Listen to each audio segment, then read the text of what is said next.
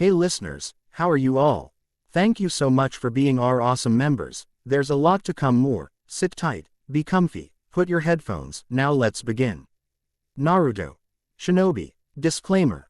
I don't own Marvel MCU or Naruto series. Let's get started. I have hope you'll love this fanfiction.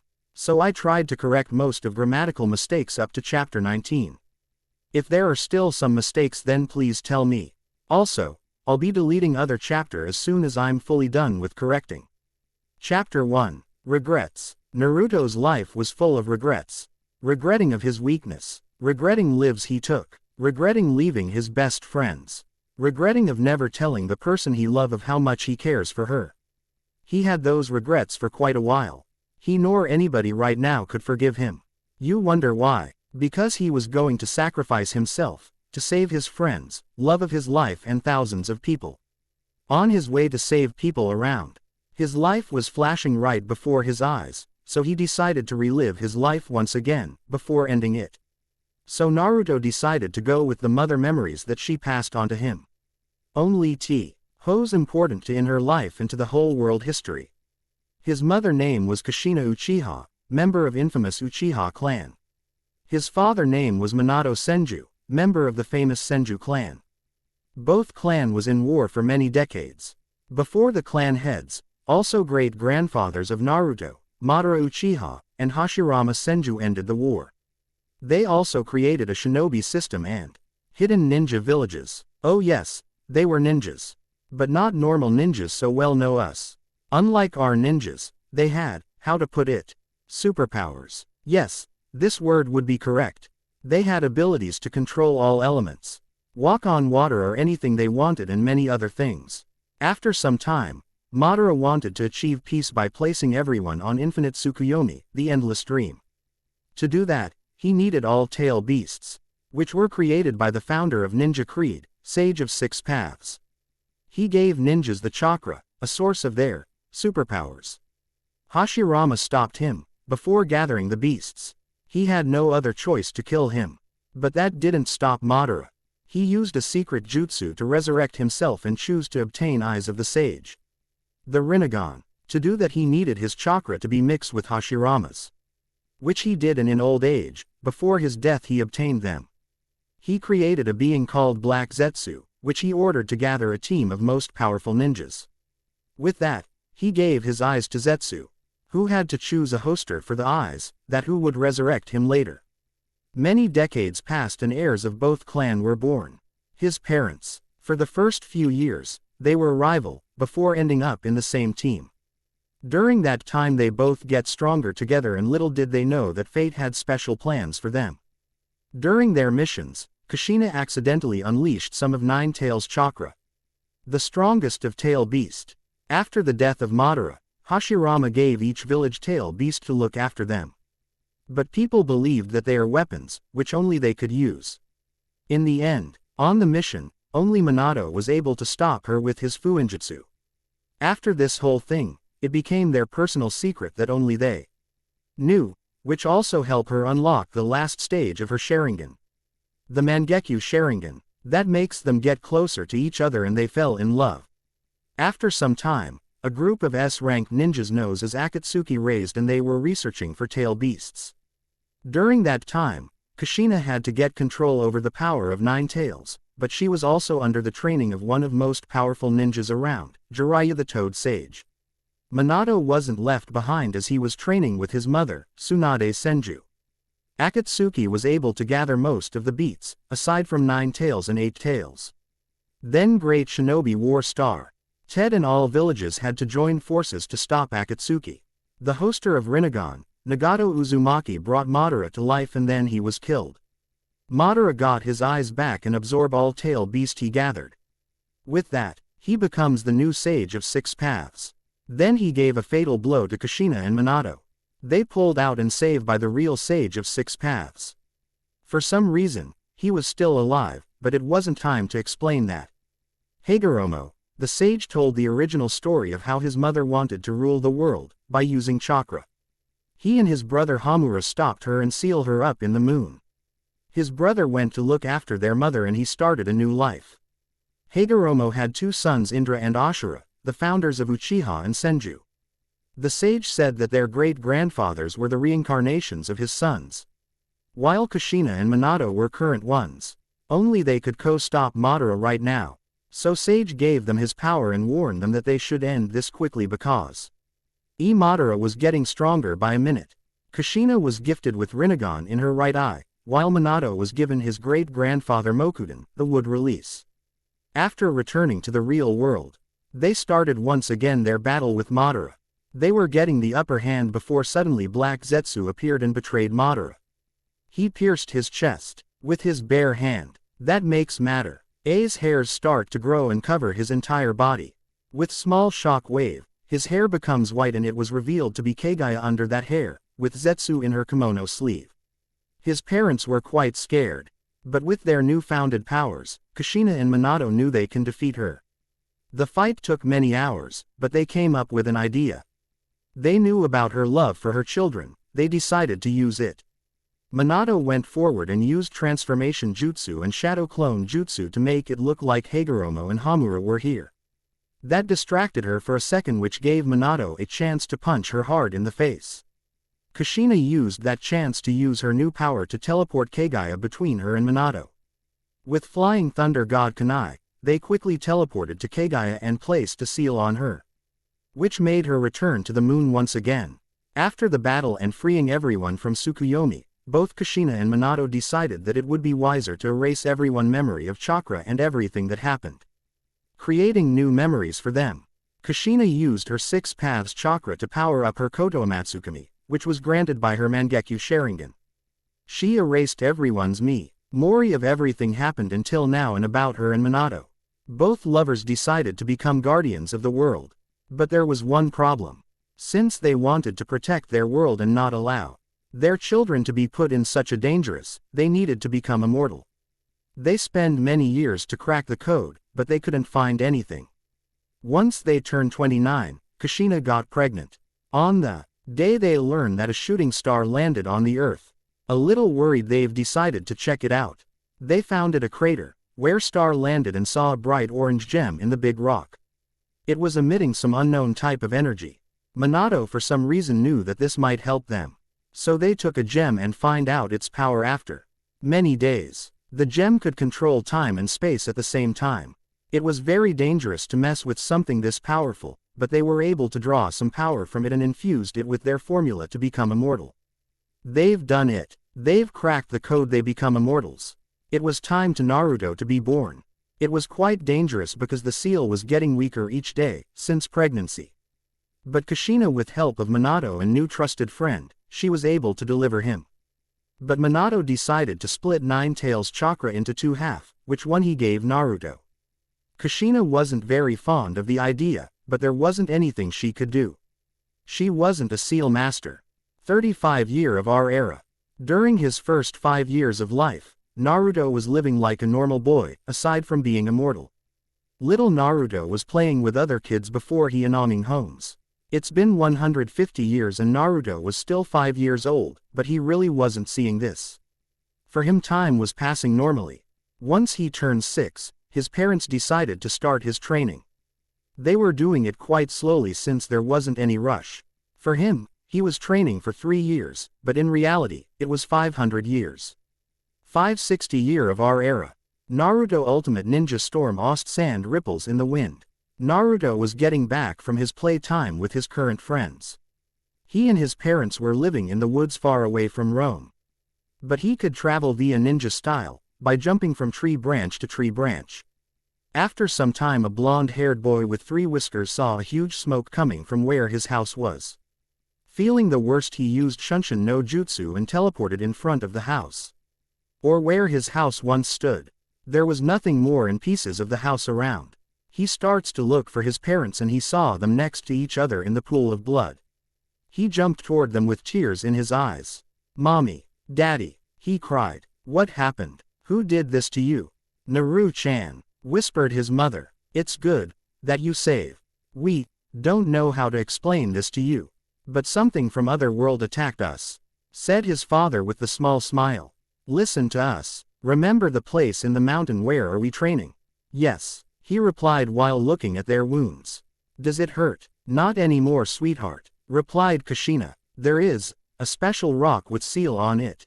Use your blood to open it, added Minato for Kushina. Naruto, we don't have much time, so this will be goodbye.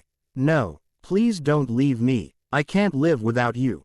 Naruto screamed through his tears. I'm too weak. Please don't leave. At that, Kushina started to cry too. That's not true, said his father. You're stronger than you think. You need to carry our will and protect this world from any harm. Please live for us, Naruto.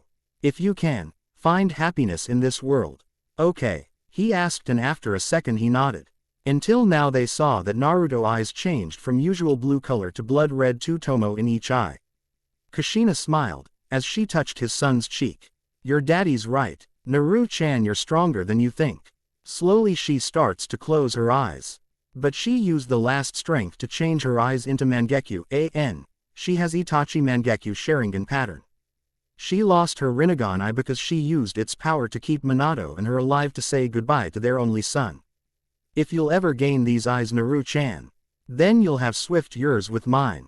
Minato-kun, if you will. Minato nodded and quickly used his remaining strength to take Kushina's eyes and place them in a vial, which he handed to Naruto. Young Uchiha Senju was scared by the sight, but the smile of his mother was calming him. Don't worry, there are scrolls how to do it. You'll be fine. You're my beloved son after all, she said with a grin, which Naruto replied with a small smile. We love you so much. We're proud of you and always will be, said Minato with matching grin of his wife. Now, go Naruto. There'll nothing from this place soon. Leave now, he said now, as he was taking his last breaths. But, Naruto tried to argue, but the stern look of his father shut his mouth. Leave now, Minato ordered as he spat some blood. The earth around them starts to shake.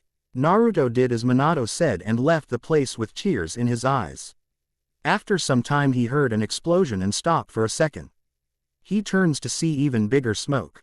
Then the rain starts to pour and Naruto's hair covers his eyes as he wipes his tears. After some time he arrived at the place where he was training with his parents. He got a quick flashback, before looking for a rock with seal. It took him only a minute. Like his father told him, he draws a little blood to the seal. For a second it glowed before rock faded and stairs to the underground appeared. He walked on the stairs as his every step was making an echo. A good minute later he found himself in the large stone room. On the walls were hanging various weapons and scrolls. What gets Naruto's attention was a big war fan with 3 tomos on opposite sides. He then moved to get a better look and saw a corridor with few doors. Naruto decided to open one of the doors that had his name on it. Once they were open, Naruto saw a single bed with desk, wardrobe, a chest and a chair. It was simple room. Blonde-haired Uchiha saw a letter on the desk. He took it and read it. Again he was crying. In the letter was everything about shinobi history. About their lives and everything he needed to do to get stronger and control the power inside of him. There also was a big red scroll just next to the desk. It was a special scroll. If he would sign it, the toads would help him anytime, but he needed to train the summoning jutsu. Or by luck, if he signed, some random toad should appear. They also explained to him why they moved every 2 or 3 years. They were immortal, they didn't age, aside from him now. Someday he would stop aging. Mom, Dad, I'll promise that I'm going to keep this world safe. No matter what, nothing is going to stop me, he said with determination before he felt some dark chakra coming from his stomach. He gulped once he heard a sinister voice inside of his head. Are you sure about this? End of chapter. Chapter 2. Chapter 2. Naruto. Shinobi. Disclaimer. I don't own Marvel MCU or Naruto series. Let's get started. I'm glad that you liked the first chapter. Chapter 2. Demon. Naruto Mindspace. Young Uchiha Senju felt enormous evil chakra coming from his stomach. It was the first time he ever felt that kind of fear. Truth to be told, once on the trip to new home, they were in ambush by some bandits. He was about 4 at the time and he was quite scared, but the aura around his parents helped him to calm down. They quickly dealt with bandits and they went back on the track to new home. But this, whatever this was, it definitely was something else. The most sinister thing on earth. He slowly closes his eyes as he felt on the ground, unconscious. Suddenly Naruto found himself in some dark room flowed with water to his ankles. He then used chakra to stand up on the water and got a better look at his surroundings. On the stone walls were various round metal shaped objects driven into the walls and coming from them. Keep in mind that Naruto is still a kid and his parents didn't tell him everything regarding Shinobi World, only stories.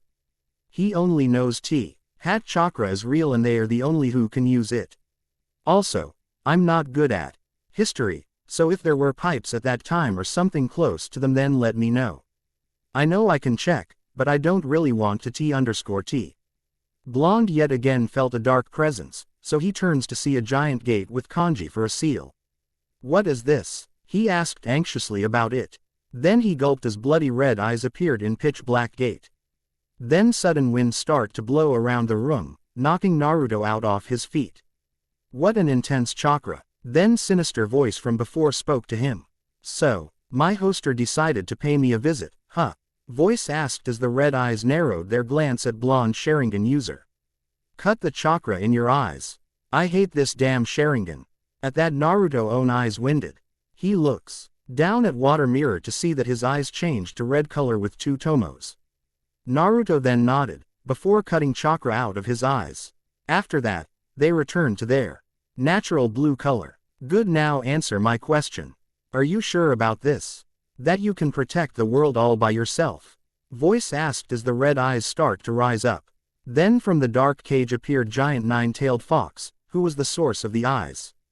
You may have the scrolls, weapons and everything regarding the shinobi world, but can you truly protect this world from anything and from itself? I'm not sure, he replied, and Fox was ready to snort. But then Naruto looks up at him with determined eyes. But I'm sure as hell that I won't know unless I'll try. That's why I'll do whatever what my parents entrusted me with. They've told me that they are proud of me and that they love me. I won't let them down. And I'll never give up. This will be my ninja way, he exclaimed as he released his own power within him. Fox rose his eyebrow and smirked.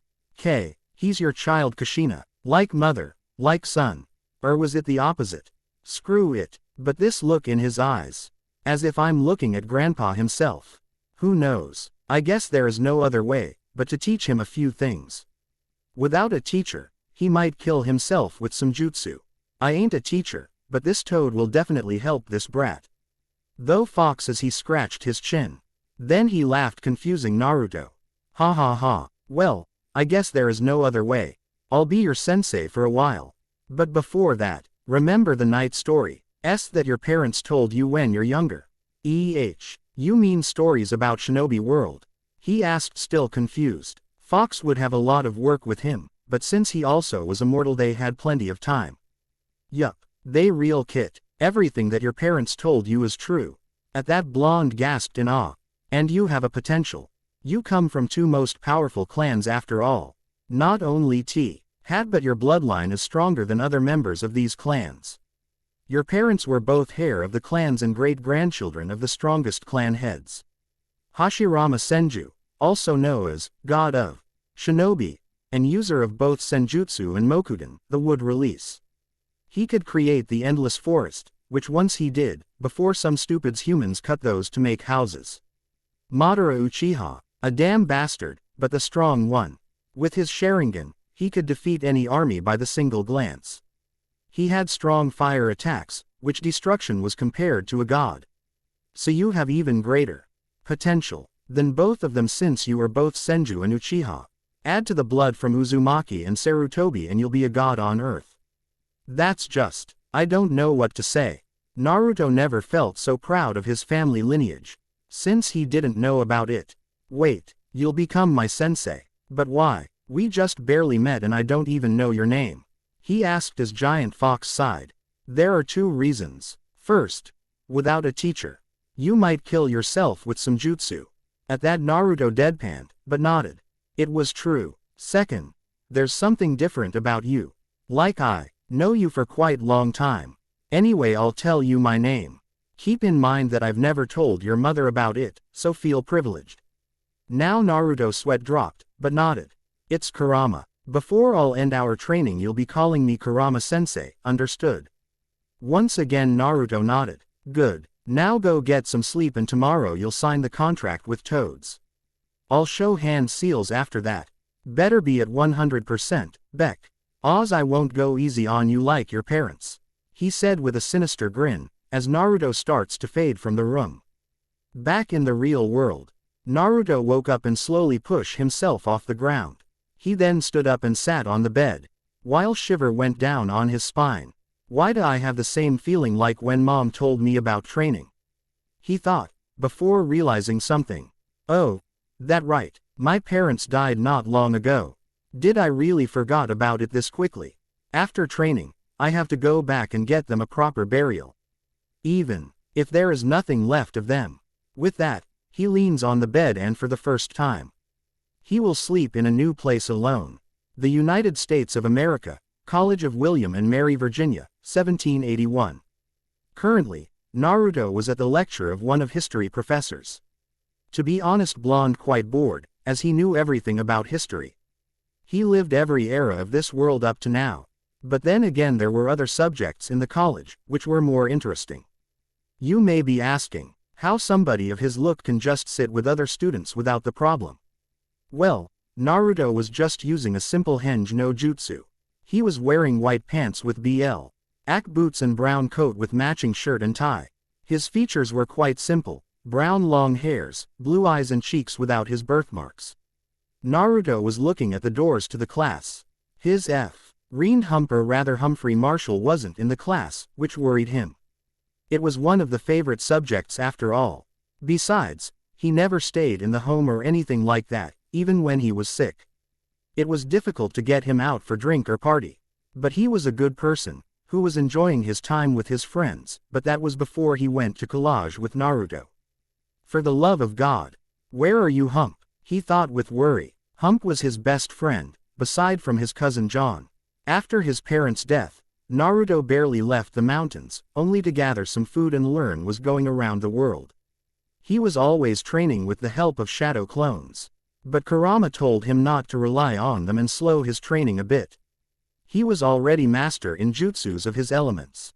Naruto obviously had a fire. Since he was an Uchiha and Sarutobi, water and earth with lighting from his father, and wind which was his original. He had all of them.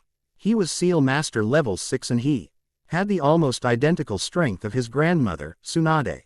Naruto still had a hard time with medical ninjutsu, but he could heal wounds.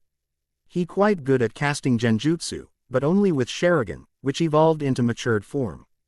Also, he was able to recreate flying thunder jutsu, but for now it was on the smaller scale. He still couldn't teleport to another mark on another part of the globe. Here he was lacking was shinobi battle experience, but he had one serious battle with Yin Chakra of Kurama. Yes, after centuries Yin reformed and shaken the world a bit. Naruto still had the long way to properly control Yang Chakra, so he had to relay on Senjutsu.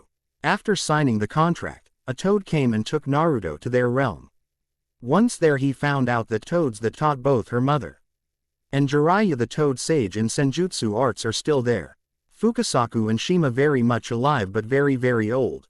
They took place of great toad sage Gamamaru after his death. They were very happy to meet him and sad at his loss.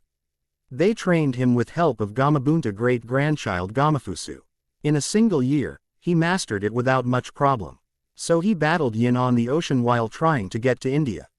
It took him about a half of a day. Then he sealed Yin into his seal and after some talk with Yang, Yin agreed to fuse again and help Naruto in protecting the world. Once fusion was over, Kurama was pretty much the same. Only his fur was a bit darker. I just hope those stupid bullies didn't nag him again. Maybe I should get out.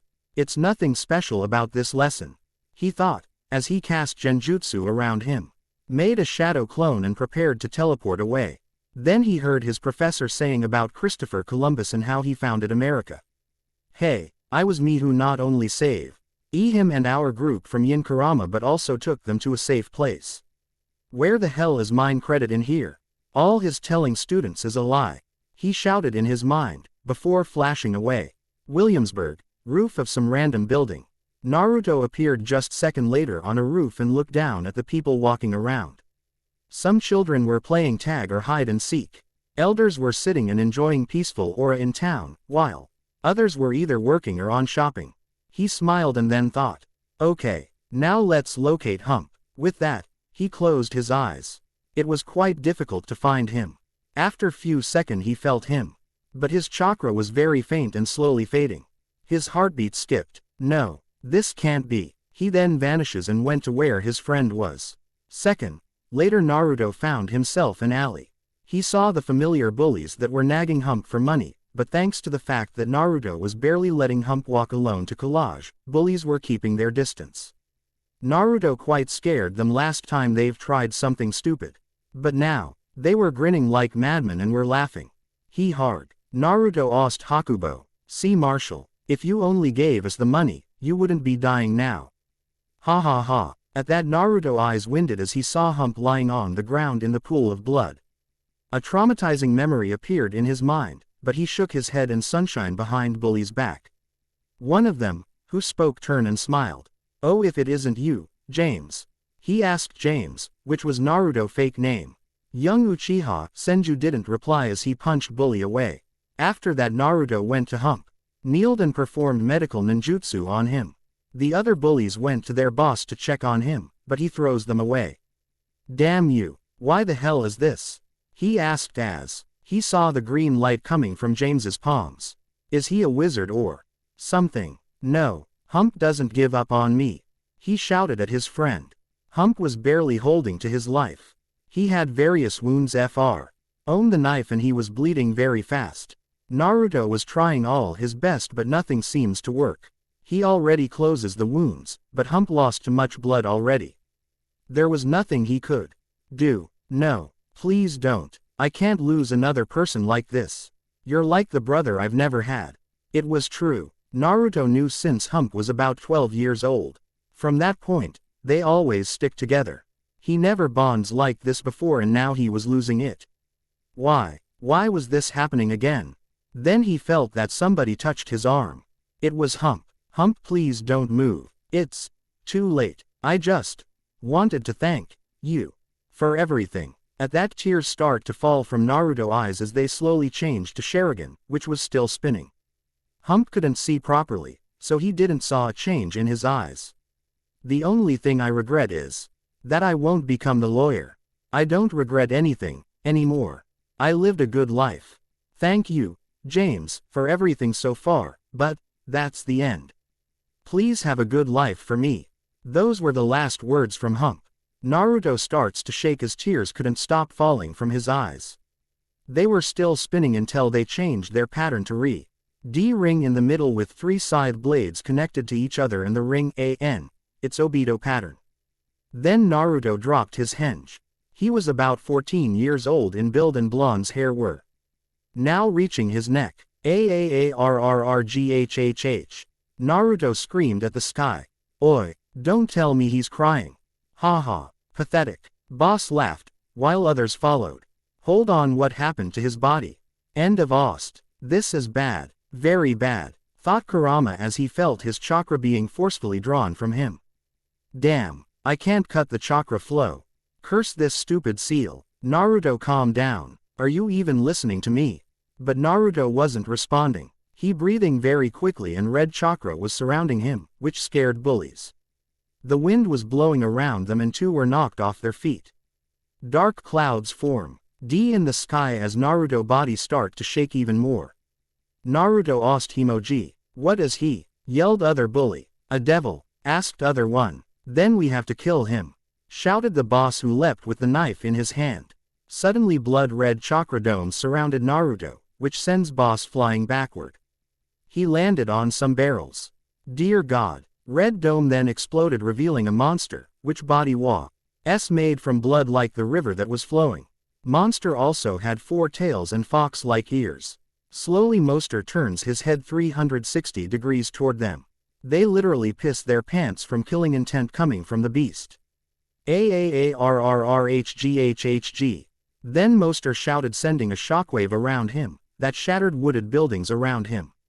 They tried to run, but Monster's tails went after them and they pierced their stomachs, killing them in second. People around started to scream as a red-skinned demon appeared in the middle of their town.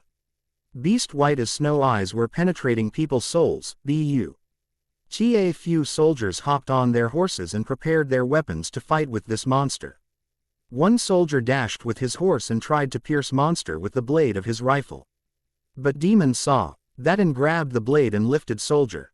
He sends his sharp tail and pierced his chest. A monster then gave a sinister grin and pierced soldier with his tail. Women's and children around scream in horror as soldier spat his blood at the demon.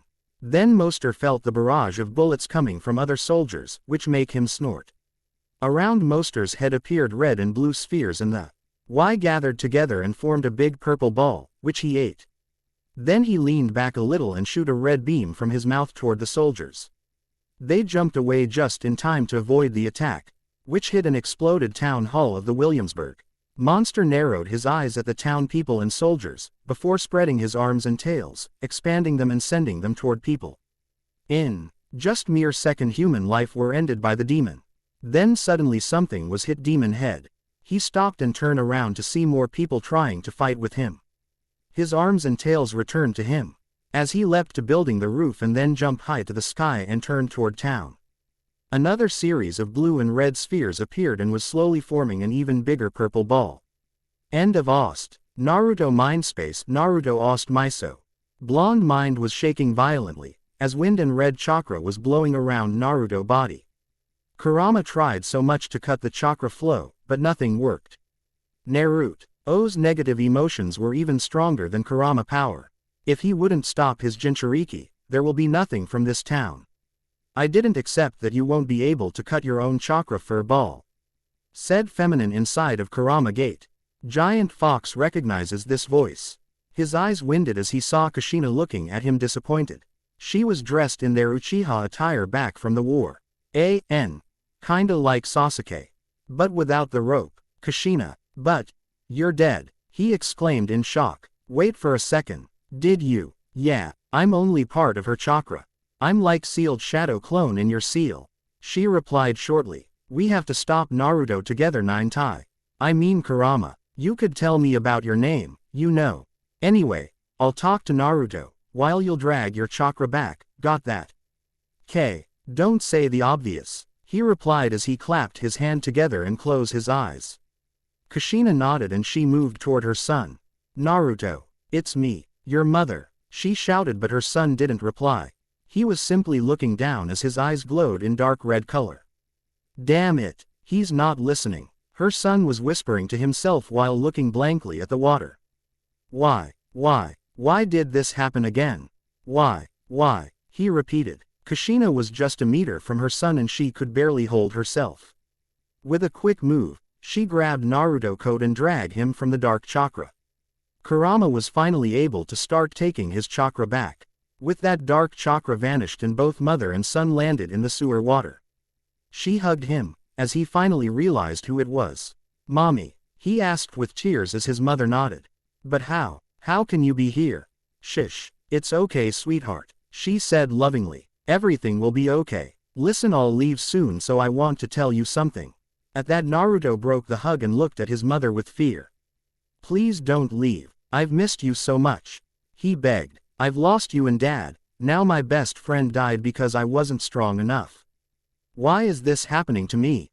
On top of that, I've killed innocent peoples, he shouted on top of his lungs. I've missed you too. Listen to me, Naruto. It wasn't your fault that we died or your friend. It was us who were not strong enough. You couldn't possibly know that this will happen.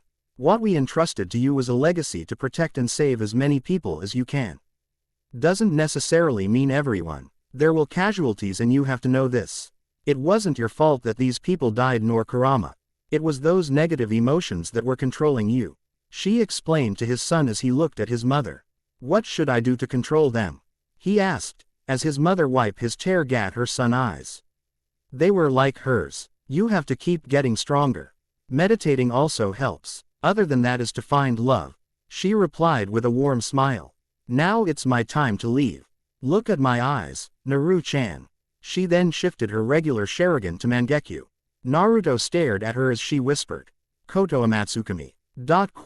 With that Naruto closed his eyes and fall on her mom body. You know that your genjutsu won't last long, said Kurama as her body slowly start to vanish. Yeah, but I believe that Naruto will have better control over your chakra and his emotions. She replied as he leans her son on the water. Then she walked to cage and ripped tag for seal. Beside without seal, it should easier. With that, she used the key and opened Kurama cage. Take control of his body and leave this place, okay? She asked. Kurama nodded. Also, help him find happiness. Kurama. With that, her body exploded into sparkling light, before vanishing. End of Ost. There will even more work with you, huh? He said and took full control over his real body. Real world. The monster was still high in the air. But the ball that he was making, was absorbed by Demon himself. Then Demon landed on the roof of the building which was still intact. He glanced at people who were still trying to attack him. But he let out a mighty roar to scare them off. People run away and Monster dashed out of the town. As Monster dashed, rain poured above Williamsburg. With roar in distance, lightning flashed and everything went white. Chapter 3. Chapter 3. Naruto. Shinobi. Disclaimer. I don't own Marvel MCU and Naruto series. Let's get started. Also, I'm sorry that my grammar is bad, but English is my OND language and I don't use anything else than writing fanfictions. I'll try my best to make it better. Chapter 3. Soldier. Steve Rogers wasn't a popular guy in New York. Hell, nobody knew him, aside from his best friend Bucky and some bullies in Brooklyn. From his childhood, he wanted to be a soldier and serve the USA. Just like his father. But he was rejected. Let's just say that his physical fitness, strength and overall body shape were not in soldier qualifications. His friend, Bucky Barnes, invited him to Stark Expo, where Howard Stark was showing his new inventions and prototypes. Alas, Steve wasn't interested in it, nor in the ladies that Bucky also invited for a date. So he went to another exhibition about the history of USA soldiers. As he was walking around, he bumped into someone, which made him fall on his rear. I'm so sorry, he apologized. As Steve tried to get up, he saw a hand in front of his face. It's nothing, men replied. Now as he was getting up, Steve took a better look at the man. The man was about 20 years old. He had short spiky blonde hair, blue eyes and 3 whiskers like marks on each cheek. His attire contained brown pants, black shoes, white shirt and red tie. If you excuse me, my friend is waiting for me. After that man left and he never saw him again. Then Bucky found him and tried to pull him back again into the date. They got into argument about being a soldier and what it meant to two of them. Little did they know that somebody was listening to their conversation. A man in his early 60s. So Bucky decided to back to the girls, while Steve went back to his apartment.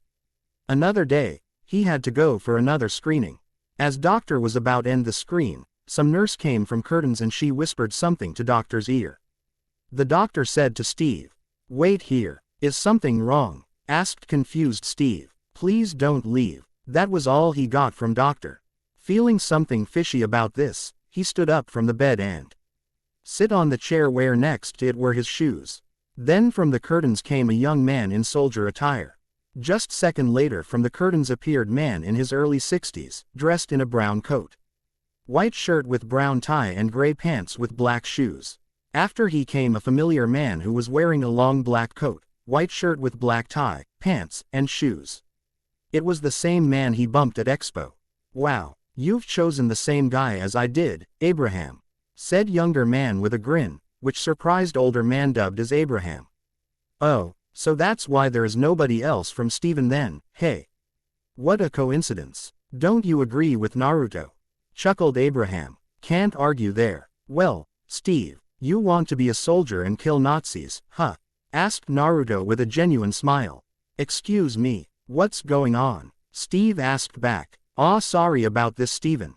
Abraham apologized. "My name is Dr. Abraham Erskine. I'm working at the Strategic Scientific Reserve." With that he gave a handshake to Steve, who glanced at Naruto. "Well, You can say that I also work there, but also in the military.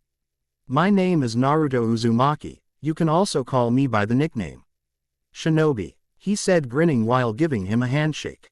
My name is Steven Rogers. He introduces himself and then asked, where are you two from? From Queens, and before that I've lived in Germany, Abraham replied while going through some papers. So, I've lived in many places around the globe, but right now I have the apartment in Manhattan, Naruto replied as he was examining Steven, which was awkward for him. And where Mr. Steven lives, New Heaven, Abraham wondered while Naruto glanced at him. Don't make kid feel uneasy, Abraham. He lectured his friend, who rolled his eyes. Steve was confused as to why he was called by Kid a kid. He might look like that, but he really was 24 years old. What do you want from me? Asked Steve as Naruto gave him thumbs up. You want to know what got me interested? That no matter how many times you're rejected, you still didn't give up and was trying harder and harder. He replied. You didn't answer Naruto's question. Do you want to kill Nazis?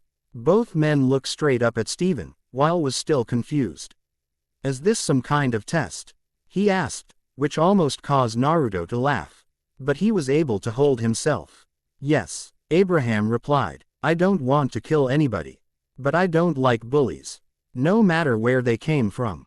He said seriously, which caused Naruto to smile. Steve didn't know that sometimes that no matter how much you want to avoid it, someday you might kill someone. But he liked his way of thinking. We have many big bad asses on the battlefield. Maybe we could use someone who's smaller, said Naruto as patted Steven back. We can give you a chance, but we won't promise you anything. With that, they were about to leave but were stopped by Steve's voice. I won't take this chance. I'll do whatever it takes, he said with determination, which caused both men to chuckle. Where are you from, Steve? Asked Naruto with the same determined look. From Brooklyn, sir, he exclaimed with a salute. Glad to hear, Naruto said with the same salute. We'll see you by end of the week.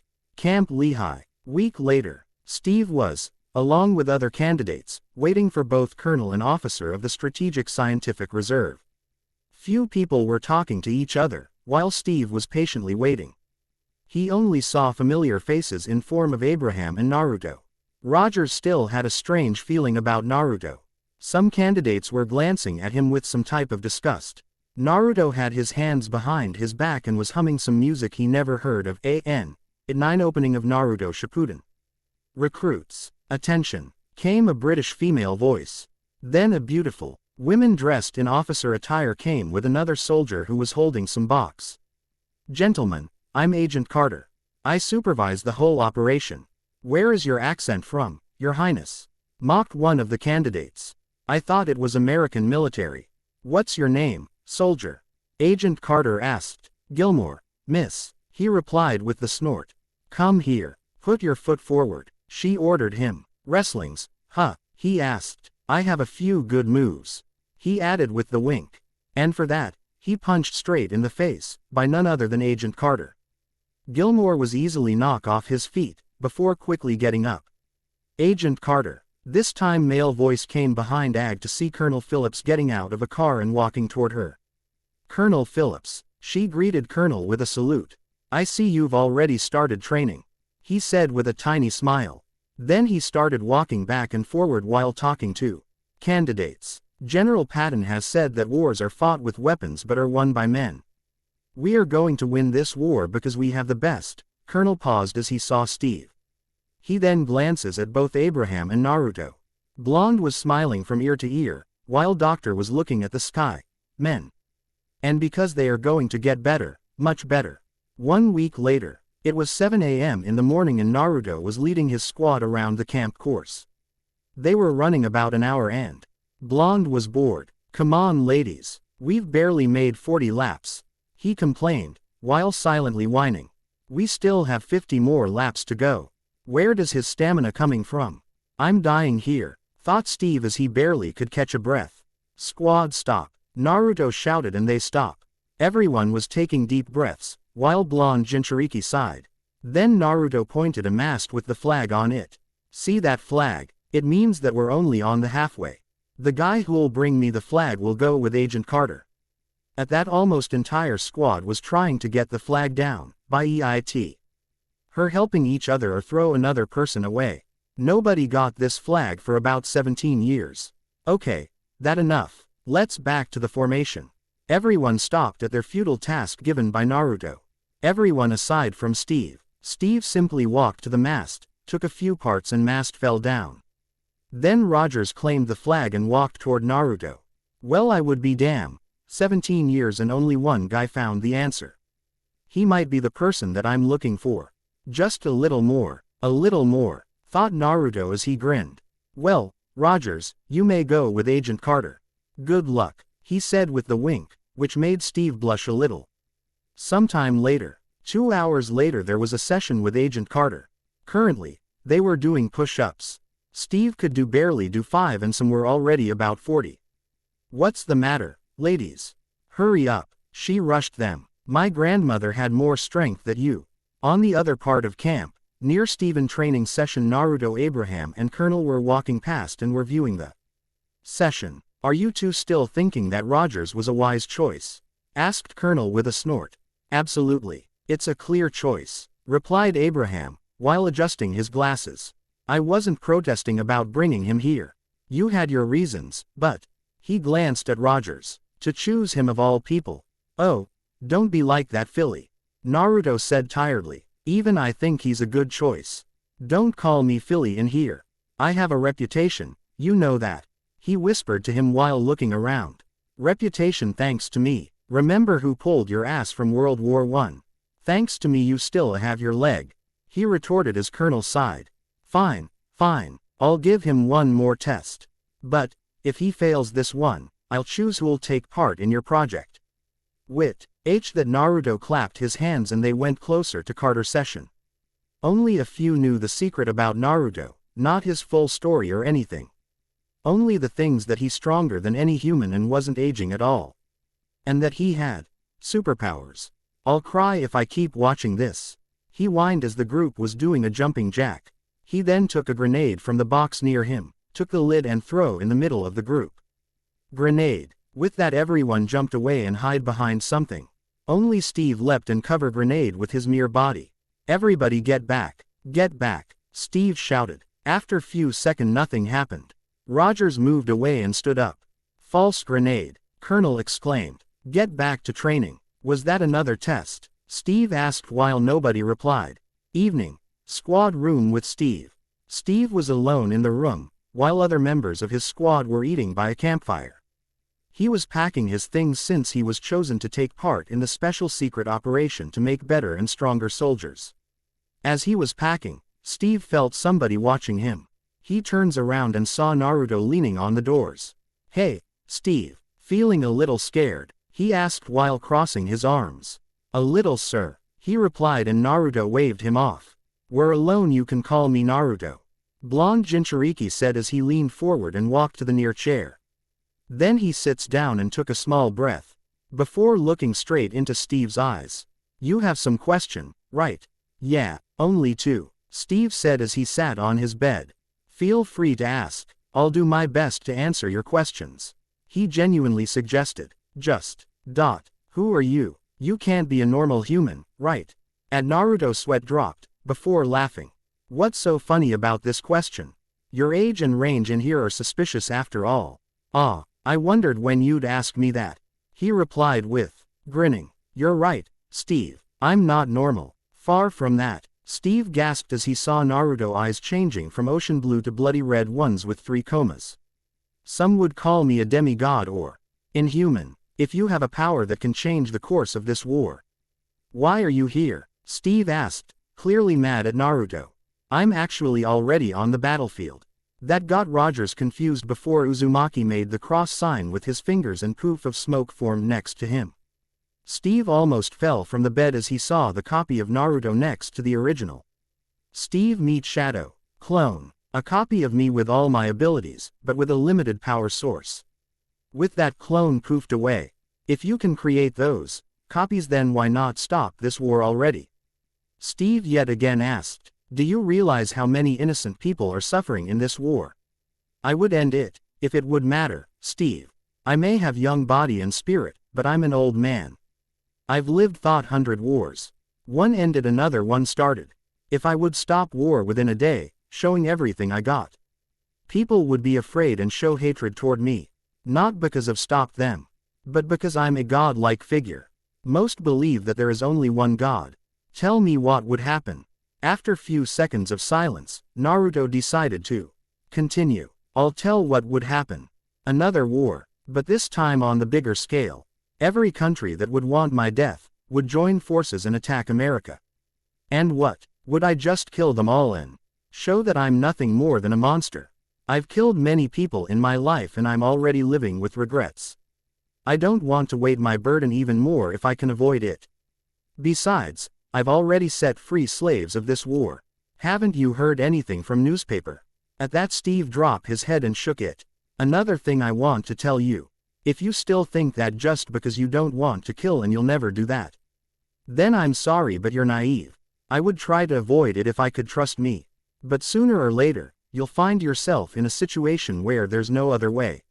Some people say that first kill is the hardest, which is true, but after some time it gets easier. Well, that's not completely true. It's never getting easier. Every time I've killed, I wondered if a person I've killed was someone's father or husband. You never know who are you killing and how much pain you cause to his close ones. That's the worst part, but that's how this world works. You have to understand that, Steve, and accept that. He explained as he leans forward and patted Steve's shoulder. So what your second question? Why me? He asked, feeling better a few seconds later. Let me tell you something before that. As you know, Abraham is from Germany. He is genius and the good person. Before this war, Hitler wanted him to help his country to take control over the world. But he rejected the offer and another man was chosen. Johann Schmidt, also a genius scientist and head of the organization called Hydra. Just like Hitler, he was interested in magic and Germans' myths. Trust me, a simple M. And dealing with only part of my power without any T, get himself killed or worst. But for Hitler, those were only legends, which he loved to spread. In Schmidt's case, it becomes science for him. He believed in hidden power left by gods on our earth that Abraham founded. Can't argue there, since I've come upon artifacts from time to time. Schmidt wanted this power so much that he almost killed Abraham to spill everything he knew. That where I came and saved Doctor from the bullet. It was my mission to save and take him to America. This mission was given by Colonel and Doctor himself. After what Schmidt witnessed, he wanted to become superhuman like me. Abraham created a serum, which Schmidt injected into himself. But the serum wasn't safe and there were side effects. He explained while Steve nodded. Did he become strong? He asked, curious, which caused Naruto to smile. Yeah, however not as strong as me. But there was a cost, he replied. I'm going to be injected with this serum too. Steve asked, a bit nervous. Yes, but now it's saved to use. It's way better now because Abraham used part of my DNA to fill missing component. At that, Steve raised an eyebrow. Hey, cheer up, we're going to be brothers. That's nice, I guess. But will I have, he asked, pointing at his eyes. Naruto chuckled before he turns his Sharingan off. No, don't worry. With Abraham, we selected only genes from my father's side. Anyway, back to what I wanted to say. I want to create a team of people with abilities that no normal human has. Since tomorrow you'll be injected with superhuman serum, I want you on my team as my right hand. Steve, you'll be the first one on my team. To protect the world, he exclaimed proudly. To be honest, my parents entrusted only me with this task, but now I know that I can't do this alone. If there is the chance to bring peace to this world, then we'll find it together, sir. Steve said, and Uzumaki shows Rogers his fist. Let's then bump our fist. I want you to meet someone before I leave. Steve wasn't sure what Naruto words meant, but he did as Uzumaki said. Don't worry, he's a nice guy, but he likes to scare people, hey. Suddenly they both found themselves in the beautiful forest. Why did you bring him here, Naruto? Asked deep menacing voice from above. Steve fearfully looked up to see giant fox head with red slitted eyes. Is he sick or something? Look at him. Ha ha ha. Kurama, don't be mean to him. You're scaring him. Snapped Naruto, sending some calming aura toward Steve. I'm sorry about him. Because of the lives here, Kurama is bored. True, it wouldn't hurt if you could let me stretch my legs for a while. He whined while Uzumaki chuckled. You know that it's still unsafe for me to release you. I'll be weak as hell after that.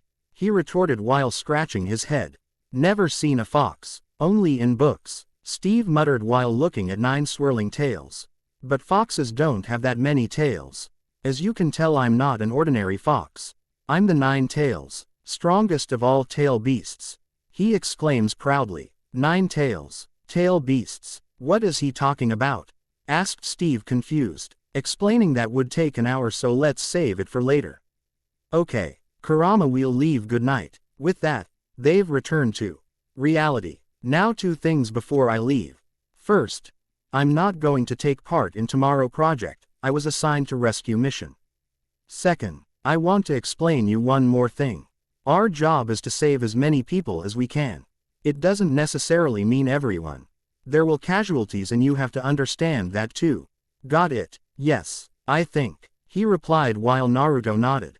Good night, Steve. See you later. After that, he flashed in the bright yellow light. Okay, I'm not going to get used to it, Steve said to himself, before turning lights off and going to sleep. Tomorrow was the big day. This day will change his life forever. End of chapter. Hope you like it. Please leave reviews and favorites. Chapter 4. Chapter 4. Naruto. Shinobi. Disclaimer. I don't own Naruto or Marvel MCU. Let's get started. Chapter 4. Captain. Hydra Factory, Europe. Naruto sitting on the rock in meditating position, surrounded by large trees. Blonde Jinchuriki had a great view of the Hydra Factory from there. Everything was so calm that Naruto couldn't hear nature itself. Finally filling his sage chakra, he stood up.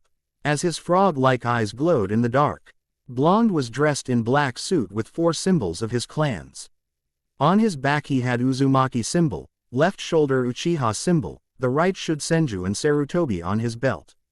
He had arms guards, which were reaching his elbows with fingerless gloves.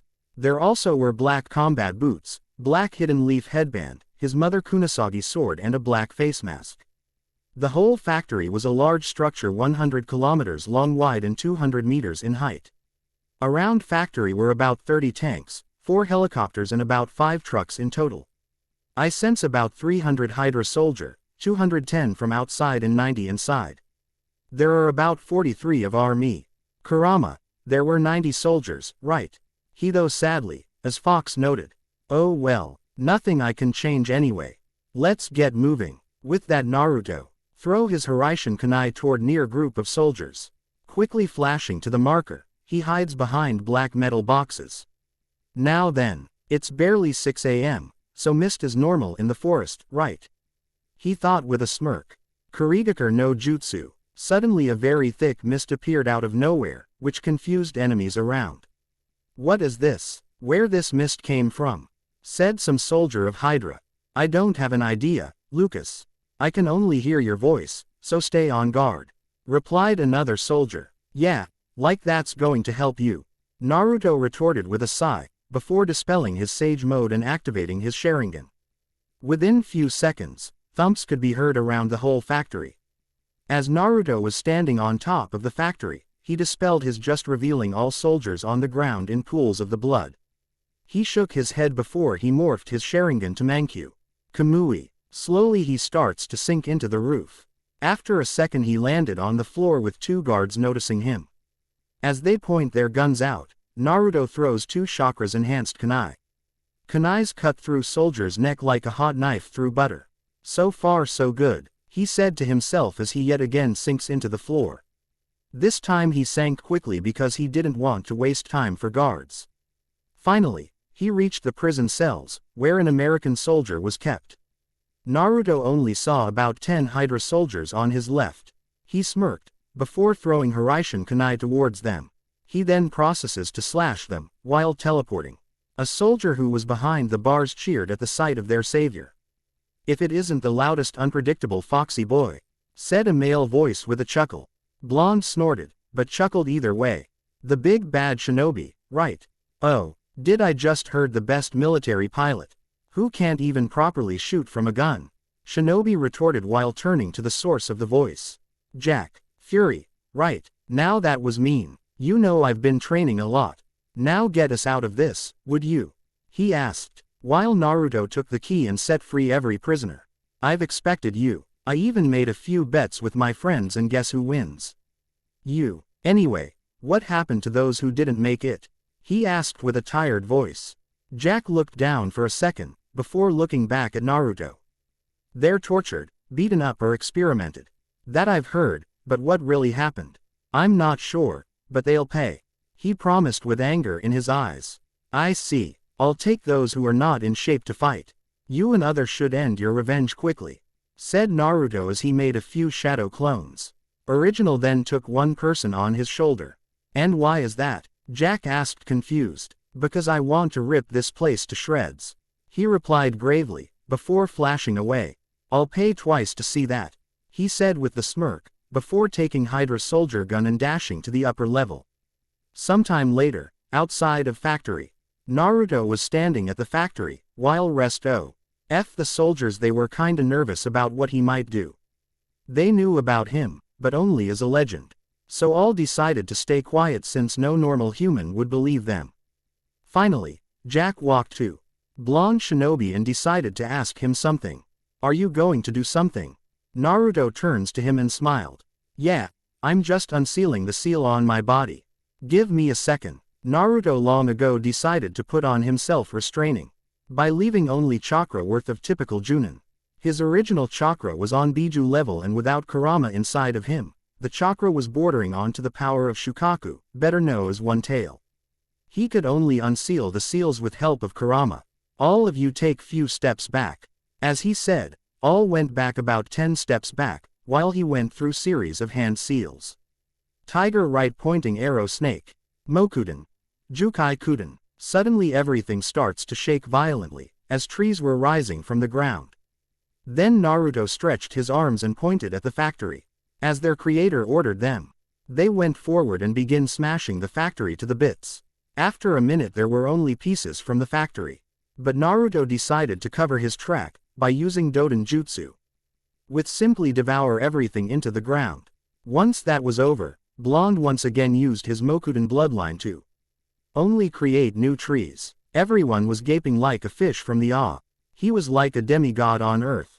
Which kinda made them scared. That was something Naruto, said Jack, while sweating a little. You've never shown this before. But it looks amazing I guess. Fury wasn't sure how to describe it. But Naruto knew about his feelings thanks to Kurama powers of the sensor. He knew what other were feeling fear, but sooner or later people would see what he can do. There was no mistake. Better show some people portion of his power. Yeah, I just couldn't stand the fact of how many of your friends died, because of Hydra. He replied still angry. Those words somehow made people round feel a bit easier around Naruto since he just like them felt anger toward damn Hydra. Now then, let's get back home. With that, he created shadow clones and used his Kamui to teleport soldiers back to USA military. Back in USA, Abraham funeral. It's been 2 days since Abraham death. During the Project Rebirth, he was shot by Nazi spy, who almost stole super serum. He was stopped by Steve. With his newfounded powers and better shaped body, Naruto was quite devastated by the news. He was so angry, that his chakra was leaking out, so it was visible to anyone. Now Naruto, Steve, Carter, and Colonel were at the funeral. It was a sad day and even heavens were crying. Everyone aside from Naruto said a few words because Blonde wasn't sure what to say. When Williamsburg was rebuilt and his mother Koto Amatsukami wore off, he decided to come and visit Hump Grave. Even then Blonde wasn't sure what to say, so he decided to stay quiet. Are you sure you don't want to say a few words? Asked Steve, while Naruto nodded. I don't know what actually to say. Hey, let's do something tomorrow. He replied with a tiny smile. Like what? Steve asked curiously. Training and other stuff, so why? Oh, you can fight properly in front of the lines. Then Colonel came and looked at Naruto. I don't think it's worth to train him. I've agreed to let him take a part on the project, but nothing about sending him to the battlefield. You're more than enough, Naruto. Blonde only sighed. Don't train him, since Rogers already has a new job as a star. Maybe you're right. Oh well, Steve, let's go to the bar and get some drink. With that two start to walk to enter the graveyard. Let's speed up a little. At that, they began taking faster steps, which confused Colonel. So, you're not going to train me? Asked sadly, Steve. What? No, of course, I'm going to train you. He retorted as Steve raised his eyebrow. But Colonel said. At that, Naruto simply waved him off. Screw him. Like I care what he's saying. Besides, he owes more than saving his fat ass back at World War I. Naruto said, as he grabbed Steve's shoulder and flashed away. 2 months later. Still nothing about Rogers and Naruto? Asked Colonel, while going through new strategy with upcoming battle. No idea, Colonel. To vanish in the war just like that. What were they thinking? Agent Carter was quite mad at the two. Rogers is the only one who can help us recreate the serum. We slowly running out from what he gave us 2 months ago. Suddenly a whirlpool like a vortex appeared next to them. Carter was on alert, while Colonel snorted. Quote, ... I just hope they, not this mad. Naruto, said Steve, as he came out of the vortex. He had a blue shirt and brown pants with black boots. Rogers also had a beard. Then after him, Naruto appeared. What are you talking about? He asked with a grin. You don't have to worry. I handle Cardi. Then shiver went down on his spine, as he felt a hand on his shoulder and dark aura from behind. He slowly turns his head. While sweating heavily, he smiles weakly at Carter, whose eyes were burning, literally. Hey, Cardi, how are you? How I am, she repeated twice while crushing Naruto's shoulder, which makes Colonel chuckle. You two left like nothing happened for 2 whole months. How could you leave and take Rogers with you? We have war going on, you know, right? Well, I still left few shadow clones. He muttered, which caused Carter to start to beat him up comedically. Do I look like I care about petty clones? With that, she punches him so hard that she sent Naruto flying. After a second he landed on his face in the mud, while twitching. Everyone was looking at the scene with snickers, while Naruto tried to raise his hand but Carter shouted at him. Get up and don't try to talk to me. I don't want to hear your pathetic excuses. With that, Naruto quickly rose his body with a terrified expression. Yes, ma'am. Quickly standing up, he salutes to Carter, who sighed. If it comes to men's, they listen to him, but with women's, he listens to them. He's even worse than me with my wife. Thought Colonel with the facepalm. It's good to see you again, Steven, said Carter, as she hugged Steve, which shocked people around. Steven wasn't sure what to do, but oh boy, he was blushing like a little girl. And his pale skin wasn't helping. Suddenly Carter realized that she was hugging Steve in public. She then broke the hug with blush and pointed at him. It's not like I've missed you or anything. I only happy that thanks your return, we can recreate the super soldier serum. So don't get the wrong idea. At that everyone's sweat dropped. Women, thought men's in unison. Anyway, what the two of you're doing? Asked Colonel as he stood up from his chair. Training, an awful lot of it. Steve replied with the shiver. Hey, you said that it was great. Naruto whined while Carter gave him a murderous look. So he quickly shut his mouth. Let him speak, Agent Carter, ordered Colonel, which made Carter sigh, but nod. Now, Naruto, what can you say about his skills? Well, his fighting skills are quite amazing. He about Chunin level, in such a short time. Steve was also able to learn only basics techniques. The fact that he could unlock most of his chakra pathways is the miracle. He might even become better, once war will be over. He explained cheerfully, while Carter, HMPFED. That caused Naruto to gulp and sweat again. Overall he's ready to fight on the front lines. At that Colonel nodded. Glad to hear, but I'm not sure where to send him. He has no experience in real war. Beside, we sent most of our men's already. Suddenly they hear a scream, coming the truck. They saw a young man with a big wound on his stomach. What happened? The guy looks like he's been through hell, said Steve with concern, because he and his unit been through it, or rather what remains of it. We send about 200, not 50 got back. They've been captured by Hydra in Azano by Schmidt. That's was 107 unit. She replied, which made Steve's eyes winded. Oh no, Bucky, he thought in horror. Can you give me the list of killed in this action? Saint sighed. Just one name. James Bucky Barnes. I recognize the name, but... He paused as military medic appeared and gave Colonel the list. No, he's not on the list, Rogers. I'm sorry. At hearing this, Steve dropped his head and grit his teeth. Then he looks up and turns his eyes toward the wounded soldiers coming from the truck. I guess we found ourselves a mission, Philly, said Naruto seriously, while Steve nodded. On one these I'm going to kill you, Naruto. At that, Blonde only grinned, before activating his Sharingan. Fine, but I'm not giving you any transport. I can get us something, said Carter with a smirk. Our pilot will be happy to see you again, Rogers. End of chapter. Hope you like it. Please leave reviews and favorites as follows. Ya nay. Chapter 5. Chapter 5. Naruto. Shinobi. Discal. Ame. I don't own Naruto or Marvel MCU. Let's get started. Chapter 5. America. Howard Private Plane. Night. Asano. Steve's face was twitching as he was looking at the pajamas he had to wear under a military jacket. He couldn't believe that what he would wear on his job to entertain kids. Also, this helmet was so bad. It barely fit his head. I'm glad that only you can see this, he whined. People would laugh at me. Don't be sad, Steven, said Howard, as he glanced at Rogers with a smile. After this mission, I'll get you better one. Even shield. At that, Steve looked at the metal shield next to him and smiled. Maybe we should go through your mission again, asked Carter, while looking both at Steve and Naruto. It's simple, really. Naruto sighed and looked at Carter. Blonde then gulped as he saw familiar fire in her eyes. Okay, let's go through it again. With Steve, or rather Captain America, we infiltrate the Hydra base, rescue all prisoners, take everything that can help us with destroying Hydra and shred the place to pieces. At that, everyone's sweat dropped at the simple explanation. Sound easy to me, replied Steve, while scratching back of his head. But it's not, Carter countered. It's not like those bases that Naruto took a few months ago.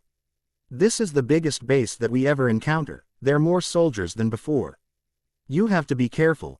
Oh, one more thing. Take this transmitter and activate it after you two are done. We'll drag back you from there, Carter explained while handing Steve the transmitter. Boom. You two should go. They've already spotted us and this plane cost a good amount of money, complained Howard as he was dodging the missiles.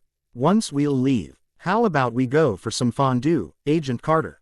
At that, everyone deadpanned. Okay, Captain America, let's head and kick some Hydra asses, said Naruto as he put on his face mask.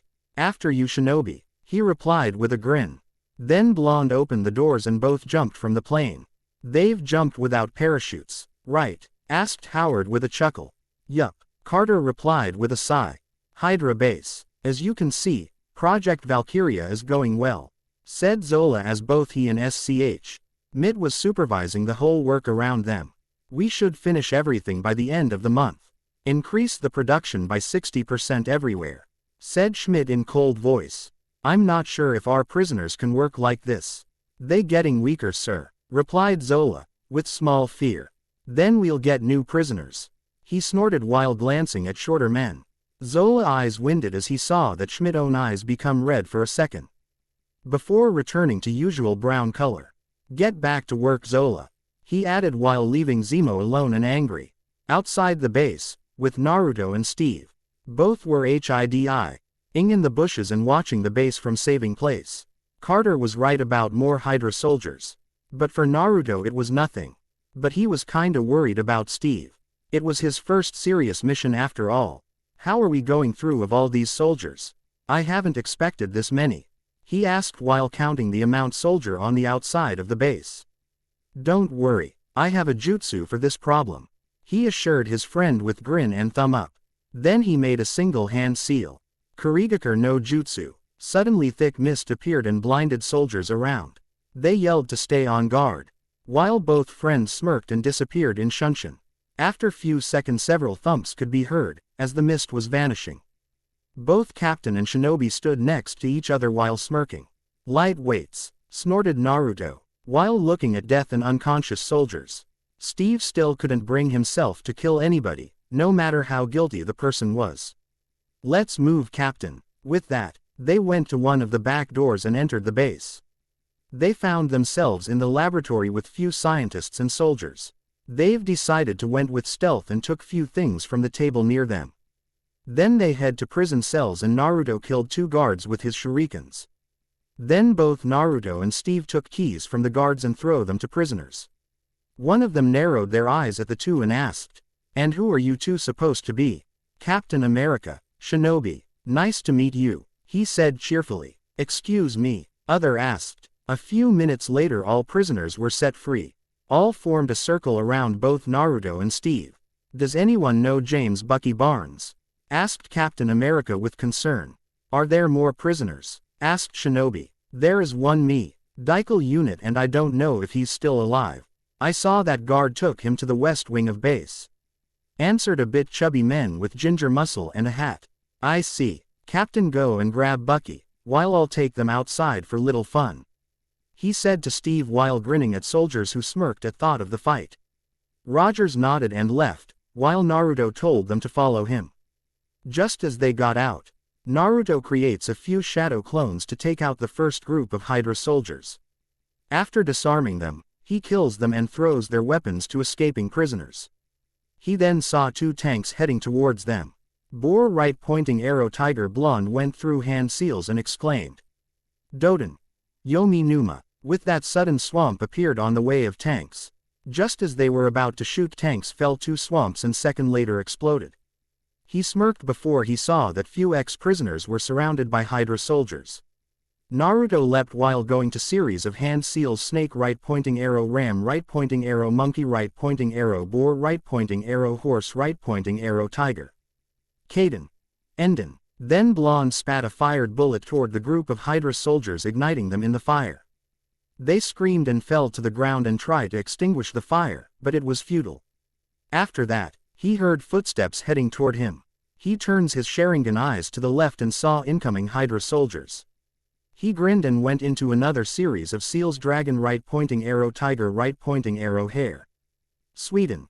Mizorapa. A water gushed from Naruto's mouth like a waterfall, which sends soldier flying.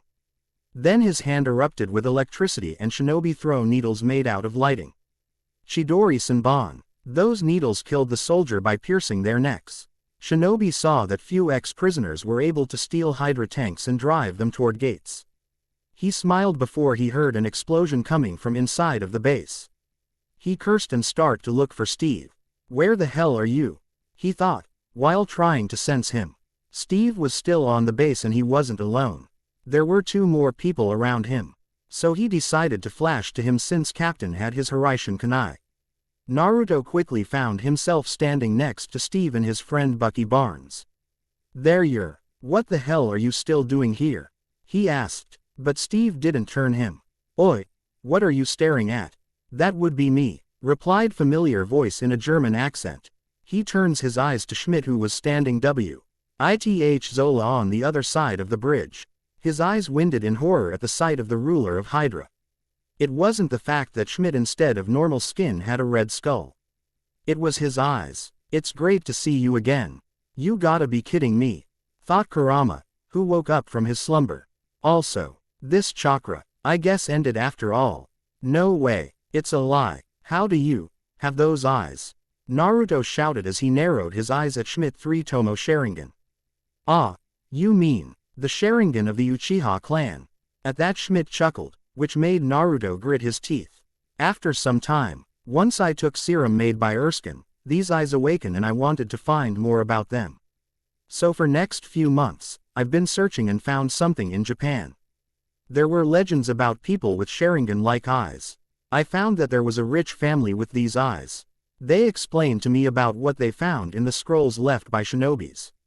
And here you are too, an Uchiha like me. Interesting. Suddenly something exploded next to them. "This is out, goodbye. I hope we'll see each other again sometime." With that, both Schmidt and Zola left.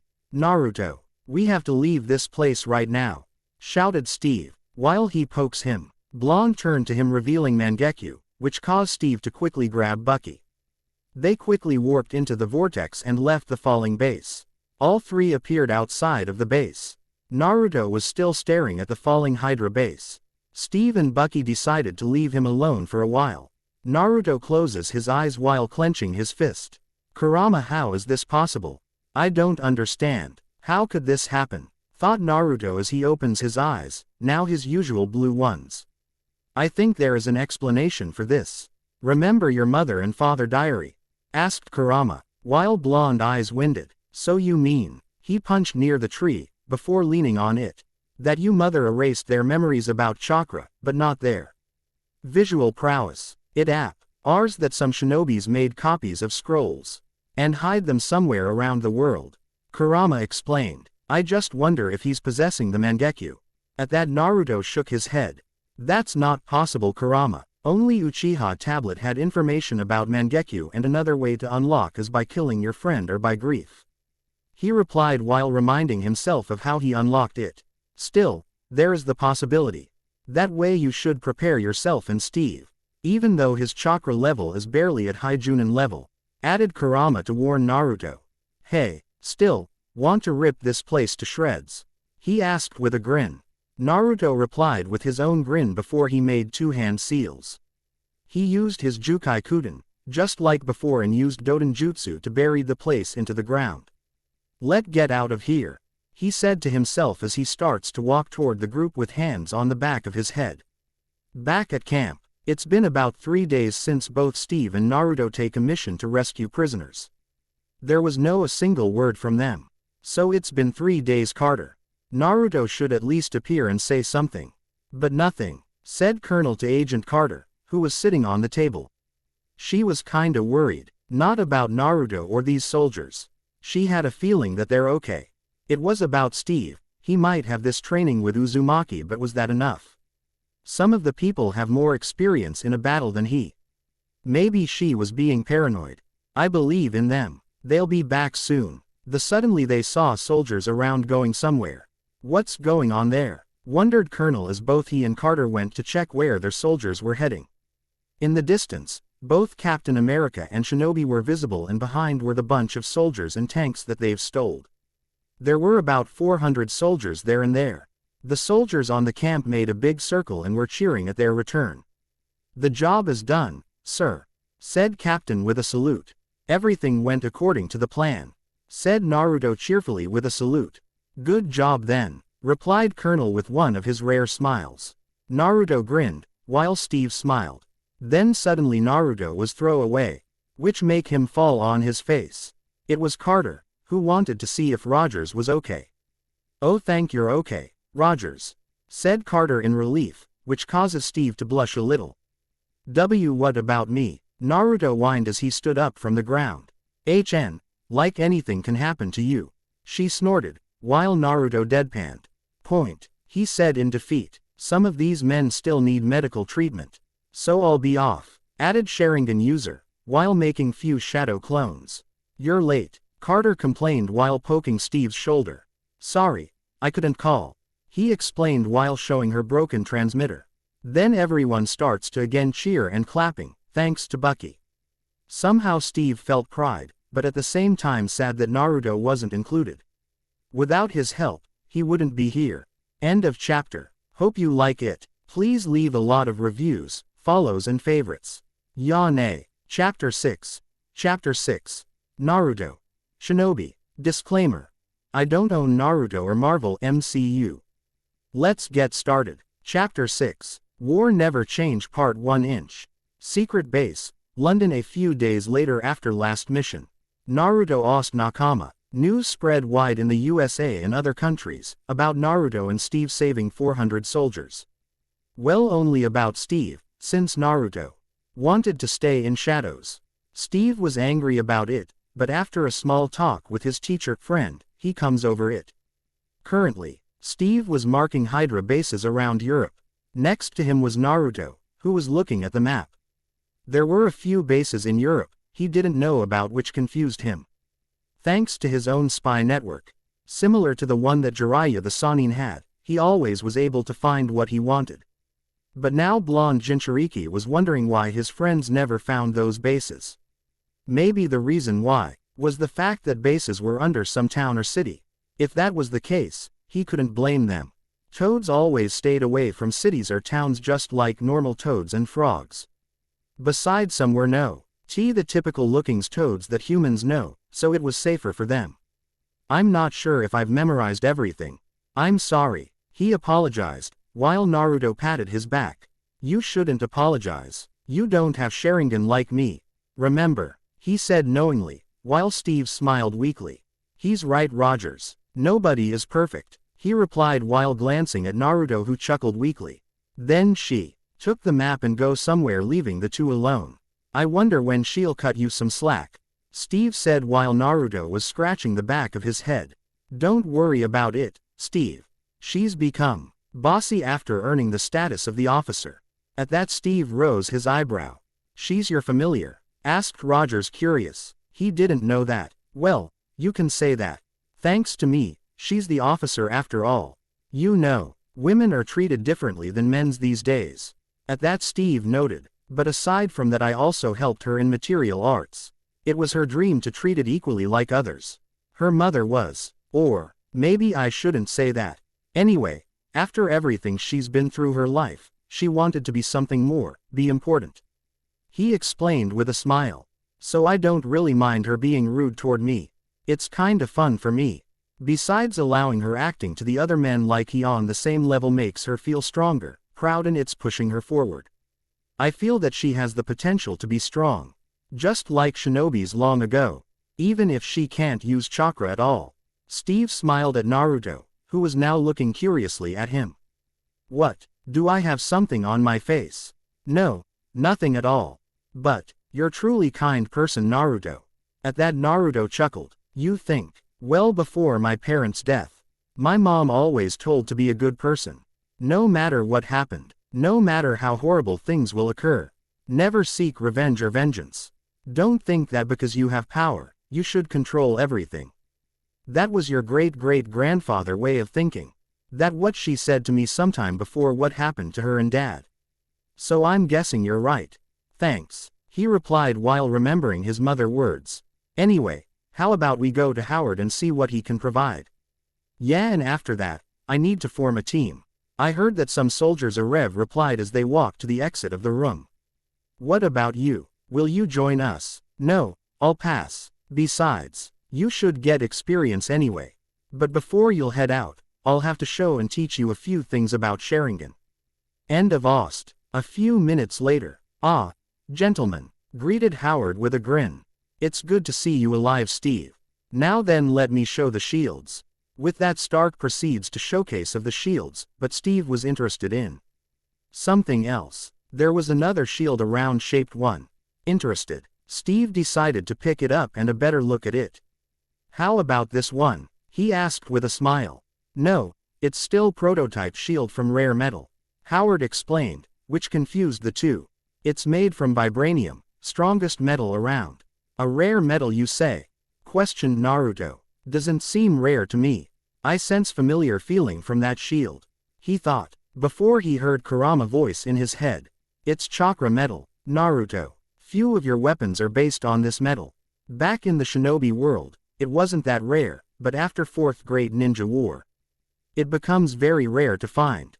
I also think vibranium is better named for it. At that, Naruto nodded, but decided to stay silent. Do you really want it this badly? Asked Howard with a smile. It's light and thin. I can bet it's very sturdy too, even if it doesn't seem like it. Stark chuckled at that but nodded. If you want it, then it's yours. Now, do you have anything in mind about your suit? With that, Steve put the shield down and took a paper from his pocket. He then handed it to Howard, who looks at it. Interesting. I'll be done by the end of the week, so, about 3 days. Anything else? No, I guess that's all. Steve replied with the handshake. Now, I still have an hour before I'll meet up with the guys, so what do you want me to learn? Naruto asked Dokushinjutsu. Let's go to some other room. With that, 2 men head to other room and sit on the chairs.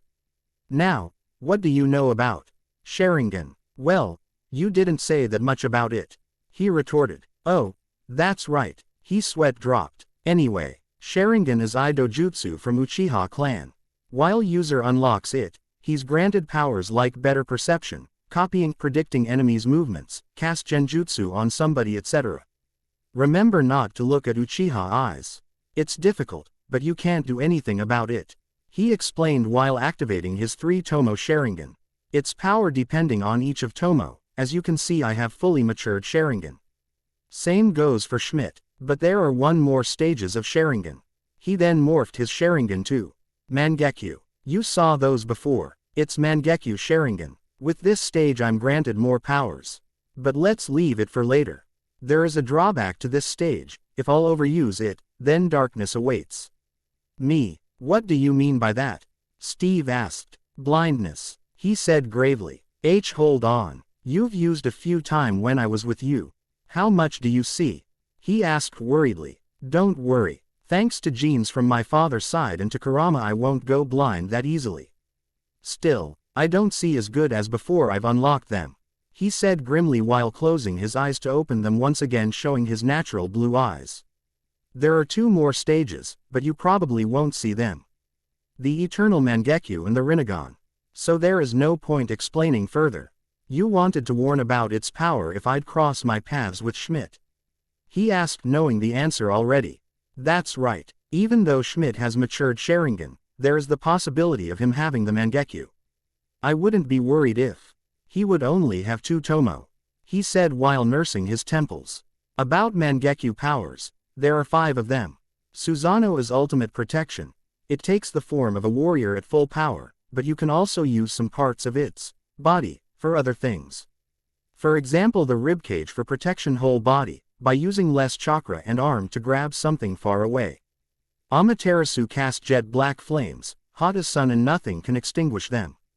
They'll burn for 7 days and nights. Koto Amatsukami is a genjutsu that can simply brainwash anyone and create fake memories. Tsukuyomi is also a genjutsu, which allows you to trap anybody.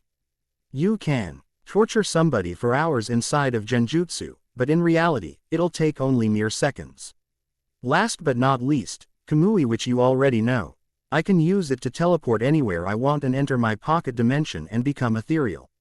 At that, Steve start to gape like a fish, which make Naruto chuckle. End of Ost. That sound kinda scary, he replied, but if you say that user can get blind from you sing it, then Schmidt will know about this, of course, if he has Mangekyu. Naruto smiled and nodded. Still, if you encounter him, be careful since normal Sharingan is dangerous on its one. He warned while Steve nodded in agreement. Are there more Uchihas like you? Rogers asked while Jinchuriki sighed. I don't know how many are there. Maybe there are some even in here. He didn't know. He really didn't. Well, guess I'll head to the bar. See you later, Naruto. With that, Steve leaving Shinobi alone with his thoughts. A few weeks later, Captain America and his team proved themselves of doing miracles. Each mission ended in success. Steve also proved himself of being a great leader and comrade. His team wasn't lacking anything. They were able to do everything that Steve told them to do. Oh, nay of them was able to place a bomb under Hydra truck without being noticed. There was one embarrassing moment when Colonel Carter and Naruto got a footage from the mission. Steve was looking at the map while checking his compass. He forgot that there was a picture of Carter in it. While Naruto was grinning like an idiot and Colonel smiling, Carter was blushing heavily and looked away to only peek one more time. Their last mission was to capture Zola, the Hydra scientist, and deliver him to base in London. And they succeed, but with cost. Bucky Barnes, Steve's first and best friend, died. Right, no. Zola was in prison cell back in London. He was walking around his poor cell. Zola spotted a blood stain on the floor below the bed. Suddenly he heard doors open, so he turns around and saw familiar blonde-haired men with whisker marks on his face. Strucker knew his name, Naruto Uzumaki. He had a tray and soup with him. Naruto asked glued state, sit down, he ordered, which makes Zola flinch, but he sits down anyway. As they both sit down, Zola glanced at the soup. He actually never saw that soup in his life. What is it? Zola asked curiously. At that, Naruto glanced at him and sweat dropped. It's ramen, he declared proudly. The food of gods themselves. And at that statement Zola's sweat dropped. And in it? Strucker questioned. Noodles, he deadpanned. Do you even realize how difficult it is to get ramens these days? I don't eat noodles. At that Naruto grinned. Why? He asked. I've thrown up after them. At that blonde started to eat the ramen with glee. What about cyanide? Also feeling bad after it? He asked, taking a short break with food, which causes Zola to narrow his eyes at he soup. You're not telling me that the soup. In response, Naruto eats some noodles and nodded. Are you? I'm feeling great. I can't get sick from almost anything, trust me. With that, he finishes his ramen and hands Zola a paper. You know each Hydra agent we caught always cracked the capsule, but you didn't. So, you want to live, right? Are you going to intimidate me? He asked while finishing reading what was on the paper. For important information, Armin Zola will be evacuated to Switzerland. HMPF. Like Schmidt is going to believe that he'll kill you anyway. You're dangerous to him, he said, activating his Sharingan, which caused Zola to gulp. No one knows about him more than you do, and you've killed Captain Roger's best friend. So you need protection. You or Schmidt, there is no third option. He then allows his eyes to return to normal. Schmidt believes that he's walking in the steps of gods. Zola confessed with the snort. Really? That's THTED with dry chuckle. I don't want to admit it, but I'm much closer to God any Schmidt will ever be. Can't argue with that, said Kurama in his mind. I wonder when he'll unlock those, even without me with these eyes he'd be a god on earth. Thought Kurama with a smirk. He won't be satisfied until he'll take control over the world. Zola said seriously. Not on my or Roger's watch.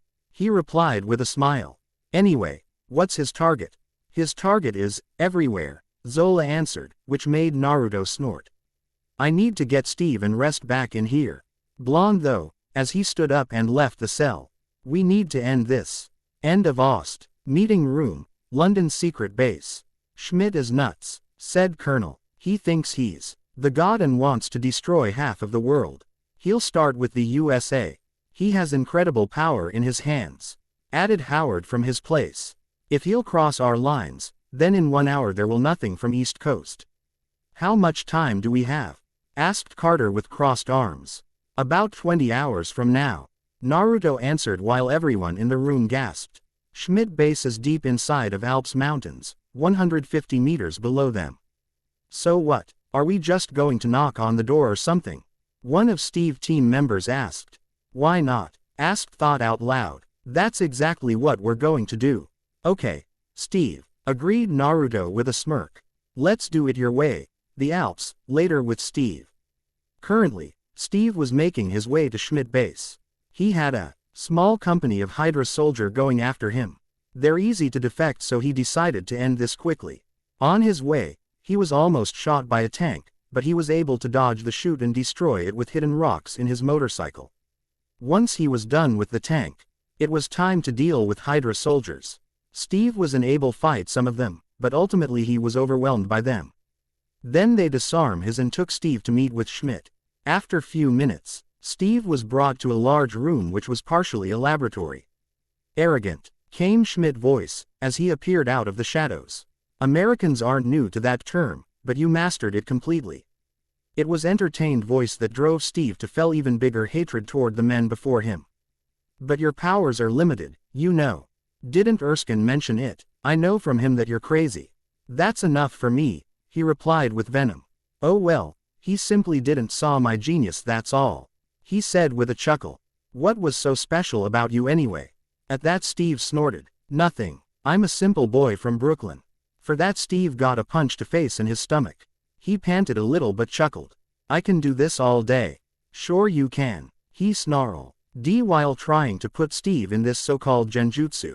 But it was futile. But sadly I can't. What's going on? I can put him in illusion. He thought before he heard something coming from his left. There were 3 soldiers coming toward the window on the grappling hooks. When they burst through the window, Schmidt tried to shoot Captain, but he used Hydra soldier as a cover. A soldier before him turned into nothing by ashes. It was time for Schmidt to leave as his minions were dealing with the enemies. Steve's team was able to take in all Hydra soldiers while tossing Captain his shield. He thanked and head right after Schmidt. Then remaining team informed soldiers outside of the base to attack. With Naruto, Colonel, and Carter. Okay, guys, let's move. yelled Naruto as he jumped from the bushes and started to run in old shinobi style.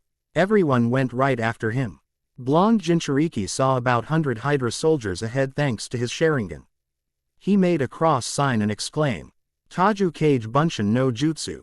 With about 40 clones poofed out and begin a launch at Hydra soldiers. He let his clones to toy with these soldiers, while he heads straight at the closed entry before him. Yuto then sticks out his arm and the blue swirling orb appeared in his right hand.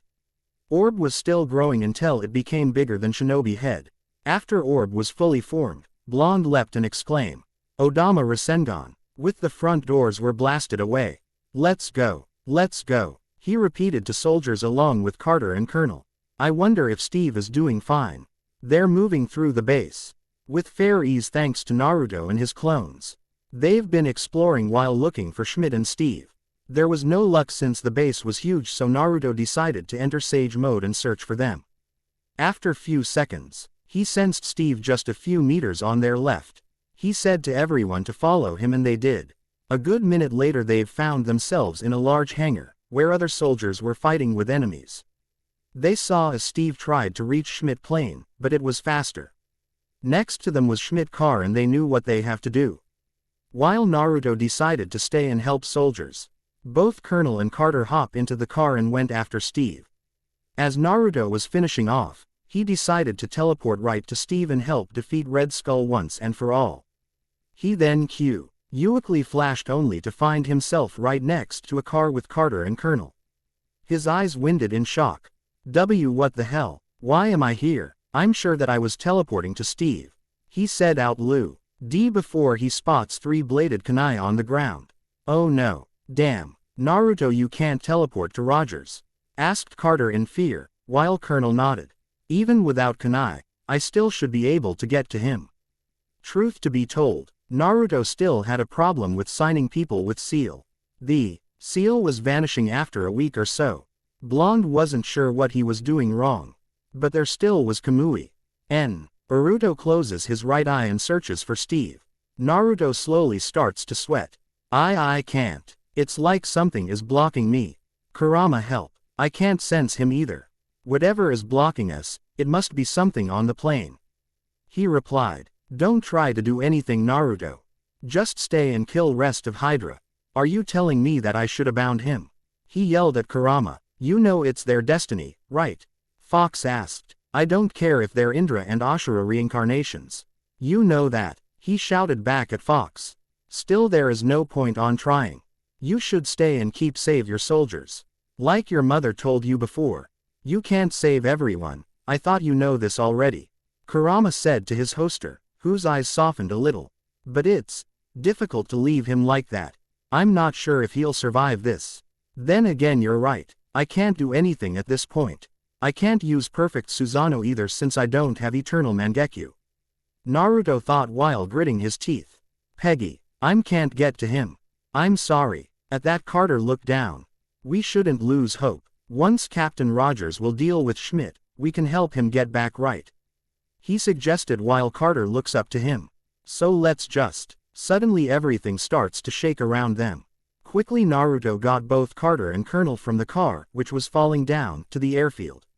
Then giant metal arm rose from the pit and slammed down near their position. After that another one poop out and like previews one it slam on the airfield. Airfield start to shake even more violently.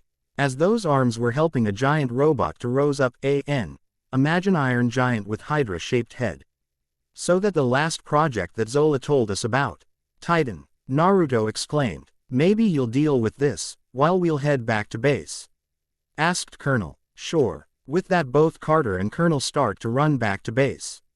A Titan seems just as tall as you, Kurama. He snapped. Yeah sure. Kurama snarled from the seal. End of chapter. Hope you'll like it. Please leave a lot of reviews. Also, this will the last chapter for now, because in Sunday we'll head with family to go on vacations for 6 days. So no updates on my return. Thanks. Yane. Chapter 7. Chapter 7. Naruto. Shinobi. Disclaimer. I don't own Naruto or Marvel MCU. Let's get started. Sorry for not updating, but I had a little vacation with my family. Anyways, Chapter 7, Sacrifice and Lost. Naruto lost unkept hair. Naruto smiled once both Carter and Colonel were far away from him and giant Hydra Titan. Finally, there was something interesting that might him a challenge. There were many possibilities to fight with it. Sharingan user jumped away from the upcoming fist, which would crush any normal person. It was truly interesting seeing something big as Tail Beast. He wondered what could happen if Shinobi were still in the world and his mother never used Koto Amatsukami to wipe memories about chakra. Never mind that, because there was no time to think about it. What to use? Susanoo or one of Mokuden jutsus of Hashirama Jiji? Naruto thought as he landed on Hydra robot arm and dashed straight toward Titan's face. Maybe use Tail Beast mode? Asked Kurama as Blonde gasped and quick flashback came to his mind. He reminds himself of almost destroying Williamsburg in Four Tails stage. Because of that he lost counter. OL chakra in his feet and fell from moving arm. Don't tell that, you're still scared of using beast mode. You mastered control over my chakra, remember? I'm sorry Kurama, but I still don't see the need of using it. Besides, I want to use my own strength, replied as his Sharingan morphed into Mangekyo. Susanoo. As he exclaims it, his body was covered in silver flames, which quickly formed into matching in size a warrior an. Shisui Susanoo, but silver-colored. Susanoo punched Titan away while landing on the ground. Naruto quickly prepared his drill sword and pointed it at the Titan. Let us see what you're made of. Then suddenly Titan's eyes start to glow before they shoot a blue beam of energy at Naruto. Susanoo. Raising his arm, Blonde deflected the beams back at Titan. The robot did nothing as his body wasn't affected by his own attack. Interesting. He wasn't affected at all. Also, this feeling, is the armor made of chakra metal? Naruto thought before leaping at Titan with his sword to test if he was right. He decides to go with the head. Titan saw that and dodge upcoming sword, but Naruto was fast and used his feet to kick Hydra head away. Too easy. Wait, what? Suddenly Hydra heads pop out from the robot neck. 2 heads. They are for real. 1 cut. 2 more take ups its placed. He thought, before landing and charging his sword toward Titan's shoulder. Titan ns his heads toward sword and catches with another hand. Blonde eyes winded at that. How could this robot hold his drilling sword? Titan used the free hand to catch Susanoo's arm and tried to make him fall. But Susanoo was standing firm. The two tried to push one another but in vain. Naruto smirked as Susanoo ribcage opened. Susanoo. Tsukumono. With that silver chakra, needles shoot from the inside of his body. This caused Titan to be pushed back. Naruto used his chance and pierced Titan's chest. But that didn't stop Titan as he pushes the sword back. Naruto decided to go with something else, so he raises his palm and 4 Magatamas appeared. Susanoo grabbed those Magatamas, while Naruto exclaimed, Yusaka Magatama. Then he simply throws them at the enemy just like normal shurikens. They've exploded up, on the impact knocking Titan off his feet. Got you. Now I'll finish you. Blonde exclaimed while opening his ribcage and preparing Magatamas on his hands. Koraboreshan.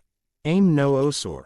With that, the rain of needles and Magatamas begin to pour on Titan, causing a large explosion.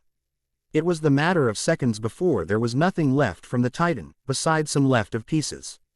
With the sigh, he drove PPED his Susanoo and landed back at the airfield. Now let's head to Carter and Colonel, he said to himself, but burning sensation from his eyes stop him from teleporting. His vision becomes blurry. Before he used simple medical jutsu to heal his eyes. Damn my eyes. They bleeding, he complained while wiping the blood out. Kurama, how my eyes are holding.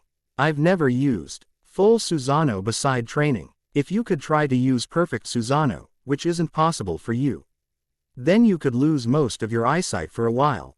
Kurama replied, in next few minutes, they should be fine. Use Hiraishin instead of Kamui for a while. At that, Blonde nodded and teleported away. End of Ost Hydra base. Good you're here, exclaimed Colonel as Naruto appeared next to him. Yeah, what happened? Blonde asked. That plane was only part of the whole attack. Schmidt also sends assault boats, explained Carter, while Naruto eyes winded. They heading toward New York. Any more heading to other countries? Naruto asked while clenching his fist. No, the colonel replied with a sigh. Go and stop them now. With that, blonde nodded and teleported away. Opening square bracket ... Does anyone hear me? Suddenly came a voice from the radio. Carter knew that voice. It was Steve. It's me, Steve. I hear you. Carter replied with relief. With Naruto, New York. Suddenly Naruto appeared in the dock on one of the roof of the building. With his Sharingan active, he looks up and saw that there were a couple of boat coming. He made 2 shadow clones and turned to them. You put the barrier. He ordered to first one. You put the genjutsu. With that, his clones nodded. After few seconds he charged his sage mode to got better to feel on the situation. The real one went out and dashed toward the boat while running on the water. After some time, Blonde was fully able to see how many assault boats were on the sea. There was about 100 of them with about 200 people on each, which confused him. Why so many in one location? Well, they were planning on taking the world. But it was over the top. 20 would be enough to take whole America. Suddenly he stops a few good kilometers away from the boat. His eyes winded in horror as he sensed Steve's life force fading. Naruto slowly drops his sage mode as tears start to roll in his eyes. He closed them and gritted his teeth. Naruto asked Himoji, "Forgive me, Steve, but I'll make sure that your death won't go in vain," he declared while opening his eye, revealing Mangekyo. "Kurama, want to stretch your legs?" he asked grimly and angry at the same time. Kurama only nodded and Blonde made shadow clone for Fox to take control over it. In second, clone eyes become red with slits and whisker and fangs were more pronounced. "Let's give them hell, Naruto," Kurama exclaimed, while his ski-en was slowly taken apart and replaced by bloody red slowing chakra. "Take those on the left, while I take the right," he replied while crossing his fingers. Taju Kage Bunshin no Jutsu. With that, abo. 50 clones poof out and stood behind both Naruto and Kurama. Kurama slowly turns into 4 tails state and soon he was in 7 tails state. As they separated, the real chaos began. About 10 of Naru to jump high in the air and waved series of hand seals before exclaiming, "Kaden! Goenka!" The soldiers who saw Naruto army spatting fireballs, either decided to shoot or hide from the fire rain. Those who jumped landed on the boats. Proceed to kill soldiers either by using kunai or chakra-powered punches. Those who were outside of the boats used powerful jutsus to pierce boats or destroy their guns. One of the clones used Susanoo to use aim no osor on few boats at the end of their formation. 2 used Sweden jutsu push the boat and make seem like the water ate the whole ship. 1 used Doden jutsu to create 2 enormous rock formations that close in on the assault boat, smashing into the pieces. After that, everything collapsed into the water. 3 other used Mokuden jutsu, better known as Ku Taikuden, to create trees which caused 10 ships to sink at the same time. The real one was currently entering Sage mode, after turning his Mangekyo off. In his hand appeared Big Rasenshuriken, which he throws at the middle of the boats. Rasenshuriken then expended, catching about 18 boats and destroying them. Naruto then took a deep breath and prepared another Rasenshuriken. He quickly glanced at how Kurama was doing. He could tell that Fox was enjoying his free time. Kurama wasn't using Tail Beast Bomb, cause it was too easy. Fox mostly used his tails to pierce boats or smashing them. It was the force of nature. Naruto looks at the boats that tried to shoot him. It was pitiful. He jumped high in the air thanks to his clones busting him up. This is the last attack, he decided. Then if his heart still was in pain of losing a friend, there was no need to drag it. Besides, it wasn't enough to make him feel better or satisfaction. He throws shuriken without care. This time it was 2 times bigger than before. Jinchuriki wasn't sure it wouldn't cause the world's biggest storm in the history. But his clones were sure what to do.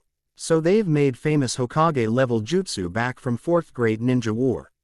Ninpu Shisekyojin, they exclaimed, as 4 clones formed a square barrier long enough to contain 4 biju bombs. Just as his attack touched few of the assault boats, rays and shuriken exploded and start to absorb everything around. That causes a huge tornado to form, as dark clouds formed around the barrier. For a second everything went white, while Naruto was slowly falling down. End of Ost. After few minutes everything calms down. You could see Naruto clones poofing away and original standing alone. Kurama was done with his part and he got back to the seal. How are you holding up? Asked Kurama in concern. Well, I'm holding up somehow, but it still hurts. He replied while looking at the sky. But compare my pain to Peggy's is small. We both knew that there was something between these two. He explained to his fox friend, before adding, let's head back to Peggy and Phillips. 2 days later, Steve funeral. Naruto ost Sengunbanba, quote. At first, I haven't believed in Captain Rogers, said Colonel, but after he rescues those soldiers, everything changed. For the first time, I believed that we can destroy Hydra and we did in fact. But at cost of Rogers' life. He was a good and brave man. One of the toughest I've met. I hope he's watching over us and will protect us to the end of the war. Thank you. With that Colonel finished his speech. Next was Peggy. I knew Rogers for a couple of months, but I was able to see him as value comrade. The first time I saw him, I thought he was a joke, that was impossible for someone like him to become a soldier. But I was wrong. He paused taking a deep breath. I remember if that was just yesterday that Colonel throws a false grenade. Everyone run for their life, but Stephen decided to risk his life by covering the Grande with his own body. Then I knew, he was something else. He of all people I've met in my life was stronger. Maybe second strongest, he added while looking at Naruto, while gave tiny smile. Anyway, Rogers was a very important figure in this war. He was the symbol of peace and always will be. That's why we need to be strong too and end this fight. Thank you. Peggy could barely hold her tears and shaking legs. Next was Naruto. Steve Rogers was a good man and valued friend to me. When people get hurt, they learn to hate. When people hurt others, they become hated and racked with guilt. But knowing that pain allows people to be kind. Pain allows people to grow, and how you grow is up to you. That's how Steve became Captain America. At first, he hurt by bullies, but he had to hurt other people on the front lines. But he never could bring himself to kill anybody. He was truly a kind soul and strong soldier. He paused and looked at people around with determination in his eyes. He never gives in to the hatred. Even I can tell that hatred is spreading. We wanted to do something about it. But we don't know what, but I believe that someday the day will come when people truly understand one another. If we can't find the answer, it will be up to next generation to do it. He declared in strong deep voice. Thank you. With that Naruto went back to his sit and after he was a few more people to had something to say. After some time everyone left leaving Naruto, Peggy and Phillips. Naruto and Agent Carter, I have something to say to you. Colonel calls out. Yes, what is it? Asked Carter, who was wiping her tears. Government want to create a special organization to deal with situations like Hydra. They want you and Carter to join, along with me and Howard. He explained while handing them some papers. You have to sign them and report in next 2 days. Does this organization have a name? Asked Naruto curiously. No, not yet. Any idea for the name? At that Naru, to look at Captain America monument and smiled. How about the shield? He pointed at the monument, which also had a shield. Sounds good to me. Now let's sign those paper. Suddenly Naruto rips the paper to pieces, shocking both Carter and Colonel. What the hell did you do that for? Sorry, but I have declined it. The war is almost over, so you don't need me that much. But if you need any help I'll come. Yane. With that, he flashed away. I didn't expect him to join, retorted Carter with a sigh. What about Agent? At that Peggy looked at the paper and back at Colonel. You got me on board, Colonel. She replied with the salute. End of Ost. 2002, Sokovia with Naruto. Naruto was walking around the Sokovia for small shopping. There were many people around him either poor, starving or average citizens. The economy in Sokovia was pretty bad. Schools were too expensive, hospital was barely able to treat everyone properly. Food wasn't good or bad, but Jinchuriki was only buying seeds, cause they were good. He was living outside of Sokovia, in the woods like the hermit. He was wearing a black hooded cloak and under it simple black shirt with Uchiha symbol in front and Senju on the back. He had fingerless gloves, gray pants, and boots. Now he had a beard and long hair tied in a braid. Nothing new. Maybe I should do something about, he thought with a sigh. Then something was wrong. Naruto was sensing something coming. Something bad. He looks around and hears only people trying to sell some stuff. What is this? Or rather where? Suddenly everything went silent as people stop and look up. There was a sound coming from the sky. Naruto active his Sharingan and saw that missiles coming toward the Sokovia. His eyes winded when people start to scream in panic and run for their lives. Blonde saw one missile coming toward the building on his left. Once they made an impact, the missile exploded, causing the building to slowly collapse. Naruto quickly creates shadow clones and send them around the Sokovia. Naruto sunshine to the building and start to looking for survivors. He creates another shadow clones and sends to every apartment. The real one went to the last one on top. As he opens the doors, he saw a hole in the middle of living room. He sensed 2 chakra sources coming from the room next to him. Naruto also sensed something coming and building shook violently, but nothing exploded. Blonde sighed in relief and opened the doors to the room. He saw that ceiling was collapsing, so used Susanoo arm to hold it. He kneeled and saw 2 children under the bed. They were about 10 years old. Probably twins. Both were having close eyes and were holding their heads. Hey, Naruto called and children eyes shoot open. They've looked at him with tears and hope of saving them. Don't worry you two, I'll save you. Wait, the boy called. What about our parents? Mommy and daddy fell down. Girl next to him called.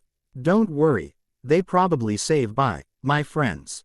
Now come to me and let's get out of here. He yelled while trying to remain balanced in the collapsing building. Just hurry up and grab me. With that boy took his sister's hand and grabbed Naruto's hand. Suddenly they found themselves outside of their building. Children look around confused before they focus their eyes on ruined home. Naruto asked nightfall. Where are mommy and daddy? Asked girl with tears. Naruto looks down and places his hand on her head. Don't worry, I'm sure. Before he could finish, both girl and boy run toward 2 of his clones with a man and woman in their arms. By the look on his clone faces and his sensor skill, he knew that they don't have much time. Mommy, daddy, are you okay? Asked girl, as Naruto clones were placing their parents as this. Does this guy has twin brothers? Boy thought, before rushing to his dad. Dad, mom, are you okay? He looks at their bodies and saw that they had big wounds. No. Hey Pietro, Wanda, called their mother weakly. I'm glad you're okay. Then the girl dubbed Wanda saw her mother wound. Does it hurt? At that Naruto got a quick flashback from his early years. He asked the very same question his own mother. Are you going to be fine? Not anymore, sweetheart. It was the same response from his mother. Slowly tears start to form in his eyes. I guess you saved them, right? Asked the father of the children. Blonde only nodded in response. Please, take care of them. They don't have anyone else. No, Dad, you'll make it. Yelled boy dubbed Pietro. Pietro, your dad is right. Please take care of them. Mother said to Naruto. No, mommy, don't leave us, please don't. I don't wanna. Wanda cried, while her mother rubs her cheek. Please, I'm begging you, I promise to take care of them. You can count on me. Naruto replied with firm eyes. Wanda, my little angel, I'm sorry. Don't worry, this man will take care of you. Mother assured her daughter. Slowly the light in her eyes was fading, before catching her last breath and smile for her children. Pietro called his father. Wanda was hugging her mother, while Pietro was weeping. Stay strong and protect your sister. Promise. I promise. Pietro replied while wiping his tears. I'm glad and proud of both of you. Goodbye. Those were last words from their parents and deep silence started for few minutes. In the meantime, Naruto got info about that shoot those missiles. End of Ost. Howard, what the hell your son is doing? He though disappointed. Then he saw that both Pietro and Wanda fell unconscious by their parents' side. I've never been a father. But I promised them to take care of their children. Besides they just like me. They need me. With that he took the 2 with him and flashed away. End of chapter. Naruto. Shinobi. Disclaimer. I don't own Naruto or Marvel MCU.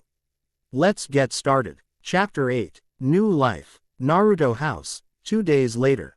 Pietro felt somebody poking, so he opens his eyes and saw his sister with a worried look. He sits up on the chair and claps his cheeks to fully wake up. A young boy looks around and found himself and his sister in a room with table, 2 chairs, wardrobe, doors and some shelves. Big brother. She wept while hugging her brother. Where are we? I don't know, he replied to his sister, who gave him puppy eyes.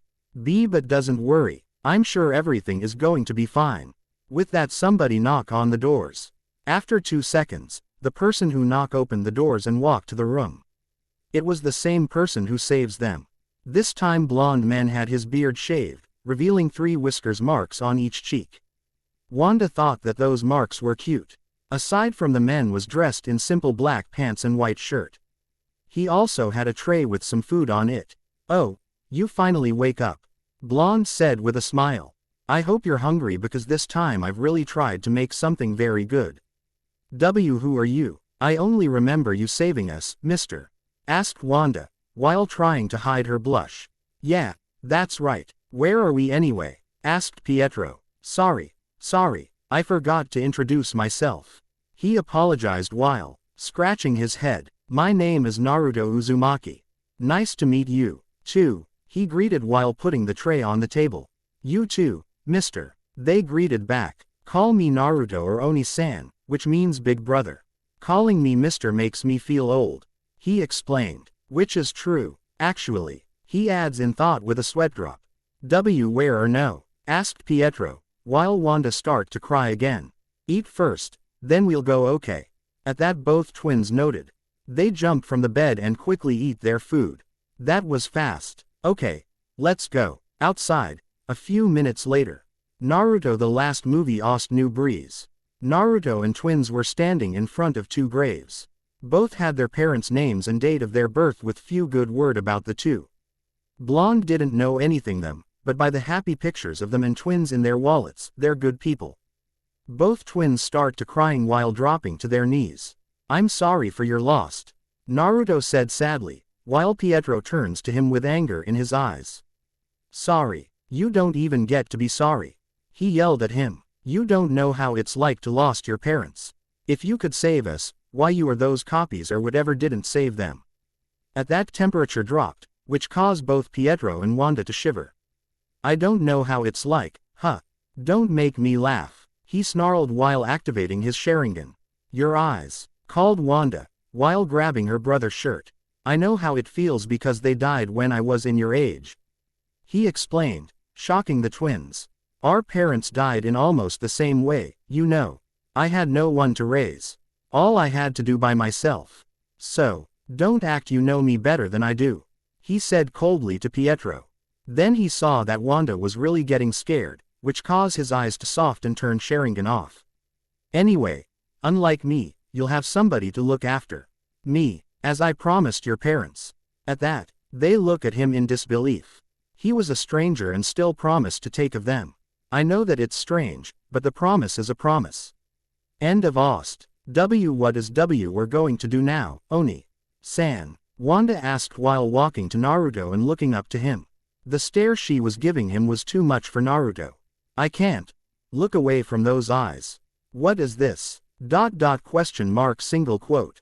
Blonde thought. Ha, what are you? A pedophile, laughed Kurama. Kurama, come on, stop joking. Look at her eyes and say it again.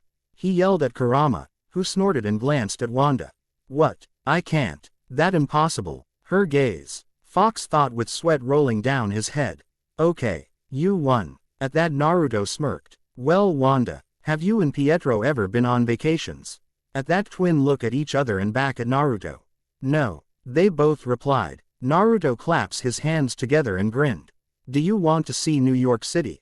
At that, they eyes winded. Really, you can take us there? Wanda asked curiously. Seriously, do you even have a money for transport and other stuff? Asked Pietro feeling something fishy about it. Naruto waved to come to him and Wanda. Boy raises his eyebrow and walks to them.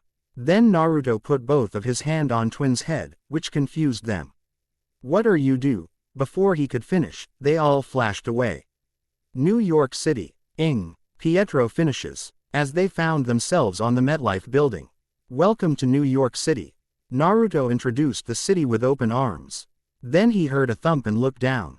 Blonde. Jinchuriki start to panic as he saw Twin on the ground holding their stomach. "Ah, are you two okay? I think I'll throw up," whined Pietro, while Wanda nodded in agreement.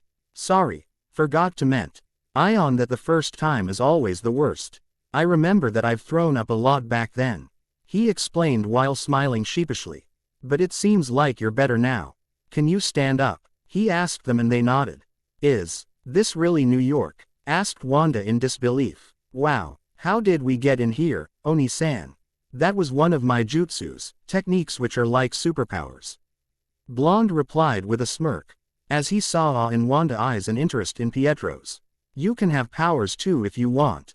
"Really?" he asked, shouted. "Teach us." "Who, are you sure? Because this will be one of the hell of training," he asked in a playful voice. "Please," they beg him with puppy eyes, and Uzumaki sigh in defeat. "Can't fight with that," he thought with a chuckle. "Okay, but under one condition." "Fought," they whined, which caused him to snigger. "That you'll have a lot of fun on your vacation in here." At that Twin looked at each and smiled. "We promise," they exclaim with vigor, which causes Naruto to grin. "Well then, let's go shopping." At that Twins exclaim, "Yay," and they went to near shop for clothes. From that point at least they won't think about their loss too much and get stronger together as a family. 2 weeks later, Sokovia. Naruto house. Suddenly there was a flash in front of the Uzumaki house. 3 figures appeared composing adult and young male and 1 young female. They have few pieces of baggage with them, full of clothes and other stuff. Naruto, Pietro, and Wanda still had smiles on their faces, after coming back to home. Naruto was dressed in white shirt, brown pants, and black shoes. Other than that he had sunglasses, new watch, and hat. Pietro had a t-shirt with "Peace" written on it, black shorts and pair of white sneakers. Wanda had a pink shirt with "Love Parents" on it. White skirt and green shoes. Other than that, she had a watch and cat-shaped hairpin. "I hope you'd like the vacation," Naruto said as Twin turned to him with smiles. "Because you won't get them until next year." At that, they gasped, which caused Blonde to chuckle. "Don't look at me like that. You wanted to get superpowers, right?" At that, they posted and nodded. They do want to have superpowers. Now, let me explain the schedule for next 8 years. First year, chakra control, training your bodies and mind. Second year, walking on the trees, water, and basic academy jutsus. Third year, taijutsu training and melee weapons training. Fifth year, more chakra control, finding out your nature elements and genjutsu. 60 years, combining all 5 years together. 7th and 8th year, everything you have done till 6th year, but with double effort. And bonus, studying the world. With that Twins were gaping at him with disbelief. "I know it's sound terrible, but it's not," he assured with a grin. "Now for a warm-up, run around the house for 10 minutes. Now off you go, while I'll make some food." With that, he shunned away leaving Twins alone. "I guess that's the price for becoming super," complained Pietro, as he starts to run. "I bet that Oni-san wants us to make strong," Wanda said while joining her brother in the run. "You sure like to call him Oni-san." At that Wanda blushed, a little while smiling. "Pietro, he's a good person and kind one. Oni-san does act like he's our big brother. Even you have to admit it." Pietro only snorted at that, but it was true. They did make the family-like bond. They know he cares about them and now they care about him. "Anyway, I can bet I'll outrun you this time." With that, she starts to giggle and run faster. "In your dreams, sister." Then he speeds up to catch up with her. Naruto was watching them from the window with a smile, before going back to cooking. 8 years later, 2010 Sokovia. Where are they? Naruto wondered. They should be here already. It's 2 p.m. School is over at this time. He added with a sigh. They were never late, so what was going on? He didn't have a clue. Many things happened during these 8 years. Tony Stark, son of Howard Stark, decided to repair everything that his weapons caused to people. In Sokovia, economy become better, but still far from perfect. And he was now called a superhero. Because he saved people as Iron Man from an attack of so-called Ironmonger. Both Wanda and Pietro showed to be a shinobi prodigies. They were able to quickly learn everything regarding shinobi skills. Wanda was about Junin level shinobi, with chakra level bordering on Kage level. She had 2 elements, Suiden and Fuden. Her stats were pretty good too. Ninjutsu 4, Taijutsu 3, Genjutsu 8, Intelligence 5, Strength 3, Speed 3, 5. Stamina 4, Hand Seals 5. In total 35, 5. She also has Bloodline Limit, which was from Kurama clan. That was the reason for her high stat in Genjutsu, which with more experience could be better than Naruto's. Pietro was at the same level of her sister, with chakra on Kage level. He had 2 elements, Raiden and Kaden. His stats were just as good as Wanda. Ninjutsu 4, Taijutsu 4, Genjutsu 2, Intelligence 4, Strength 5, Speed 8, 5, Stamina 7, Hand Seals 5. In total 39, 5. Unlike her sister, Pietro has another bloodline limit, which was called the Jinten or Swift style. It allows him to move faster than normal Shunshin, and that was pretty much it. That was the reason why he could almost catch up with Blonde. But compared to him, it was nothing. Naruto, thanks to having Kurama in him and being from 4 powerful clans, gives him almost infinite chakra. He had all elements from Fuden to Doden. His stats were beyond the 2. Full power, without using Kurama chakra, Ninjutsu 10, Taijutsu 9, 5, Genjutsu 9. Intelligence 8, 5, Speed 9, Stamina 9, 5, Hand Seals 10, Bonus Fuinjutsu 10. In total 75, 5. He has 2 bloodline limits from both Senju and Uchiha clans, which grants him Sharingan and Mokuden. Naruto Ost Homecoming. Suddenly the door opens, revealing the twins rushing to the room while taking off their bags. Pietro stood 5 feet 7 feet tall and had long dark brown hair reaching his neck. He was dressed in a black jacket and white shirt under it, green pants and blue sneakers. Wanda stood 5 feet tall and had light brown hair reaching her waist. She was wearing a black shirt with "Rock" written on it. White skirt and pantyhose under it with pink sneakers. There was also a light summer makeup on her face, which was very visible. Also, she had D-cup breasts. Wanda was hiding every time from Naruto if in pajama or swimsuit. Only Pietro knew his sister had a crush on Naruto, which was weird for him. Thought he never talk about it with Wanda. If it wasn't for the fact that Blonde was centuries old, he wouldn't mind even if it still would be weird. Naruto himself hasn't really changed, aside from the hairs, which were now short. We're sorry for being late, but before Pietro could finish, they heard a poof sound and saw confetti in the air. What's that? Wanda asked. Happy birthday to you. Happy birthday to you. Naruto sang with his clones while clapping. Happy birthday to you. Happy birthday to you, Wanda and Pietro. Happy birthday to you. With that, Naruto light up the candles and twins walked to the cake with smiles. You really didn't have to, Oni-san, said Wanda with a chuckle, while Pietro noted. Naruto, you did enough for us already. There is no need for that, Pietro explained while Blonde waved them off. It's not like every day you have 18th birthday. You two are adults now, he replied while giving them sad smile. Besides, it's the last time. At that they got confused, but Blonde saw that and gave them reassuring smile. I'll explain, after the party. Now go and wash your hands. They pouted and went to the bathroom. After few minutes the party started. The three had a lot of fun together. But everything ends at some point. Now was the difficult moment for Naruto. He wasn't sure how they'd react, but there was no other choice. End of Ost. Naruto Ost, man of the world. So care to explain what you said before? Asked Pietro, while rocking himself on the chair. Yeah, what's the matter, Oni-san? Wanda was very confused about Naruto words. What did he mean by last time? What I meant was that I'm leaving. That Pietro fell from the chair and hit his head, while Wanda's eyes became moist. What the hell are you saying? Pietro shouted at Naruto, who closed his eyes and took a deep breath.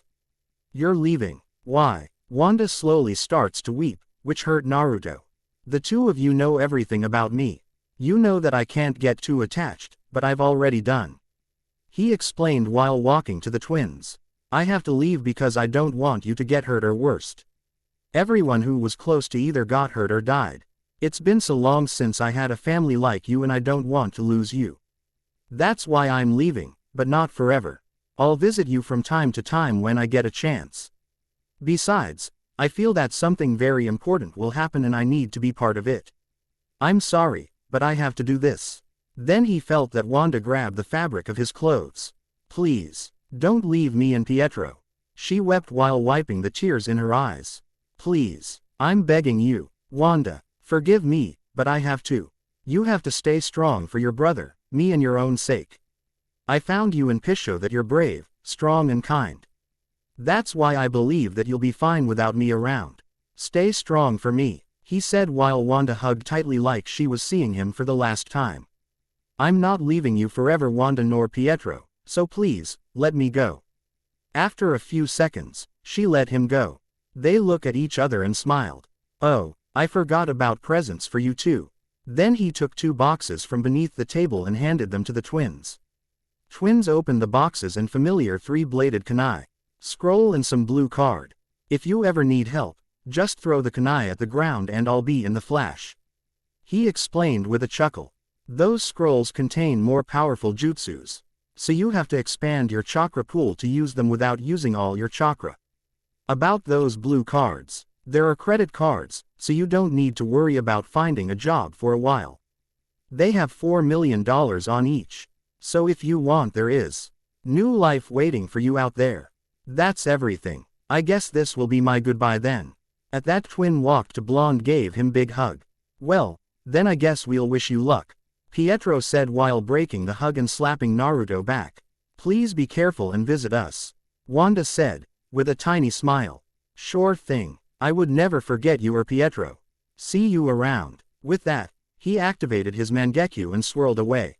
Stay safe. Those were the last word them heard before he left. End of Ost. I guess you'll have to wait some time, until confessing to him. Don't you think? Pietro said with a grin, which causes Wanda to blush like tomato and throw kunai at him. Baka. Pietro baka. Baka. She yelled at him while waving her arms around to hit him. But Pietro simply held her head in place. Rendy's Donuts. Second later. Naruto Ost Naruto Daily Life. Naruto suddenly appeared inside of the restaurant with a bored expression. Why the hell Nick was here? He didn't have any clue. With a sigh, he heard a familiar voice. Now who we got in here? Asked Nick with a chuckle, as he saw Naruto standing next to his table.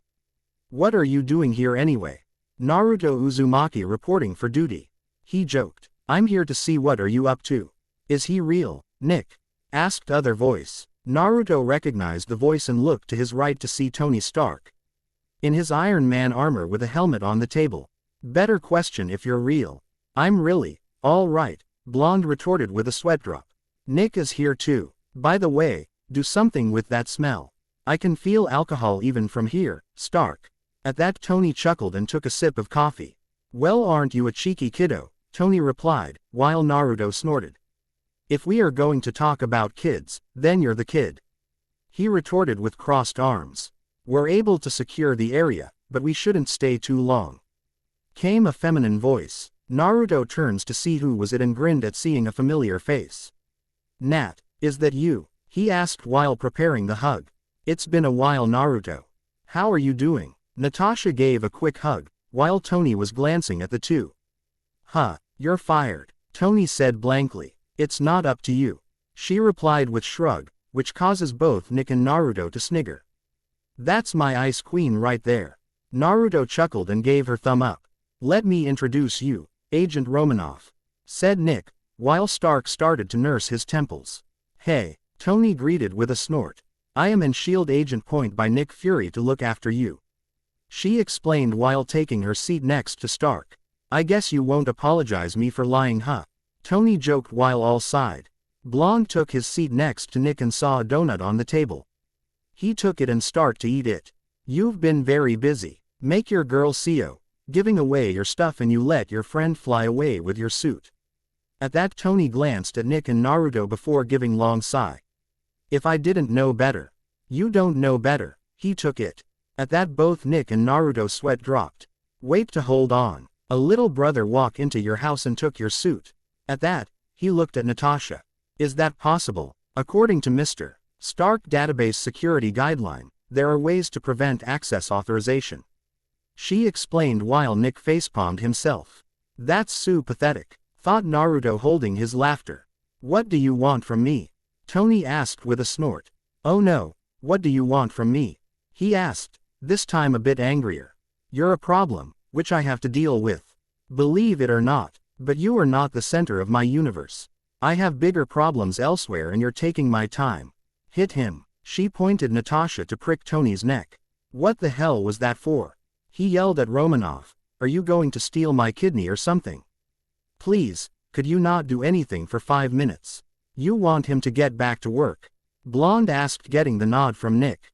What did she do to me? Tony asked, nursing his neck. Naruto saw black markings on Stark's neck slowly fading away, which caused him to close his eyes. What they did to you was to slow the effect of that arc reactor in your chest. Go back to work and find a cure for yourself. At that, Tony raised his eyebrow while looking at the blonde. Then he opens them, revealing his Sharingan, cause Stark to blink. But it won't be easy to fix. Trust me, I know everything I need to, but I've tried every element to replace this one. He replied while pointing at his reactor. Nice eyes, by the way. Well, then you haven't been trying everything. Nick retorted and smiled. End of Ost. End of chapter. Hope you like. Please leave reviews and favorites. It helps a lot. Chapter 2. Naruto. Shinobi. Disclaimer. I don't own Naruto or Marvel MCU. Let's get started. Chapter 9. Avengers Initiative. Malibu, Tony house. Naruto, Tony, and Nick were in a ruined part of the Stark house. Tony was wearing a dark purple bathrobe with flowers on it. It was Pepper present. Naruto changed his outfit to his shinobi one. It really hasn't changed much. He only took his gloves off and now wore a sage cloak of his mother. That thing on your chest is not refined, you know. Nick said after a long sip of water. What? It's refined and checked, but it became useful after implanting. He explained while Naruto shook his head. Last I saw Howard, he told me that reactor is next step to something bigger. He said while Tony was confused. What the hell is he talking about? How old is that guy? Better question, who is he? At that, Nick looked at Naruto, who nodded to him. This guy, if it wasn't for the fact that Naruto declined the offer, he would be director of S.H.I.E.L.D. He explained while Tony's eyes winded a little. As for his age, well, he's immortal. Ha ha ha. Nice joke. Now for real, how old is he? Tony asked with laughter, while Nick gave him a look and Stark shut his mouth. But, that's not possible, right? What is he, a god? I don't want to be a god, but I'm the closest thing to it. Naruto explained while activating his Mangekyo, making Tony nervous. Anyway, your father wanted to start an energy war, which would cause other reactors to look like batteries for the watch. He added with a chuckle. Himself? He asked while pouring himself a glass of water. Or with Vanko. Anton Vanko only wanted to get rich from their work. When Howard saw that, he wanted to deport him. Fury explained. Russians were disappointed and they sent him to Siberia. For 20 years Anton drank himself to death and that caused problem with raising a child. You've met his son back in Monaco. You told me I haven't been trying everything. What do you mean by that? Tony asked curiously. Howard said that only UH. Avenue knowledge and assets to finish what he started, Naruto explained while deactivating his Mangekyo. That's what he said, he asked in clear disbelief. Was he wrong? Nick retorted. He wasn't, so the only one who can solve the mystery of your heart. He added with a smile. I don't know where did you get that information. Stark snarled. But Daddy really didn't care about me. He was actually glad sending me to internat. That's not true, Nick replied. Then I did, he retorted while Naruto sighed. Wrong, I knew him better than you two. Blonde corrected while scratching the back of his head. He was one of the first S.H.I.E.L.D. agents. Tony almost fell from his chair as he heard that. Wait for what? He asked, while two agents walk with mental baggage. What's that? I have a meeting on 2 p.m. Sorry Naruto, but you and Coulson will have to stay and watch him. He apologized, while Naruto pouted. I would rather be at the meeting. But I lost my chance to be director. Naruto thought with a sweat drop. Fine, I'm going to Starbucks. Don't worry, I'll leave clones, so you can call back all agents around the area. Could you get me some coffee? Tony asked, which caused Naruto to sigh. Okay. With that, he teleported in a yellow flash. Did he just? Tony pointed where Naruto was standing the whole time and looked at Nick. Yes, he did teleport. He explained. It's called Hiraishin or Flying Thunder God. That's cool, I guess. Tony replied while scratching the back of his head. So what about this baggage? Your tools to fix the problem in the chest, good luck.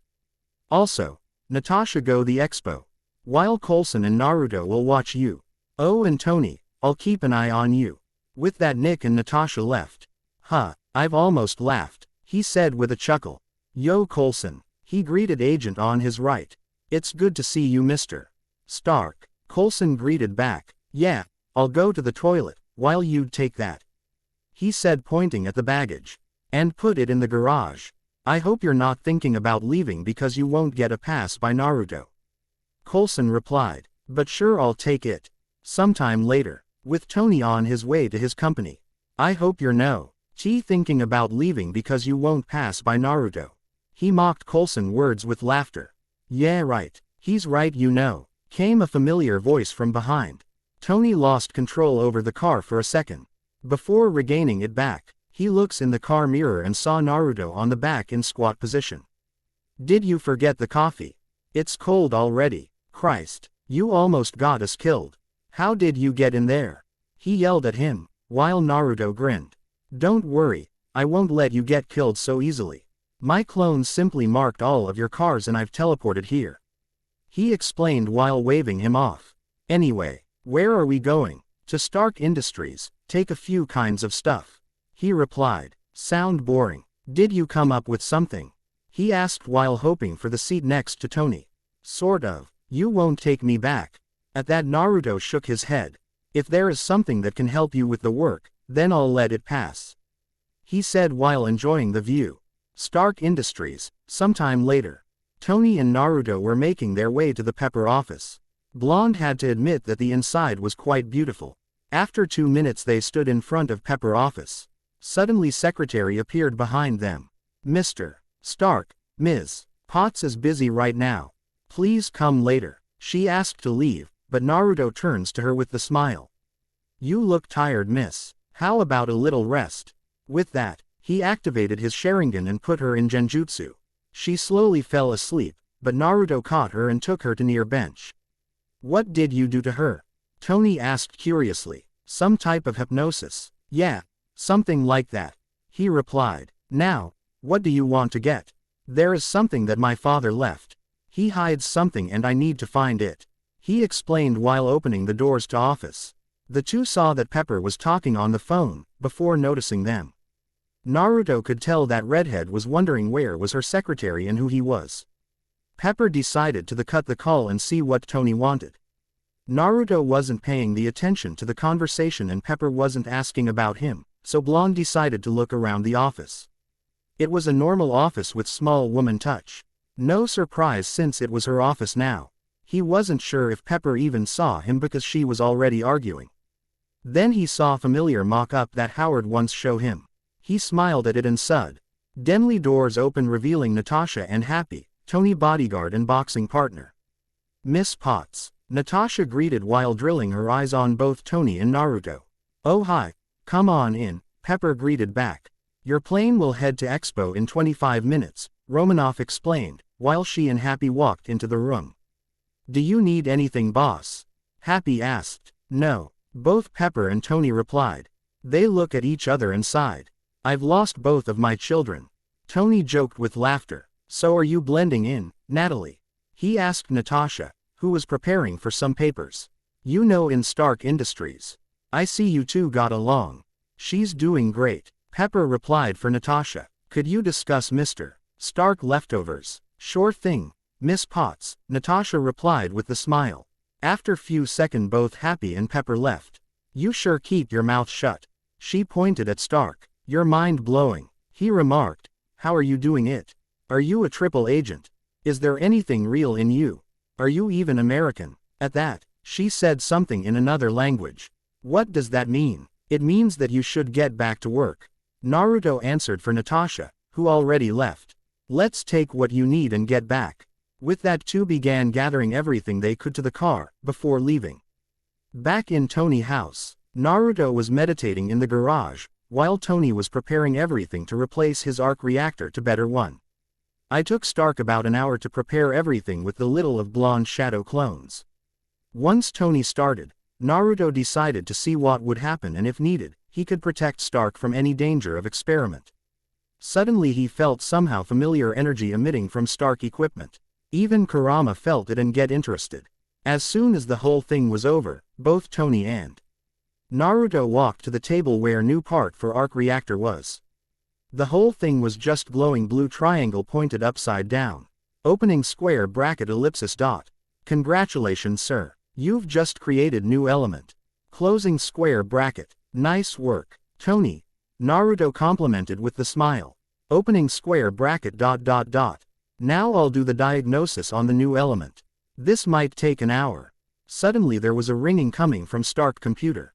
Opening square bracket dot dot dot. Sir, there is a call, but the number is unknown. What are you waiting for? Let's hear what he has to say, Tony replied, knowing who it might be.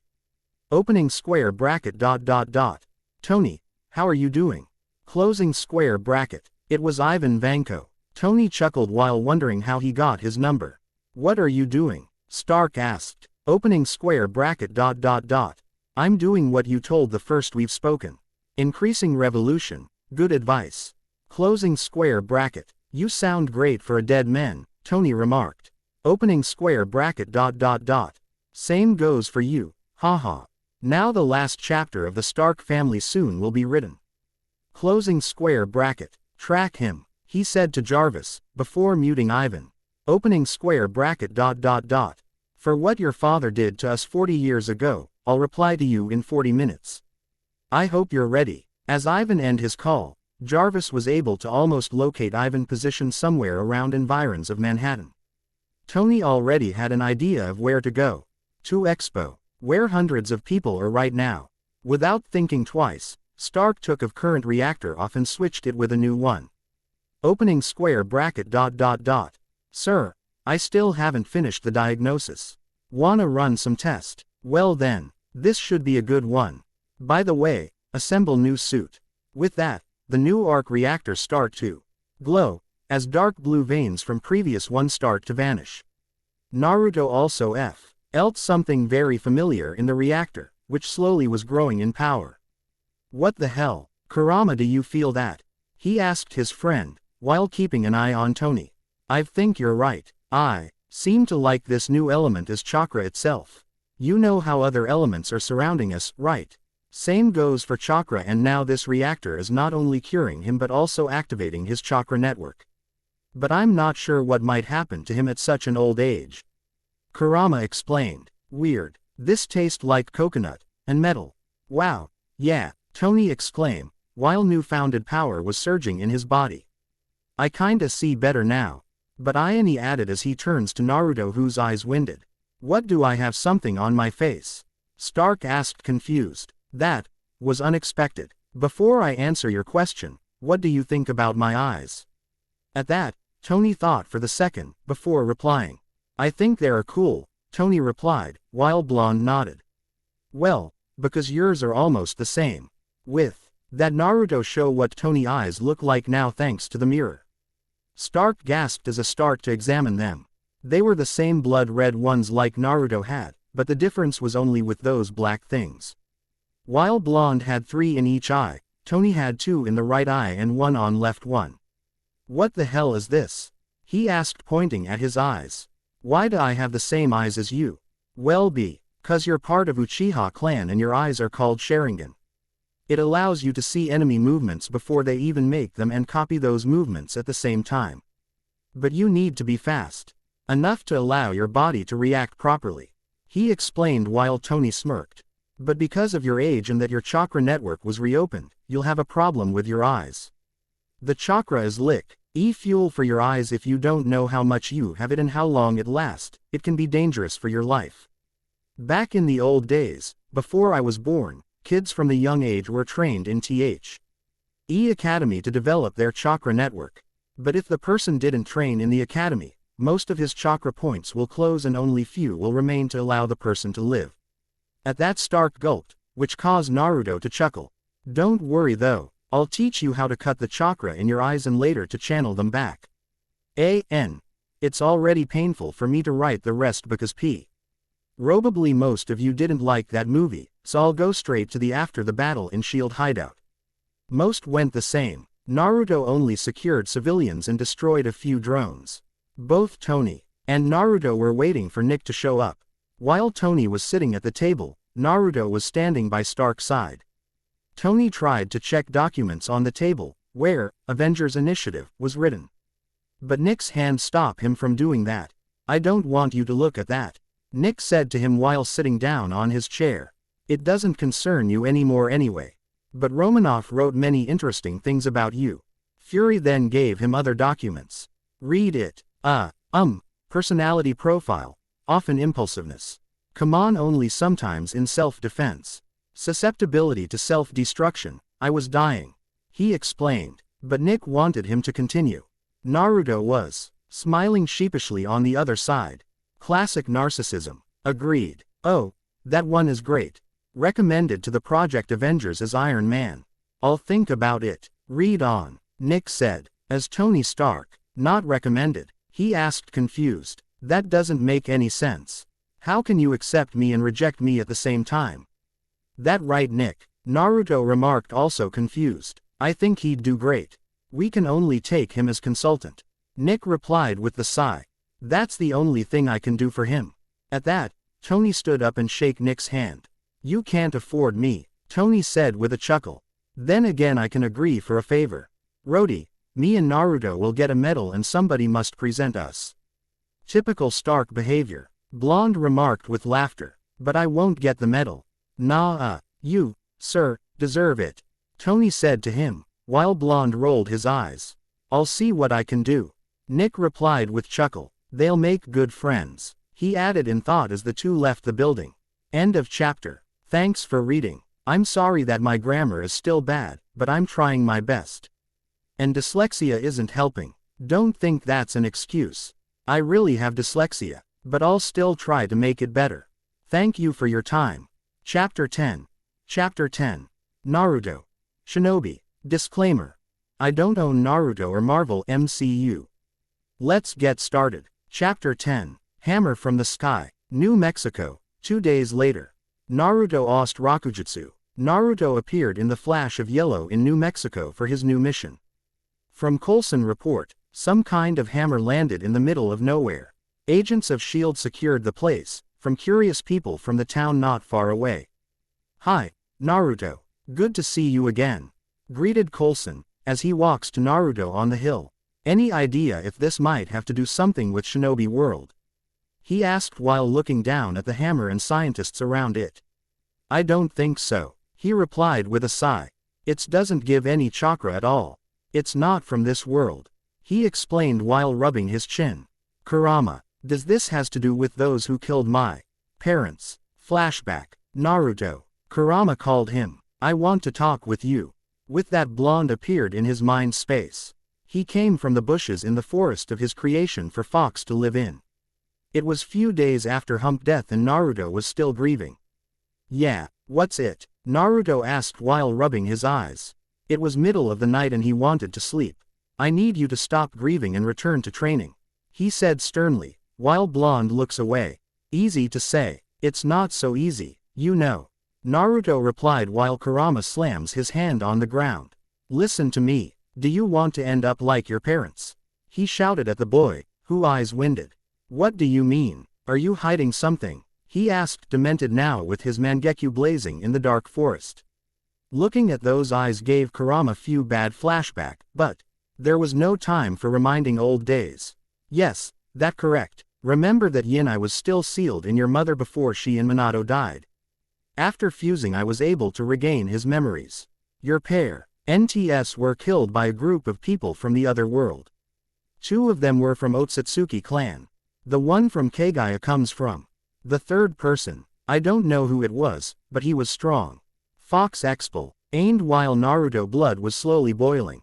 And why the hell you didn't tell me anything? Blonde yelled at Biju. Because you're too weak and naive. If I told you that before, for example after Kushina and Minato death, you would think that you can take them on with me at your side. I told this now because you need to stop grieving and return to training. Kurama replied and Naruto calmed a little. I guess you're right. I'm sorry for my outburst. Naruto apologized. It's okay, Kit. You have right to be angry. Let's forget about this for now and move to your new training schedule.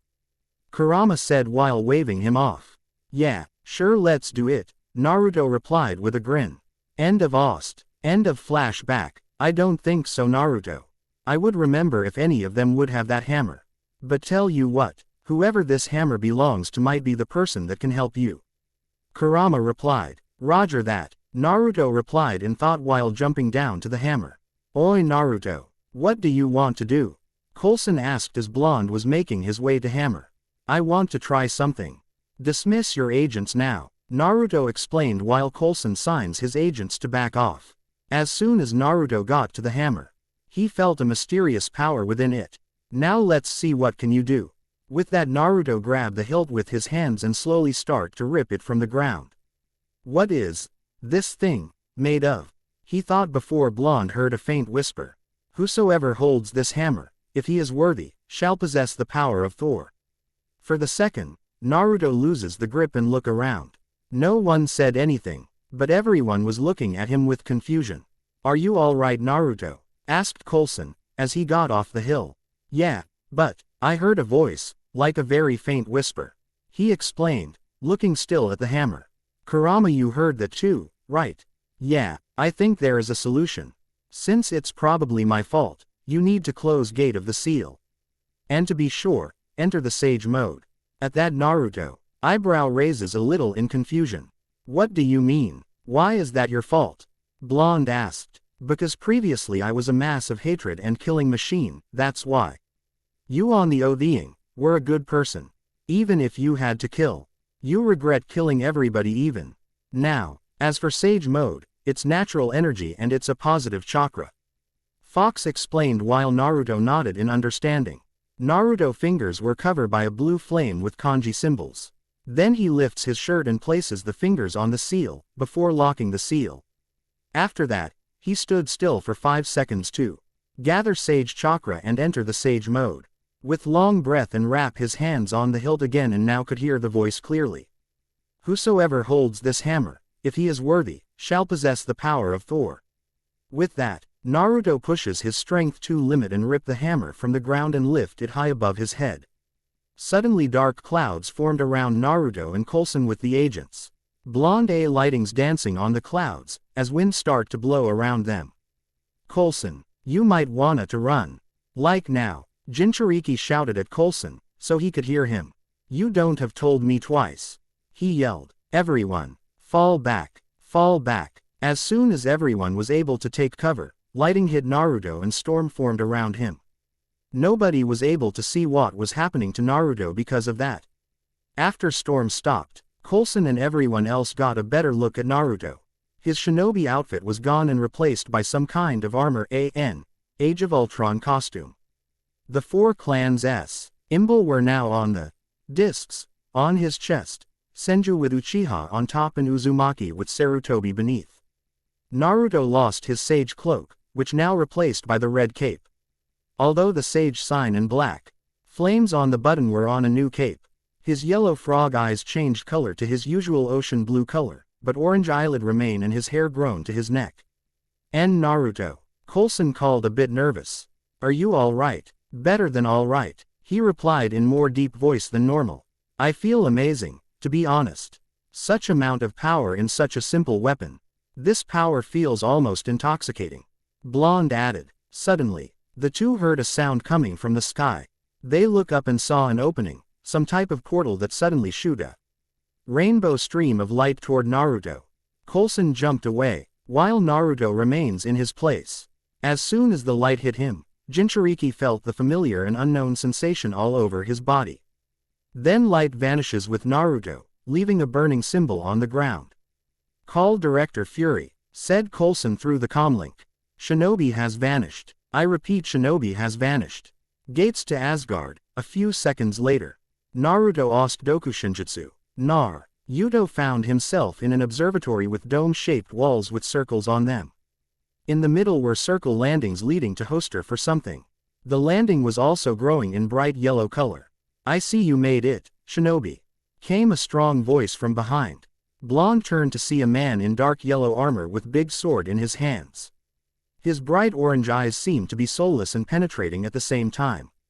Jinchuriki of Kyuubi no Yoko, last member of Senju clan, third immortal on Midgard and new child of the prophecy.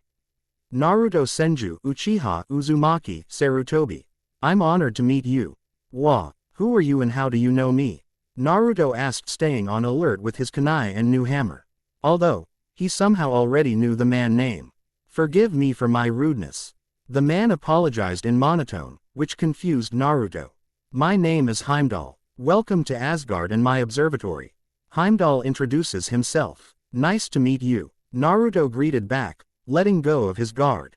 As to why I know you, I can see and hear many things across the 9 realms, that includes Midgard, better known to you as Earth. Heimdall explained. Why I've been summoned here for? Blonde asked while looking around. Since you've picked up the Mjolnir, Allfather the Odin wanted to meet you. It was his order to summon you. Heimdall replied to Naruto's second question. I see, so Nordic myths are real after all. Naruto said with a chuckle. I guess I'll go to him now. Mjolnir will guide you through Asgard to Allfather. I wish you good day. With that Naruto vanish in Shunshin. End of Ost. Asgardian Palace, Odin Throne Room. Naruto asked 3 Otsutsuki Kagaya. Odin, the Allfather, and protector of 9 realms were waiting for Naruto to appear with his wife and Loki. Young Loki was interested in meeting with this shinobi. Aside from his students, Uzumaki was the oldest shinobi on Midgard. He saw the battle that took place centuries ago when he but a child. Suddenly Naruto appeared in the middle of the throne room in Leaf Shunshin. Blonde studied his surrounding and saw a few guard on alert and 3 more people. The one in throne was Odin obviously. And the other 2 were probably his wife and son. Guard, everything is under control. Odin said as he stood up from his throne. I see you made it, Naruto. I'm honored to finally meet you. Odin greeted with the smile. Me too, Naruto, said Odin's wife with the gentle smile. My name is Frigga. I'm guessing I have to introduce myself too. Son of Odin said with a sigh. It's interesting to meet you.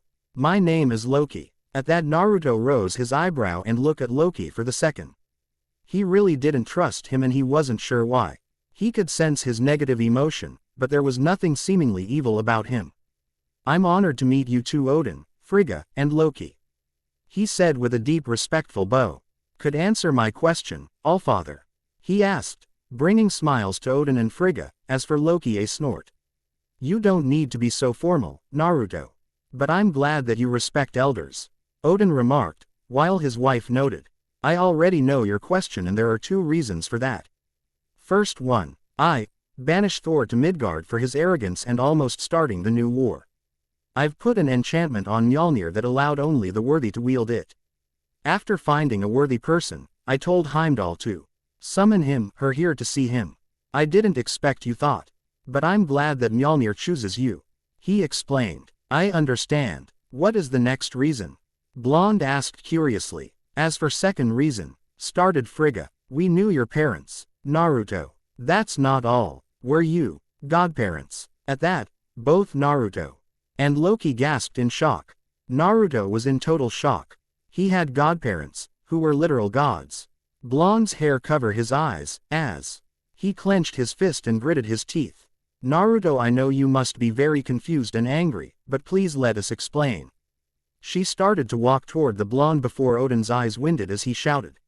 Stay away, Frigga. He then appeared in front of his wife, while making the protective barrier from Susanoo fist. Naruto you. The whole Naruto Susanoo changed. From silver color to arctic blue, drill sword to Mjolnir-shaped hammer. Susanoo armor changed to his current costume with cape and winged helmet. A godparents. Blonde snarled. You gotta be joking me. If you're my godparents then. The hell has you been through all of the centuries, huh? When I was alone at night when I lost my friends, comrades. Where? He shouted as whole throne room start to shake. Few guards jumped to attack Naruto. But Blonde used another arm to punch them away. Calm down, my boy. Trust me, you don't want to do this. We would only destroy the palace.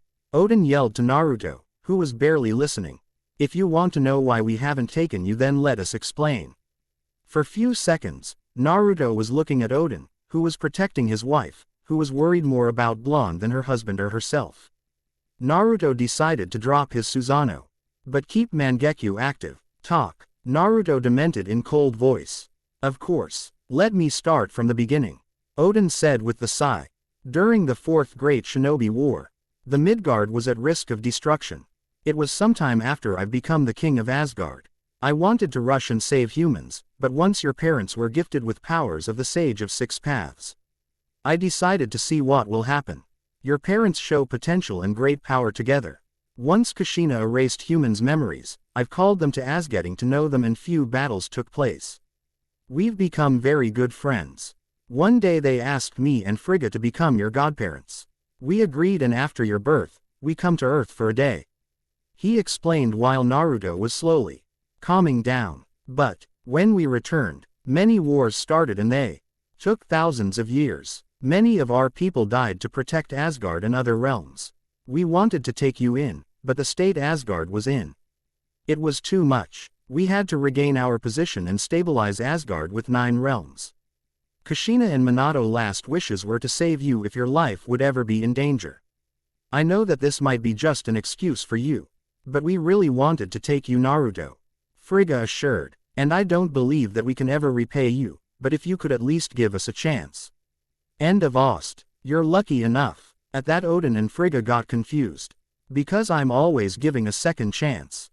He explained with a smile, while eyes changed to normal. Just like I believe that your son, Thor, deserve a second chance too. After that, Odin thought for a minute. I guess, you're right, Naruto. I too wanted to give him a chance again. He confessed with a sigh. Fine, if you think he can earn his mistake and become a better person, then let's send Mjolnir back to Midgard. Well, send me too, because my comrades are probably getting nervous. He said, smiling and scratching the back of his head. Why? Thor was barely kicking out off Asgard, and now this quest wields Thor Mjolnir, and because of him, my stupid big brother has a chance to get back. I need to stop this. Loki thought while walking away. Ah yes, it was great to meet you and we hope you'll visit us. You still will be able to use Mjolnir whenever you need to. Thank you for a second chance. Odin said with a smile. Now go to Heimdall, he'll send you back. With that vanished in Shunshin, leaving the two wondering where did Loki go. Heimdall Observatory. I see that your talk with Allfather went rather well, Heimdall remarked. While Blonde entered the observatory. Yeah, could send me now, he asked annoyed, but Heimdall nodded. Of course, Heimdall replied while walking to the middle of the observatory and placing his sword in the holster. Soon lighting start crack around, making the round walls spinning, until portal to Earth was visible. Suddenly Naruto was sucked into the portal and left the Asgard. Midgard Earth. A few seconds later. Are you saying that Naruto picks up a hammer, got some nice ass armor and some kind rainbow beam took him away? Fury shouted at Coulson in disbelief. Man, why strange things always happen to him. Suddenly they heard a sound coming from the sky. Do you hear that? Yes, we have to take cover. Coulson exclaimed, as they jumped away and hid behind shield truck. Then familiar rainbow beam shot the ground where Naruto previously stood.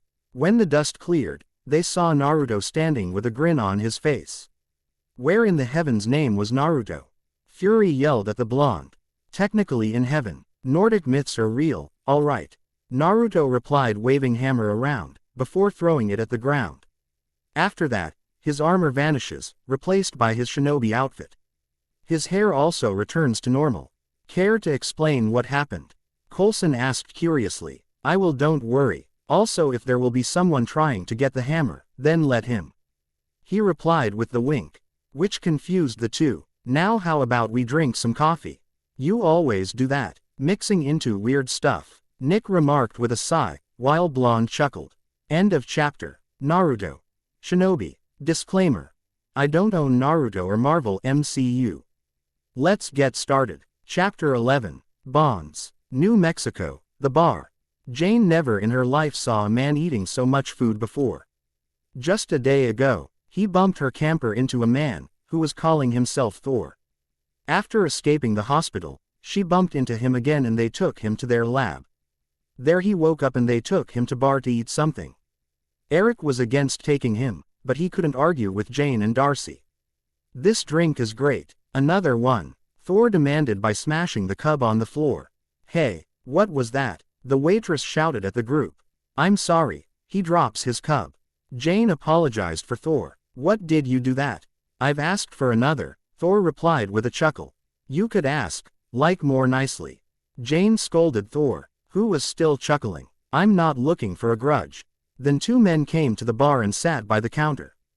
Then don't do that. Deal? Jane asked. You have my word, Thor promised with a smile. You've missed the fun by the crater, said one of the men by the counter. Some kind of satellite crash and we decided to check it. It was so heavy that no one could pick it up. But there are a bunch of Federals right now. Thor realized what they were talking about. His hammer Mjolnir was somewhere in the area. He stood up and walked to counter. Which way? Thor asked, grabbing the men's shoulder. 70 kilometers on the south.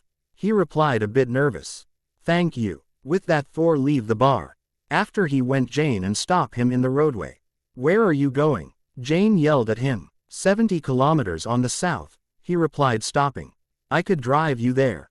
Jane suggested with small blush and shrug. Jane, come here for a second. Eric called. Jane sighed and walked to Eric and Darcy, who stayed away from Thor. You can't drive him there. He's insane. Eric, please. This might be what we were looking for. We need to check it. Jane tried to argue, but Eric gives obvious. No, look. Fine. With that, she had to walk back to Thor was smiling at her. Oh, that smile was melting her heart. It's been a while since she felt butterflies in her stomach. I'm sorry, but I can't drive you there. She apologized while looking down. Thor was still smiling, as he grabs her hand. It's okay, but I guess this will be our farewell, he said, before kissing Jane, hand making her blush like a tomato. Darcy, Eric, and Jane, I wish you good luck in your life. Goodbye. With that, he left, leaving stunned Jane in the middle of the road. Both Eric and Darcy had to wake her up, after dragging her body to the sidewalk. Jane lab. After some time, they head back to lab and what they saw shocked them. There were black trucks and cars around their lab, taking Jane equipment. They've dashed to the lab where people didn't pay attention to them. Hey, those are my stuff, Jane yelled, and suddenly some Federal walked to them. What the hell is going on? Agent Coulson were from the Shield. We need your equipment data, Coulson explained. Eric's eyes winded before he grabs Jane and whispers to her. Jane, this is serious. Just let it go, Eric said, while Jane just shakes him off. I won't just give up, Eric. I spend a good amount of time making this equipment. Jane snarled while trying to get back on her notebooks. It's about national security we are talking about, Miss Jane, Coulson said to her. But she was barely listening. Jane tried to rip her notebook from Federal agent hands, but in vain as Eric grabbed her and pulled her away. We're sorry, but we need to examine your data. You mean steal? She yelled at him. Don't worry, Miss Jane, here is your compensation. With that, he gave a card. Jane took only to second later rip it apart. Listen, I've made this equipment all by myself. At that, Coulson sighed. I'm sure you'll make the new ones, Coulson replied. And I'm sure I'll see you. Coulson was paying attention as another agent walked to him and whispered something in his ear. I'm sorry, but I have to go. Thank you for your cooperation. With that, Coulson left with other agents. I just can't believe this, Jane barked, while Eric sighed. It must be serious if S.H.I.E.L.D. is here, Eric said out loud while scratching his head. Suddenly they heard a voice from behind. You don't even know. It was the strong and deep voice of tall blonde man in his 20s with whisker marks on his cheeks. Darcy blushed at the sight of such handsome men appearing out of nowhere. Naruto Uzumaki, agent of Meet You. I'm sorry for my friends. They really need those data, but don't worry, I'll make sure Shield will give back your stuff once they're done. Also one thing, go and find Thor. You need to help him become a better person and get his Mjolnir back. He explained with a smile. Wait to hold on, are you telling us that insane guy is actually a Nordic god?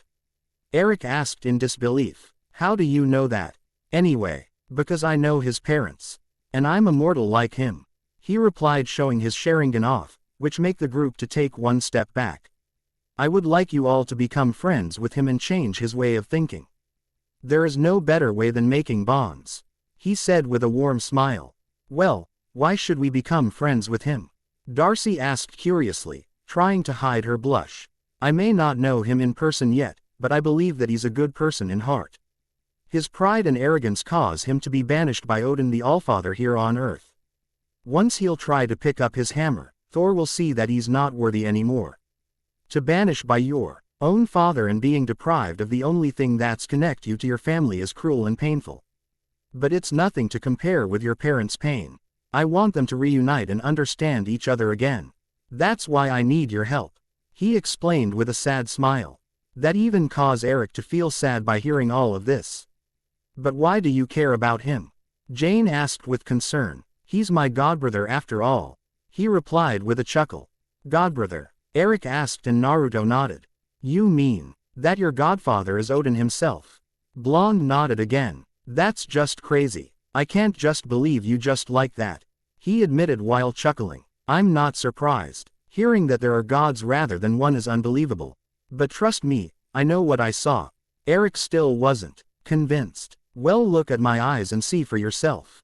With that, he morphed his Sharingan to Mangekyo and said, Tsukuyomi. Within next few seconds the group saw the whole Asgard and Odin with her wife and other son. Was that really Asgard? Darcy asked. It's beautiful. That should be nothing than nonsense.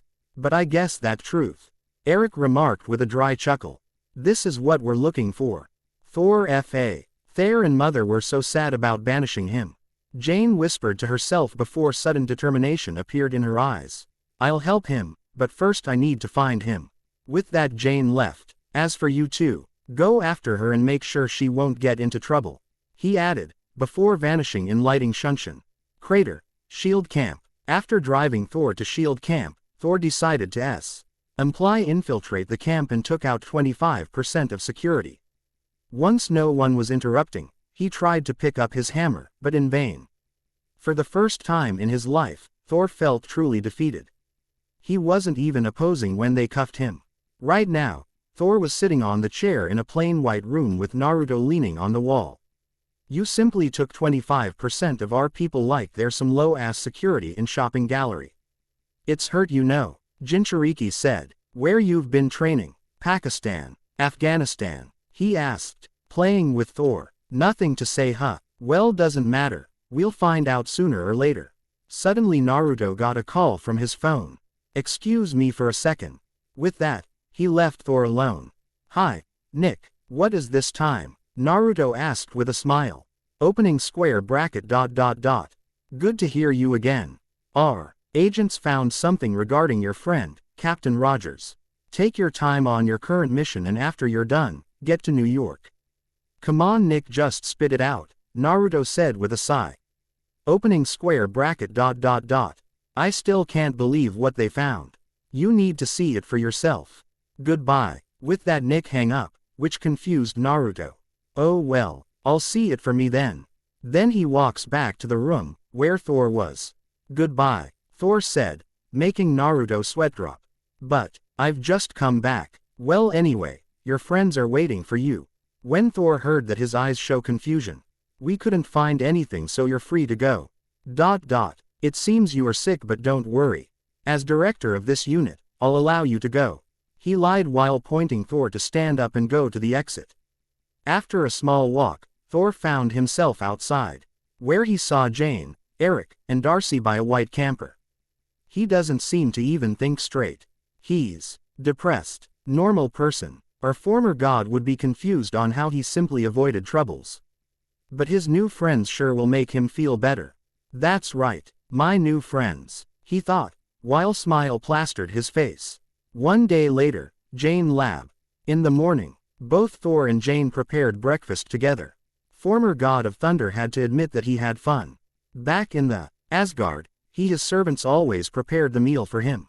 Jane handed him a plate and accidentally Thor touched her hand. It causes her to blush and him to smile.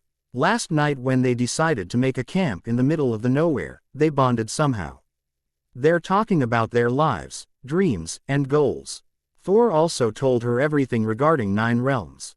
As soon as Thor put the plates on the table, he heard a very familiar voice from the outside.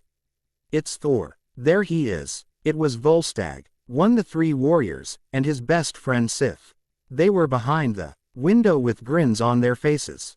My friends, you don't know how happy I am to see you, Thor said when they entered the lab. Why are you here? We came to get you back, Fandral exclaimed. Hearing that caused a sad smile on Thor's face. You know that I can't get back. It's the part of the deal with frost giants, he explained. Beside, because of me, Odin my father, died. What are you talking about? Sif asked confused. Your father is alive. Thor got confused and angry at the same time. But Loki said, Loki. Little did he knew that Loki heard that and laughed. It seems that I was right. Naruto appeared in lighting Shunshin. There was something fishy about him. Who are you and why are you here? Sif asked, ready to attack Naruto at any second. That's not important right now. We have a bigger problem, he replied. Naruto, Coulson called as he was eating ice cream. We found something. Let's go then. Naruto stood up and threw the stick from ice cream to dustbin.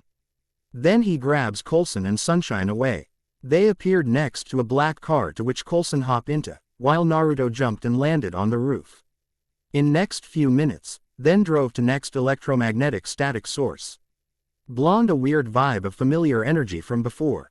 Was somebody trying to teleport to Earth from Asgard? He heard and felt that something appeared on Earth, but from agents' report those were people dressed in some fancy clothes. But this was something else. Something darker. Sadly there was no time to think, as black tornadoes start to take its form above them. Get back now, he shouted as the tornado hit the ground, sending a little shockwave around him and agents. Once the dust clears out, there was tall humanoid standing with the dropped head. It was made of metal and some Naruto knew what it was. Maybe Thor Hammer gave him some knowledge about Asgard. Probably, but there was no time to think about that. He quickly crosses his fingers and created a bunch of clones. Take them back to camp. I'll deal with him. Clones nodded, grabbed and teleported Coulson and agents away. Surprisingly, Humano, Id was paying attention to what was happening. Let's try this. Kongo Fusa, as he molded his chakra, adamantine chains shoot from the ground wrapping themselves around humanoid body restraining his movements. Now what are you going to do? He wondered, before some parts of humanoid face start to open revealing glowing orange color coming from the inside of this thing. Naruto quickly activated his Mangeku's orange beam almost shoot him. Thanks to his Kamui, the beam slipped right through his body. Okay, so you can shoot energy beams, that's cool and all. But that's not going to scare me. Humanoid was even listening to him as he turns away and heads toward the town. Are you after Thor? You won't get to him. With that, he leaps to stop Humanoid, but sudden shockwave sends him back. Once he landed, Naruto found himself surrounded by the bunch of duplicates of the humanoids. Can he make clones? This will be troublesome. He quickly activated his Susanoo and punched humanoids aside. He found out that those simple shadows of real humanoid. I can't spend time finding the real one. Need to get to town and alert people. With that, Blonde deactivated his Susanoo and Mangekyou. Then he shunshined away. End of flashback. You mean Destroyer? It's my father, Vault Guardian. Thor explained as they all exited from the Jane lab. Cool name, but we need to evacuate people around. Naruto replied while making few cage bunshin.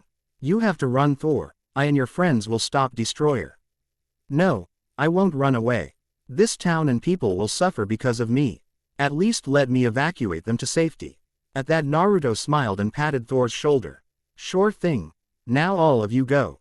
End of chapter. Chapter 12. Chapter 12. Naruto. Shinobi. Disclaimer. I don't own Naruto or Marvel MCU.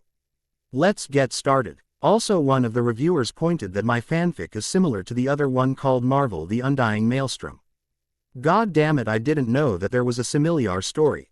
Although I'm glad that mine is different. Still, they very similar and it's still weird for me XD.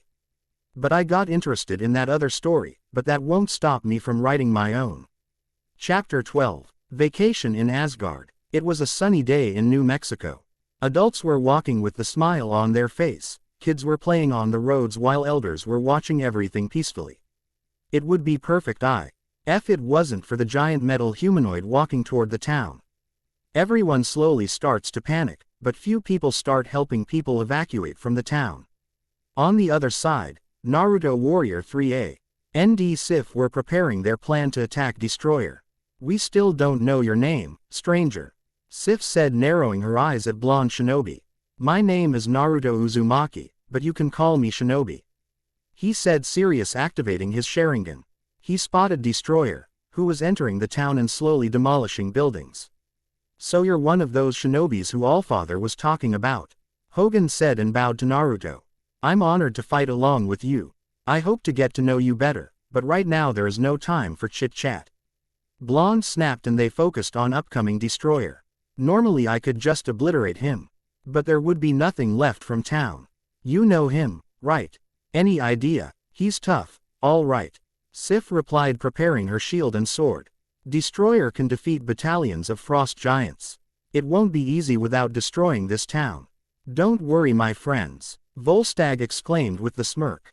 I'll take care of him.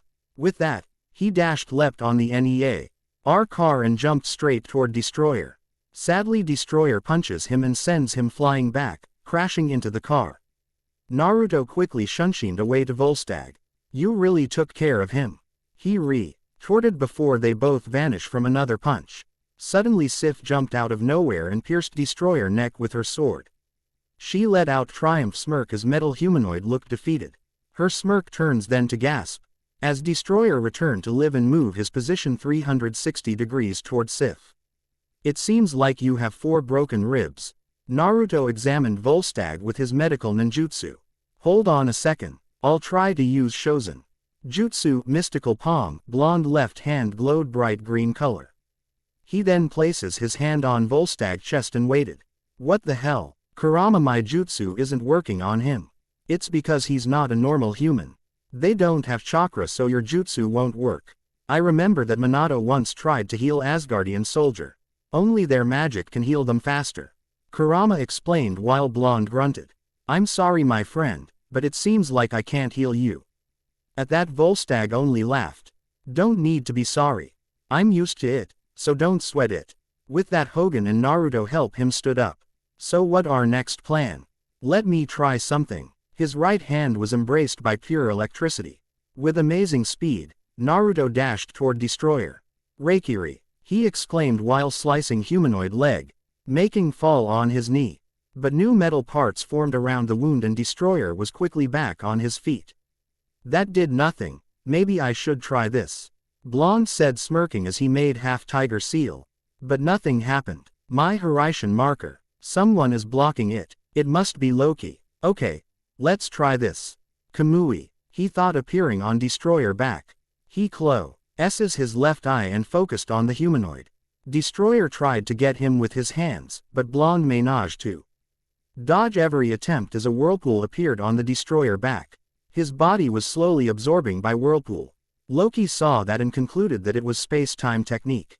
It was coming from Shinobi Eye, so he decided to make a nasty surprise. Naruto was in shock of how the humanoid body as glowing and was going smoothly, thought his Kamui. Half of his body was already sucked. Then his eye starts to bleed and hurt very badly.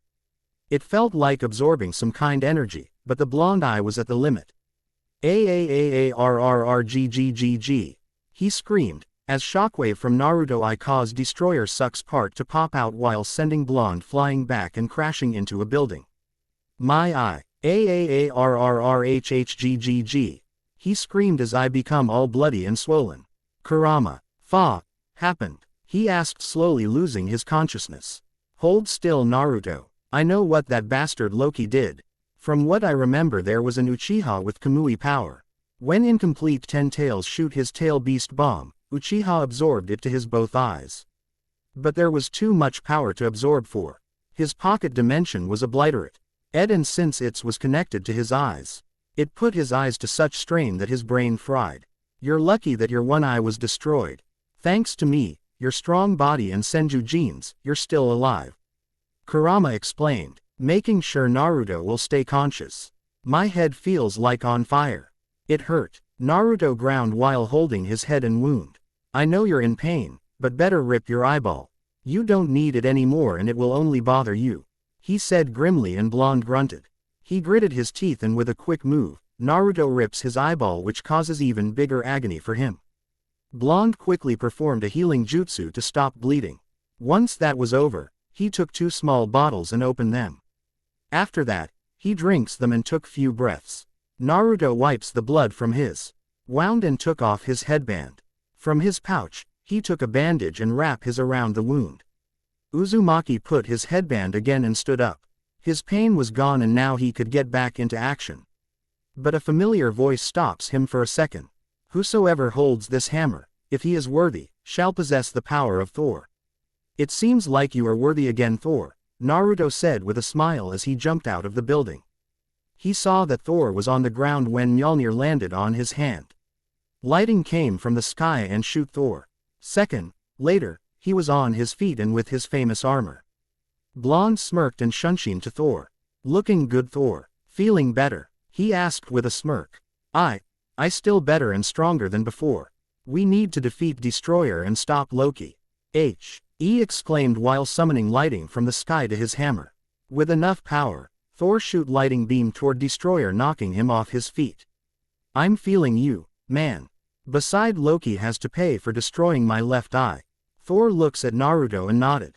He must pay. Kurama juice me, he said mentally to his friend, while Rasengan formed in his hand. It was slowly gaining more mass and was about the size of the street. Thanks to Kurama chakra, Rasengan changed color from usual blue to blood orange color. Once he was over, and Destroyer slowly got up, Naruto jumped high into the air and prepared his Rasengan. Cho Odama Rasengan, he exclaimed. Rasengan pointed right at humanoid body. Impact caused an explosion and dust covered everything around it. Once the dust cleared out, there was a hole in ground and Naruto was in it. There was only some leftover Destroyer. That was the amazing power you showed, my friend, Thor remarked, a little bit nervous looking at what Blonde could do. Now we need to get back to Asgard.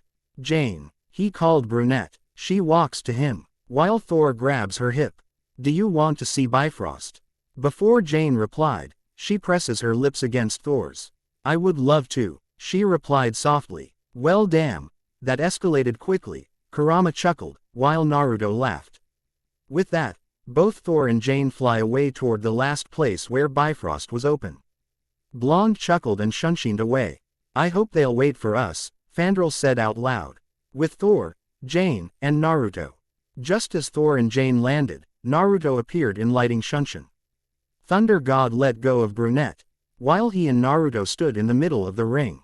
They've waited about 3 minutes for rest to show up. Summon us to Asgard, Heimdall, Thor shouted looking at the sky. Nothing happened for few seconds. So Naruto decided to try. Heimdall, come on, we need you right now, Naruto yelled. But nothing happened again until suddenly clouds formed above them. They smiled, before rainbow beam shoot and took them to Asgard. Heimdall Observatory. The group appeared in Heimdall Observatory second later. Their eyes winded when they saw Heimdall on the ground in pain. They rushed to his side and see how badly wounded he was. I'm fine. There are frost giants in Kingdom. Around 100, Heimdall said, shocking everyone. Okay guys, here is the plan. I'll take care of those giants, while though R will go to palace and you'll take both Volstagg and Heimdall to medic, Naruto explained seriously. You're not our king to order us. Sif snapped angrily, but Naruto didn't even flinch. We'll only listen to Thor, she said looking a Thunder God. I'll agree with, I didn't catch your name, he said to Blonde, who chuckled. Naruto Uzumaki, Blonde replied with a small smile. I have to agree with Naruto. It's better this way. Besides, we all saw what he can do, right? He asked his friends, who nodded slowly. I've never seen frost giants. I wonder if they will like my fire. He said, grinning like an idiot, before shining away. He's no normal Midgardian, isn't he? Hogan asked with a chuckle. Kingdom. Asgardians start to panic as frost giants appeared on streets. Soldiers couldn't react properly to a sudden attack. Giants start to freeze everything around them, with people too. A little girl barely escaped to a corner and hide there. She slowly starts to weep, and that caused one frost giant to hurt her. Giant grinned and slowly make his way to the little girl. Don't worry, little one, I'll make sure to share you with my friends after freezing your meat. He assured with a sick grin, which causes little girl to scream for help. No one will hear you. Kaden. Gokaku no Jutsu. A medium fireball hit frost giant back, causing to scream in agony. Naruto landed behind the giant with a smirk on his face. Make a move on a child. That's pathetic, and I thought that you frost giants will be strong and proud warriors. Such a shame. Who are you? Giant demanded. You're not from Asgard, I can tell. So who dare to attack me? He yelled, dashing toward Naruto, who sighed and shook his head. Shinobi, to your service, he said, vanishing from Giant's sight, before reappearing on his back. Chidori. He drove his hand right through Frost Giant head, killing him second. I'm disappointed. No, a single challenge sigh, he said while dropping on the ground, allowing the giant body to fall flat on the ground. Then he sensed a fear coming from the little girl. He turns around to see a little girl about 8 years old with green eyes and black long hair. She was dressed in blue sleeve shirt and a dark orange skirt reaching her knees. Naruto smiled warmly, which caused her to calm a little. I'm sorry that you had to see that. He apologized gently, sending a calming aura. What's your name, little girl? A Mr. Shinobi, she answered, making a few steps toward blonde. That's a nice name. My true name is Naruto Uzumaki. It's nice to meet you. He introduced himself, as he kneeled to her level. Where are your parents? At that, she tears up a little. I don't know. We got separated when frost giants appeared, she explained, and blonde noted. I hope sniff. They okay. They are, so don't worry. Let's go. I'll help you find them, he assured with a grin. Is it safe to go? She asked worriedly. Yeah, some of my copies defeated those big bad frost giants, he said in a bit childish voice, which causes her to pout. Don't talk like that. I'm not a baby, she yelled, which caused Naruto to chuckle. Let's go then, he said, offering her his hand. She took it and they start to look for her parents. Elsewhere, closing square bracket, Naruto jumped and landed in front of a group of frost giants. Once they spotted a single blonde standing in front of them, they snorted and laughed. One man. Is this joke, my friends? One of frost giants said, probably the leader of the group. Naruto simply smirked and went into series of hand seals: monkey right pointing arrow, bird right pointing arrow, dog right pointing arrow, ram. Kaden. Kan Senpu. The fire erupt Ted around Naruto body in a spiraling manner, which he launched with his hands towards frost giants. Once the technique hit the targets, they were sent into the air in a spiraling manner and their bodies burned into ashes. Lame. I'm getting out of here, he said, poofing away. Asgard Palace. Naruto appeared inside of the palace with a sigh on his face. After making sure that all of those pathetic giants died and everyone was safe, he dismissed his clones. Naruto then starts to flashing around corridors, rooms, baths until he finally found the secret room, where both Frigga and Odin were. Oh Naruto, I'm so glad to see you, she said, hugging him quickly. What happened to him? He asked, pointing Odin, who was sleeping. It's Odin's sleep. Because of his power and old age, he needs this sleep to regain his strength. But, she paused. I don't know if he will ever wake up. Frigga finished with tears in her eyes. Naruto, what happened to you? She asked worriedly when she saw the bandage around his left eye. Loki causes that, but don't worry. I'm fine, blonde assured with a small smile. Anyway, I'll try to wake him up. Asgard needs him right now, he said, activating his single Sharingan and examining Odin's body from toe to head. There it is, part responsible for sleep. Maybe a small jolt of electricity will wake him up. Please don't die, he thought nervously while sending small lighting pulls through Odin's head. God. Well, he's still alive. Now, if you hear me, open your eyes. He called right next to Odin's ear, which causes Allfather's single eye to snap open. He quickly stood up and looked around. Welcome back, old man. Sweetheart. Frigga greeted Odin with a big hug, which causes him to chuckle. Naruto, my boy, did you help me wake up? He asked, getting the nod from the blonde. Thank you. But we can't lose more time.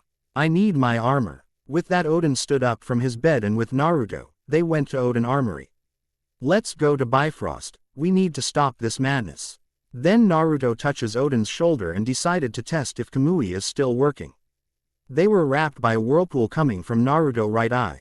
Suddenly they appeared on Bifrost, or rather what was left of it. They saw both Thor and Loki fell, so they quickly appeared by the end of Bifrost. Odin was able to catch Thor's leg, while Loki caught his spear that Thunder God was holding. I could have done, father. Loki said, trying to excuse his action. I could have done it. For you. Because of your actions. More of our people could die if it wasn't for Naruto. Odin said sadly. His single eye showed disappointment. Loki's eyes show sadness and anger at the same time. Thor knew what his brother wanted to do. Loki, don't. But it was too late. Loki let go of his spear and fell into the abyss. No. Thor shouted as Hyom his sight. Sometime later, Asgard. Thor walks into a ballroom with a viewpoint. 3 warriors with other Asgardians throw a celebration of his return and for Naruto thanking him for saving people from frost giants. Blonde was sitting with them at a large table with drinks and lot of food. He was interested in the stories they have told him. Thor ignored and went to see his father and real Naruto with him. The one my table was a simple buncheon. Sif and Frigga were talking about how Thor missed both Jane and Loki. Both Naruto and Odin stood on view spot, gazing at the sunset. Naruto wound already healed, so he took off his bandage and covered his missing eye with his headband. You'll be a wise king, Odin said without turning to his son. Naruto had small doubts about it. There will never be a wiser king than you, Thor replied with a dry chuckle. Or a better father. You've never been a father, so you don't know. Blonde retorted with a smile. Thor stared for Naruto, while he waved him off. I have much to learn. He paused with a tiny smile. Maybe someday I'll make you proud. Hearing that, Odin turned to Thor and put his hand on his shoulder. You already made me proud, he assured with a smile. Thor smiled back while Naruto grinned. Now, since I'll be stuck here for some time. Naruto started getting the attention of father and son. The old man, could you find me somebody who might teach me? This magic or something. I've tried to heal Volstagg, but my jutsu didn't work on him. At that, Odin chuckled while Thor narrowed his eyes at Naruto. Oi brat, show some respect toward Allfather, he demanded while Odin laughed. Don't worry, Thor, I am an old man and don't be rude. He's not a brat, Naruto is older than you and my godson. At that, Thor gasped and bit his lips. He didn't know. Naruto looked younger than him. Well, Thor said he has much to learn, so I'll let it slide, he said with laughing at Thor's expression. I apologize. Thor's aide with embarrassment plastered on his face. If you want to apologize, then tomorrow we'll spar and see how strong you really are, he exclaimed with a happy tone, while Thor gulped. He was strong himself, but he wasn't sure if he can take on blonde shinobi. Don't worry, since I lost my eye I won't go all out. I won't even use my friend chakra, so calm down, he added to reassure Thor. Also, I need to find way back to Earth since Bifrost is destroyed. Maybe my Kamui will work, but I'm not sure if I would stick there too. But now I need to switch my eye with my mother's, so I have to get to my pocket dimension anyway. Don't worry, my boy, we'll find a way to send you two to Midgard. With that, the group decided to join the rest by the table, and despite this bad day, have small fun. End of chapter. Chapter 13. Chapter 13 inches Naruto, Shinobi. Disclaimer. I don't own Naruto or Marvel MCU. Let's get started. Chapter 13. Old friend and new life. Asgard training area.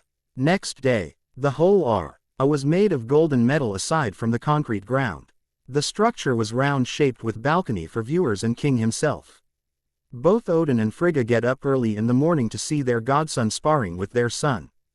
It would be an interesting match to see. Naruto and Thor stood on the opposite sides of the area. They both smiled at each other. First we'll have a hand-to-hand combat, Naruto explained, raising one finger. After that real spar with weapons and techniques. He rose the second finger with a grin. Agree. Naruto then makes a half-tiger seal, which confused Thor.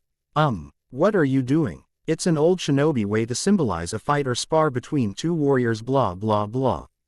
Blonde explained with the sigh. You get the deal. Thor nodded understanding, so he also made a half-tiger seal in respect. Odin stood from his seat and looked at the two with a smile. How shinobi used to say. Hajime. Hearing Odin's voice makes Naruto deactivated his gravity seals, while Thor clenched his fists. Both blurred and reappeared in the middle of the area, ready to attack. Even without his Sharingan, Naruto was able to see that Thor was about punched him with his right fist, grab him and then kick him in the stomach.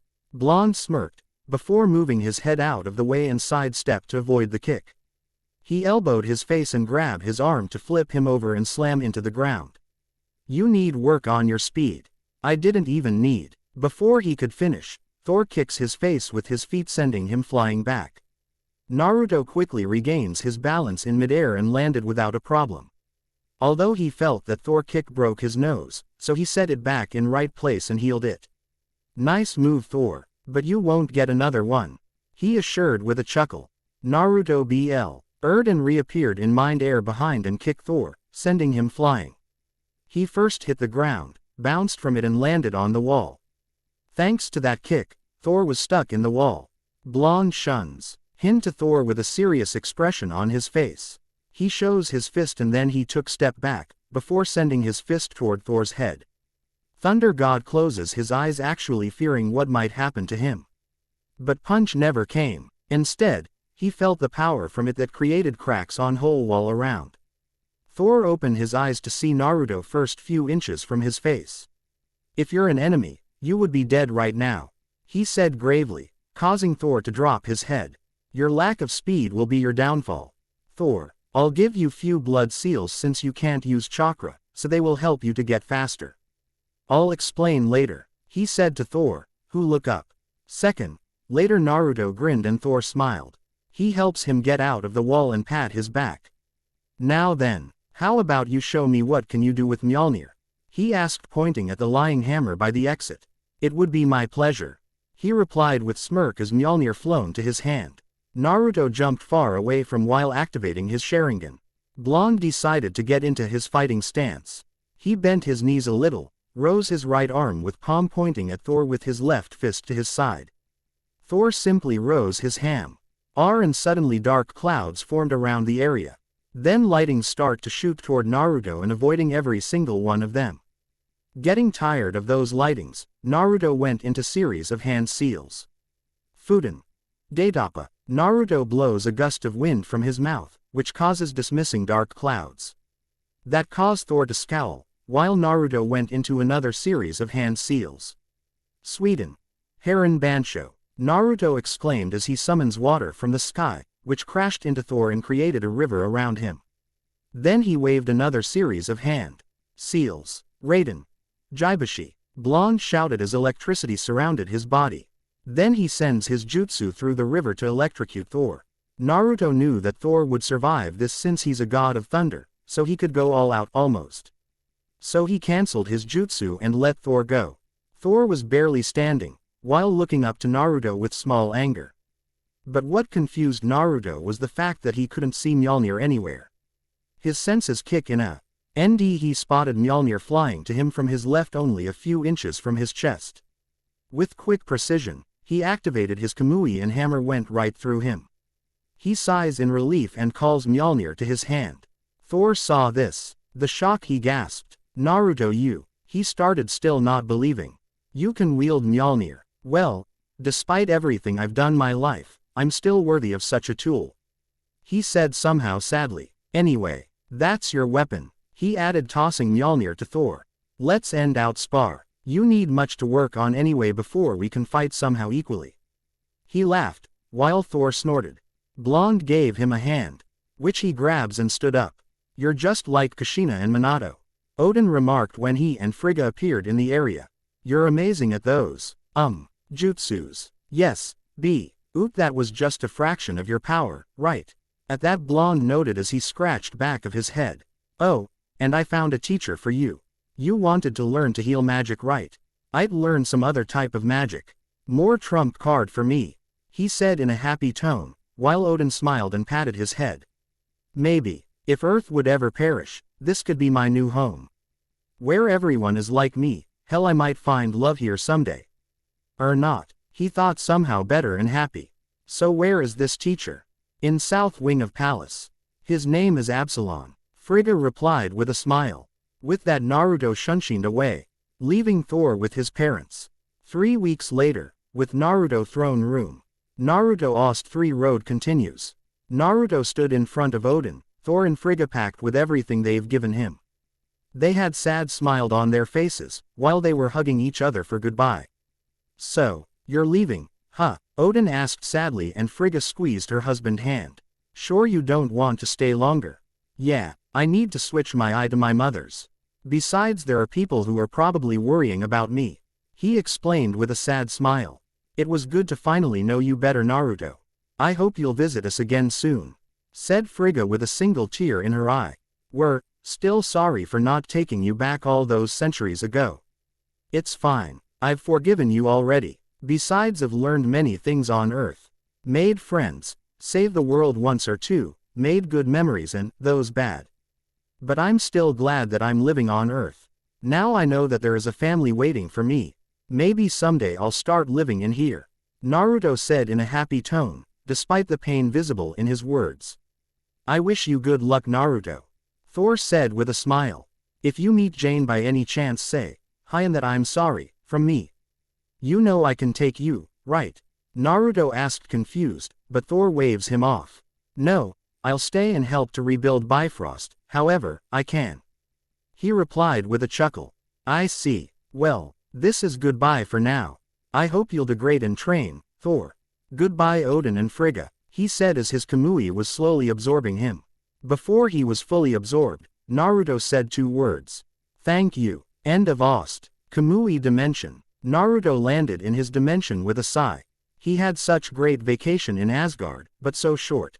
But he was able to learn magic and few tricks.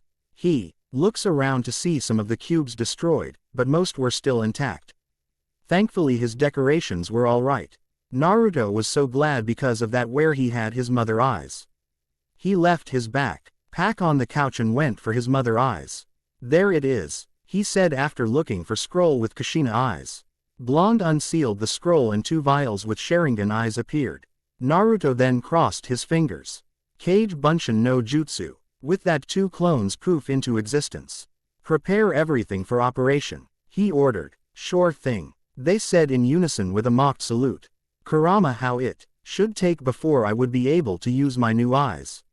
Naruto asked, waking up the fox Biju. Yawn. With your Senju genes and me. About 2 days max, Kurama replied, before going back to sleep.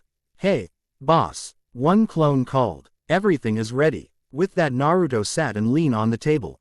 He then looks at one of his clone's eye. He put him in sleeping genjutsu. The whole operation took half of the hour because clones were lectured by Kurama, who had to wake up again to help them. Phew, that was tiring. Should we dispel ourselves? One clone asked. Yeah, he'll be fine. We are a sensor, remember? The second said with a yawn. Second. Later they dispelled themselves, leaving blinded Naruto alone. 2 days later. I think that's enough of wearing that blindfold, Naruto thought, standing on his hand from boredom. He drops back to his feet and sighed. He took his blindfold off and slowly opened his eyes. Blonde blinked a couple of times to adjust his eyes to the light. Finally, he then walked to the mirror and saw that his usual blue eyes were gone, replaced by pitch black eyes of his mother. Naruto smiled at the sight of his mother eyes, but he wanted to his old eye color. Kurama, is there any way to change the eye color without affecting Sharingan? He asked, examining his new set of eyes carefully. Maybe. Try Fuinjutsu, but there is no rush. Test your eyes before going back to Earth. Fox replied. Naruto nodded and went into the training area. It was one huge cube, so it obvious choice. Let's get started, he said, activating his new Sharingan. He could finally see with his left eye again. He now knew how Nick felt every day. So far so good. Time for Eternal Mangekyo. With that he channels more chakra into his eyes, making them change appearance. His mother Mangekyo, Itachi pattern, was smaller and in the middle of his eyes, while his old scythe-like blades fused with her 3 blades. It basically the same pattern of his mother with his scythe blades as an extension to her own. Okay, let's start with something easy. Susanoo, he called, and his body was embraced by silver flames until they formed a giant warrior in samurai outfit with kitsune mask which had a diamond-shaped sphere on the forehead where Naruto was standing. So that's perfect, Susanoo, huh? Nice, he remarked, dropping his Susanoo. Suddenly he heard a faint voice in his head and channeled more chakra into his left eye. Amaterasu, he exclaimed, summoning pitch-black flames on the cube wall. Wow, never had that one before, he said, taking the step back. Kurama, do you think me? It looks like you inherited Kushina Mangekyo powers. You have all abilities of Mangekyo from Koto Amatsukami to Kamui, all 5 of them. Kurama explained, smirking, while Blonde sighed. More power, huh? Naruto chuckled, shaking his head. I'll have to test Koto Amatsukami and Tsukuyomi later. Now it's time to get back to Earth. With that, he starts to concentrate and sense chakra coming from Earth. After about 30 seconds, Naruto finally sensed his Horizon marker in New York. The whirlpool came from his eyes and absorbed him quicker than usual. New York. Naruto appeared in the middle of Times Square without people even noticing him. He looks around with a grin. Finally at home, he said to himself before he froze. Blonde felt a very familiar chakra signature. But he was dead, he couldn't be here. Naruto turned around to see a tall blonde man dressed in old shield shirt, brown pants, and black boots. As soon as man spotted Naruto, his eyes winded in shock. Steve, Naruto asked in total disbelief. Naruto, Steve called, shock and happy at the same time. But, you should be dead, Naruto said, still not believing his new eyes. I thought the same when I crashed Schmidt plane. But I'm back here and everything is different, Steve said, confused. There you are, Naruto. Naruto heard Nick's voice behind Steve. Rogers turned to see black cars surrounding them.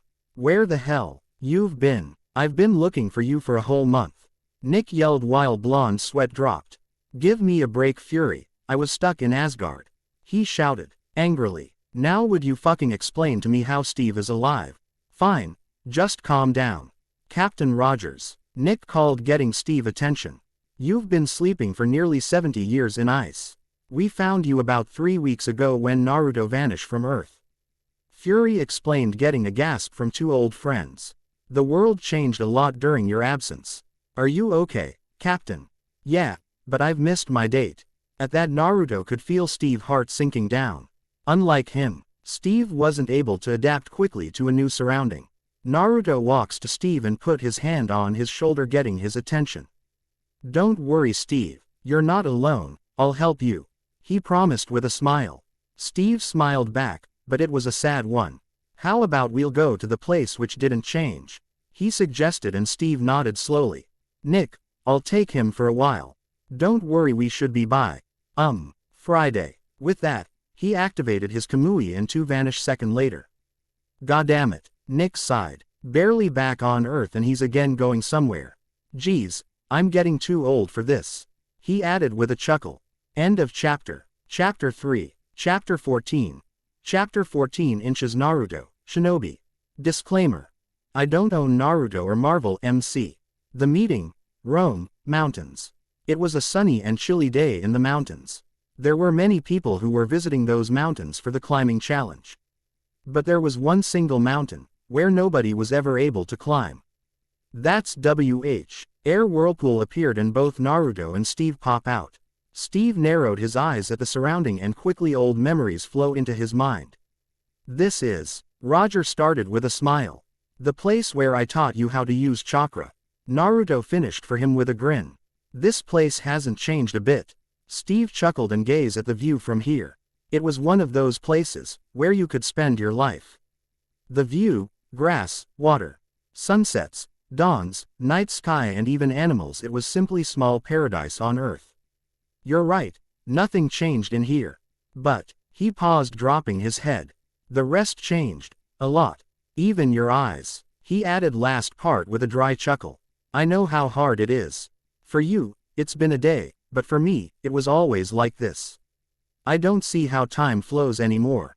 But despite that, I'm still living like nothing happened. That's why I'll help you catch up with everything, he said to his old friend with a small smile. About my eyes.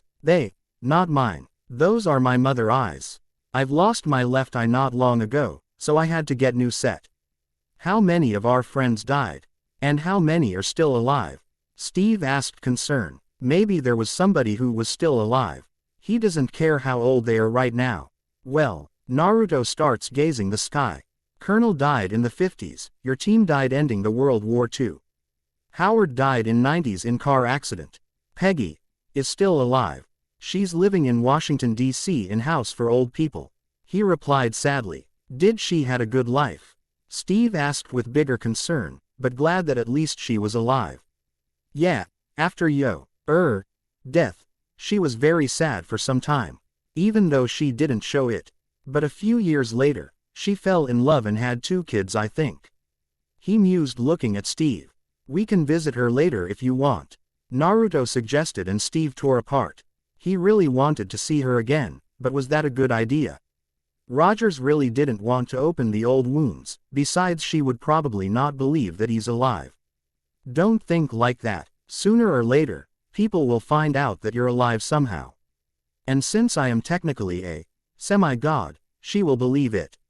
Naruto somehow knew what Steve was thinking, which actually shook his old friend. How did Naruto know what he was thinking? But he really wasn't in a mood to think about it. Steve was the first friend that he could relate to and vice versa. Thanks to that, Naruto finally felt that he wasn't truly alone. Well, with human, not an actual gods. If you think so, I've never been in this kind of situation. Now I know how you feel, Naruto. Steve said sadly, to have such a burden on your immortality. This time around I'll make sure to not be frozen. He joked, which caused Naruto to give a chuckle. But, if at least you'd have a friend to stay by your side. I wouldn't mind being frozen again. At that, Blonde shook his head. Trust me, Steve, there is no point in living longer than you should. He admitted bitterly. Unlike me, you're not given a legacy to protect Earth. No one should experience this, not even you. But I bet that you'll be the symbol of peace for Americans for a generation to come. He said, changing his tone from sad to a bit lighter. Anyway, let's start your education on what happened since you're gone. Steve nodded and both went to the secret entrance to Naruto hideout. A few days later, Friday, New York. Since Steve's old apartment was gone, he decided to live in Naruto place for a bit. Of course, after he'll earn some money, Steve would probably go back to Brooklyn. He had to admit that many interesting and bad things happened when he was on the ice. Thanks to Naruto and his collection of various things like movies, music, newspapers, and internet help him quickly catch up with what was going on. Steve then built up a courage to go and meet Peggy again. To his shock, Peggy recognized him, but because of her old age, it was difficult for her to believe that was him. But Naruto words dismiss everything and they've spent a few hours together. He was thankful to Naruto for taking him to Peggy. Now he felt a lot better. Currently, he was watching a TV show called Friends. It was pretty funny, but soon, it ended, so he decided to go to the gym for small training. Oi, where are you going? Naruto called while holding the plates with food. I've made pancakes. I've spent too much time making them since I'm not good at it. At least take one, he complained, yelling at Steve, who twitched. With a sigh, Steve quickly took one pancake and went to the doors. Going to the gym again? Yeah, I should be by 9 p.m., Steve replied. Before leaving the apartment, with a sigh, Naruto decided to eat his pancakes. After one bite, he spat it and coughed. Damn it, why can't I make a good food? Screw it, I'll order some pizza and ramen. He whined in defeat, before grabbing his smartphone. Gym, with Steve. The gym was one of the places that Steve liked very much. In here he could let go all his frustration and anger. Right now he felt anger at the fact that he couldn't save Bucky. With all his strength, he sends his punching bag flying and crashing on the ground. He took a few breaths in and out to calm himself. "Take a break, soldier," called new voice, and Steve turned to see Nick Fury standing in the entry and watching him. "I already had a long break," Steve retorted, which caused Fury to chuckle. "I was sleeping for 70 years, remember?" "Well then, go and see something. Have some fun," Nick suggested. "You know, before I was frozen there was a war going on. Now, I wake up and they say we won. Duh, despite Naruto helping me with catching up, I still felt that war is not over." Steve replied, preparing to leave the gym. "Do you have some mission for me, sir? Bringing me back to world?" "Well, you're right about the mission. But rather than bring you back, I want you to save it. We've made a mistake lately." He confessed, giving Steve documents. He opens them and quickly saw the weapon that Schmidt once had. "Secret weapon of Hydra, huh?" Steve said out loud with a snort. "Howard found the Tesseract when he was looking for you," Nick said, getting Steve attention. "Just like us, he thought that this thing can serve as a source of renew energy that we need so much." "Does Naruto know about this?" Steve asked, getting the slow nod from Nick. "Yes, he does. The Tesseract was stolen by Loki, a guy from another planet." At that, Rogers noted, "Naruto told him what happened a couple of weeks before. That's why you and Naruto must prepare soon." With that, Steve was heading to the exit. "Do you have any advice for us about Tesseract?" "You should leave that damn thing in the ocean," was all Steve said before he shunshined away. Calcutta, India. Dr. Robert Bruce Banner was a renowned scientist in the fields of biochemistry, nuclear physics, and gamma radiation. He was once chosen to recreate the super soldier serum, which turned Steve Rogers into Captain America. But because of gamma radiation, he was turned into giant green monster Hulk. Because of that, he had to run to find a cure for himself.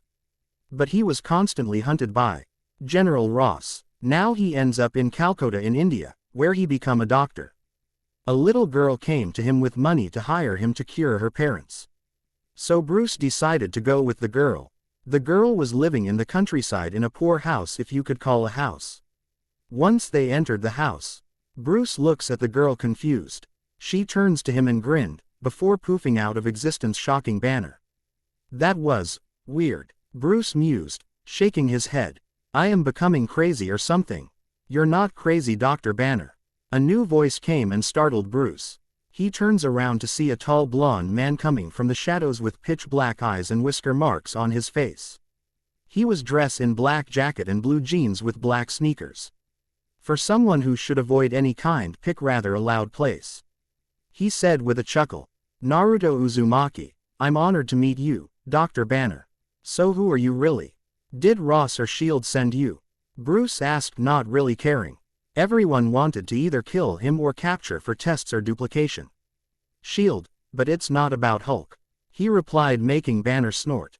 "We need you to help us find something." He took his smartphone, turned it on, and shows a picture of a blue glowing cube. "This is the Tesseract, a very powerful source of energy from the other world.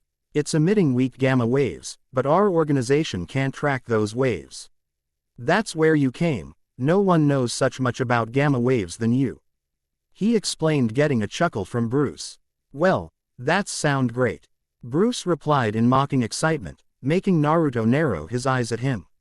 "But what after that? Will you let me go or simply send me to the cell? I've already had a talk with Director Fury and other people who want your skin." "Don't worry, you will be allowed to go back to Calcutta or maybe some new place," he explained, with a smile before Bruce slams his hand on the near table. "Stop lying." Naruto quickly reacted, activating his Sharingan and Reikiri in his left hand pointed at Bruce. The killer intent coming from B. Long Jinchuriki scared both Bruce and Hulk inside of him. And this electricity around Naruto hand was making things worse. "I'm sorry, I shouldn't react like this. If you could put your hand down, we can discuss everything calmly." Hearing Bruce calm, Naruto decided to drop his guard and cancel his jutsu and Sharingan. "Let's go somewhere calmer. Are you okay with that, Bruce?" Naruto asked, earning a nod from Banner. Next day, Naruto, Bruce, and Natasha stood in an aircraft carrier. They were waiting for Steve since he wanted to fly with a Quinjet. "Naruto, Wondered what both Steve and Bruce Aces will be when they'll see that's not a usual aircraft carrier. So Mr. Banner, Natasha started getting the attention of both Bruce and Naruto. How are you feeling? Well, Mr. Uzumaki said we're going somewhere calmer. Bruce paused, glancing at Naruto, who chuckled nervously. Don't look at me like that. Once we'll be inside, it's going to be great. Naruto assured Bruce, who was still not believing him. If they would try to do something to him, they would meet the wrath of Hulk. Just like before, but Naruto was probably the only person that could stop him. But he was doubting it. Finally, Quinjet with Steve landed and the group walks to meet a living legend. After few seconds, Steve and Coulson exit the Quinjet and meet the small smiles from the group waiting for them. Hey, Naruto, both Steve and Coulson greeted Naruto, who waved at them. It's great to meet you, Dr. Banner. Steve greeted Bruce with a handshake. Pleasure to meet you too, Captain Rogers, Bruce said with a smile. I don't believe I've met you before, Rogers said, looking at Natasha, who smiled warmly. Natasha Romanoff. Natasha introduces herself, offering her hand, which Steve gladly shook. Better get inside, boys. You don't want to get wet. Right, she joked, lied with a wink, which confused both Bruce and Steve. Naruto only little bit, only Coulson knew what she meant. Don't worry, it's hard to tell if Nat meant something sexual or not, Naruto said, making both Steve and Bruce sweat drop. Even I don't understand her sometimes, and boy, I know for a few years now. Inside of aircraft carry. Aft are quite a walk and sudden move of the vehicle. The group entered a center of the ship where Nick was. Let's vanish, Nick said to one of the technician. Okay, ladies and gentlemen, welcome on Helicarrier, said, greeting the group behind him. With a sigh, Steve took banknote from his wallet and gave it to Naruto, who grinned. What was that about? Bruce asked curiously. We made a deal that there will be nothing that will shock me anymore. I've lost, he said in a defeated voice while looking through the window to see clouds instead of water. What are you doing right now? We search both for Loki and Tesseract, Coulson explained with arm crossed. Suddenly they heard a bip sound from one of the monitors. We got Loki. He's in Germany. Hearing that caused Naruto release some of his ki. Captain, if you want to go, your new suit is ready. Germany, same day later. Loki had a simple plan. To control Midgard and become its king. But to that, he needed an army. For that he needed Tesseract, which Loki already had, and now to stabilize the thing, so he could summon his army. For this Loki needed iridium, so the so-called Hawkeye, who was his servant, needed to scan some man's eye. Loki did that and killed the man, scaring everyone and making them run for their lives. This causes him to glee and head to see more terror in Midgardians' eyes. He circled them with the help of his shadows. Like clones, dunno if that's a pun in this fanfic. Kneel, Loki shouted, and everyone kneeled in fear. Is not this simpler? Is this not your natural state? It's the unspoken truth of humanity, that you crave subjugation. The bright lure of freedom diminishes your life's joy in a mad scramble for power. For identity, you were made to be ruled. In the end, you will always kneel. Loki said in PPY and strong voice, making gestures with his hands. Not to men like you, said a single old man as he stood up. There are no men like me, Loki replied with a grin. There are always men like you, the man retorted, which make Loki chuckle. He rose his scepter, pointing it at the elder. Look to your elder, people, let him be an example, he said, ready to shoot the stupid old man. Once the blue BM was released from his scepter, a sudden red, blue and white shield reflected his attack. An old soldier, who's out time, Loki remarked when Captain America revealed himself in all his glory.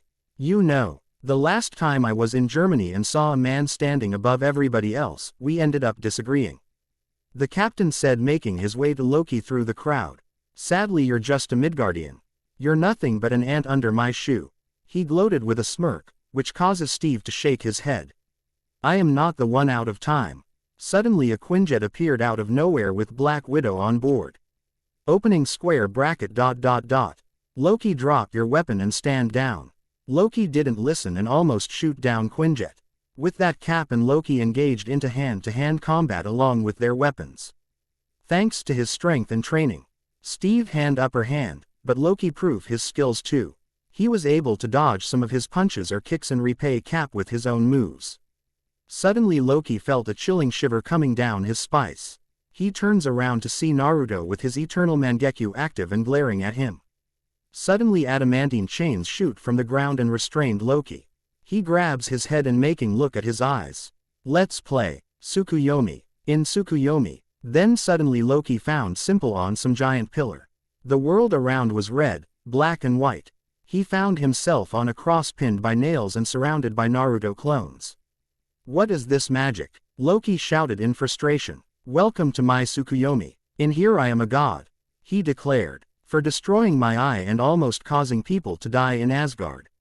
I'll be torturing you for next 100 hours. He said sweetly, almost too sweetly. Will you really spend that much time on that?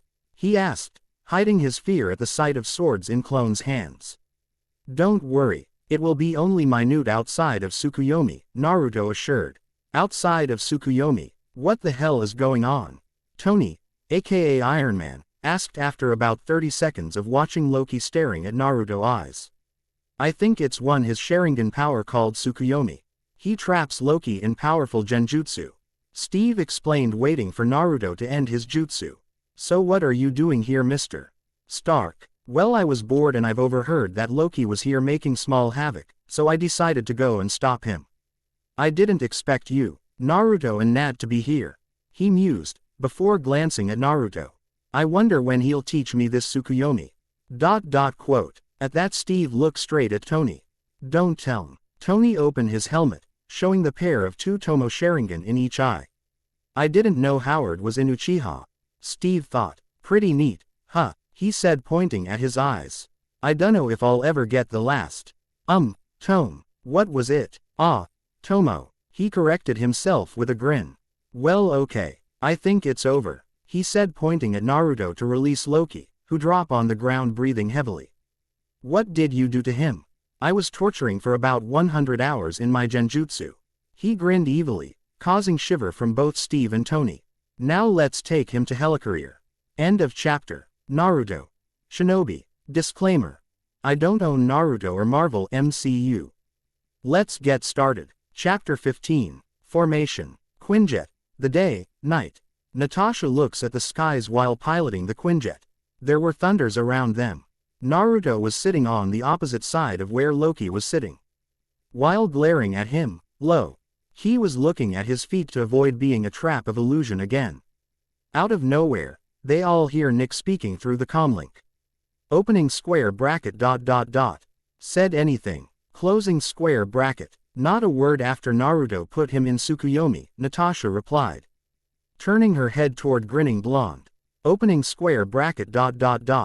Just get him here. We're low on time. With Loki tied up and cuffed to his seat and Naruto making sure he won't do anything stupid, Why felt at ease, but Steve was still unsure.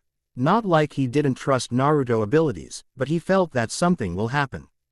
I don't like this. Steve whispered loud enough to Tony to hear it. What? Rock of Ages giving up so easily? Stark joked with a smile. I don't remember it being ever that easy.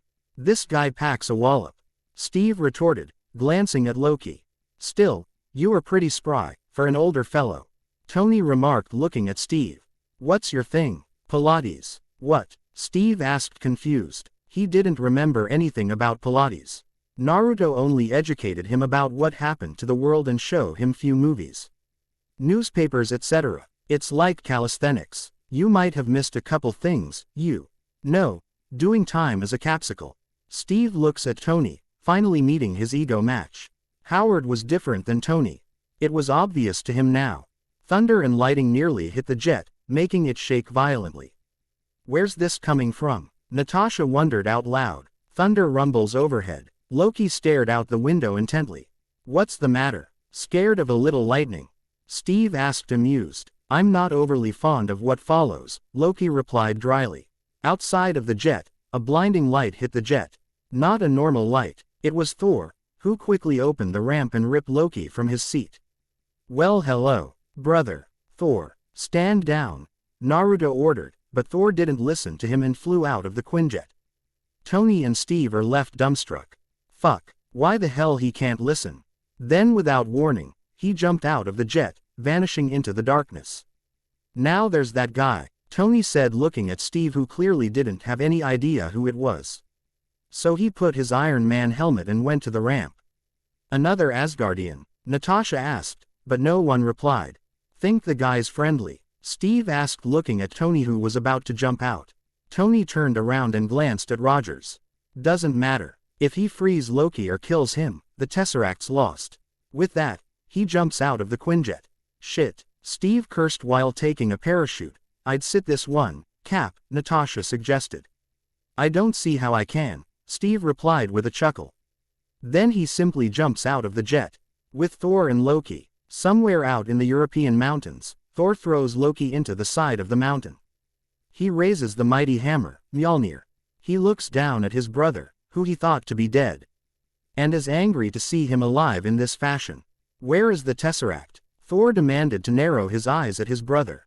I missed you too, Loki joked as he stood up, nursing his back from the impact. Do I look to be in a gaming mood? Thor shouted. Oh, you should thank me. With the Bifrost gone, how much dark energy did the Allfather have to muster to conjure you here? Your precious Earth, he asked, earning scowl from Thor. Or did somehow that Naruto fellow help you out? Thor grabs and picks up Loki. His brother. Although Thor is pissed for what he has done, a family is everything to a man or god. I thought you dead, Thor whispered, shaking his head. Did you mourn? Loki asked, already knowing his answer. We all did. Our father. Before he could finish, Loki rose his finger to cut him. Your father, he corrected. He did tell you my true parentage, did he not? Thor let go of Loki, who walks away from Thor, causing an even bigger wedge between them. We were raised together, we played together, we fought together. Do you remember none of that? He asked, feeling that his heart was slowly sinking. Loki turns around to stare at Thor with anger. I remember a shadow, living in the shade of your greatness. I remember you tossing me into an abyss. I was and should be king. He yelled at Thor, who started to feel guilty, but he couldn't allow Loki to rule over the earth. So you talk. The world I love as recompense for your imagined slights. No, the earth is under my protection, Loki. At that, his adopted brother laughed. And you're doing a marvelous job with that. The humans slaughter each other in droves. While you idly threat, I mean to rule them. And, why should I not? He retorted with a snort. You think yourself above them. He said with disappointment. Well, yes, he agreed with a smirk. Then you miss the truth of ruling, brother. The throne would suit you ill. Angrily, Loki shoves his brother to the side. He walks back up to the ledge and turns around. I've seen worlds you've never known about. I have grown, Odin-san, in my exile. I have seen the true power of the Tesseract, and when I wield it. He gloated with glee, as Thor sighed. Who showed you this power? Who controls the would-be king? Thor asked with a snarl. I am a king, he shouted at Thor. Not here. You give up the Tesseract. You give up this poisonous dream. You come home. Thor said firmly. I don't have it. You need the cube to bring me home, but I've sent it off I know not where. He said with a smirk, as Mjolnir flies back to Thor's grasp. Suddenly a swirling sound could be heard coming toward them. You listen well, brother. Rasengan, Naruto exclaimed, slamming his jutsu at Thor, which sent him flying toward the forest. Naruto flew with him since he had to hold up Rasengan. The whole thing happened in just a second. I'm listening, Loki said. With Naruto and Thor crashed into the forest. Thor rolled himself up, while Naruto landed on his feet without a problem. I told you to stand down, Naruto said in cold tone, but Thor didn't flinch. Leave this to me, it's the family problem, Thor replied, making sure that Naruto gets part, family. Blonde Shinobi sighed and took a breath. Suddenly Tony appeared and landed next to him. You, metal men, stay away from this. You have no idea what you will be dealing with. At Tony look at Naruto, who was narrowing his eyes at God of Thunder. Shakespeare in the park. Doth mother know you weareth her drapes? Tony joked, while Naruto sweat dropped. This is beyond you, metal man. Loki will face Asgardian justice, Thor declared, which caused Naruto to sigh. He gives up the cube, he's all yours. Until then, stay out of our way, Tourist. Tony said, as he turns around and was about to fly to Loki, but Thor throws his hammer at him, which knocked him clear across into the three. Naruto decided to let Tony and Thor had a little spar, when he'll make sure Loki won't flee. Naruto flashed away and appeared next to Loki, shocking him. Naruto asked Reime. Thor raises his hand. Mjolnir flew back to his hand and swings the hammer, summoning a ray of energy.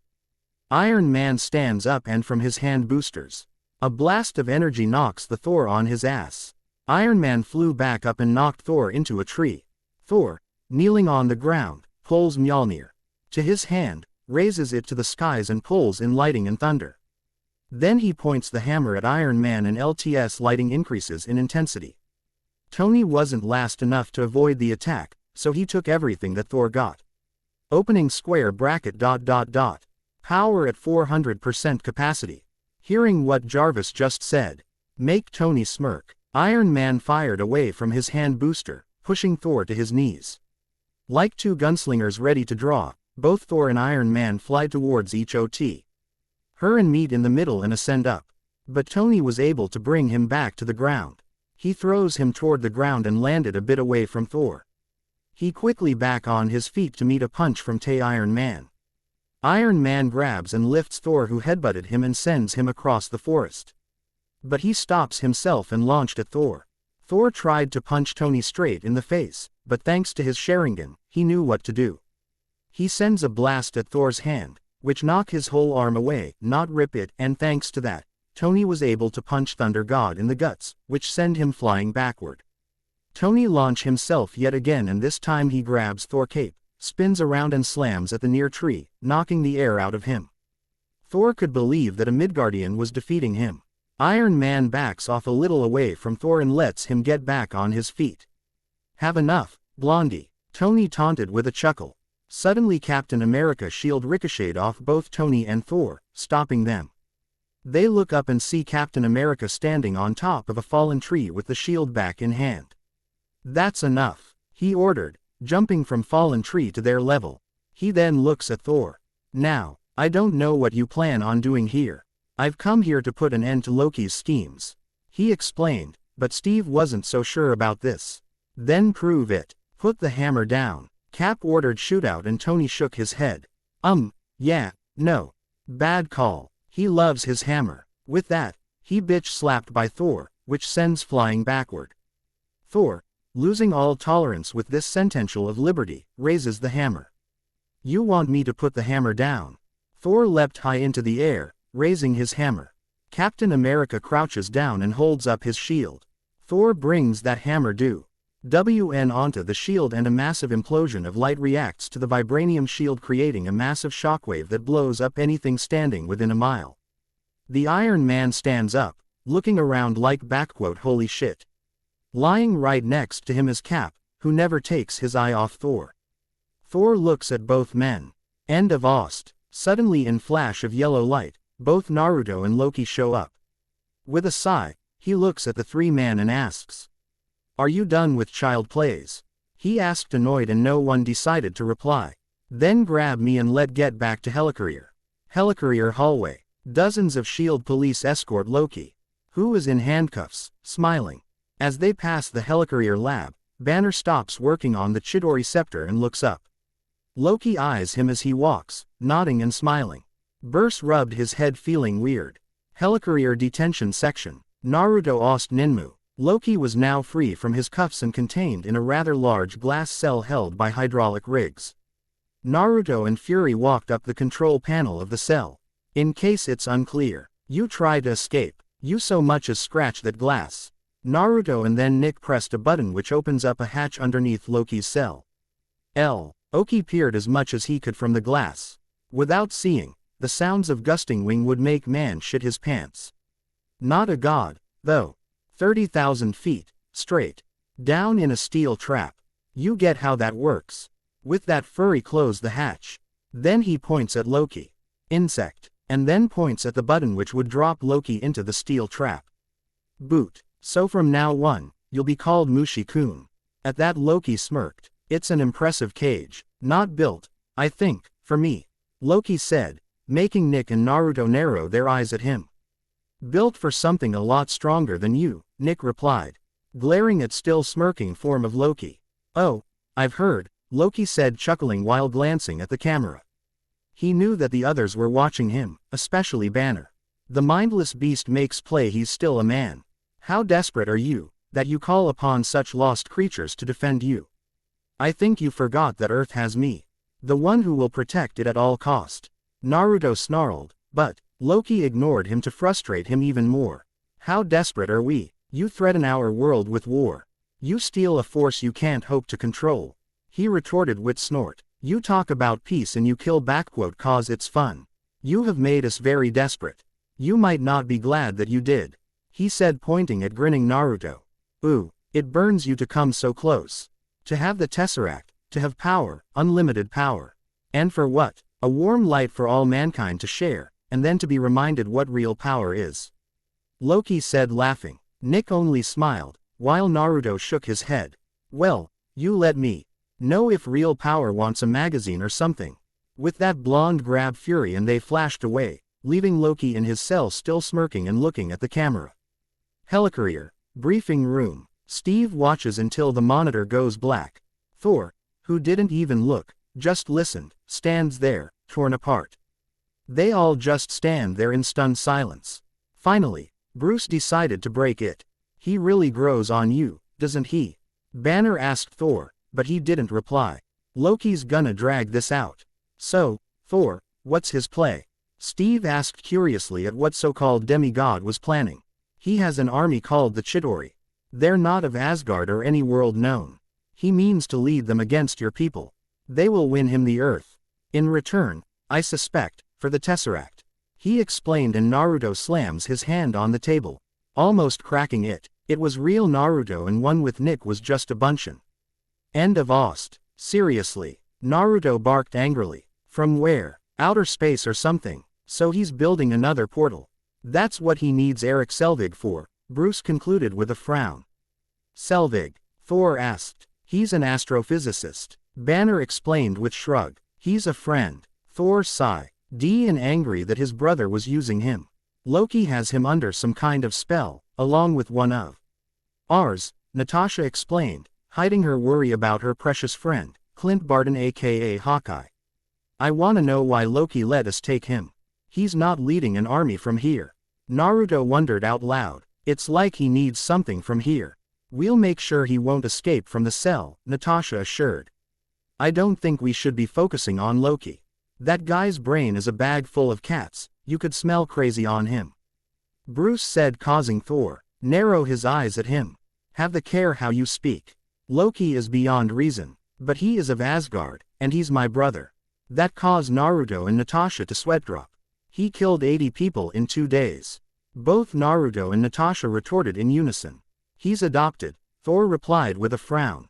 Iridium, what did they need the iridium for? Bruce asked, changing the subject. It's a stabilizing agent, came a new voice. The group turns to see Tony and Coulson come to the room. Coulson went to other agents, while Tony starts to walk around the group. No hard feelings, Point Break. You've got a mean swing, he said to Thor, patting his back. Also, it means the portal can open as wide, and stay open as long, as Loki wants. That doesn't sound good at all. Naruto pointed, rubbing the back of his head. We need to find Tesseract and secure it. In a place where no will find it, besides few people.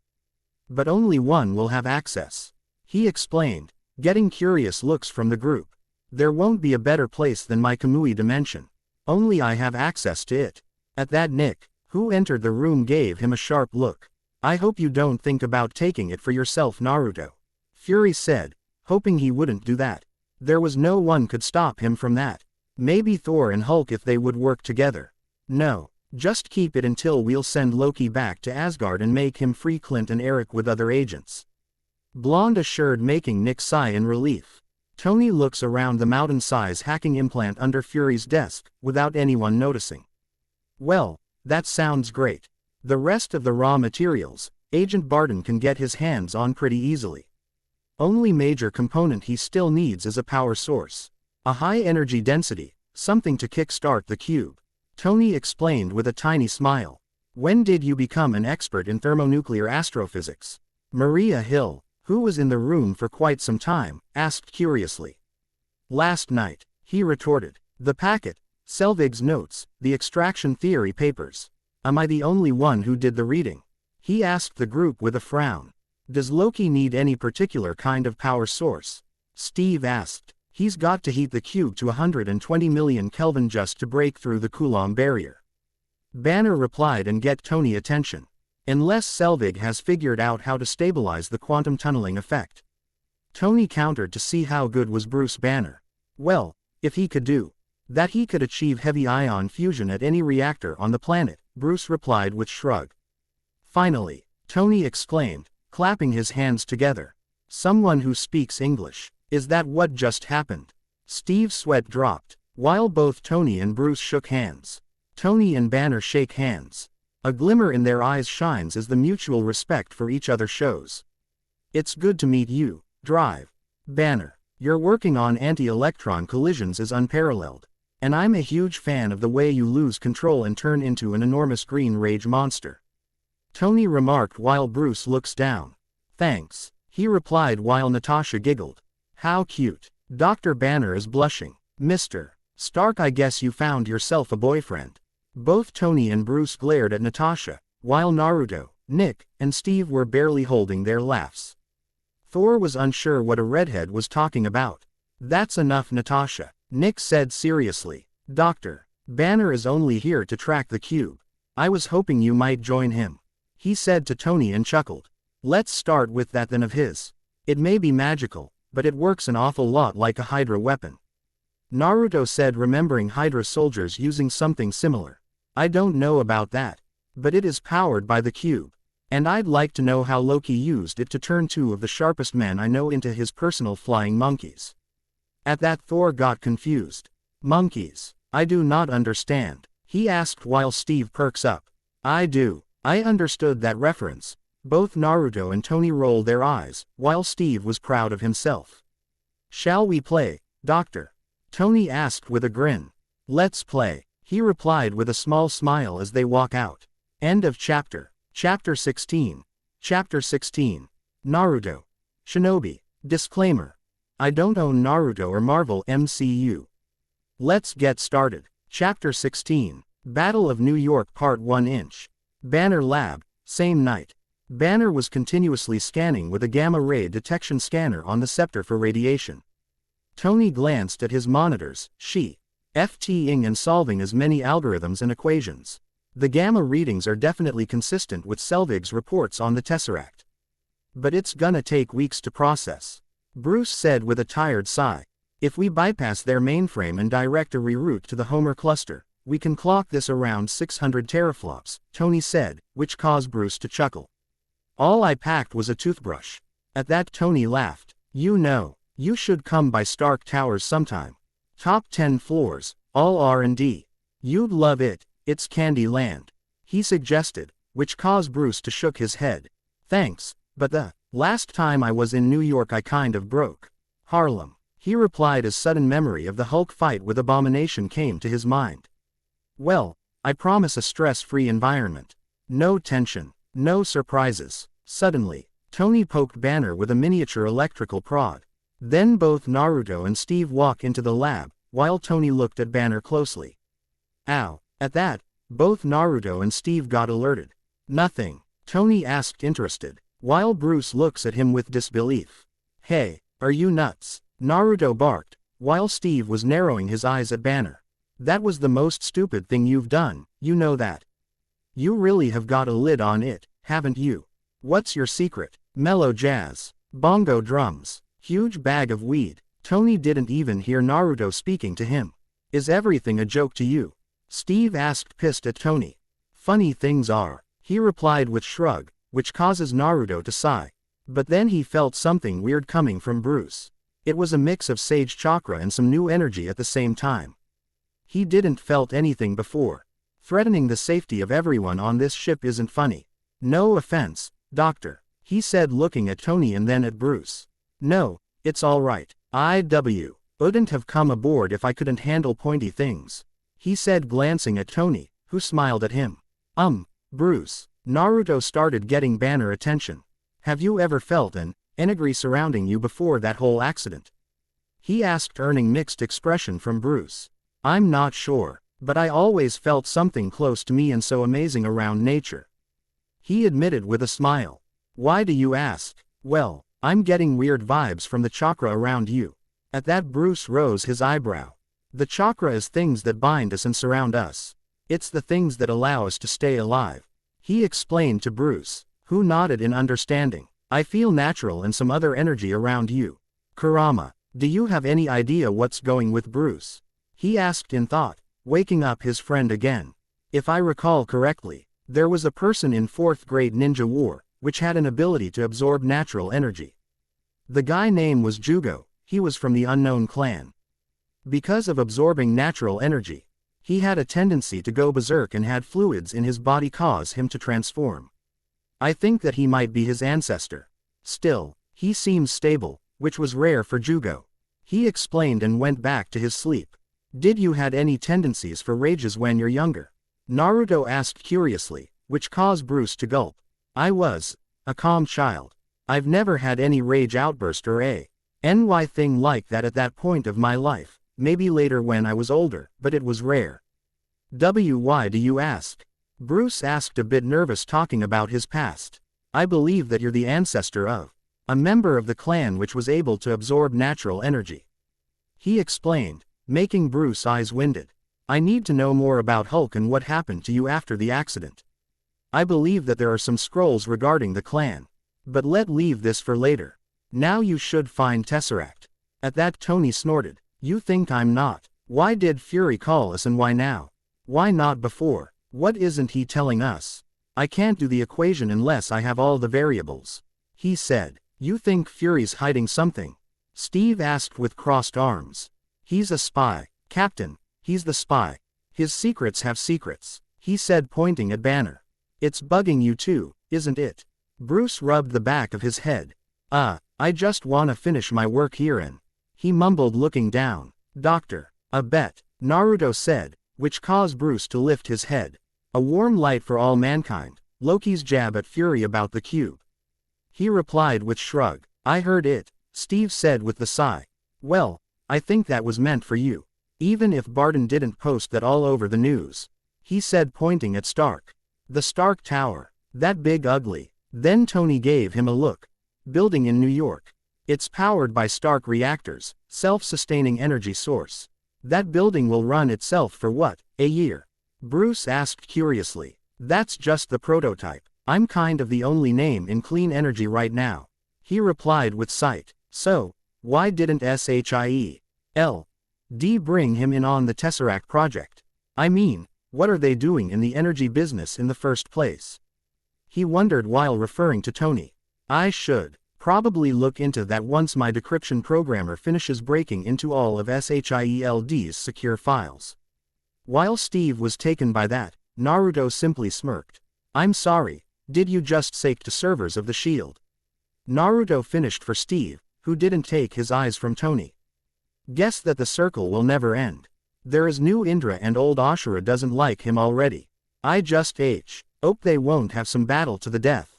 Why am I thinking about that? Nah, let's forget it, he thought with shrug. Jarvis has been running it since I hit the bridge.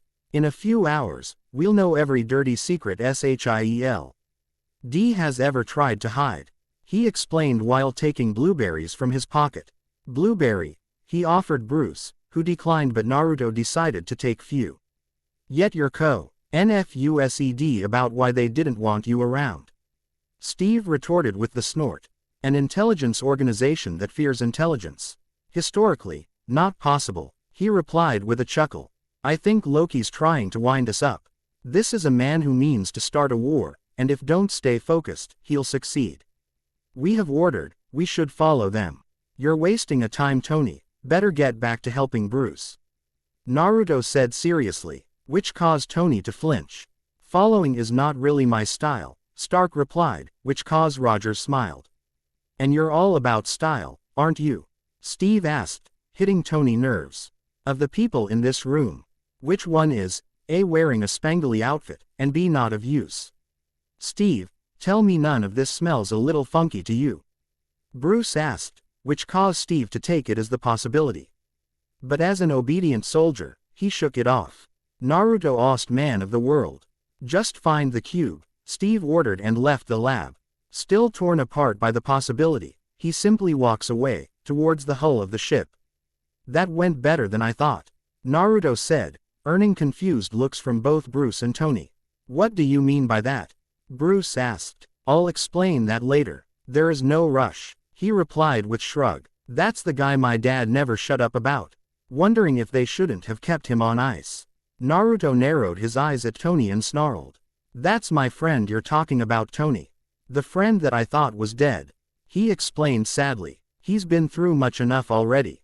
I wonder how would you feel, waking up almost 70 years where your girlfriend is long dead, huh? Tony was taken at his word. He was right. Right now Pepper was his world. Without her, he would be nothing. Okay, I'm sorry. Tony apologized, shocking Bruce and making Naruto smile. Steve's not wrong about Loki. He does have the jump on us. Bruce admitted. What he's got is an Acme dynamite kit. He said, earning a chuckle from Naruto. It's gonna blow up in his face, and I'm gonna be there when it does. And I'll read all about it, Bruce promised with smiled. Or you'll be suiting up like the rest of us, he said while snapping his fingers. See, I don't get a suit of armor. I'm exposed, like a nerve. It's a nightmare, he scowled. You know, I've got a cluster of shrapnel, trying every second to crawl its way into my heart. Tony pointed at his mini-arc reactor in his chest. This stops it. This little circle of light. It's part of me now, not just armor. It's a terrible privilege. I have something like you, Bruce, but I was able to become friends with him, he said with a warm smile while placing his hand on his stomach. I also believe that you and Hulk might become friends if you two will be willing to try, he explained looking at Bruce, who gave a chuckle. I'm not a Yamanaka, but I believe that my old friends can help you. Yeah, sure, but I don't think it'll work. I've tried everything, but I can't control him, he said while shaking his head. Well, you never see until you try harder, Naruto said sagely, which caused Tony to roll his eyes. End of Ost. Hull Hangar. Secure Storage 10C. Steve, with all his might, slides the heavy iron door and stealthily walked in. Secure Storage 10C was a large warehouse, filled with metal crates stacked. Steve looks up, seeing another level. He leaps up high and holds onto the catwalk railing. Steve continues to move forward. Briefing room. On a shield monitor is a photo and record of Jane Foster. Thor looks at her, remembering time spent with her. With him was Agent Coulson, who was also looking at the monitor. As soon as Loki took the doctor, we moved Jane Foster. We've got an excellent observatory in Tronsea. She was asked to consult there very suddenly yesterday. Handsome fee, private plane. Very remote. She'll be safe, Coulson promised, looking at Thor with a smile. Thank you. It's no accident Loki taking Erik Selvig. I dread what he plans for him once he's done. Erik is a good man, he replied with a frown. He talks about you a lot. You changed his life. You changed everything around here, he said chuckling. Although not as much as Naruto, you earn a credit, he added with laughter. They were better as they were. We pretend on Asgard that we're more advanced, but we come here battling like Bilchstein, Thor said with sigh, getting a confused look from Coulson. Come again, came a new voice from behind, which causes the two almost to jump. They turn around to see Naruto with curious eyes. What? You startled us, Naruto, Coulson said as soon as he calms his heart. Don't do that. Fine, he said waving him off. So what are Bilchsteins? Bilchsteins. You know, huge, scaly, big antlers. You don't have those? Thor asked, just like Coulson, after calming his own heart. No, I don't think so. But we have bijus, he replied with shrug. Wait for a hold on Naruto. Coulson waved a hand in front of Naruto, who rose his eyebrow. What are bijus and why haven't you tell us anything? They are tail beasts and there are 9 of them. I have the last and strongest one, the 9-tailed fox. His name is Kurama. They are massive chakra with personalities and bodies. Created by Sage of 6 Paths. They living in the world. As to why I haven't told anything, was because I don't even know where they are right now. Besides, it's not like I would allow you to find them and use them. You don't even know how to use chakra, he explained with shrug. Well, they are repulsive, and they trample everything in their path, Thor added, once Naruto was done with explaining. Really? Bijus are the same, he said, hearing mental growl from Kurama. With sigh, Thor walked over to the side of the ship and looked out the window, lamenting about what has happened and what may come. When I first came to Earth, Loki's rage followed me here and your people paid the price. And now again, in my youth, I courted war, he admitted and sighed, which caused Naruto to roll his eyes. Come on, Thor, war hasn't even started yet, Naruto said, crossing his arms. You think you can make Loki tell us what the Tesseract is? Nick asked once he entered the brief room. I do not know. Loki's mind is far afield, it's not just power he craves, it's vengeance upon me. There's no pain that would prize his need from him, he confessed with a tired sigh. A low T of guys think that until the pain stops, Nick said, looking through the window. What are you asking me to do? Thor asked, annoyed. He's asking, what are you prepared to do? Naruto explained while eyeing the two at gazing through the window. Loki is a prisoner, God of Thunder said, somehow unsure of his answer. Then why do I feel like he's the only person on this boat that wants to be here? Nick wondered out loud. Helicarrier detention section. Loki was walking back and forth inside his glass cell. Suddenly, he stopped and smiled. There are not many people that can sneak up on me, Loki admitted. As Natasha stepped out of the shadows. But you figured I'd come, she replied with shrug. After whatever tortures Fury can concoct, you would appear as a friend, as a bomb. And I would cooperate. I wanna know what you've done to Agent Barton, he demanded entirely. I'd say I've expanded his mind, he said, chuckling. And once you've won Mainframe, what happens to his mind? She asked curiously. Is this love, Agent Romanoff? Loki asked back, which caused her to frown. Love is for children, I owe him a debt, she answered coldly. Loki smiled and sat. Tell me, he insisted, and Natasha pulled a chair and sat on it. Before I worked for S.H.I.E.L.D., I made a name for myself. I have a very specific skill set. I didn't care who I used it for, or on. I got on S.H.I.E.L.D.'s radar in a bad way. Agent Barton and Agent Uzumaki were sent to get rid of me, they both made a different call. She explained with a smile. And what will you do if I vow to spare him? And maybe even Naruto? He asked in a calm voice. Not let you out, she retorted with a frown. No, but I like this, he admitted with laughter. Your world in the balance, and you bargain for one man. Naruto asked. Dark clouds. Regimes fall every day, she explained with shrug. I tend not to weep over that, I'm Russian, or was. Natasha added with a sigh. What is it you want? Loki inquired, confused. It's really not that complicated. I've got red in my ledger, I'd like to wipe it out. She explained with crossed arms. Can you wipe out that much red? Dracov's daughter. Sao Paulo. The hospital fire. Barton told me everything. Your ledger is dripping, it's gushing red, and you think saving a man no more virtuous than yourself will change anything. He stood up, and snarled at her with anger. This is the basest sentimentality.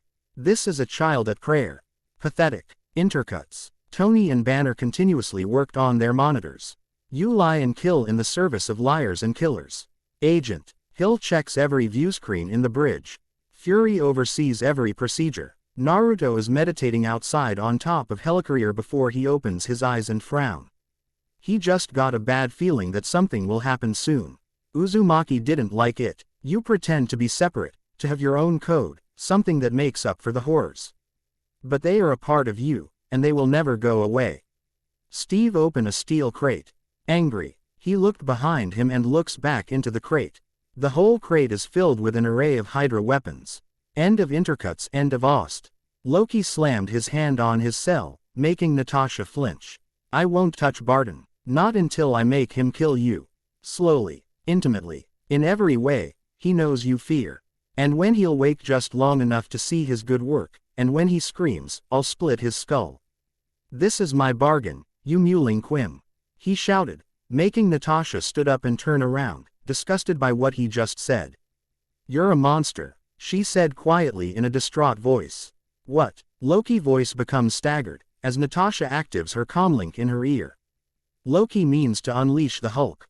"Keep Banner in the lab, I'm on my way. Send Naruto and Thor as well," he reported while making her way toward the exit. "Thank you for your cooperation."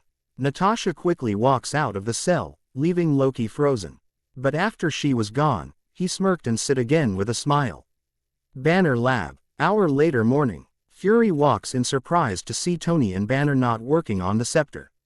He narrowed his single eye at the two who were drinking coffee. "What are you doing, Mr. Stark?" Nick demanded while raising his eyebrow. Kind of been wondering the same thing about you," he retorted, placing the cub on the table. "Beside, we've been working for a couple of hours with only like toilets breaks. That's all. We need at least break for coffee. You're supposed to be locating the Tesseract," he said with his arm crossed, glaring straight at Tony's face. "We are. The models locked and we're sweeping for the signature now. When we get a hit, we'll have the location within half a mile," Banner explained, pointing at the monitors. "And you'll get your cube back, no muss, no fuss," Tony added, clapping his hands together. Suddenly, monitor next to him shows a collection of secret files. "What is Phase 2? Suddenly, Steve drops a Hydra assault rifle on the table, causing Fury, Banner, and Tony to turn around. Captain was pissed. Then a flash of yellow appears in the lab, revealing to be Naruto, who had confused expression. "Hi guys. What's the Hydra rifle doing here?" Naruto asked. "3 cold ground. Phase 2 is shield uses the cube to make weapons," Steve explained, which caused Naruto to gasp. "Sorry, the computer was moving a little slow." "Fury, what's the meaning of this?" Naruto demanded, grabbing Nick by his cloak and lifting him. "Tesseract was supposed to be the thing that someday will replace Arc Reactor, not a weapon. Listen, we gathered everything related to the Tesseract. This does not mean that we're..." Before Nick could finish, Tony cut him. "I'm sorry, Nick." Tony moves the computer screen towards Fury, which shows plans various type of weapons. "What were you lying? I was wrong. The world hasn't changed a bit," he said, pissed while clenching his fists. At that moment, Thor and Natasha walk into the lab. Natasha kept her eyes right on Banner. Banner looks at her, now pissed too, but she quickly moves her eye to see Fury trying to get away from Naruto grip. "Agent Naruto, drop Director Fury on the ground now," she demanded, taking her pistol and pointing it at Naruto back. Hearing that caused Naruto to chuckle. "Come on Nat, you know that guns can't kill me, but fine." He dropped Nick, who readjusted his cloak. With a sigh, she moves her eyes back at Bruce, who didn't take his off her. "Did you know about this?" he asked her in rather demanding tone. "You wanna think about removing yourself from this environment, Doctor?" she suggested, but it was more like an order. "I was in Calcutta, I was pretty well removed," he said with a dry chuckle. "Loki's manipulating you," she explains while he waves her off. "And you've been doing what exactly?" he retorted, looking at the group in front of him. "You didn't come because I've promised to let you go?" Naruto asked, and Banner nodded. "Yes, and I'm not leaving that easily. I'd like to know why S.H.I.E.L.D. is using the Tesseract to build weapons of mass destruction," he said, pointing at a nuke looking like a rocket on the monitor. "Because of him." Nick pointed at Thor. "Me?" he asked, stunned and confused. "Not long ago, the Earth had a visitor from another planet who had a grudge match that leveled a small town. We learned that not only are we not alone, but we are hopeless, hilariously outgunned," he explained, which caused Naruto to shook his head.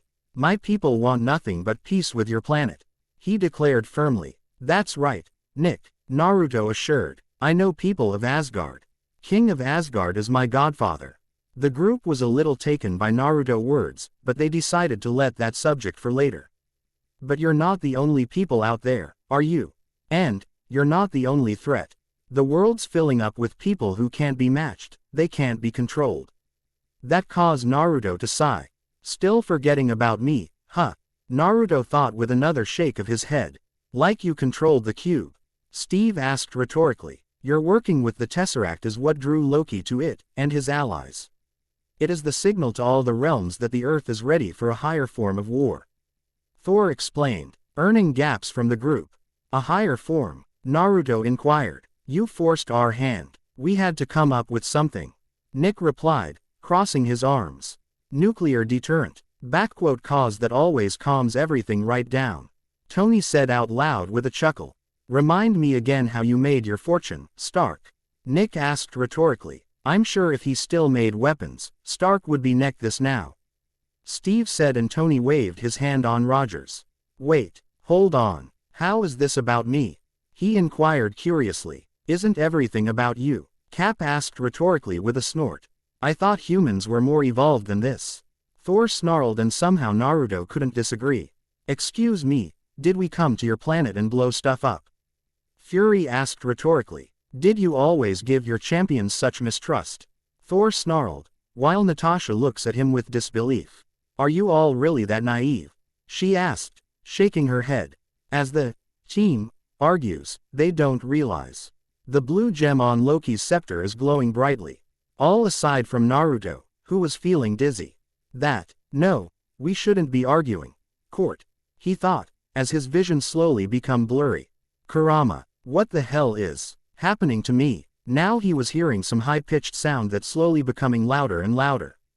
Same with me. I don't know what's happening, he replied, holding his ears and shaking his head. This sound, I think it's from that scepter. It's affecting our chakra. Aircraft carrier. Outside the helicarrier, a lone carrier slowly hovers over the ship. 661 Bravo, please relay your passcode. What is your hull? Over. Arms to ammunition. Over. Barton, who was piloting the Quinjet, replied. After Barton and his crew suit up and arm themselves, Barton pulls out his high-tech bow and arrows. End of Ost. Banner Lab. Back in the lab, the egos of these people keeping rubbing off each other, and at any moment, the shit will hit the fan. No one was paying attention that Naruto was barely holding himself. You speak of control, yet you court chaos. Thor barked, clenching his fists. It's his MO, isn't it? I mean, what are we, a team? No. We're a chemical mixture that makes chaos. We're a time bomb, he said, pointing at the whole group with a frown. Naruto was now helping himself to stay up. He grabbed the near table and leaned his butt on it while nursing his head. You need to step away. Nick pointed at Bruce. Why shouldn't the guy let off a little steam? Tony asked, placing his hand on Steve's shoulder. Steve simply pushed him off, angry. You know damn well why. Back off. Naruto's breath was slowly becoming faster and faster. Blue gem was now glowing even brighter than before. A round blonde formed an orange mist, his eyeballs become purely red. His fangs became larger and his whiskers were more pronounced. Oh, I'm starting to want you to make me, Tony said, coming face to face with Steve. Big man in a suit of armor. Take that off, what are you? Cap asked while Stark smirked. Genius, billionaire, playboy, philanthropist. He answered smugly. I know guys with none of that worth 10 of you. Yeah, I've seen the footage. He said with a snort. The only thing you really fight for is yourself. You're not the guy to make the sacrifice play, to lay down on a wire and let the other guy crawl over you. I think I would just cut the wire. Steve chuckled at the answer. Damn, this scepter. Stop fighting. Scepter is affecting our mind and chakra. Naruto thought, as his vision now become all bloody.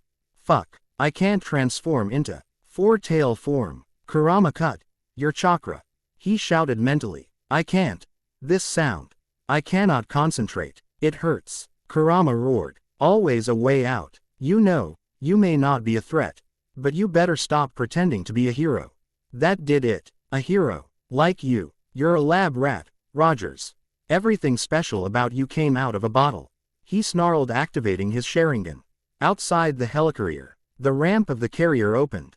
The carrier maneuvered next to one of the large turbine engines. Barton stood at the base, holding out his bow. He pulls out a grenade-tipped arrow. He points right at the engine. Then, Barton moved his aim and points the arrow about 100 feet from the engine. He releases the arrow. The arrow flies out, but then it's sharply heading for the engine. The arrow is punctured onto the engine. It has a visible timer which is counting down. Back at the Banner lab. Back in the lab, Steve puffs up his chest at Tony, who just stands there, staring at him with two Tomo Sharingan. Put on the suit, let's go a few rounds. At that Thor laughs. You people are so petty, and tiny. Naruto tried to say something, but whenever he opens his mouths, he felt burning sensation in his throat. Scepter is affecting all of us. Naruto thought to turn his eyes at the glowing scepter on the table behind Banner. Each the time I want to move, my body isn't listening. I'm at my limit. Tony rubbed his head and moves away from Cap. He starts to feel weird now and the sudden ringing sound was bugging him. Yeah, this is a T.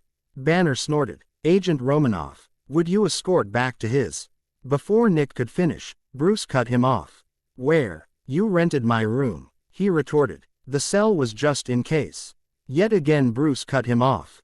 Naruto asked Yogansha, in case you needed to kill me, but you can't. I know, I tried. The group was a little taken by the words coming from Bruce. Even Naruto regained a bit control over himself, but still, nobody saw that he was in pain. I got low. I didn't see an end, so I put a bullet in my mouth and the other guy spit it out. So I moved on. I focused on helping other people. I was good until you dragged me back into this freak show and put everyone here at risk. Banner slowly gets upset as he looks at Romanoff and other beside Naruto, who got unnerved. Wanna you know my secret? You wanna know how I stay calm? Black Widow and Fury put their hands down to grab their guns. Damn it, I can't. No, please stop. I don't wanna hurt anyone. Not anymore. Not my friends. Naruto shouted in his mind, as he gritted his teeth and clenched his fists. Dr. Banner, put down the scepter, Steve said in a calm tone. Bruce looked down, shocked to see him holding Loki's scepter. It's over. Those were last thought. Before his body shoot wave of red chakra, blasting everyone. AAARRRRGGGHHH. He roared, while think black and red chakra dome covered his body. What the hell happened to him? Banner called. This isn't good. Stark grabbed the armor. Thor summons your hammer. Nick ordered while taking his gun and pointing at the dome. Agent Romanoff, take Dr. Banner with you. Barton pulls the trigger on his bow. The arrow then explodes the engine right off the helicarrier. Everyone was thrown in every direction. Steve, Fury, Thor, and Tony were thrown across while Natasha and Banner are down in the lower equipment room. Along with sudden explosion on the aircraft carrier, Chakradome exploded too, revealing Fox with a humanoid body and 4 tails. Skin of the monster was blood red and was flowing like a river. Fox narrowed his pure white eyes at the remaining group. Steve looks up at Tony. Put on the suit, Steve ordered, quickly helping Tony get up. Yep, Tony replied, heading straight to his armor. Fox roared, sending a shockwave at Steve and Tony. Stark was able to dodge, but Rogers got hit and sent at the wall. He quickly gets up, saw his shield and jumped to it. 4 tails sent another shockwave from his mouth. But this time, Cap had his shield to cover himself. Sadly, shockwave was too strong yet again. Captain was sent to the wall. Hill, Nick shouted through the earpiece, but there was no reply. Shit, this day starts wonderfully. Then he points his gun at 4-tailed Fox, who was staring at him. AAAARRRRRRRGGGGGGGGHHHHHH. Fox roared with all his might, caused the room to shake violently. End of Ost. End of chapter. Chapter 17. Chapter 17. Naruto. Shinobi. Disclaimer. I don't own Naruto or Marvel MCU. Let's get started. Chapter 17. Battle of New York Part 2 inches Helicarrier Bridge. Pandemonium erupts. Emergency alarms set off. Fire extinguishers activate near surrounding fires and every agent is in a spinning scramble for their positions and armaments. Agent Hill tries to keep the bridge as calm as possible. Turn up that engine. Number 3 engine is down. Can we get a run in? Hill inquired, as she walks to one of the crew members. Talk to me. Turbines loose. Mostly intact, but it's impossible to get out there and make repairs while we're in the air. The crew member replied, pointing at the monitor. We lose one more engine, we won't be. Somebody wise got to get inside and patch that engine. She concluded. Banner Lab. Stark. You copy that, Nick shouted through the earpiece, before ducking to avoid Fox's tail. Opening square bracket . Director. I need Cap to help me. I don't know if we can fight with him, Director. Steve shouted, before covering his face from other tail, which bounced off his shield. Naruto wakes up. You can stop this. Suddenly Fox Street. Ops while shaking and moving uncontrollably. His mouth opens widely to reveal Naruto's struggling face, streetly covered by thick red chakra. Run now, please, I don't want to hurt you. AAARRRRRGGGGHH. He aimed as both Nick and Steve look at each other. They nodded and quickly get out of the lab. Lower equipment room, carrier. Natasha looks over to Banner, who is breathing heavy, having landed hard. He is gripping the grated floor to maintain control, but his eyes are green, his face intense. I'm okay. We're okay, right, she said quietly to herself. Helicarrier deck. Barton leads his men into the air ducts of the ship. They rappel down into a corridor. Get that engine down. Detention. Get him through the dark. Come with me, Barton ordered, as two of his men follow him. They head towards the bridge. Lower equipment room, carrier. On Banner's face in the dim light as he struggles to suppress the rage, but his face is growing, changing slowly. Natasha is pulling herself painfully free, talking to Banner. Dr. Bruce, you gotta fight it. This is just what Loki wants. We're gonna be okay. Listen to me. Two approaching S.H.I.E.L.D. soldiers arrive to check on her. She furiously waves them away. They bolt out of there. We're gonna be okay, right? I swear on my life I will get you out of this. You will walk away, and never. Your life. His voice has the change in it. The TTER amusement is morphing to a growled threat. Another explosion rocks the carrier, and he turns to look at her, transforming just as the lights go out. Bruce, she pleaded, as Banner suddenly RTS transforming into the Hulk and gives Natasha one last knowing look. Natasha struggles free of the rubble. She stops. The Hulk, sensing her, turns his head and puts on a face of a disturbing monster. Natasha jolts up the stairs with the Hulk chasing after her. Natasha maneuvers like a Black Widow should do. She rolls under a turbine, starts to crawl within the maze of pipes. The Hulk pulls them out from above the catwalk. Natasha falls through under the catwalks and quickly and stealthily escapes. The Hulk lets out a roar of rage just like Naruto back in the lab. Primal, not human. Helicarrier bridge. Fury runs in and sees the chaos has increased even more than before. The helmsman is in complete disarray. Bring the carrier inwards and head south. Take us to the water. Fury ordered, narrowing his eye at helmsman. Why water? Navigation's recalibrated after the engine failure. He inquired confused. As the sun coming up. Nick shouted, making helmsman flinch. Yes, sir, helmsman replied fearfully. Then put it on the left. Get us over water. One more turbine goes down and we drop. Nick demanded, before giving nervous sigh. Helicarrier port side. Captain America, pushing with all his strength the door to port side. Sees shield tech in full oxygen masks shoot fire extinguishers and cover from sparks, largely unable to do anything. Engine 3 is totally dead.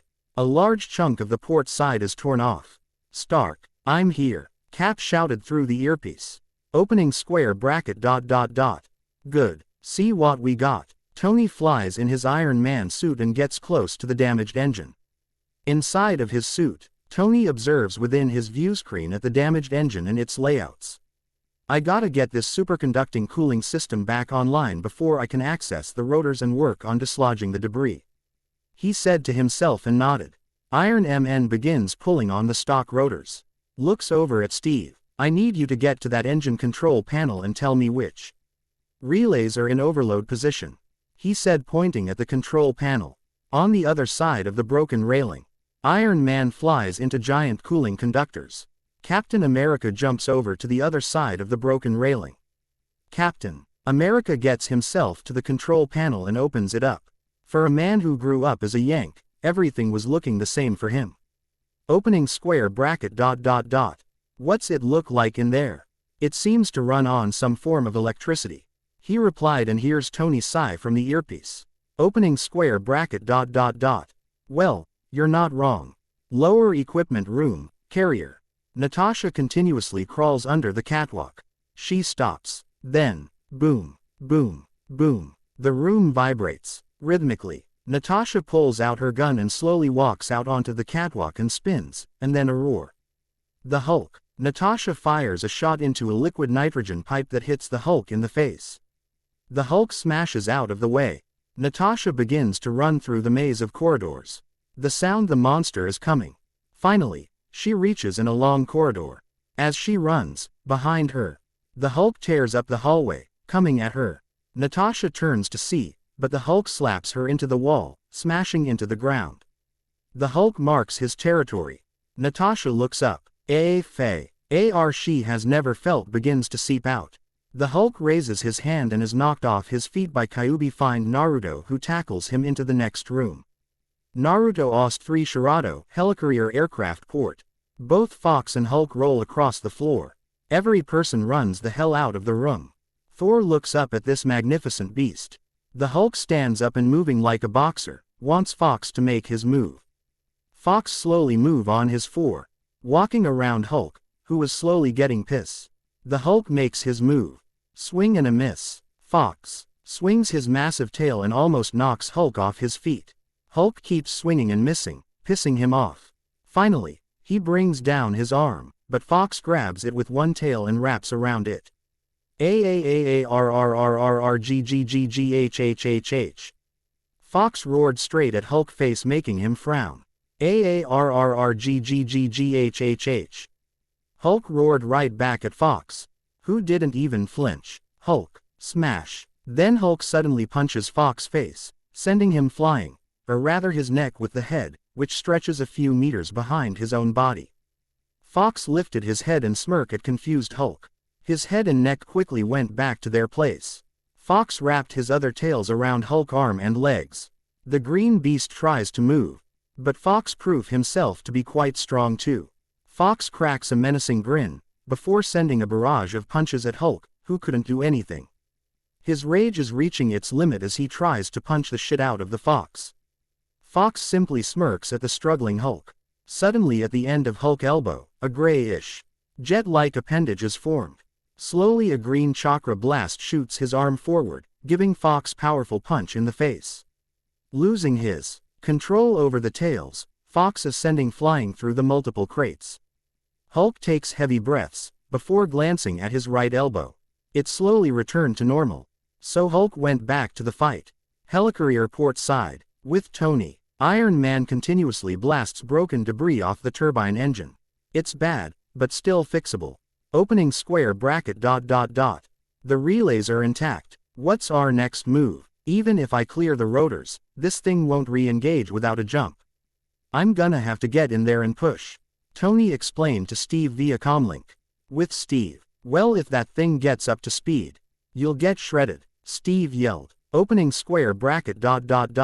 Then stay in the control unit and reverse polarity long enough to disengage mag. Speak English, Cap demanded. Opening square bracket ... See that red lever? It'll slow the rotors down long enough for me to get out. Stand by it, wait for my word. Cap looks over at the other side where he was. He sees the red lever and jumps towards it. Helicarrier aircraft port. Fox crashes into another stack of crates. As he raises his head, the roar of the Hulk is not too far. Fox is waiting on his 4, as he swings his tails. Suddenly 2 more tails manifest from his back. A fox skeleton from above Kyuubi find Naruto and join his body. The roar gets louder and closer. Fox focuses. His tails prepared, his eyes tight in concentration. The Hulk runs right at him. At the last second, Fox uppercuts Hulk with all 6 tails, who crashes into a fighter jet. Hulk stands up, shaking his head like "What the fuck just happened?" He shakes it off and angrily rips off the tail of the jet.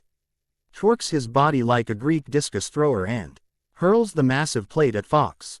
Fox dash at him, use his tails to grab the jet tail, rip it apart and throw them back at Hulk. Hulk quickly punched away but was too slow to avoid Fox's tail ace. That knocked Hulk of his feet, which allowed Fox to use his tails, grab Hulk and send him flying through the stack of crates as a payback.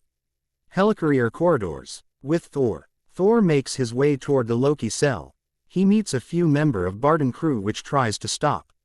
Sadly they are against the god of thunder.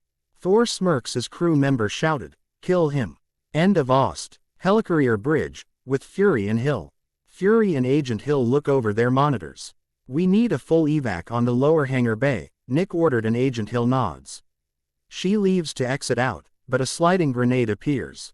"Grenade," Hill shouts as the grenade goes off, sending her down the steps. Fury fires a shot at the open entrance. He moves over to the side of the entrance. A handful of Barden's men enter. Watchful, ready, waiting. Fury steps out, his gun drawn. A shootout and hand-to-hand ensues, but Fury is unable to stop one of them. Which is why he is shot in the head by Agent Hill. Helicarrier Armory Section. Agent Coulson walks up the armory door.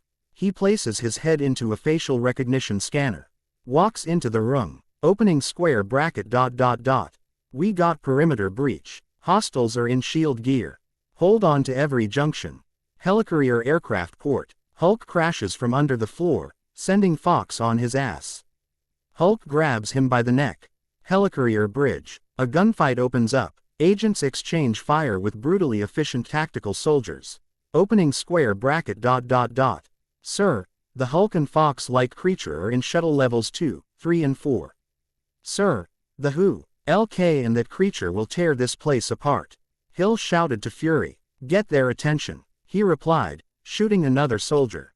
Escort 606, proceed to 270 main shuttle.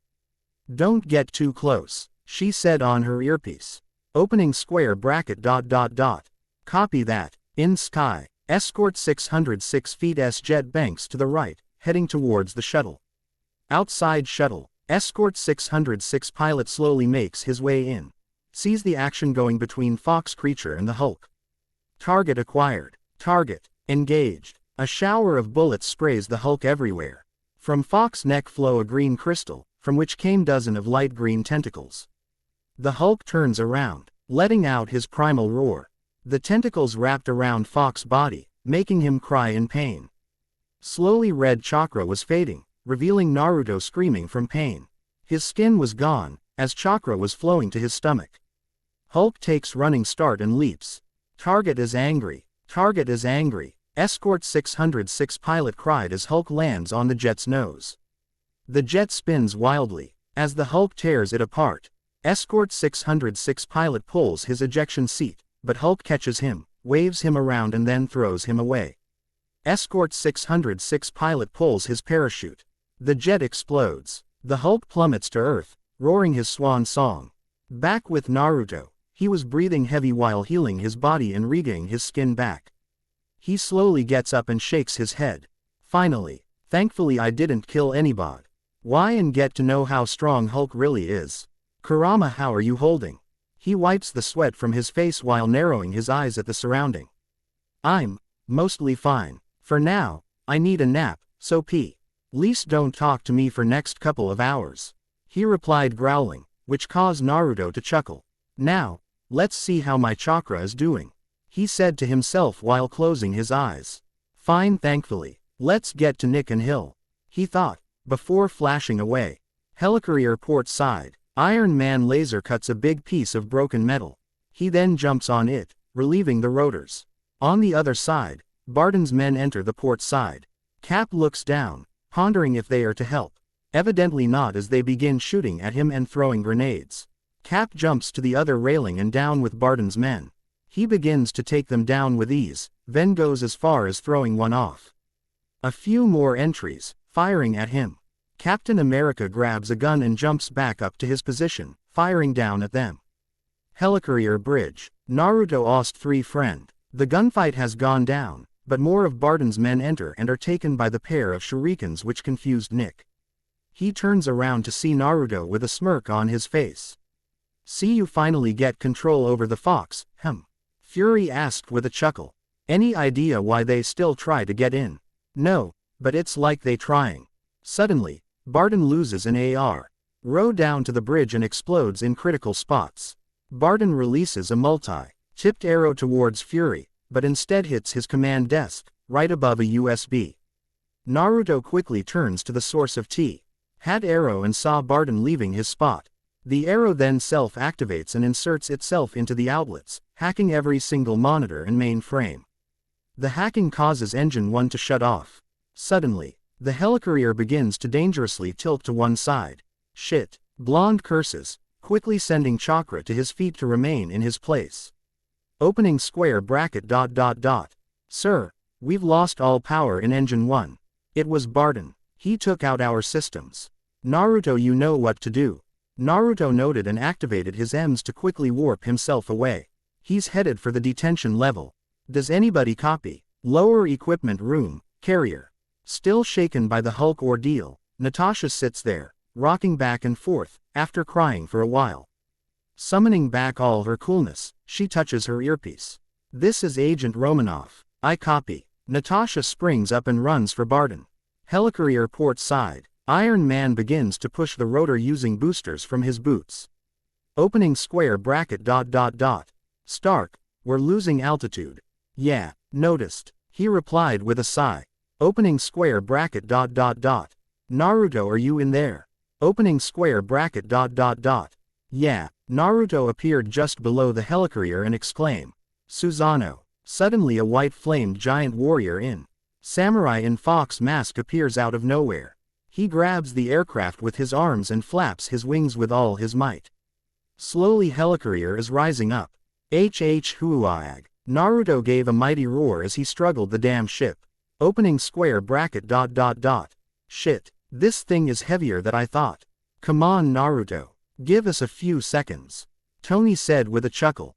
The rotors start propelling faster and faster as Iron Man's boosters get more and more bright. On the other side, Cap continuously shoots at Barden's men. Blinking at the wrong moment, Cap loses the upper hand and slides off the railing, but grabs onto a loose cable.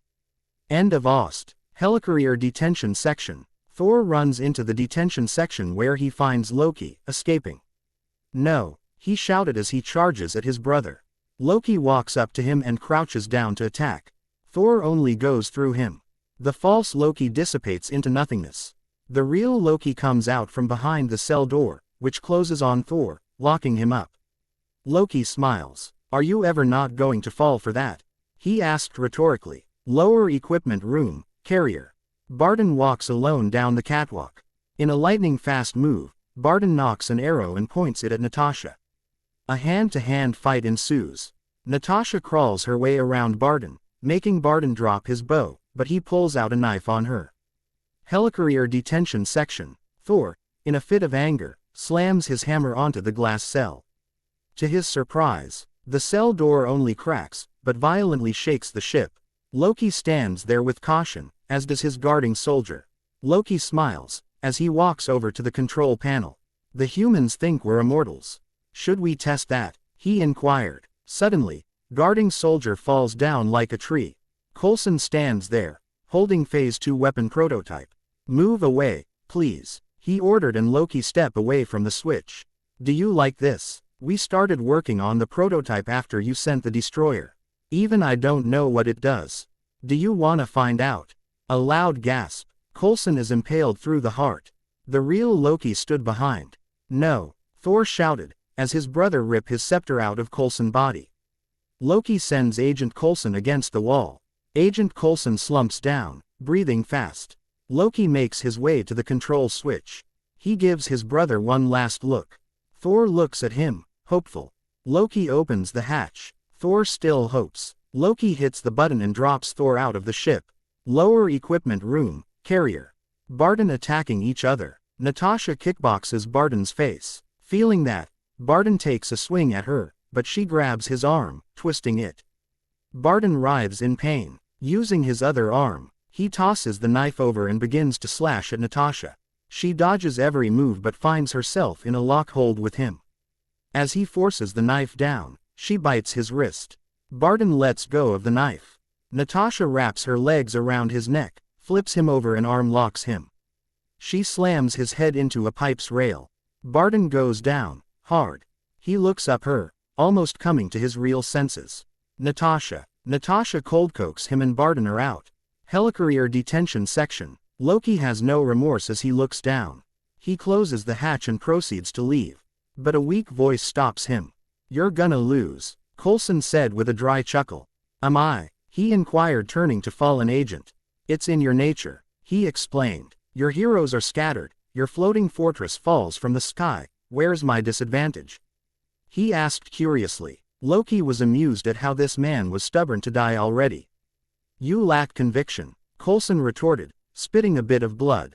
"I don't think I." Coulson shoots Loki with his Phase 2 weapon, causing Demigod to be blown through the wall behind him. "That was awesome," Coulson remarked. Helicarrier bridge. Back in the bridge, Fury sees on his view screen that the hatch has been open. Knowing Agent Coulson was sent there, he springs to detection section. Helicarrier port side. Iron Man continuously spins engine 3, giving it all he has. Naruto was doing the same, maintaining balance of Helicarrier. The rotors are propelling properly and fast. The Helicarrier was going back to the previous level. In his suit, Jarvis was showing him that he can slowly stop his work.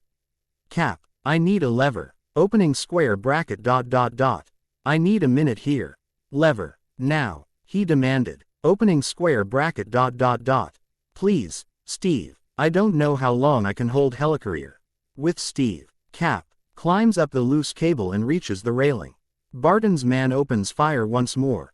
Captain America pulls himself up and finally pulls the lever. A vent opens up from engine 3. Iron Man falls out, but the suit heavily damaged, hardly keeping him up. Iron Man heads for Cap. Barton's man turns his aim to Iron Man, who tackles him into the wall. Iron Man rolls over, tired. Cap lets out a sigh of relief. Naruto, on the other hand, quickly drop his Susanoo and warp himself away, before passing out in the Helicarrier bridge. Outside of Helicarrier, the carrier that brought Barton and his team now leave, taking Loki and his scepter. The carrier flies into the distance. Helicarrier detention section. Fury runs into detention section to find Agent Coulson still alive, but barely. "Sorry, boss, they got rabbited." He apologizes with a light chuckle. "Just stay awake. Eyes on me," Fury demanded. "Not an option," Coulson replies with his last breaths. "It's okay, boss. This was never going to work, if they didn't have something." 2. Agent Coulson looks away, sighs his last breath. Nick Fury looks on grimly at Coulson's body. The medical team arrives. Helicarrier bridge. Naruto slowly aches up and sit on the chair by the table. He takes a few deep breaths and he stands up. Opening square bracket ... Agent Coulson is down. Agent Hill is being treated for a gash on her head, listens on her headset. She stands up and looks at Naruto. He gave a sad sigh, before nursing his shoulder. Opening square bracket ... Paramedics are on their way. Opening square bracket ... They're here. Helicarrier port side. Steve and Tony listen in as well. They were taken the Coulson death. They didn't accept that. Back at Helicarrier bridge, Fury gathers Tony and Steve back into the briefing room. Everyone there has a look as if in a daze. A look of numb shock is shown on their devastated faces. Naruto was meditating to calm his mind and heal his body, but he was listening to the conversation. These were in Phil Coulson's jacket. Guess he never did get you to sign them. Fury throws Coulson's Captain America trading cards on the table towards Steve. Steve picks them up, stained with blood. "We're dead in the air up here. Our communications, location of the cube, banner, Thor. I got nothing for you. Lost my one good eye. Maybe I had that coming," he said, giving a dry chuckle. "Yes, we were going to build an arsenal with the Tesseract.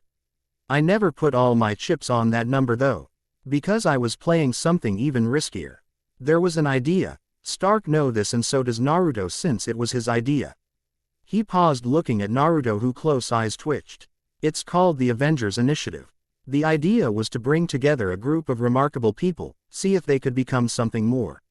See if they could work together when we needed them to fight the battles that we never could." Phil Coulson died, still believing in that idea, in heroes. Tony gets up and walks off, not wanting to hear it anymore. Naruto opens his eyes, showing the eyes of an old man who was feeling like losing part of himself. He tried to make this team, but Loki ruined that in a big way. Maybe it was time to actually become a god in the earth. It's his project isn't going to work, then there was No other way, and go all out and stop Loki by himself. If he would find him in time, that is. A bonded building. Banner wakes up, in human form. He looks around and sees he is in a pile of rubble, and looks up at the open ceiling he crashed in, and he completely naked. A security guard stands there, amazed. "You fell out of the sky," guard said with a small smile. "Did I hurt anybody?" Bruce asked once he spots the guard. "There's nobody around here to get hurt. You did scare the hell out of some pigeons though," he replied with a chuckle. "Lucky." Banner sigh in relief. "Or just good aim. You were awake when you fell," guard remarked. "You saw?" he asked, a bit anxious. "The whole thing, right through the ceiling. Big and green and buck-ass nude. Here." He throws Banner a pair of big pants. Banner pulls on his pants. "I didn't think those would fit you until you shrunk down to a regular size fella." "Thank you. Are you an alien?" guard inquired. "What?" Banner asked, confused. "From outer space, an alien?" He asked, more specific. "No," Banner replied shortly as he stood up. Helicarrier medical room. Barton is strapped down. Natasha watches over him, as Barton tries to shake off Loki's mind control.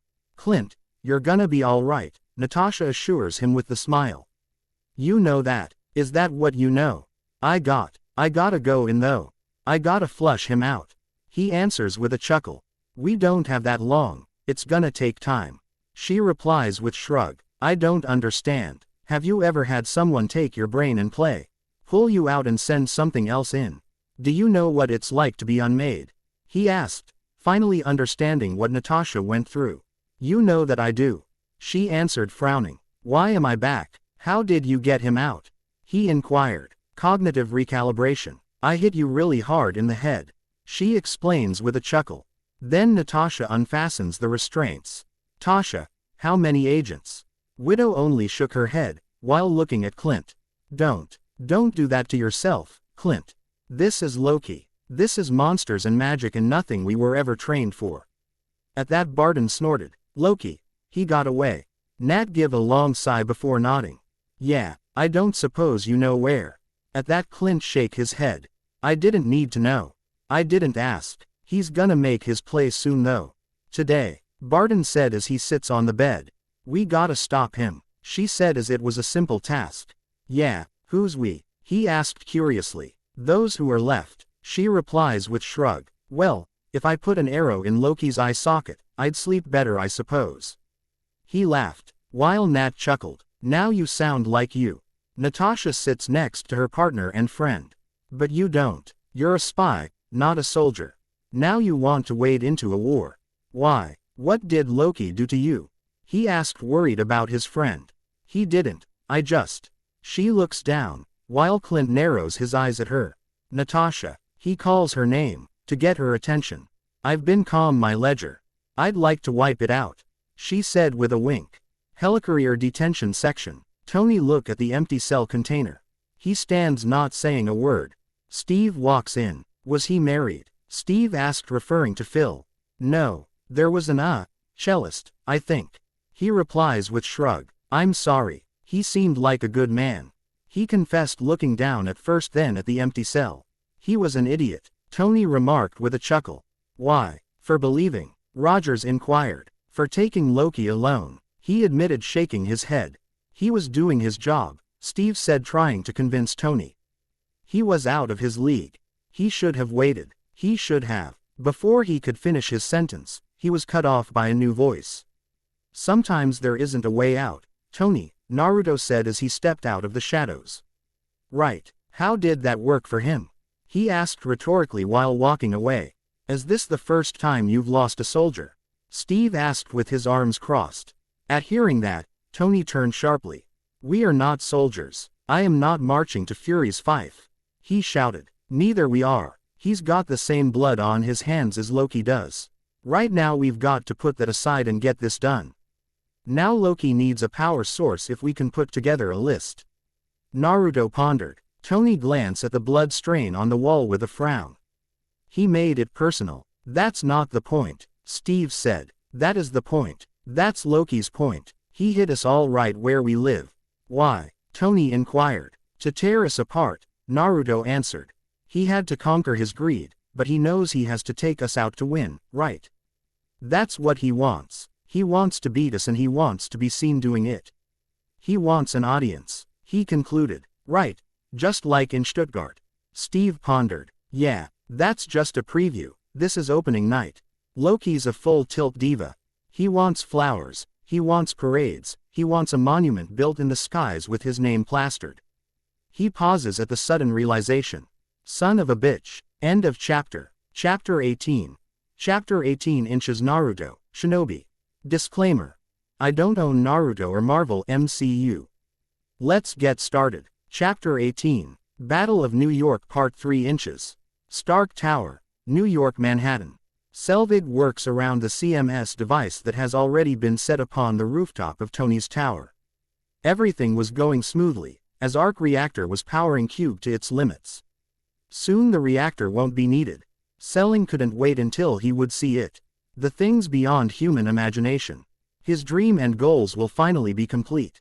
Helicarrier, medical room. Naruto walks into the medical room in his new uniform. Well, it wasn't much of uniform, it was his training jumpsuit. Black and orange jacket with his clan's crests, Uzumaki on the back, Uchiha on left shoulder, Senju on right one and Sarutobi just below Uzumaki crest. He wore black pants with multiple pockets for scrolls and few pouches around his belt, mainly for smoke bombs, medical kits, and other stuff. His also had black combat boost. Natasha turns around and looks at him unprepared. Time to go, he said flatly. Natasha raises an eyebrow, obviously wanting more details. Go where? She asked with crossed arms. After Loki, of course. Can you fly one of those Quinjets? He asked as Barton came out of the bathroom. Naruto looks at Natasha, who nods to confirm that Kling was back on their side. Good to see you, Naruto. I can fly Quinjet, but why can't you use that teleport thingy? He inquired. I can't do longer jump between markers. Kurama said I need at least an hour before my full chakra control will return to normal. He explained with shrug. I was lucky that I was able to lift Helicarrier. He added with pride. By the way, do you have a suit? I could ask the same about you, Uzumaki. Clint retorted, chuckling, while blonde sweat dropped. Oi, my shinobi outfit got a little destroyed during my transformation. He said, wincing at the sight of his suit. It had a few holes here and there, so he really wasn't in the mood to still wear it. Montage. Thor grabs the Mjolnir and a blinding bolt of lightning strikes down from above, colliding on Mjolnir. The explosion is massive, but Thor stays still. Feeling the power rushing through his body, Captain America puts on his helmet and shield. Tony welds his Iron Man helmet. Light slips down over Iron Man's eye holes. Black Widow attaches a glove gauntlet with her rounds on her wrist. A red light charges, making her smirk. Hawkeye slips on his quiver of arrows. Montage end. Helicarrier, docking bay. Naruto, Cap, Widow, and Hawkeye walk towards and into the Quinjet. A young SHIEL D pilot looks and stands in their way. You are not authorized to be here. Young pilot said, which caused Naruto to create two clones. One put pilot in genjutsu sleep, while others grab him and took him somewhere before dispelling. Was that necessary? Steve asked, sweat dropping. Yep. Naruto shoots flatly as he sits down. Helicarrier, bridge. Fury looks through the window of the ship, contemplating. Agent Hill walks up to him. She knew what he was planning. Hill was only hoping that everything will work out well. Sir, she started, getting Fury attention. Agent Hill, she gulped, before speaking. Those cards, they were in Coulson's locker, not in his jacket. She stated, they needed the push. He explained, looking at Coulson cards. A loud noise screeches. Fury looks out to see Iron Man flying off as well as the Quinjet. They found it. Get our communications back up, whatever you have to do. I want eyes on everything. At that, Hill saluted and went back to her position. New York City skyline. Stark Tower. Iron Man arrives at Stark Tower where Selvig activates the CMS device, holding the Tesseract. Because of the damage, the Iron Man could barely hover in the air. Opening square bracket. Sir, I took off the arc reactor. The device is already self-sustained. Shut it down. Drive. Selvig, he ordered, but Selvig only laughed. It's too late. It can't stop now. He wants to show us something. A new universe, he exclaimed with stars in his eyes. This dreamy expression makes Tony frown. Okay then. Iron Man aims his hands toward the CMS and fires. The energy from his boosters shatters with a deafening crack. Selvig falls backward. Down below, citizens of New York look up at Stark Tower. Iron Man stares in disbelief at the CMS, unharmed. Opening square bracket ... The barrier is pure energy. It's unbreachable. The Mark 7 is not ready to be deployed. Skip the spinning rims. We're on the clock. Tony lands his suit and goes through the gauntlet and unsuits him. Loki looks up at him, smiling. They proceed to walk into the penthouse. With the group, Quinjet.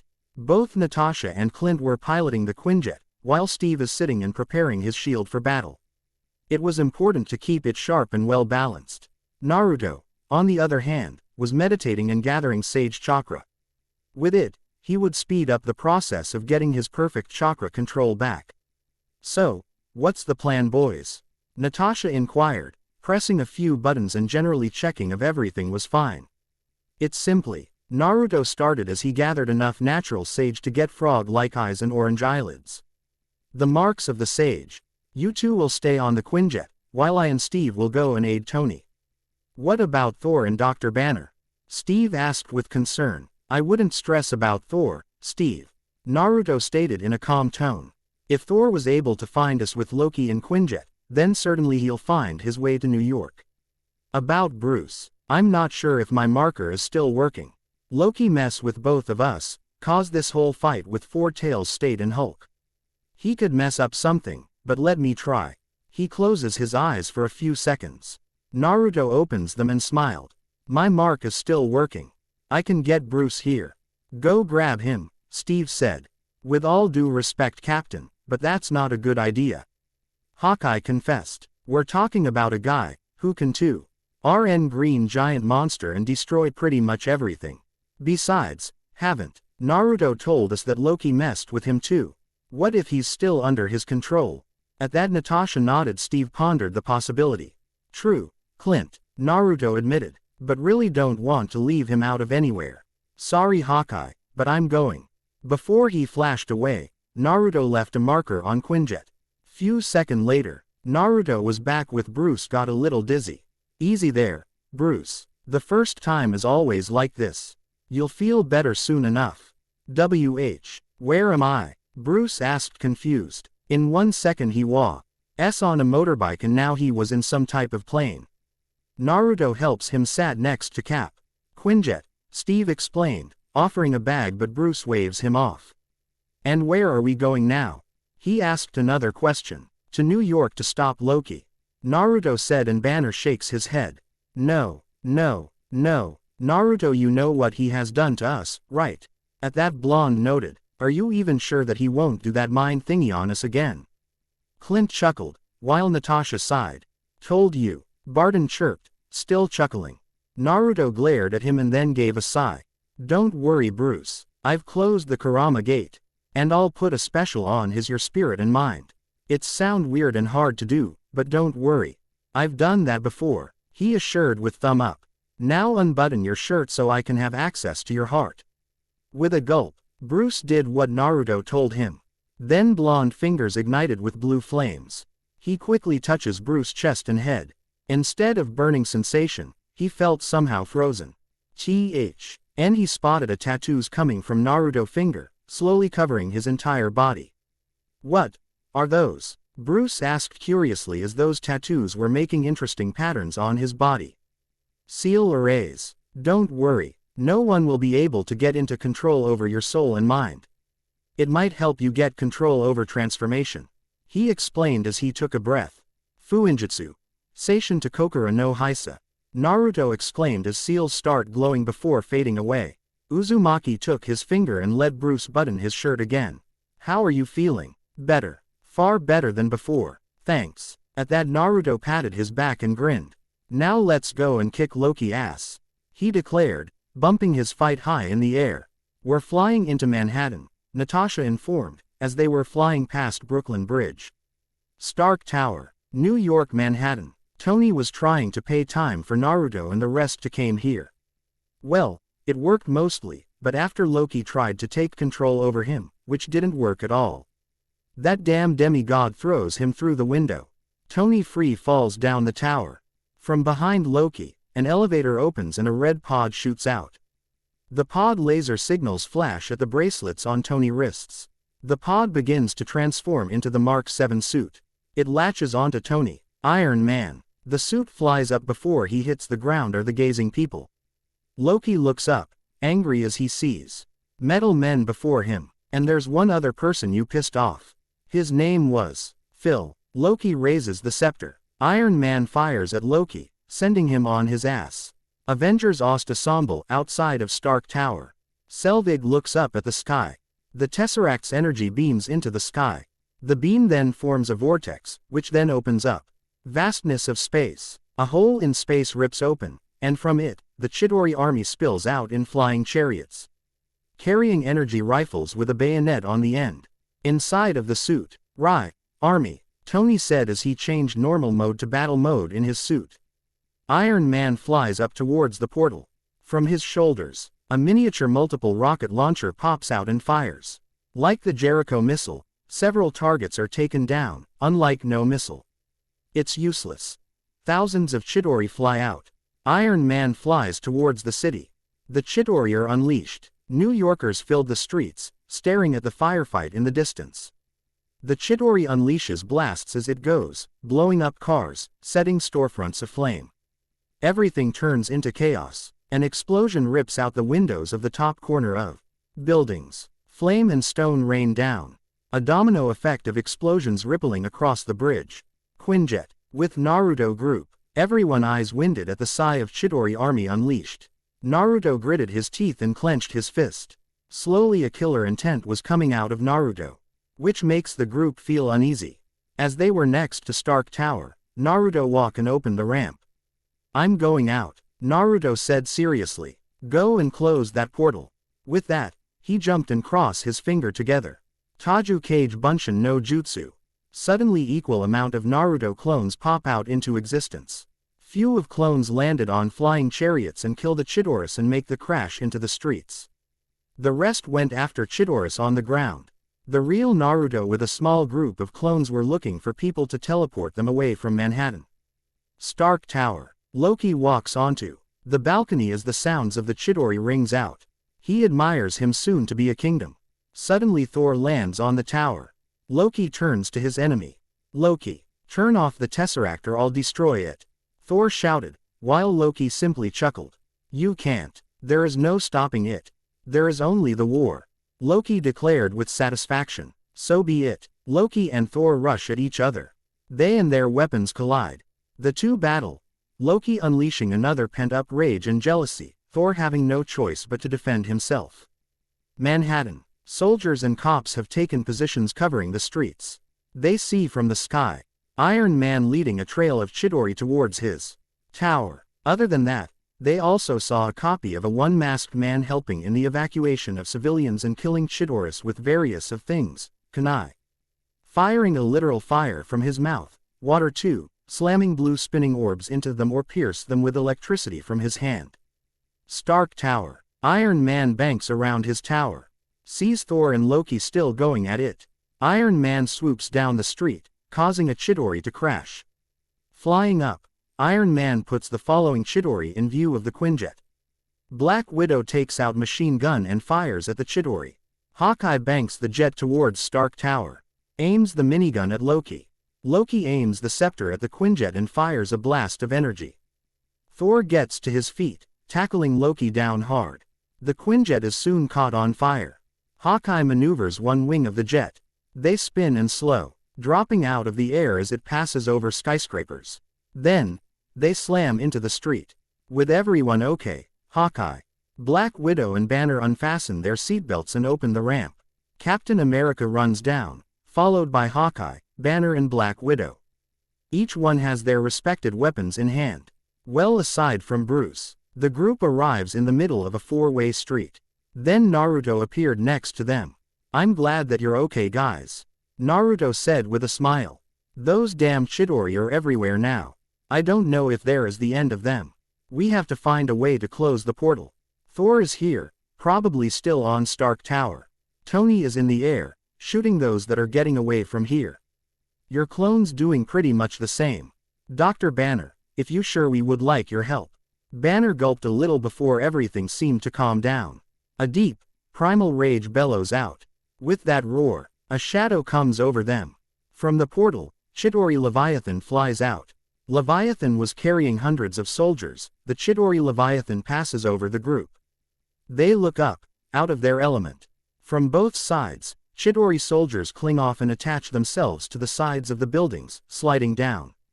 Some crash into these buildings and begin firing their energy rifles at innocent people, who Naruto clones had yet to save. Tony, you see what I'm seeing right now? Naruto asked as his eyes winded. Opening square bracket ... I'm seeing, still working on believing. Where's Banner? Has he shown up yet? Yeah, he's with us right now, Steve replied. Opening square bracket ... Tell him to suit up then. I don't know, even with Naruto, we don't know how tough is this thing. On Stark Tower, Thor holds down Loki's face straight ahead, forcing him to watch the city falling to ash. Look at this. Look around you. You think this madness wi? Loki only looks away and snorted. It's too late. It's too late to stop it. He replied with a hollow chuckle. No, we can. But only together, brother. He said, looking at any sight of hope in Loki's face. Then, Loki stabs Thor with a small knife. Thor keels over. Sentiment. Thor gets up, kicks Loki and lifts him into the air. Thor then slams him down, hard. Loki, bleeding, rolls over the edge. Thor looks down and sees Loki riding on a flying chariot. Dozens of Chidori follow his lead. The group runs behind upside taxis. They look up and see Loki taking his band down the street and fires at the street in a chain of the explosion. Smoshy, ing cars and hurling people as it goes off in one final conflagration. Terrified people running from Loki, looking over their shoulders, coming straight at us. Naruto looked down on the bridge. Damn it, I thought my clones saved those people already. Naruto cursed, before avoiding another blast from Chidorus. Hawkeye shoots an arrow into the creature's head, gaining a few seconds for Cap and Naruto as they fall down the bridge. Followed by an explosion, Cap races over to the plaza, jumping over dozens of exploding cars, while Naruto has simply created few clones and send them to civilians. Hawkeye with blonde clone runs over a bus full of people. From the windows, children are held by their parents for Hawkeye and clone to pull them out to safety. Clone runs over to the jammed door and jerkily opens it. People begin to run out. Black Widow empties out her clips and refill them while protecting Bruce. Hawkeye fires arrows, while Blonde throws shurikens into the ranks of the Chidori, hitting their mark each time they shoot. Cap was saving a group of people from Chidori trapping them. Skyline. Iron Man swerves around a building and faces the Chidori Leviathan. Suddenly a Zen of Naruto clones jumps out of the building roof with Rasengans ready to go. Rasengan. Leviathan was slammed with a barrage of Rasengans, which barely dent the Leviathan armor. The clone's disp. LLED as sudden electricity came from the colossal body. He pulls out his miniature multiple rocket launcher and fires. The Chidori Leviathan roars in annoyance. The Leviathan turns to him. And went after him. We got his attention. What the hell is step 2? Tony said to Jarvis, as he flies away. Manhattan. The cops continuously fire at the flying chariots. It's pretty pointless. A young cop runs over to his police sergeant. We need to get out. They gotta bring the National Guard. Young cop shouted. National Guard. Does the army know what's happening here? Sergeant asked rhetorically. Do we? Young cop retorted as Captain America jumps in front of them. They look up at this ridiculous-looking man. I need men in these buildings. There are people inside that can run into the line of fire. You take them through the basement or through the subway. You keep them off the streets. I need a perimeter as far back as 39th. Cap ordered. Why the hell should I take orders from you? Suddenly, an explosion comes up from behind Cap. An energy blast is blocked by his shield.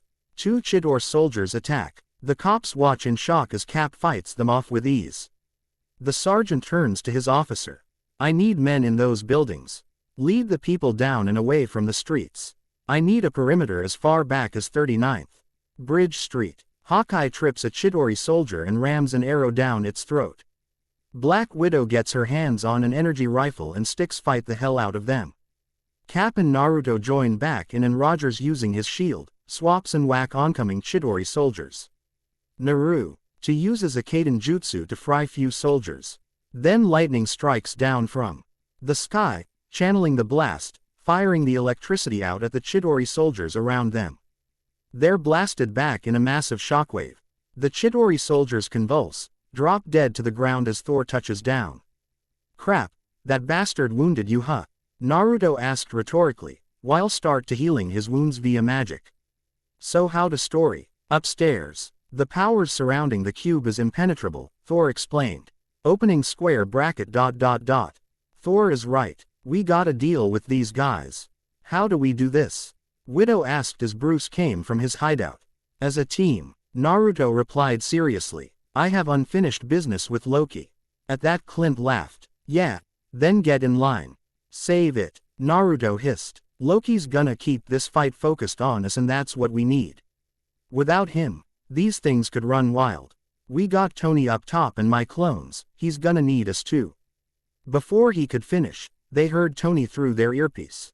Opening square bracket ... I'm bringing the party to you. Guys. Iron Man comes out from behind a building. The Leviathan follows, impatiently. The rest of the Avengers look up, getting ready and standing still. Yeah, I see the party. Naruto sighed before he covers everyone with Susanoo body. Iron Man swoops down the street. The Leviathan also swoops down, barreling down the street like a freight train that keeps building and building its looks behind. Everyone looks at him. Banner begins to walk towards the monster. Bruce is sure about that. I've never been this sure in my life. Banner's body starts to swell and stretch and harden. Green shoots through his body. The Hulk. On smash, Hulk pops the Leviathan in the nose. The creature flips over a 360. Iron Man, in mid-flight, extends his arm out in a rocket, ready to shoot. Iron Man fires. The rocket hits a soft spot. Large Leviathan are blown completely away. Real pain from the Leviathan. Other pieces of meat catch fire and withdraw, sizzle as they hit the pavement. Naruto blocks them with his Susanoo. From above and on the buildings, the Chidori army watches in horror as a group of Earth heroes find themselves united against a common threat. To fight villains no single superhero could withstand. The Avengers Assembled. The entire group stands to each back, watching what Chidorus will do now. Hulk gave a primal roar. Hawkeye prepared his arrow, Thor lifting his hammer. Widow was holding her guns, Cap adjusting his shield, Naruto narrowing his Mangekyo at the army with his kunais ready and Tony looking around and scanning how many Chidori were pointing their guns at them. End of Ost in the skies. Loki watches below, motionless. But then he smirked. Sent the rest, he ordered. Also, I have a small surprise for you Uzumaki. He added with a dark chuckle. End of chapter. Hope you like it. Leave many favorites, follows and reviews. Chapter 19. Chapter 19. Naruto. Shinobi. Disclaimer. I don't own Naruto or Marvel MCU. Let's get started. Chapter 19. Battle of New York Part 4 inches. Bridge Street, New York. With Avengers. From the portal, 1,000 more of Chidori soldiers and even more Leviathans fly out. The Avengers look up, way out of their fucking element. Even Naruto was slowly getting tired of those aliens. So Naruto, Widow called. What's the plan? Call it, Blondie. Iron Man said. Alright, listen up. Until we can close that portal up there, we're gonna use containment. Clint, I want you on that roof, eyes on everything. Call out patterns and strays. Tony, you got the perimeter. Anything gets more than 3 blocks out, you turn it back or you turn it to ash. You'll have the aid of my clones, he explained, narrowing his eyes at Stark Tower. Hey Cap, I guess you need to change your nickname. Clint chuckled, making everyone sweat drop. Maybe Patriot would be better. Anyway, could give a lift, he said pointing to Tony. Rye, better clench up, Arrow, he said in a cheeky tone. Then Iron Man lifts Hawkeye up to the building. Thor, you've gotta try and bottleneck that portal. Slow them down. You've got the lightning. Light the bastards up. After that, Thor flies out and both Widow and Cap look at Naruto. You two and we stay here on the ground, keep the fighting here. And Hulk, smash. The Hulk smiles with the most magnificent grins and leaps, soaring high up into the nearest building. Hulk runs up wall, hits several Chidori soldiers. Snapping in half, he dives toward soldiers on the other side of the street, throws toward other soldiers. The Chidori fire at him. The Hulk backhands them, seizes them and with raw power throws them down. Suddenly Naruto gasped, feeling new dark and powerful chakra signature. It was very familiar to him, yet different. It was coming from Central Park. What the hell was that? Central Park. As soon as civilians saw that giant portal coming from the middle of the city, everyone run for their lives. Few policemen stayed and looked for those who remained in the park. A couple, in their 40s, lost their nephew during the panic. One of the policemen saw a kid in the middle of the park. He dashed to him and grabbed his shoulder. Are you okay? No response. Listen, I'll take you away from to your aunt and uncle. It's dangerous to be here. Slowly boy lifts up his head and looks straight at the policeman's eyes. Policeman take a step back, seeing that boy eyeballs become bloody red. AAAARRRRRGGGHH. Boy roared as red aura started to surround his body. Then thick dark chakra dome formed around him. The dome exploded, revealing a monster with a bloody river-like skin. 8 tails and with horns on its head. AAAAARRRRRGGGHGGGH. The beast gave a primal roar, which could have been heard in entire Manhattan. Bridge Street. No way. Naruto muttered under his nose. Kurama isn't that Biju chakra. You're right. This damn bastard. Kurama roared. He uses some type of spell and takes control of one of my siblings. It's Gyuki, the 8 tails. At that blonde gulped. Aside from Yin Kurama, he never faces another tail beast. Don't worry, everything is going to be alright. Let's save my brother and kick Loki ass later.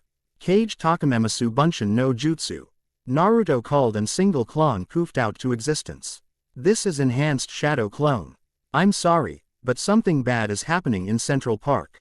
Good luck. With that he flashed away, leaving both Steve and Nat confused. Random building roof, with Naruto. Naruto flashed on one of the hotel's roof next to Park. He scanned the area and spotted slowly transforming into true 8-tailed beasts. Kurama, do you feel another chakra in Gyuki? Naruto asked as he flashed through series of hand seals. Yeah, I can't believe that Loki was able to create a Jinchuriki. Kurama replied growling. And suddenly a dark purple chakra ball formed around Hachibi mouth. Kongo Fusa, Naruto exclaims, as adamantine chains shoot from the ground around Hachibi and wrap themselves around him. But that didn't stop beast from shooting Bijudama toward Naruto. Hiraishin. Durai, Naruto shouted while holding Hiraishin kunai in his fingers. This barrier technique incorporated with the flying thunder god for Mula to erect a barrier space capable of warping away anything which comes in contact with it. Once erected, the barrier has proven powerful enough to warp away tailed beast ball. With a sigh, Naruto throws a kunai at Hachibi and once it pierces the beast, Naruto flashed to kunai. Hachibi tried to shake him and chains off. Suddenly Naruto and Hachibi vanish in the bright yellow light. Empire State Building. Thor grabs onto the tower, raises his Mjolnir and summon lighting. A blinding bolt of lightning strikes down from above, colliding on Mjolnir. Thor aims this massive shockwave toward the portal. Thor channels the blast and fires the electricity out at the Chitauri soldiers flying out of the portal. They're blasted back in a massive shockwave. The soldiers convulse, drop dead to the ground. He even rips the shit out of a Leviathan, which then explodes. Helicarrier Bridge. Back in the bridge, Fury sees on his viewscreen the destruction going on in New York. Agent Hill walks up to him. Sir, the council is on. Fury mentally cursed and then press his screen. Rooftop building, with Hawkeye. Atop the rooftop, Hawkeye fires arrows into the streaming flow of the Chidori riders, hitting his mark each time. Heaven aims his bow behind him, without looking and releases the arrow, exploding a rider. Stark, you got a lot of strings sticking to your tail. Clint reported, opening square bracket ... Just try to keep them off the streets. Well, they can't bank worth a damn. Find a tight corner, Barton suggested. Opening square bracket ... All roger that. Iron Man does so and leads towards tight corners and in Hawkeye's view. Who fires arrow upon an arrow, exploding the Chidori riders. Iron Man keeps leading riders under tunnels, through open parking garages. He looks back. None left. Inside of the suit. Nice call. What else you got? Tony inquired with a grin. Opening square bracket ... Well, Thor's taking a squadron down on 6th. And he didn't invite me. He mocked a fake pout. With Naruto. Desert. Suddenly out of nowhere. An Eight-Tails and Naruto appeared in the desert. Blonde quickly move away from the beast and active his Susanoo. The warrior lands on his feet and drags his katanas out. What should I do? I can't fight him too long. Avengers need me. Kurama, do you have any idea? He asked mentally his friend. I would advise you to find a way to cut Loki from controlling Gyuki. If I stand correct, then Loki must be using something similar to what once was used on me. In order to free my brother and save a human, your clone must knock out Loki. Kurama explained and Naruto nodded. Naruto quickly makes a shadow clone, which quickly flashed away. Sorry Gyuki, but I'll have to beat you up a little, Naruto said, cracking his fingers. Hachibi roared and sent his tentacles at Naruto. Uzumaki created Mangekyo-shaped shurikens and throw them at the tentacles. Upon impact, his shurikens wrap and rip Hachibi tentacles. The beast roared in pain before a Bijudama formed around his mouth. He quickly shoots it. Naruto quickly jumped away and formed a giant Rasengan in his hand. He slams it on Hachibi torso, which causes his fall on his back. Come on, what's taking you so long? Naruto thought, as suddenly Akibi wrap his tentacles around his neck and legs. Then Beast send a barrage of punches towards Susanoo head and torso. New York, office building. In the conference room where office workers sit around a table, came noise that caught one worker's eye, then another, and soon they are all rising, stepping to the window, mesmerized by what lies beyond. Leviathan swims right in front of them. Suddenly, another noise catches the workers' attention. The Hulk crashes through their floor, slashes his through the room, pounding away and jumps out onto the jaw of the Leviathan. Leviathan begins to head down, trying to wave off Hulk. Briggs Street. Black Widow, using the energy rifle, is taken off her feet by a Chidori soldier. She tiresomely takes it down by cutting its throat. She grabs the energy rifle, turns to attack. Cap stands there, holding his shield. She slumps back, tired. Then Naruto flashed next to them. Captain, Naruto, none of this is gonna mean a damn thing if we don't close that portal. She said, looking at Stark Tower. It's difficult to get there. My clones tried to destroy the device, but they were vaporized. Blonde said, wincing a little from memories of his clones. We have to try something else. Suddenly there was another flash of yellow and Shadow Clone appeared. Oh, hey, what's going on? Boss said that you knock Loki out, so you can save both Gyuki and his hoster. Clone explains before dispelling. Hold on, who's Gyuki? And the hoster? Widow asked, confused. It's one the Kurama siblings. Loki created a Jinchuriki, a hoster for better control over Gyuki. Anyway, we need to find him. At that, she looks up and nods. I may have an idea of how to lure him out, she said, gesturing the chariots above them. You wanna get up there? You're gonna need to be fast. Cap smirked and prepared his shield. Black Widow backs up, giving herself a running start. Then she runs at Captain and does a parkour move, using her feet to run up the car and jumps on Roger's shield. Who gives her a boost with his shield. She quickly grabs onto a flying chariot. Black Widow climbs onto the chariot and cuts the turret shooter's linkage to it. She then jumps on the rider and sticks her knives into his nervous system. She gets him to the bank over a building. Iroots any other Chidori riders following her. He makes his way down to Cap and Naruto, who fights off more Chidori soldiers. Iron Man points his hand boosters at his shield. The energy comes off and Cap uses it as a reflected beam and takes down nearby Chidori. Naruto jumped and poured a rain of fireballs, killing a dozen of alien soldiers. After that, he quickly follows Natasha on chariot. From above them, Hawkeye sends down remaining arrows. He sends one across the street, taking down a Chidori riders following Iron Man.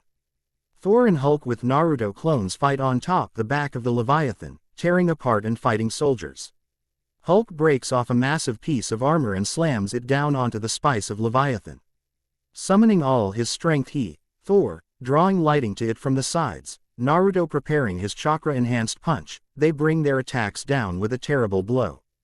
The Leviathan crashes into a history museum, dead.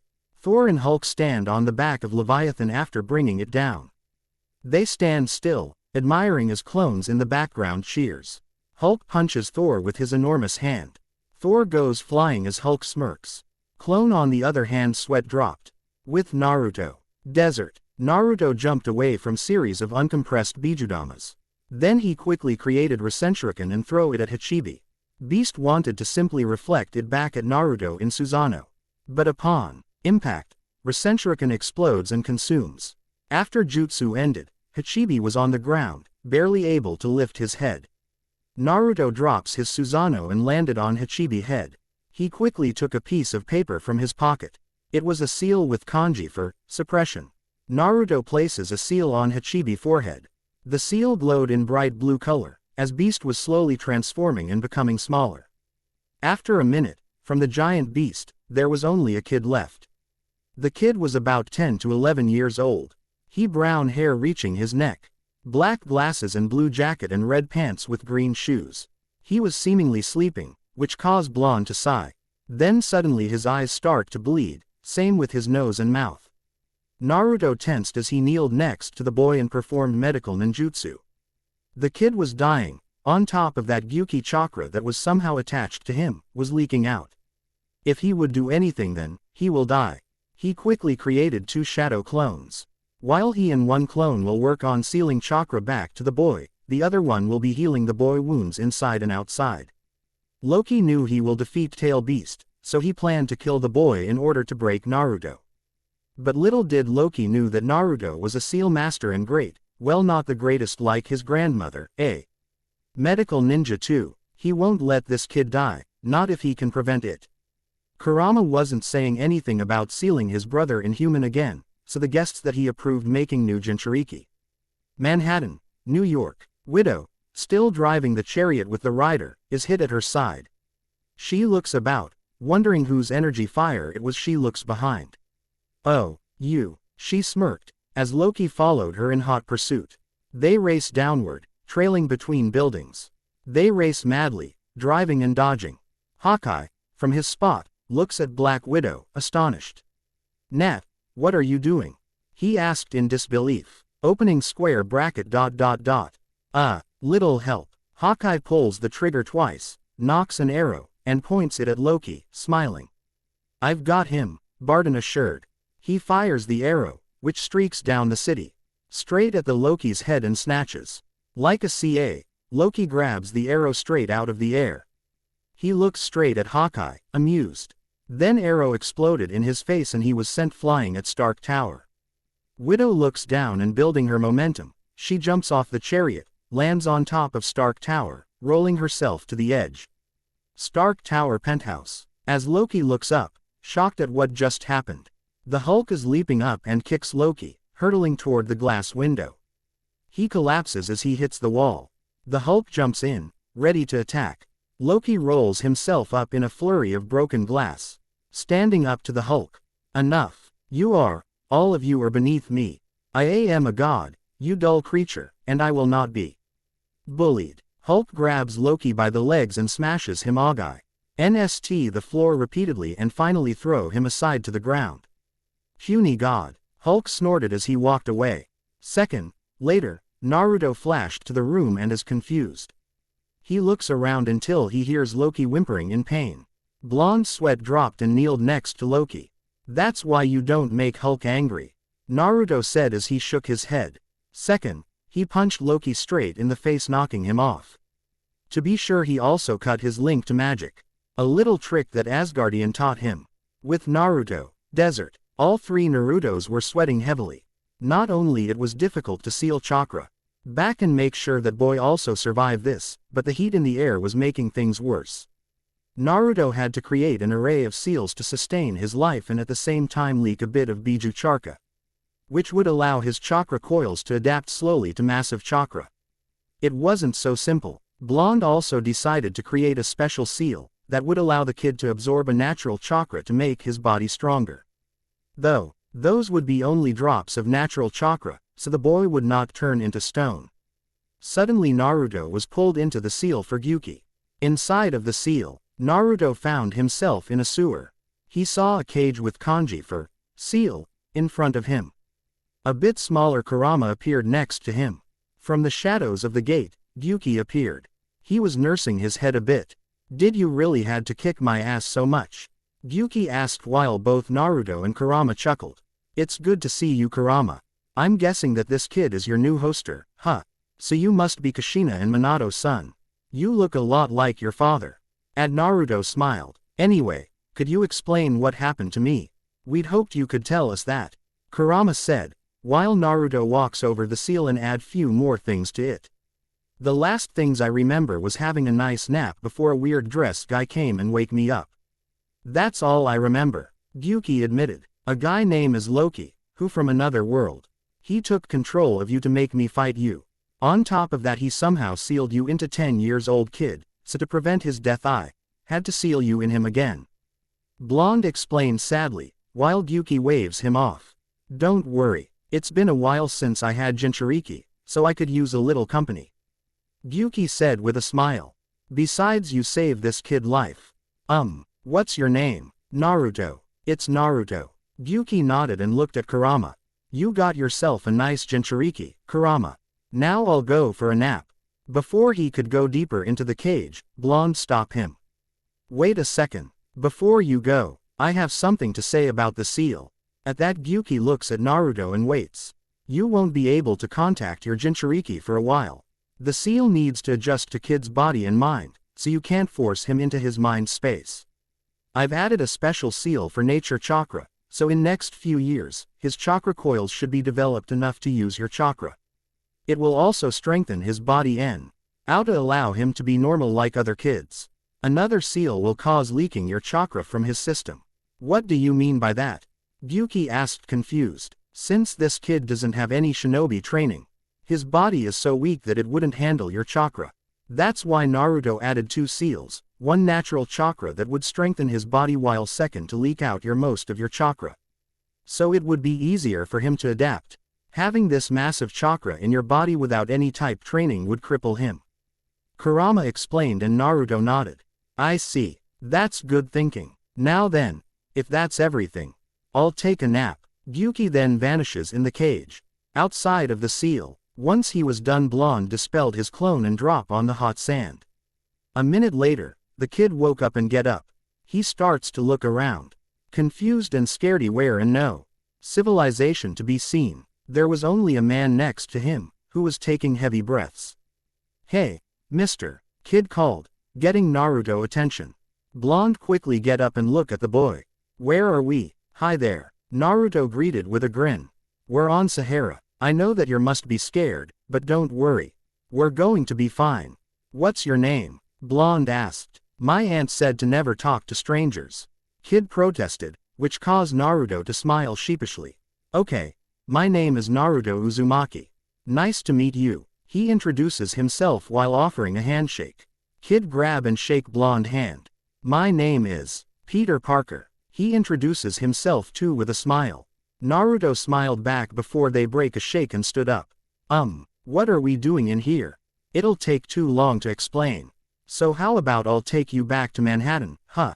You live there, right?" Peter shook his head. "No, not in Manhattan. I live in Queens," he said. "Well then, do you have keys to your house?" Blonde inquired. "Yeah, but I barely know you. I can't show where exactly I live." At that Blonde chuckled. "I'll only drop you in Queens, so don't worry." "Nah," Naruto assured with a smile before he places his hand on Peter's head.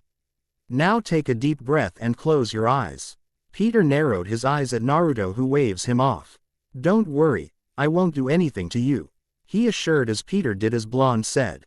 Seconds later, they flashed away, leaving only dust in their place. Manhattan, Stark Tower. Black Widow walks up the CMS machine. Selvig, slumped down, weakened, looks at her desperately. The Tesseract's energy is firing towards the portal, gaining in strength, at the surge of energy moving through the sky. Doctor, Natasha called, as she spotted serving on the ground. Loki's scepter. The energy, the Tesseract can't fight. You can't protect yourself. The guilt in his voice was clear as a diamond. It's not your fault. You didn't know what you were doing. She protested, kneeling in front of him. Well, actually I think I did. He admitted bitterly. I built in a safety to cut the power source. Loki's scepter, she concluded, and Selvig nods. It might be able to close the portal. Selling looks down. He sees a golden gleam. Manhattan. Thor rides on top of the chariot, smacking several riders with the hammer. As Thor takes the reins, Leviathan crashes through a building, knocking him down to where Cap is, fighting off soldiers. Iron Man flies right next to the Leviathan and aims his laser booster at it. Nothing. Opening square bracket ... Sir, we will lose power before you cut through that shell. Closing square bracket. Iron Man flies up ahead, facing the oncoming monster. Jarvis, you ever hear the tale of Jonah? He inquired. I wouldn't consider him a role model.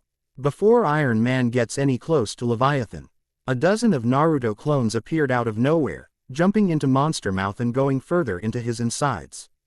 Then a bright light comes from Leviathan mouth and suddenly the whole monster exploded into the piece of flesh. Iron Man flew past the now gone Leviathan and one of the leftovers knock him down. He crashes on the ground and quickly stands up to see a Chidori dashing toward him. Rooftop building. Hawkeye turns to fire his last arrow. Using his bow as a staff, he knocks some Chidori soldiers, before yanking his last arrow off the dead body of soldiers. Hawkeye knocks his arrow, dives down the building and fires his grappling arrow up into the side of the building. Falling down, Hawkeye finds the momentum and swings himself into a building and cannonballs in. Manhattan. The Hulk holds soldiers by the face and slams them down. More keep coming. Hulk looks up. Hundreds of riders have over him. Then, they begin to fire energy blasts. Hulk, take them like he's running through a light rain, blocking the stream of streaking blasts, as though swatting at bees. Helicarrier deck. A lone pilot sits in his cockpit, listening. 7 Alpha 11, confirmed. Prepare to take off. 7 Alpha 11, confirmed.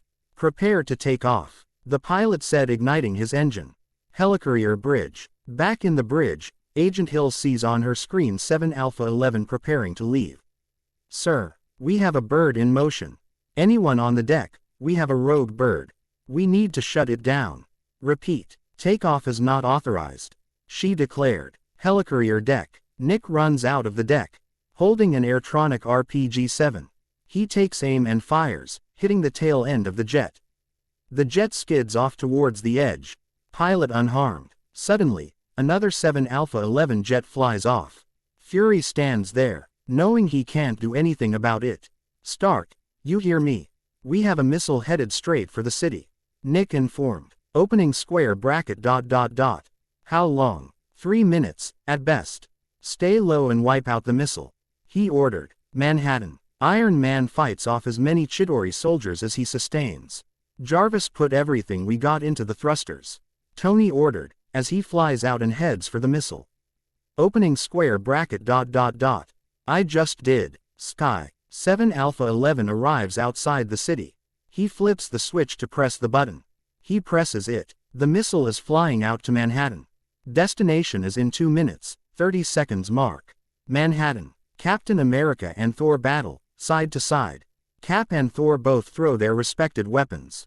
Thor catches his hammer, but as Cap turns, an energy blast strikes him down hard. Thor runs over to a broken car, swings the hammer and flips the car over and over on its side, crushing a few Chidoris. Cap tries to get up. Thor helps him back to his feet. Cap raises his shields back up. Selvig, back in scientist mode, clicks away at his laptop. He nods. Black Widow grabs Loki's scepter, slowly breaks into the force field, almost touching the Tesseract.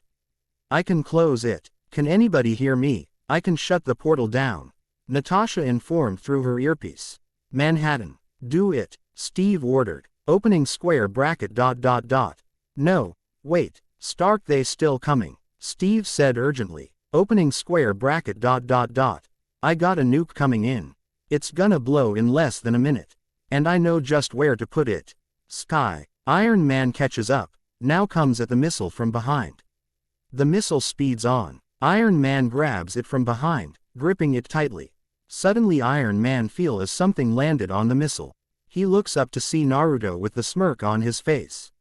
He then activates his Mangekyo and a pair of white wings formed on his back. He starts to flip them to help Tony. With Naruto help, he wrenches the rocket off its course. Steering it from behind, he accelerates quickly, flying straight up into the sky, towards the portal. Naruto then lets go of the missile, thinking that Tony did the same. He was wrong. Tony went straight through the portal. Tony, Naruto shouted. Space. Tony's looks in horror. An armada. The black sky is filled with what must be 90 ships in a vague cluster. Most of them hang still in the air. Some move swimmingly. Iron Man lets go of the missile. It whistles off into the black ness as Iron Man idly falls back down the portal's opening. The missile reaches the main ship. The main ship implodes, causing the entire armada to burst into a supernova, creating a spectacular heavenly display. Manhattan. Suddenly, all of the Chidori soldiers and Leviathans keel over and begin to shake, then stop. They all fall over. The Avengers look up at their consultant, not sure if he'll make it through. Stark Tower. Still holding the scepter in hand, Black Widow shifts around, waiting. Naruto flashed next to her, still looking at the portal. Come on Stark. Natasha pleased. Manhattan. Thor and Cap see the supernova coming towards them. Thor nods to Cap. Close it, Steve said to Black Widow. Stark Tower. Without hesitating, Black Widow pulls the scepter out, the Tesseract turns off its energy beam. The portal quickly closes. A small figure is hurled back into the open now closed portal. Iron Man. Plummeting to the earth, Naruto quickly activates his Mangekyo and with help of his Susanoo and fly and grab Tony. Then he drops his Susanoo and flashed to Black Widow. Naruto places Ton on the floor and rips his mask off. His heart stopped. Naruto quickly performed a medical jutsu and sent a jolt of LRMOR to Arc Reactor. Tony's eyes snap open, as he took a deep breath. What happened? Please tell me nobody kissed me. At that, both Naruto and Natasha chuckled. We won, Natasha said softly. Not yet, we still have one thing to do, Naruto said, getting their attention. End of chapter. Chapter 4, Naruto. Shinobi. Disclaimer. I don't own Naruto or Marvel MCU. Let's get started. Chapter 20, Aftermatch. Stark Tower penthouse. Loki crawls onto the stair, looking like a piece of a shit rag doll. He takes a few breathers, senses someone is behind him. He turns to find the Avengers staring at him, pissed. If it's all the same to you, I'll have that drink, Loki said, trying to ease up the tension. Hulk snorts at him. Weeks later, S.H.I.E.L.D. analytical room.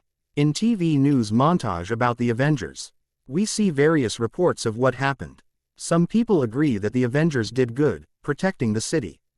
Others believe it was their cause. Opening square bracket ... Superheroes. In New York. Give me a break. Opening square bracket ... These so-called heroes have to be held responsible for the destruction done to the city. This was their fight. Where are they now? Opening square bracket ... What? That this was somehow their fault. Captain America saved my life. Wherever he is, wherever any of them are, I just wanna say thank you. Central Park. The Avengers take Thor and Loki, who is handcuffed and muzzled, to a blocked area. Thor shakes hands with his team and gives Selvig a hug. Tony opens the Tesseract's case. Banner takes it out and places inside a glass tube, held by Thor. Thor gives Loki the other end, who reluctantly takes it. The Asgardians leap into the energy beam. Gone. Then, one by one, the group splinters off, strolling into different directions. Banner climbs in with Tony in his sports car. Steve rides away in his Harley. Natasha and Clint climb back into S.H.I.E.L.D. cars. Naruto smiles and simply flashes away. They all part. For now. S.H.I.E.L.D. analytical room. Fury is facing once more members of the World Security Council. Opening square bracket ... Where are the Avengers? I'm not currently tracking their whereabouts. I'd say they've earned a leave of absence. Nick replied with shrug. Opening square bracket dot dot dot. And the Tesseract? The Tesseract is where it belongs. Out of our reach, Nick replies again, this time more harshly. Opening square bracket dot dot dot. That's not your call. I didn't make it. I just didn't argue with the god that did. Fury retorted. Opening square bracket dot dot dot. I bet Agent Uzumaki could take on him. Why didn't you order him to take the cube? You probably know about it, but Naruto does not always follow my orders. Besides, if it wasn't for his decline, Agent Uzumaki would be director long ago. Nick explains with a sigh. Opening square bracket dot dot dot. So you let him take it, and the war criminal, Loki, who should be answering for his crimes. Oh, I think he will be. He replies sweetly. Opening square bracket dot dot dot. I don't think you understand what you've started. Letting the Avengers lose in this world. They're dangerous. Add Uzumaki and you have disaster. They surely are. And the whole world knows it. Every world knows it. Nick assured with a smirk. Opening square bracket dot dot dot. Was that the point of all this? A statement. A promise. Fury walks out, towards the bridge. Helicarrier Bridge. Fury and Agent Hill walk together, toward the window looking out into the world. Sir, how does it work now? They've gone their separate ways, some pretty extremely far. We get into a situation like this again. What happens then? Hill inquired. They'll come back, Nick replies, looking at the sky through the window. You really sure about that? Maria asked with small doubt. I am, he replied firmly. Why? Because we'll need them too, he said, turning to her. Agent Hill turns around and walks away. Fury looks out, smiling. 1 year later, Malibu. Tony is sitting around at home and decides to test out his new tech. Engage assembling mode, Tony commanded. Each individual piece of his new armor launches itself straight at his junk, except the gloves which land on his hands. Back to the suit lands on his back and knocks him off. He quickly uses his hand boosters and quickly regains balance. Then the rest of the suit assembled and Tony smirked. I am awesome, he exclaimed with a grin. Then suddenly he saw a flash of light. Once light died, Naruto was sitting on the table with a smile on his face. Oh, Naruto, where have you been all this year? No call or message. Is everything okay? Yeah, I'm sorry, I had few things to do. Like searching for bijus and visiting old friends. He explained, narrowing his eyes at Tony's new armor. Sweet suit. Which mark is it now? Mark 20. Mark 42, he replied, shocking the blonde Jinchuriki. You gotta be kidding me. Where are they? Naruto asked. Tony pointed at the podium. Under the podium. At that Naruto's sweat dropped. You have too much free time. Stark chuckled as he came out of his suit. Shouldn't you be making bigger steps in your relationship? I'm doing this for her. She's my world, okay. What I saw in the portal made me do this. I want to protect her and everyone around me. He explained with a tired sigh. I see, but you seem to forget that I am protecting the Earth. Alongside with you, he said with crossed arms. Anyway, I'll be going. I'll visit Steve in Washington, D.C., see ya. With that, he flashed away. Well, that was fast. Tony commented with a snarl. Better get to work, I guess. With that, he gets back to armor. There was a lot to do. Night. Tony was sleeping next Pepper, who wrapped her arms around him. While she was smiling, Tony was shaking his head and sweating. Same nightmare. All over again. He was fighting with Chidori. Only Tony was left of all Avengers, including Naruto. Everyone was lying dead on the ground. The same missile was heading straight at New York. Just like last time, he grabs the missile and takes it to the portal. But this time without blonde shinobi. He went through the portal and helped missile hit the mother ship. Sadly, he dies as the blast hit him quickly. The last thing he hears is Pepper scream. Pepper tries to wake him up, but she can't. Suddenly something metallic grabs her arm and pull her. It's Mark 42. Tony quickly opened his eyes and look at the Mark 42. Which tries to pull her out of the bed. Stark makes a gesture and suit fall apart. Tony sat up on the bed, while Pepper was ready to leave. Wait, Pepper, don't leave, Tony grunted, as he was about to close the doors. I'm going to sleep downstairs. Do something with this suit. he demanded while shooting the doors. Tony sat now on the edge of the bed and thinks hard.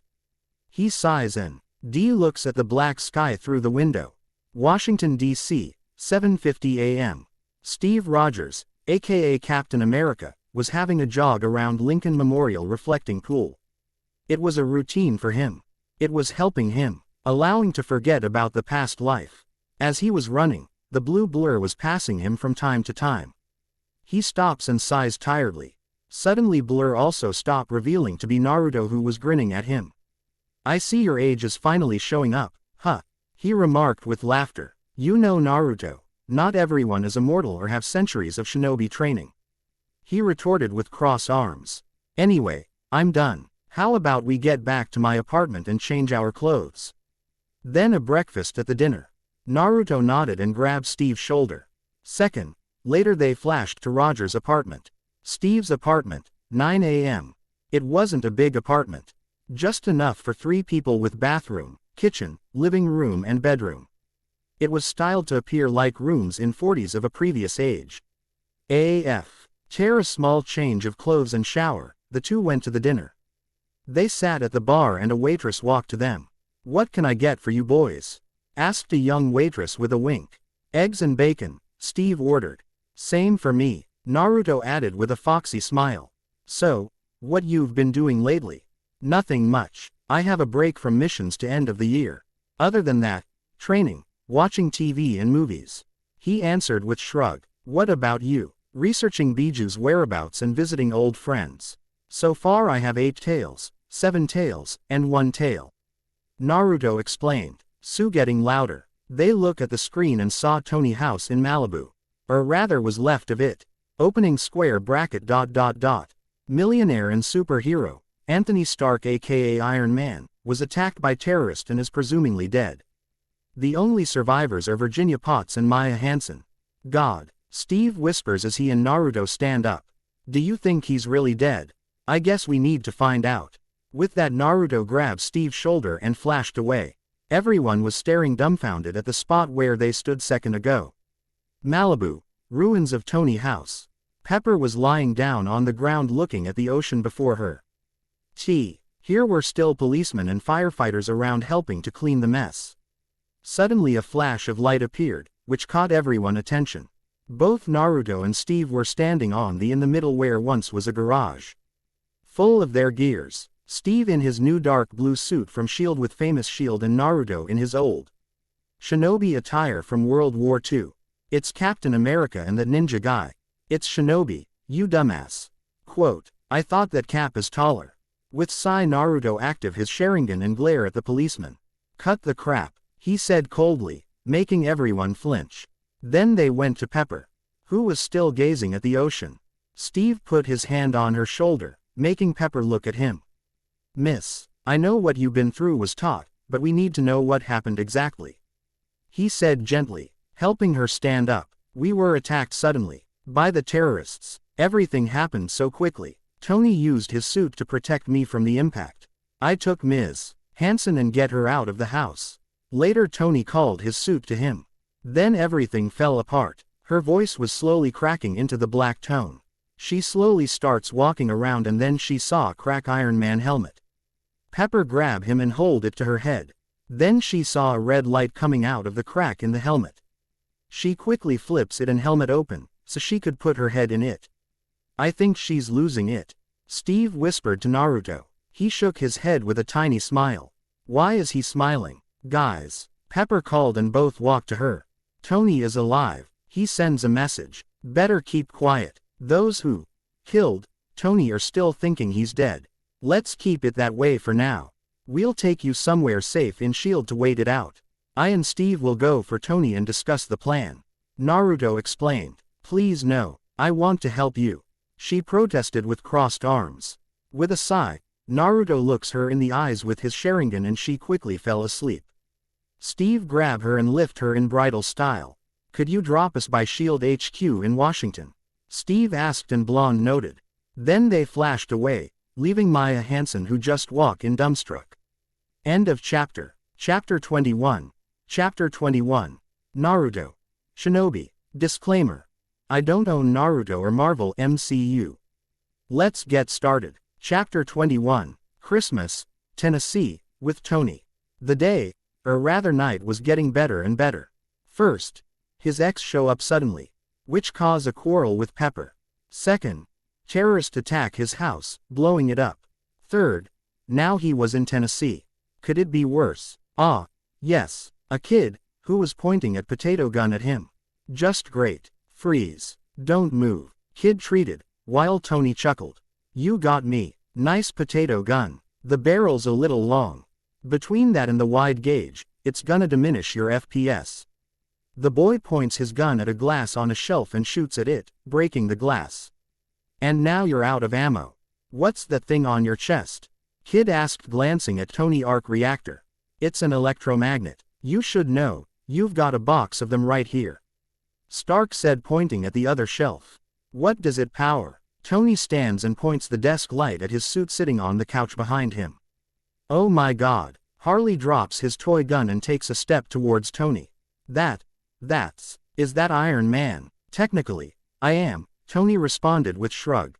Technically, you're dead. He gives Tony a newspaper which has Tony's picture with the headline, Mandarin attack, Stark presumed dead. A valid point, Tony admitted with a sigh. Suddenly a yellow flash of light appeared in the middle of the farmhouse. About damn time, Naruto, and Steve, he said, confused at the sight of Captain America besides blonde shinobi. Yeah, he was worried too. Naruto replied with a grin. Anyway, let's get you to Avengers Tower. Cap said, looking at Tony. Sorry, but I can't. I need to find who wanted my death. Better do this, while everyone thinks I died. Tony replies, which caused Blonde to smirk. Here's what I need. A laptop. A digital watch, a cell phone, the pneumatic actuator from your bazooka over there, a map of the town, a big spring, and a tuna fish sandwich. At that, Naruto throw him a bag. Bag with everything he needed. Wait, how did you? Forget it. It seems like I know you better. Naruto said with a smile. So what are you going to do? I can't believe I have Avengers in my garage. Kid exclaimed with vigor. The three adults looked at the kid bouncing around and chuckled. If you're sure, then just send chakra through it, Naruto said, tossing him his Hiraishin kunai. Rose Hills, Tennessee. Tony and Harley walk in town at night. Tony had to admit, for such a young age, Harley was very smart. If he would just as rich as he, Harley could pull the same feats like him. Maybe he would help the kid out. Well, after dealing with Mandarin and his goons, of course. They stop and Tony looks at the remains of the local explosion site that Tony came to investigate. What's the official story here? What happened? I guess this guy named Chad Davis, used to live roundabouts, won a bunch of medals in the army. One day, folks said he went crazy and made, a bomb. Then he blew himself up right here. Tony looks around at the remains. 6 people died, right? Tony asked and boy nodded. Including Chad Davis. Yeah, Harley replies. Tony keeps looking around at the remains of the explosion site. Yeah, that doesn't make sense. He sits next to Harley. Think about it. 6 dead, only 5 shadows. Yeah, people said these shadows are like the mark of souls gone to heaven. Except for the bomb guy, he went to hell on account of he didn't get a shadow. That's why there's only 5. Harley explains with shrug. Do buy it? Tony asked, amused. That's what everyone says. You know what this crater reminds me of? Stark knew what boy was thinking. He didn't like it. No idea. I'm not. I don't care. He replies coldly. That giant wormhole, in New York. Does it remind you? He said, getting annoyed and angry glare from Tony. That's manipulative. I don't want to talk about it. Stark snarled with a frown. Are they coming back? The aliens? Harley asked with concern. Tony gave a long sigh. This will be a long mission. Washington, D.C., SHIELD HQ. Pepper was sitting in her room, with crossed arms. He was pissed at both Naruto and Captain America. She only wanted to help. But they lock her in the freaking cell. Suddenly the doors of her cell open, revealing both Naruto and Nick Fury, the director of SHIELD. Yo, Naruto greeted, waving at Pepper. Sleep well, after you put me in this Genju something. No, she yelled, which caused Blonde to flinch. I brought ramen. he said weakly, showing the tray with streaming ramen. You like it right, Miss Potts. I know that you're mad, but you're safer in S.H.I.E.L.D. rather than on your own. Nick said, getting her attention. If this Mandarin finds out that Stark is alive, he'll come after you. Let's Stark deal with him personally. It could be a great experience for him. To learn do things without his armor.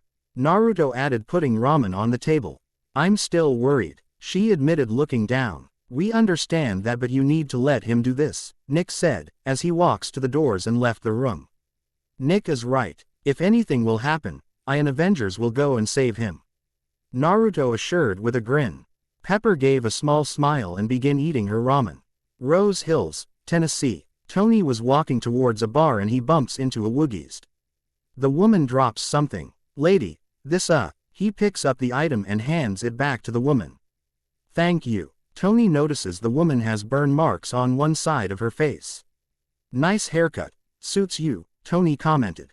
Nice watch. Woman retorted. Yeah, limited edition. Tony added with a grin. Oh, I don't doubt it.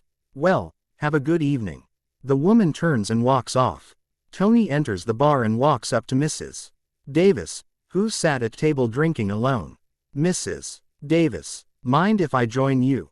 Tony asked. Free country. She nods and Stark sit next to her. Mrs. Davis looks at Tony for a moment. All right, where do you like to start? I just want to say I'm sorry for your loss. I want to know what you think happened. Tony said gently. Look, I bought your damn file. You take it and go. She drops the file in front of him. Whatever was in here, he wanted no part of it. Tony opens the file. Clearly, you're waiting for someone else. Yeah, supposed to meet somebody here? Stark inquired. Yeah. Tony looks at the file again and notices a photo of Taggart next to the photo of Chad. Mrs. Davis, your son didn't kill himself, I guarantee you. He didn't kill anyone. Someone used him, Tony assured, shocking the grieving mother. What? She inquired. As a weapon, he explained. You're not the person who called me after all, are you? Suddenly a cell phone is slammed on their table. Actually, I am. Tony looks up and it's the woman he bumped into the outside of the bar. Suddenly she grabs hold of Tony's arm and twists it, slamming his head onto the table. Tony manages to quickly grab hold of Chad's dog tags that were on the table. Hey, what's all this about? What the hell's going on here? Sheriff demanded. It's called an arrest. She pushes Tony to the ground and steps towards the sheriff. He quickly activates his Sharingan and tries some low genjutsu that Naruto taught him. But she wasn't affected. Sheriff, is it? Things are getting worse and worse. Tony thought with a mental sigh. About 4 days later, Naruto was sipping a hot green tea in Japan along with Steve, Natasha, and Clint. They all were gear up and ready to head out. The President of United States was kidnapped by Mandarin, so Naruto team was ordered to track him and get him back to White House. Before going, he gets his team for small tea. They agreed, eventually. Can we go already, Naruto? Natasha asked with a sigh. Nick was already pissed when he heard word tea. Naruto took a final sip, put the cup down and grinned at his friends. Let's go, Avengers. Seaport, with Tony and Rhodes. Tony and Rhodes sneak onto Aldrich's oil drilling platform. Come on, Tony said as they kneel over and took a cover. I need a gun, only if you're not gonna freak out on me. Rhodes replies as he looks up and spots the president in his Iron Patriot armor. Oh, my god, he said to Tony. He's strung up over the oil tank, they're gonna light him up, man. Viking funeral, public execution, Tony concluded, getting the nod from his friend. Yeah, death by oil. They sneak further in to find a way to save the president. Rhodes gives Tony a gun. See if anyone in front of us. Tony quickly rises then sits back down. What did you see? Too fast, nothing. Here we go. He rises again and this time takes a good look before getting back down. 3 guys, 1 girl, all armed. Tony informed as they face the extremist soldiers. God, I'd kill for some armor right now, Rhodes grunted. You're right, we need backup. Tony agreed with a smile. Yeah, a bunch. Rhodes points his guns at extremist soldiers, who are getting closer and closer to them. You know what? Tony nods for Rhodes to look ahead. We see Tony's suits flying toward them. Is that? He asked, not believing. Yep, he assured, patting his back. All of Tony's Iron Man suits arrive. Merry Christmas, buddy. The suits surround the Extremis soldiers. Jarvis, target Extremis heat signatures. Disable with extreme prejudice. Opening square bracket ... Yes sir. Suddenly there a flash of yellow light behind them. Both turn to see Naruto leading a part of the Avengers. We're not late, are we? Naruto asked with a grin. I guess Stark took a page from your book, Clint commented. Then one the armors, called Silver Centurion, landed behind Tony. Stark took step back and went into the suit. You're just in time for Christmas party. At that Naruto crossed his fingers and shouted, Avengers, attack. Both Black Widow, W and Hawkeye went after the Extremis soldiers. Cap, you and Colonel Rhodes will go and rescue the president. Tony and I'll find the main enemy and take him out. My clone's gonna aid you. With that 4 clones pop out, scatter. Iron Man fly out and real Naruto went after him. Natasha jumped and pouted rain of bullets at the Extremis soldiers. Iron Legion make sure that to defend her if anything would happen. Hawkeye was taken by one of the armor to a high spot, where he could put down every soldier. In the meantime, Cap and Rhodes were going through the hordes of Extremis soldiers. But with Cage Bunhins they quickly defeat them. After some time they reach the president. Mr. President, just hold on, alright. We're coming. Just hold on. Hold on. They get surrounded by 10 Extremis soldiers.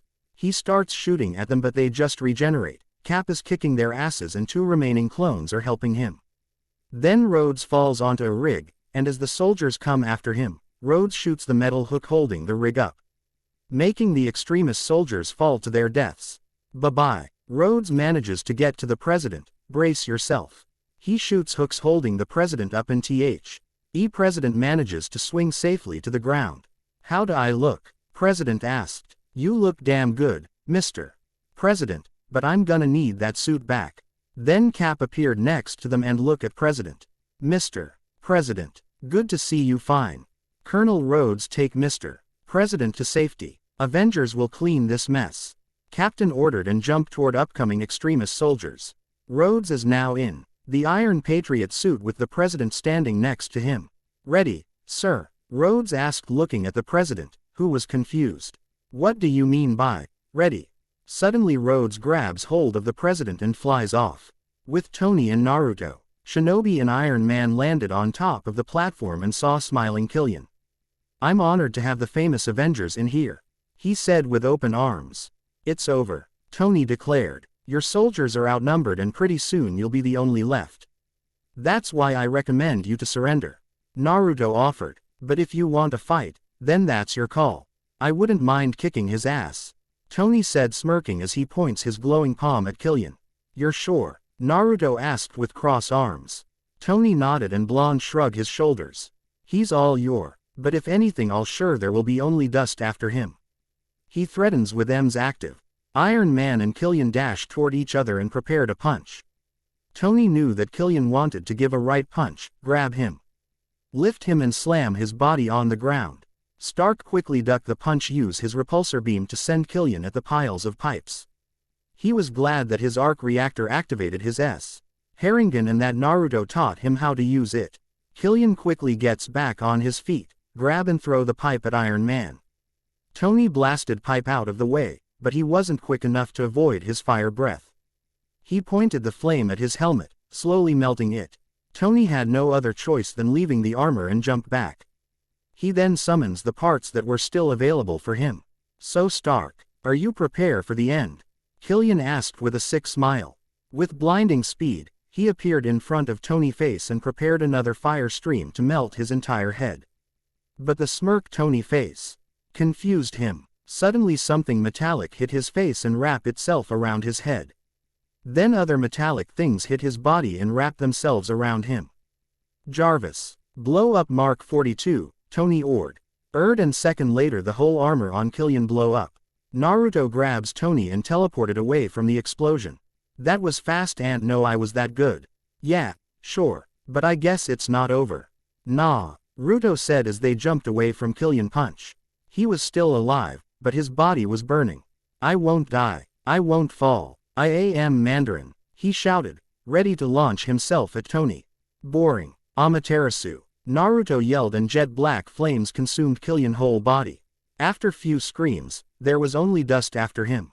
Well, I guess we're done here, right? Tony asked, hearing tired nod from his friend. Let's get you to Pepper, Naruto said as they walk away to the rest of the team. A few weeks later, New York, Avengers Tower. The entire Avenger Tower was finally finished. It was higher advanced than Stark Tower ever was. It was one big cherry on the cake. Naruto was waiting for both Tony and Pepper to appear. Suddenly he heard a giggle and saw them both in white bathrobes.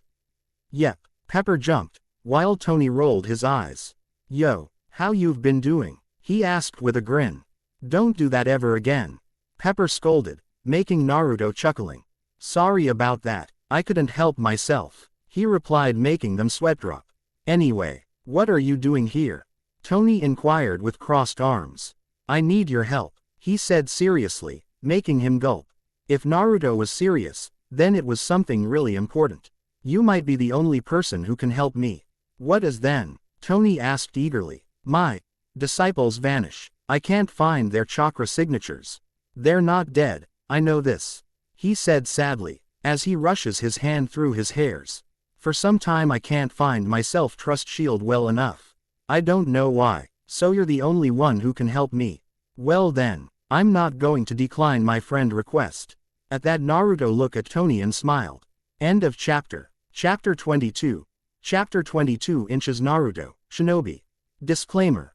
I don't own Naruto or Marvel MCU. Let's get started. Chapter 22. Meeting. Sokovia. 2 years later. It's been 2 years since Naruto asked Tony for help. Many things happened. S.H.I.E.L.D. was in reality infiltrated by Hydra for decades. Naruto was angry, sad and confused at the same time. He was angry that Hydra was still alive. He was sad for so many lives wasted in war and confused about how this happened under his nose. Yes, he became a hermit for some time.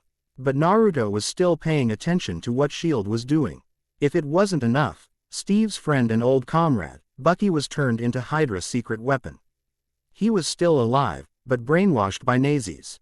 Hydra wanted to use their newly made helicarriers to kill every enemy to them, including him and other Avengers.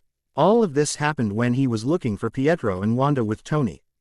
If he'd only, but it didn't matter anymore.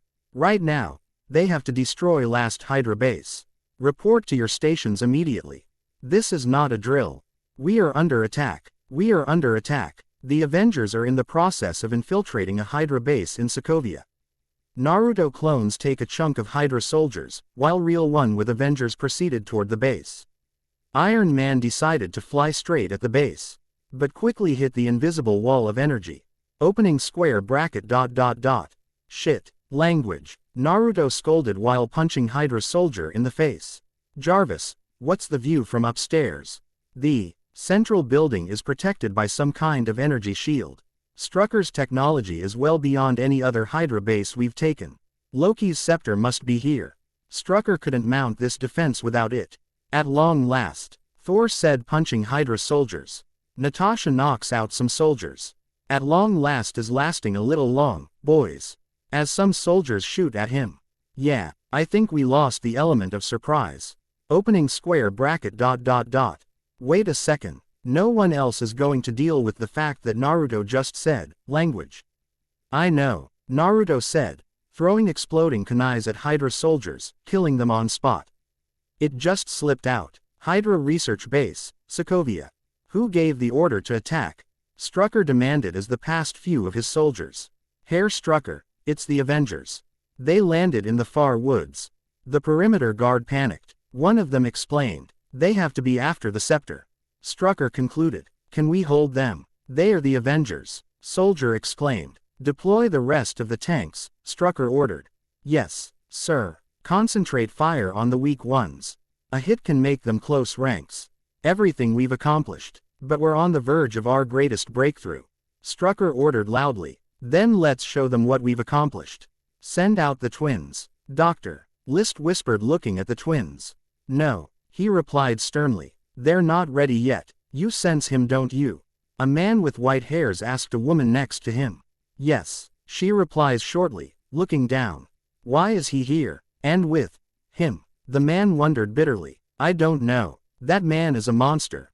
The woman said with a frown. But it doesn't matter. He didn't change and that important. Outside of the base. Opening square bracket ... Sir, the city is taking fire. Well, we know Strucker's not going to worry about civilian casualties.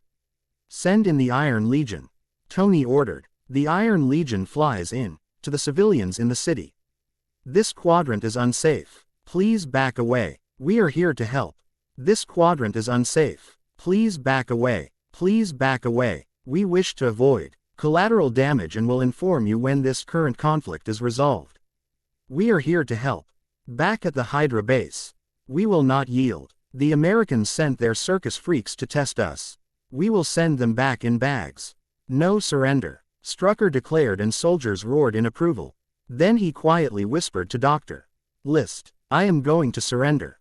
You will delete everything. If we give the Avengers the weapons, they may not look too far into what we've been.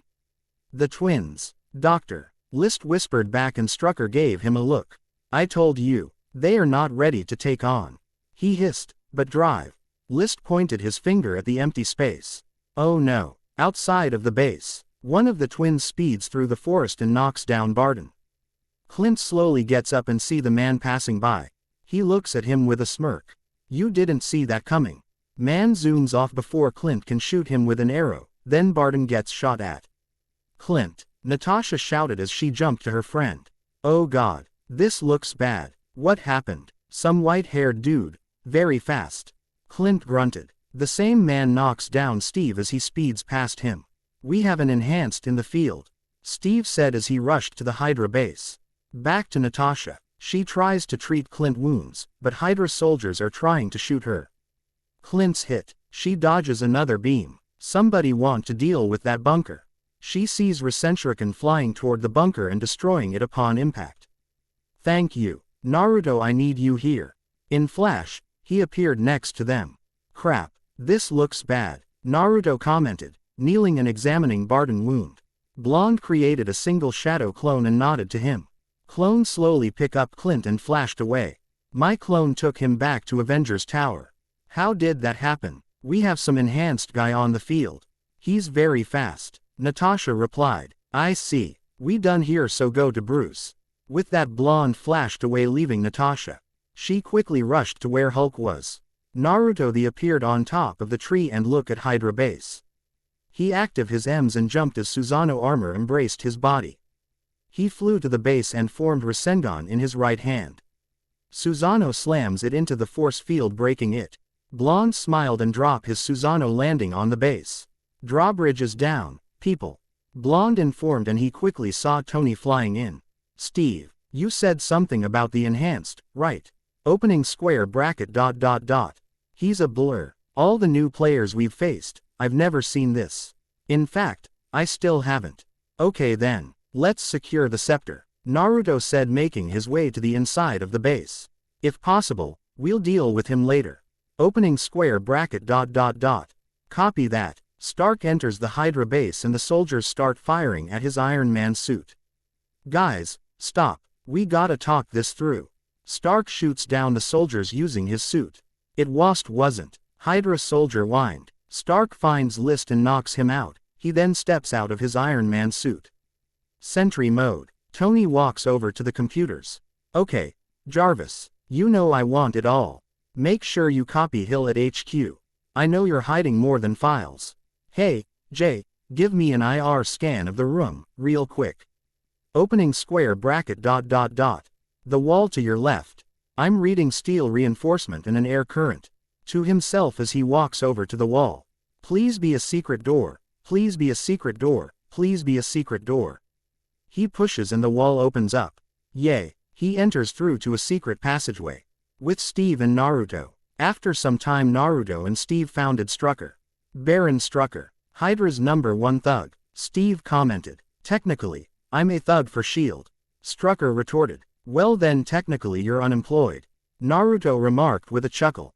Where's Loki's scepter? Don't worry, I know when I'm beaten. You'll mention how I cooperated, I hope.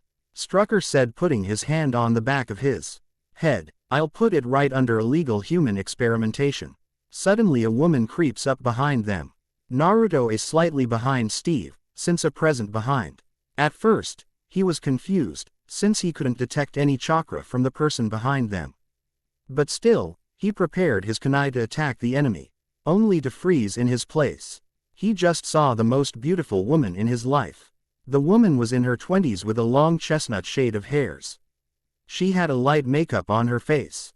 The girl had a black dress that shows her rather a large cleavage. She had DD cup breasts and a red jacket. She also had a stocking and black boots. Her eyes winded at the sight of blonde man. How many are there? Steve asked, as woman quickly shakes her head and knocks Steve down using her telekinetic powers and leaves. We have a second enhanced female. Do not engage. He looks at Strucker and then at Naruto. Hey, are you okay? I'm fine. Blonde quickly replied, looking at the spot where girl was just second ago. Wanda, Naruto thought with a small blush. So the other one must be Pietro then. You'll have to be faster than. Steve uses his shield to knock out Strucker. Guys, we have Strucker, Steve informed and glanced at Naruto. Something was off with Tony. Yeah, I got something bigger.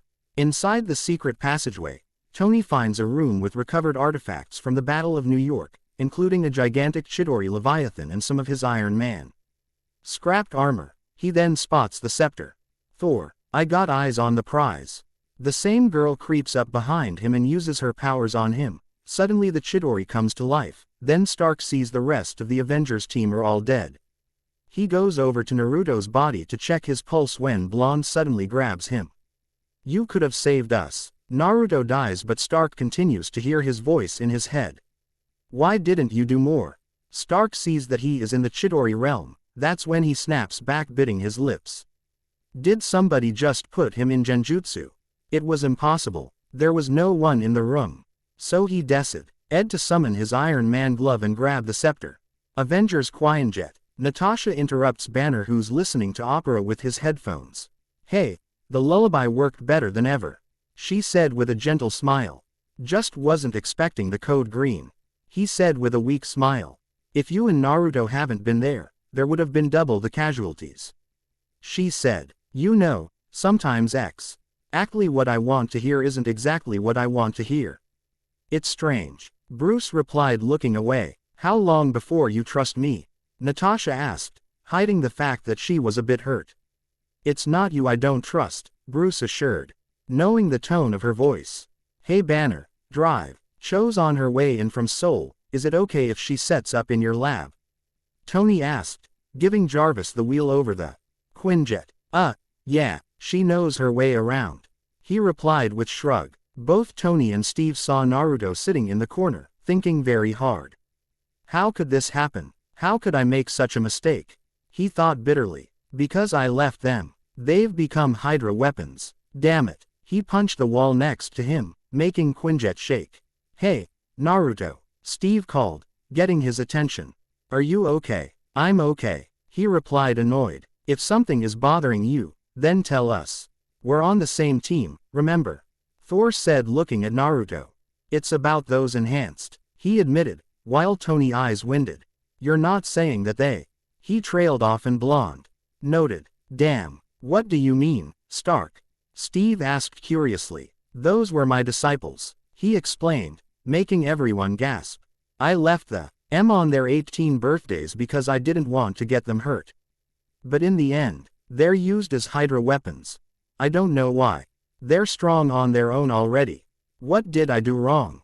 Naruto suddenly felt two hands, one on each shoulder. He looks up to see Steve and Tony. Don't worry, we'll find them and help them, Steve assured. Yeah, so don't worry. We won today. Hydra is no more, Tony said with a smile. That's why let's party in next few days. Naruto gave a small smile and nodded.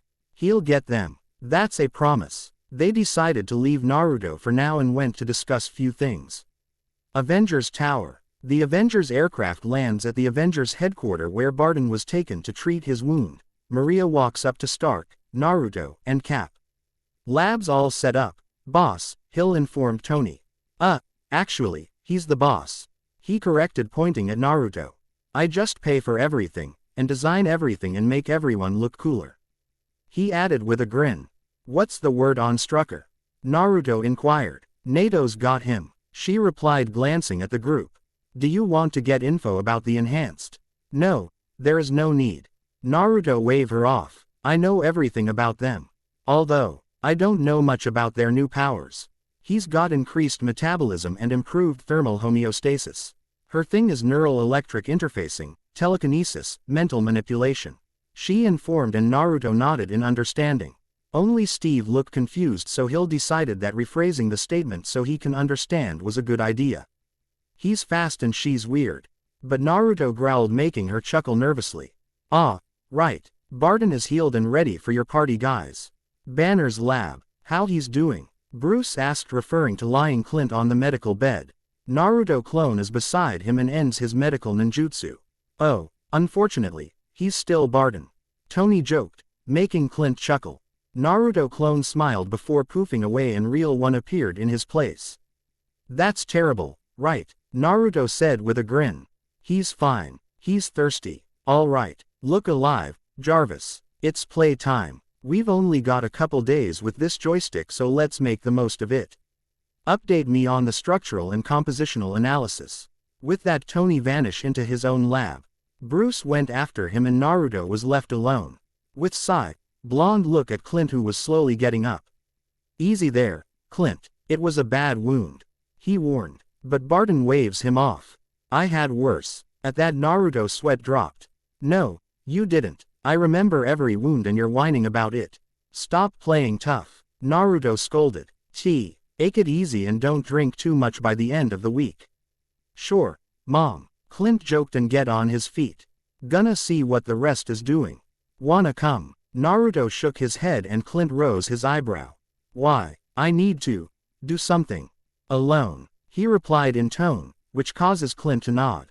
I see, it's important then. He said with a smile. Take your time. With that, he left and Naruto looks down. He walks to the window and glanced at his team. He smiled and flashed away. End of chapter. Chapter 23. Chapter 23 Inches Naruto, Shinobi. Disclaimer. I don't own Naruto or Marvel MCU. Let's get started. Chapter 23, Ultron. Avengers Tower. End of the week. Everything was ready for a party. They invited everyone they knew. Everyone was drinking and having good. Naruto was sitting by the end of the bar, drinking his beer. He looks to his left to see Natasha pouring when Banner walked up to her.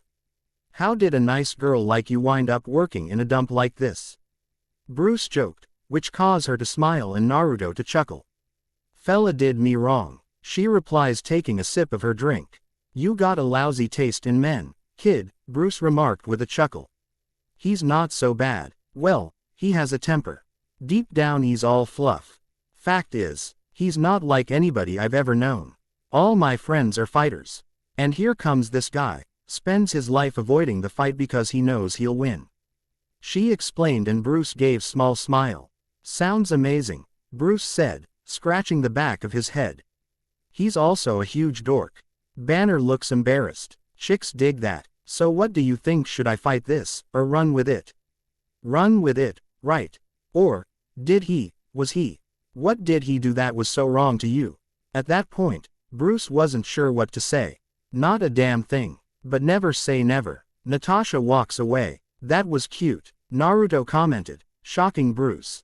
Ah, hey, how long have you been here? Bruce asked, a bit nervous. What is? From the beginning, he replied, causing Bruce to gulp. As for other question, you and Nat. Quote, no, we haven't. That wasn't, he mumbled, which caused Naruto to grin. It's okay. Nobody's breaking any bylaws. It's just, she's not the most open person in the world. But with you, she seems very relaxed, he said with a smile. No, Natasha, she likes to flirt. Banner protested. Listen, I know her for years now. I've seen her flirt, up close. This ain't that. Look, as maybe the world's leading authority on waiting too long, don't. You both deserve a win. he said as if he was professional. Blonde left Banner with his thoughts. Wait, what do you mean, up close? Bruce asked, but Naruto was nowhere to be seen. Later, with Avengers. The Avengers were sitting in the circle around the table. Everyone was laughing and talking about fun things they did together. It's a trick, Clint said referring to Thor hammer. Oh, no, it's much more than that, Thor said with a smile. Whosoever be he worthy shall have the power. Whatever man, it's a trick, Clint stated with crossed arms. Well please, be my guest, Thor said pointing at his hammer. Come on, Tony insisted. Really? Barton asked looking at Thor. Yeah, Clint gets up and walks to the hammer. Oh, this is gonna be beautiful, Rhodes said, who just sit down in Clint's place. Clint, you've had a tough week, we won't hold it against you if you can't get it up, Naruto joked and everyone laughed. You know I've seen this before, right? Barton grabs Thor's hammer and can't lift it. To Thor after he fails to lift the hammer. I still don't know how you do it. Smell the silent judgment, Tony wondered out loud. Please, Stark, by all means. Stark gets up. Natasha was already smiling. Oh, here we go. Never one to shrink from an honest challenge. Tony admitted gripping the hilt of the hammer. Right, so, if I lift it, I then rule Asgard. Thor nodded with a smile. I will be reinstituting Prima Nocta. Stark tries to lift the hammer but fails. I'll be right back. Wearing his armored hand, Stark tries to lift the hammer again and fails. Wearing their armored hands, Stark and Rhodes both try to lift Thor's hammer. Are you even pulling? Rhodes asked and Tony glanced at him. Are you on my team? He asked back, trying to pull the hammer as hard as he could. Just represent. Pull, he replied annoyed. All right, let's go. They both pull as hard as they can, but in vain.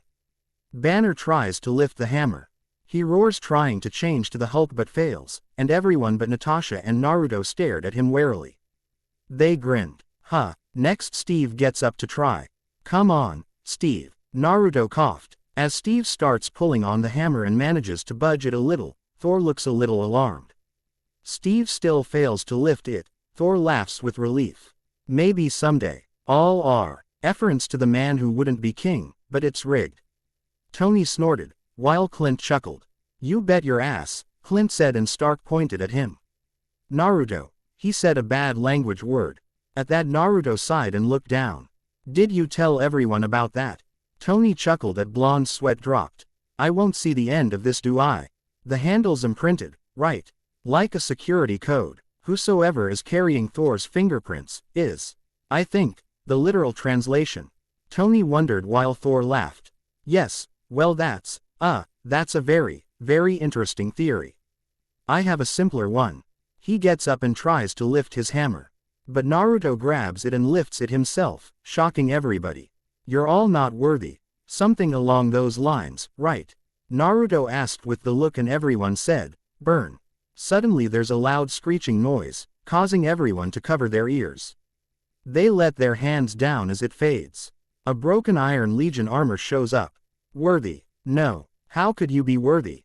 You're all killers, the armor said with a snarl. Tony, Naruto called, pulling out his kunai. I'm sorry, I was asleep. Or, I was a dream, armor wondered, tapping his device. Reboot, Legionnaire OS, we got a buggy suit. Tony mumbled. There was a terrible noise, and I was tangled in strings.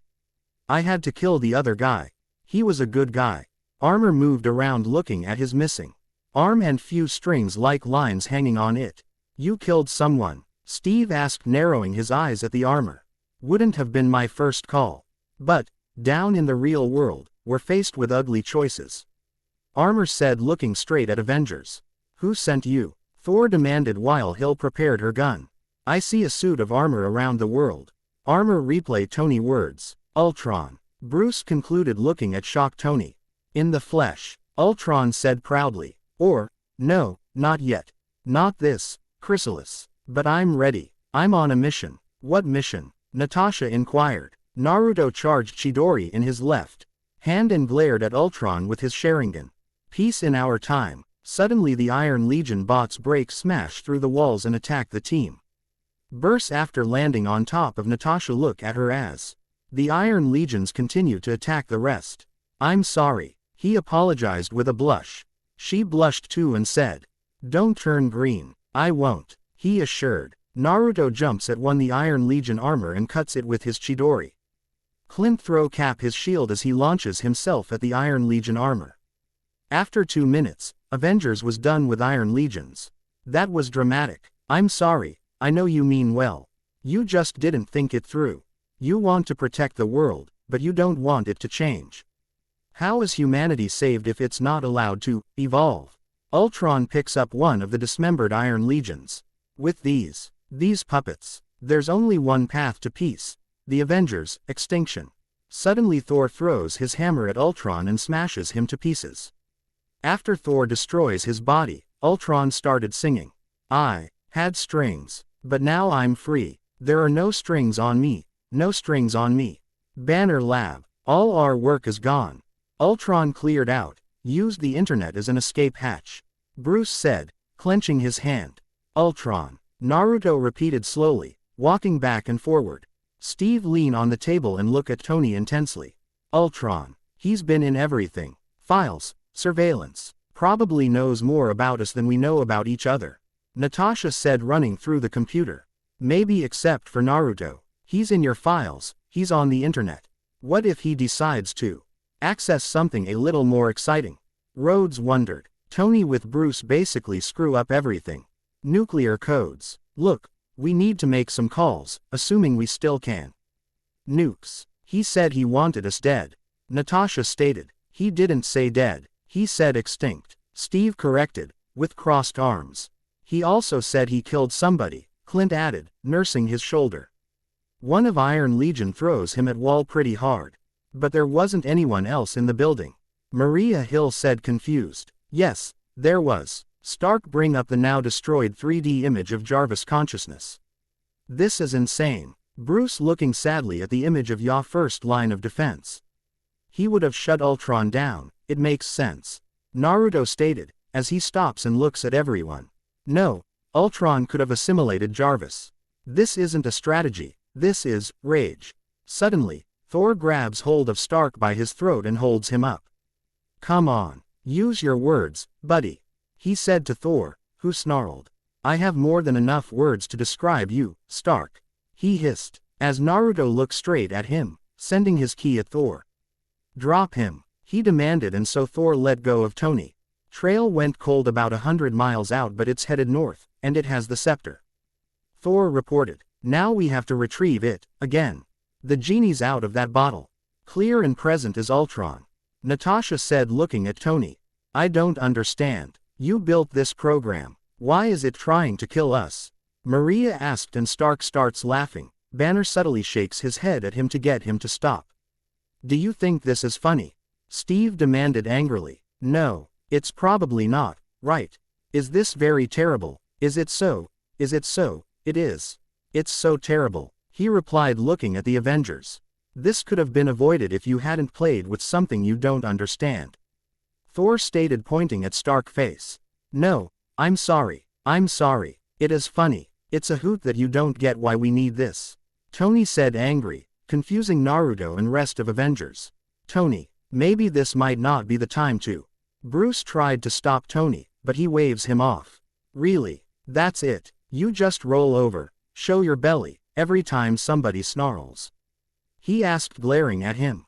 "Only when I've created a murder bot." Banner retorted. "We didn't. We weren't even close. Were we close to an interface?" He wondered until he heard Naruto's voice. "Well, you did something right. And you did it right here. The Avengers was supposed to be different than S.H.I.E.L.D. Naruto stated, glaring at him with his M's. "Anybody remember when I carried a nuke through a wormhole? Recall that. A hostile alien army came charging through a hole in space. We're standing 300 feet below it. We're the Avengers. We can bust arms dealers all the live long day, but that up there. That's the end game. Not even you can fight with. Something like that, Naruto. How were you guys planning on beating that?" Tony asked in a defeated tone. "Together," Steve stated, and everyone nodded, beside Tony. "We'll lose. Then we'll do that together, too. I'll die to protect this planet." Naruto said seriously, and Stark looks at him for a moment before turning away. Thor's right. Ultron's calling us out, and I'd like to find him before he's ready for us. The world's a big place. Let's start making it smaller. End of chapter. Chapter 24. Chapter 24. Naruto. Shinobi. Disclaimer. I don't own Naruto or Marvel MCU.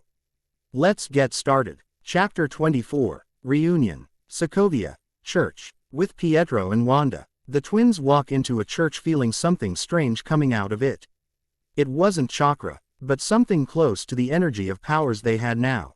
The two felt that it was something they had to face. As they walk in, twins saw a cloaked figure sitting on the chair. Talk, and if you are wasting our time, Wanda warned, ready to attack either with her shinobi skills or new powers. Did you know this church is in the exact center of the city? The elders decreed it so that everyone could be equally close to God. I like that, the geometry of belief. The figure said, you're wondering why you can't look inside my head, right? Sometimes it's hard, but sooner or later, every man shows himself. The figure stands and faces them, revealing himself to be Ultron in a new body. Wanda briefly looks shocked. Oh, I'm sure they do. But you needed something more than a man. That's why you let Stark take the scepter. He said knowingly. I didn't expect, but I saw Stark's fear. I knew it would control him, make him self-destruct. She explained, understanding Naruto teachings. Everyone creates the thing they dread. Men of peace create engines of war, invaders create Avengers, people create smaller people. Children. I lost the word there. Children. Designed to supplant them, to help them, the end. Ultron said, looking at the twins. Is that why you've come? To end the Avengers? She inquired. He wasn't worried about Naruto. She still loved him. But Wanda knew that Naruto was basically a god in the heart. Even this creation that she helped create wouldn't be even close enough to defeating old shinobi. I've come to save the world. But also, yeah, we'll move out right away. They moved to the castle where they were once held. This is a start, but there's something we need to begin the real work. Referring to Ultron's bots, Wanda wondered. All of these are me. I have what the Avengers never will. Harmony. They're discordant, disconnected. Stark's already got them turning on each other. And when you get inside the rest of their heads. Ron said to Wanda, who slowly felt uneasy. Everyone's plan is not to kill them. Pietro finally said. He didn't like the idea of fighting with Naruto.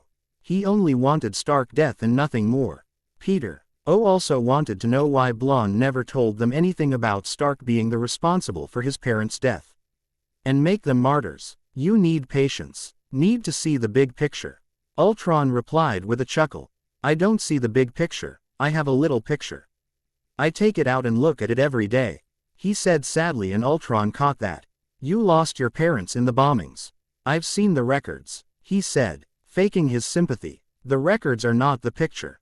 Pietro stated, causing Wanda to put her hand on his shoulder. We were 10 years old, having dinner, the four of us. When the first shell hits, 2 floors below, it makes a hole in the floor. It's big. Our parents fell down, and the whole building starts coming apart. I grab her, roll under the bed, and the second shell hits. But it doesn't go off. It just sits there in the rubble, 3 feet from our faces. Then Naruto came in and saved us. He takes us out of the collapsing building to our dying parents. They died after a minute or two. I don't remember. After that, Naruto took us in and raised us, trained us until we're 18. Then he left us and went saving the world. Sometime later, we found that Stark was responsible for killing our parents. He wanted nothing more than kill him. So we wanted more power than we already had. I wondered why only you two survived Strucker's experiments. Now I don't. We will make it right. You and I can hurt them. Ultron promised. He looks to Wanda. But you will tear them apart, from the inside. Wanda gulped. She didn't want to hurt anybody besides Stark. He was a bad guy. There was no point in the pointless killing. But if the Avengers will protect him, she'll have no other choice. She could only pray to God that she won't fight with Naruto. Avengers Tower, morning. He's all over the globe.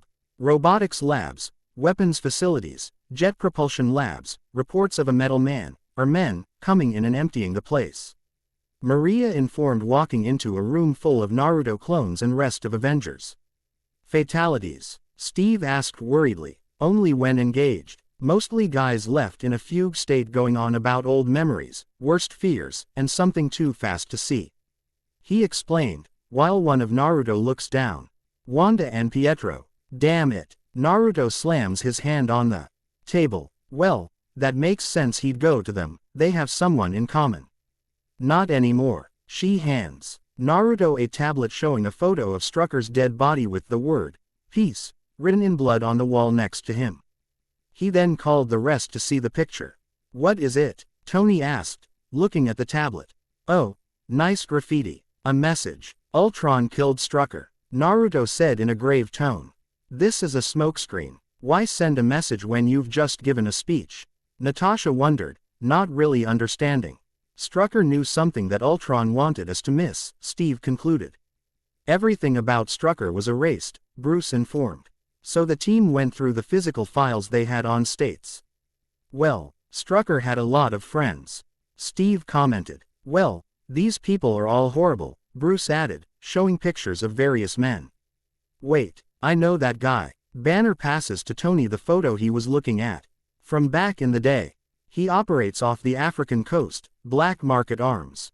Naruto and Steve give him an accusing look. There are conventions, all right. You meet people, I didn't sell him anything. Tony pointed his finger at the man named Ulysses Clow. He was talking about finding something new, a game changer, it was all very, Ahab. Naruto glanced at Clow and his eyes winded. Shit, Naruto cursed and everyone looked at him confused. This brand on his neck. It's a word in an African dialect meaning thief, in a much less friendly way. What dialect? Steve asked with crossed arms. Wakanda. Naruto replied seriously. If this guy got out of Wakanda with some of their trade goods. I thought my father got the last of it. Tony said confused. I don't follow. What comes out of Wakanda? Bruce asked and the three look at Steve's shield. Strongest metal on the planet. Vibranium or rather chakra metal. Naruto explained with a frown. Salvage yard, African coast. With Clow. Don't tell me your man swindled you. I sent you 6 short-range heat seekers and got a boat full of rusted parts. Clow said through his phone. Now, you will make it right, or the next missile I send you will come very much faster. He ends the call and connects to another call. Now, Minister, where were we? Suddenly the lights go out causing a commotion in the salvage yard and the twins enter Clow's office. Yeah, the enhanced Strucker's prize pupils. Clow picks up a plate from his desk. Want a candy? Oh, sorry to hear about Strucker. But then, he knew what kind of world he was helping create. Human life, not a growth market. The twins look at each other. You didn't know. Is this your first time intimidating someone? I'm afraid that I'm not that afraid. He said with a chuckle. Everybody's afraid of something, Wanda stated with crossed arms. Cuttlefish. Deep sea fish. They make lights. Disco lights. Whoom, whoom, whoom. To hypnotize their prey, then whoop. I saw a documentary, it was terrifying. Pietro speeds over to pick up a candy from Clow's desk, and Clow jerks back, expecting to be attacked. So if you're going to fiddle with my brain, and make me see a giant cuttlefish, then I know you don't do business, and I know you're not in charge, and I only deal with the man in charge. Suddenly Ultron breaks through the glass window and knocks down Clow.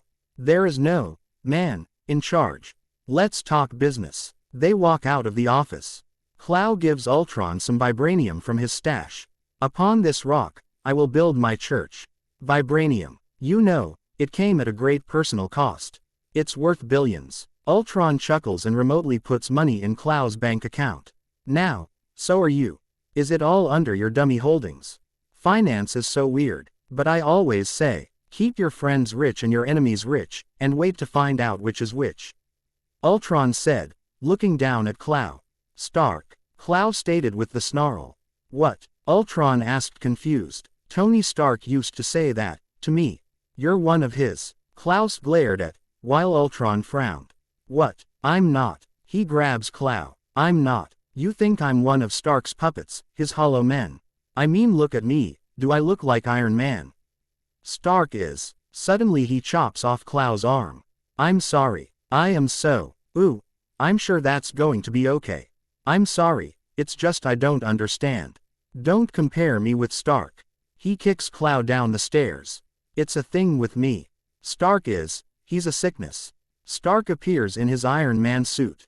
Ah, Junior. Naruto appears with Steve in the flash of yellow. You're gonna break your old man's heart.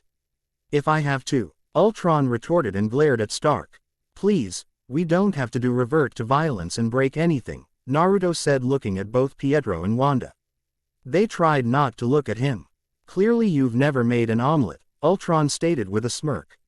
He beat me by 1 second, Tony said, while Naruto's sweat dropped. Naruto asked to reach a person. Ah, this is funny, Mr. Stark. It's what? Comfortable, like old times? Pietro asked, making Naruto close his eyes and clench his fist. This was never my life, Tony stated ashamed of his actions. Pietro, Wanda, Naruto started getting their attention. Please don't do this. You can still go with us. He's using you for your powers. You know that right, he said and second, later he was a punch in his guts. Naruto knew it was Pietro. But he decided to let the guy punch him. Pietro, why didn't you tell us that Stark was responsible for killing our parents? You knew from the begging. Why? Pietro demanded while Wanda looks away with tears in her eyes. Blonde looked at them and saw the 2 kids he raised not long ago. Now in their places stood 2 angry and confused people. They suffered just like him. All they wanted was an answer. Like him when he wanted to find people who killed his parents. Because I didn't want you to suffer even more, he replied looking down. You suffered just like me. You felt the pain that children should never feel. You went through much in your life. I wanted you to be still happy and not fell down into the darkness. I did everything I could to not let you suffer more. And I failed. Seeing the pain in your eyes breaks my heart, he admitted, already at the brink of tears. The memories flow through his head like a river. The good memories with them, when they're together. Also those bitter ones, but still they're precious memories to him. He wouldn't trade them for anything. Never. If I'd told you who did this, you would want nothing more than revenge. The pain leads to anger. Anger leads to hatred. Hatred leads to suffering. It's an endless circle that I didn't want you to fall in. I was there once when my friend died. It brought a monster out of me. I didn't want that to happen to you. In the end, I cause even more pain to you. I'm so sorry Wanda, Pietro. I'm sorry, he finishes as the tears drop down from his face. Wanda gasped. She starts to shake at sight of her crush crying. She and her brother never saw Naruto crying.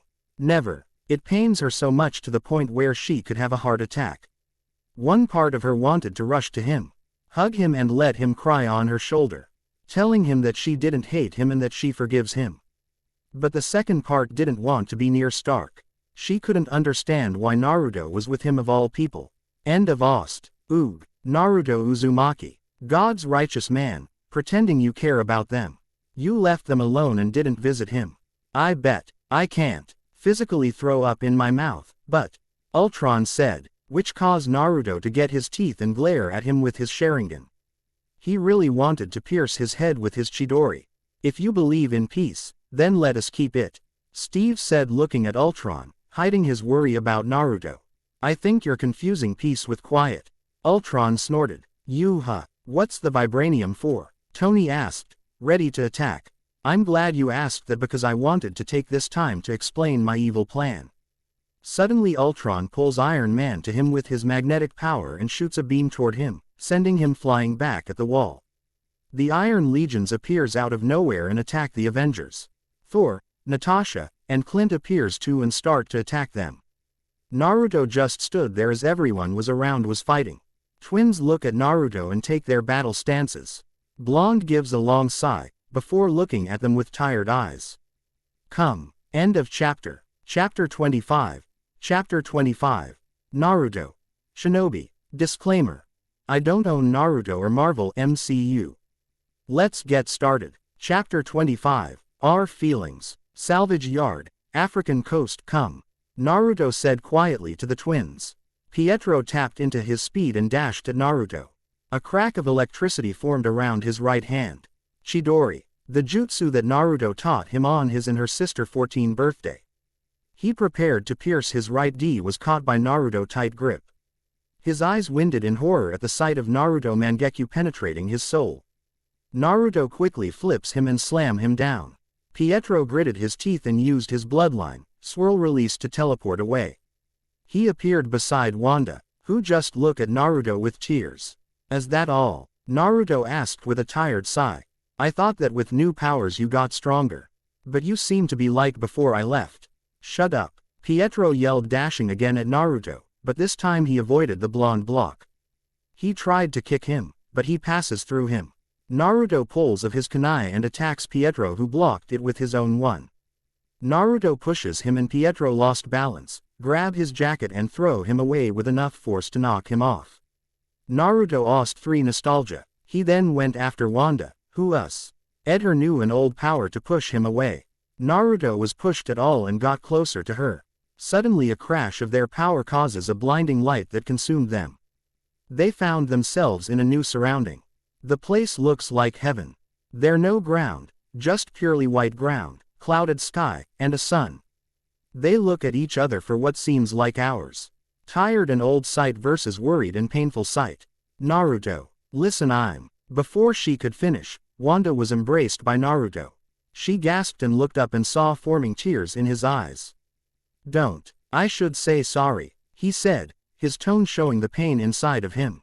I was so selfish. I was only thinking about my feelings, not yours. I choose the Avengers and saving the world instead of you. I'm so sorry, Wanda. You probably just hate right now. I can't blame you or anything, nor Pietro. I can only beg you to forgive me. His tears fell down on her jacket. Wanda bit her lips and cupped his cheeks, making him look at her. Please stop this. Not everything is your fault. She yelled at him, snapping him out. Some things are made to happen.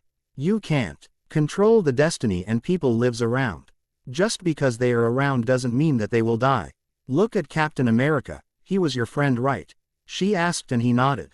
You thought he died, but he's right here right now. Fighting alongside with you again. His eyes winded at the realization. Wanda was right. I'll admit, I was hurt that you left. Same with Pietro. We didn't hate. We were sad and confused. And after we learn about what Stark did, we let our hate control over us. We wanted more power to make Stark pay and regret everything he did. Even right now, I hate him very much. I can't understand why are you with him. You know what he did. She said bitterly. I know what you mean. At first, I really hated him, but after some time, I saw the regret and pain in his eyes. At that moment I truly knew that he was just like everyone. A person who made mistakes. And tries to do the right thing to atone his sins. That who's Tony Stark is right now. I'm sorry that you and Pietro can't see that. He explained with a weak smile. Listen, you two can still come with us and destroy Ultron. Then we can figure everything together. Please, Wanda, we can stop this. Wanda took her hand and broke the hug. She took a few steps back, as Naruto tried to grab her. I can't. Pietro won't agree and we make decisions together. She explained, wiping her own tears. If I'll find out that he's planning on killing anyone besides Avengers, then we'll come to you.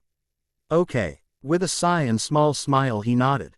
Guess we gotta get back, huh?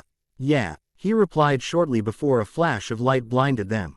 End of Ost. Naruto was thrown away from Wanda, as she falls on the ground. Pietro saw that and dashed at Naruto, grabbing him and throwing him at the metal boxes. He quickly gets back to his sister's side and takes her out of the ship. He traveled out of the ship near to Avengers Quinjet. He put Wanda gently on the box and looked if she was hurt. What can I do? Pietro asked as she was nursing her head. Ah, it hurts, she replied, and Pietro was about going and fight with Naruto again. No, I'm over it. I want to finish the plan. She looks at the Quinjet where Banner is waiting. I want the big one. With Iron Man. After some time, Tony was finally able to corner Ultron. Ah, the vibranium's getting away, Ultron said with a chuckle. And you're not going anywhere. Iron Man added with a snarl. Can't believe I created another mistake. Don't worry, I'm going to be your last. I'm already there. By the way, You'll catch on. But first, you might need to catch Drive. Banner. Stark angrily shoots Ultron and flies off to find Banner, who's Ned into the Hulk and ready to wreak havoc on the nearest city. News or footage. Keyword. Hulk. He sees news footage of Hulk destroying the city. Natasha. I could really use a lullaby. Barton sat WITH Natasha, who's biting her lip from the pain in her leg. Opening square bracket ellipsis dot. Well, that's not gonna happen. Nat got to shoot in her leg. The sum of the team is down. You only got Naruto and Thor back up here. Opening square bracket dot dot dot. Tony. I teleport to Hulk and take him back here to docks. We'll deal with him quickly and go into hiding. Got that. I'll call Veronica just in case, Tony replied shortly, before heading back to the docks. As Hulk is wreaking havoc on the nearest city, Naruto flashed to him. Hulk saw him and roared at him. Blonde dashed toward Hulk and jumped. He used his Kamui to pass right through him. Monster was looking around confused before Naruto appeared on his back and flashed both of them out the city to the docks. Calm down, Hulk, Naruto said as he jumps away from Hulk, who wanted to shake him off. Suddenly Hulk is punched by Hulkbuster armor. You listening? That little witch is messing with your mind. You're stronger than her, you're smarter than her, you're Bruce Banner. Hulk roars in anger. Right. Don't mention puny Banner. Hulk throws himself at Stark and attacks him. Okay. Suddenly Tony hears a swirling sound and smirks. He punches Hulk in the face and backs off. To let Naruto hit him with his giant Rasengan. Hulk is sent flying away and crashing into the empty container. Iron Man flies to him to finish the job, but Hulk suddenly jumps out of the container with an aimed punch at Tony arc reactor. One powerful and concentrated punch was about enough to crash the arc reactor and chest piece in Hulkbuster's suit, disabling it. Duly noted. Increase protection of the chest area. Thank God that just a prototype, Tony said, before jumping out of armor. Any idea, Naruto? Naruto smirked, revealing that he was in Sage mode already.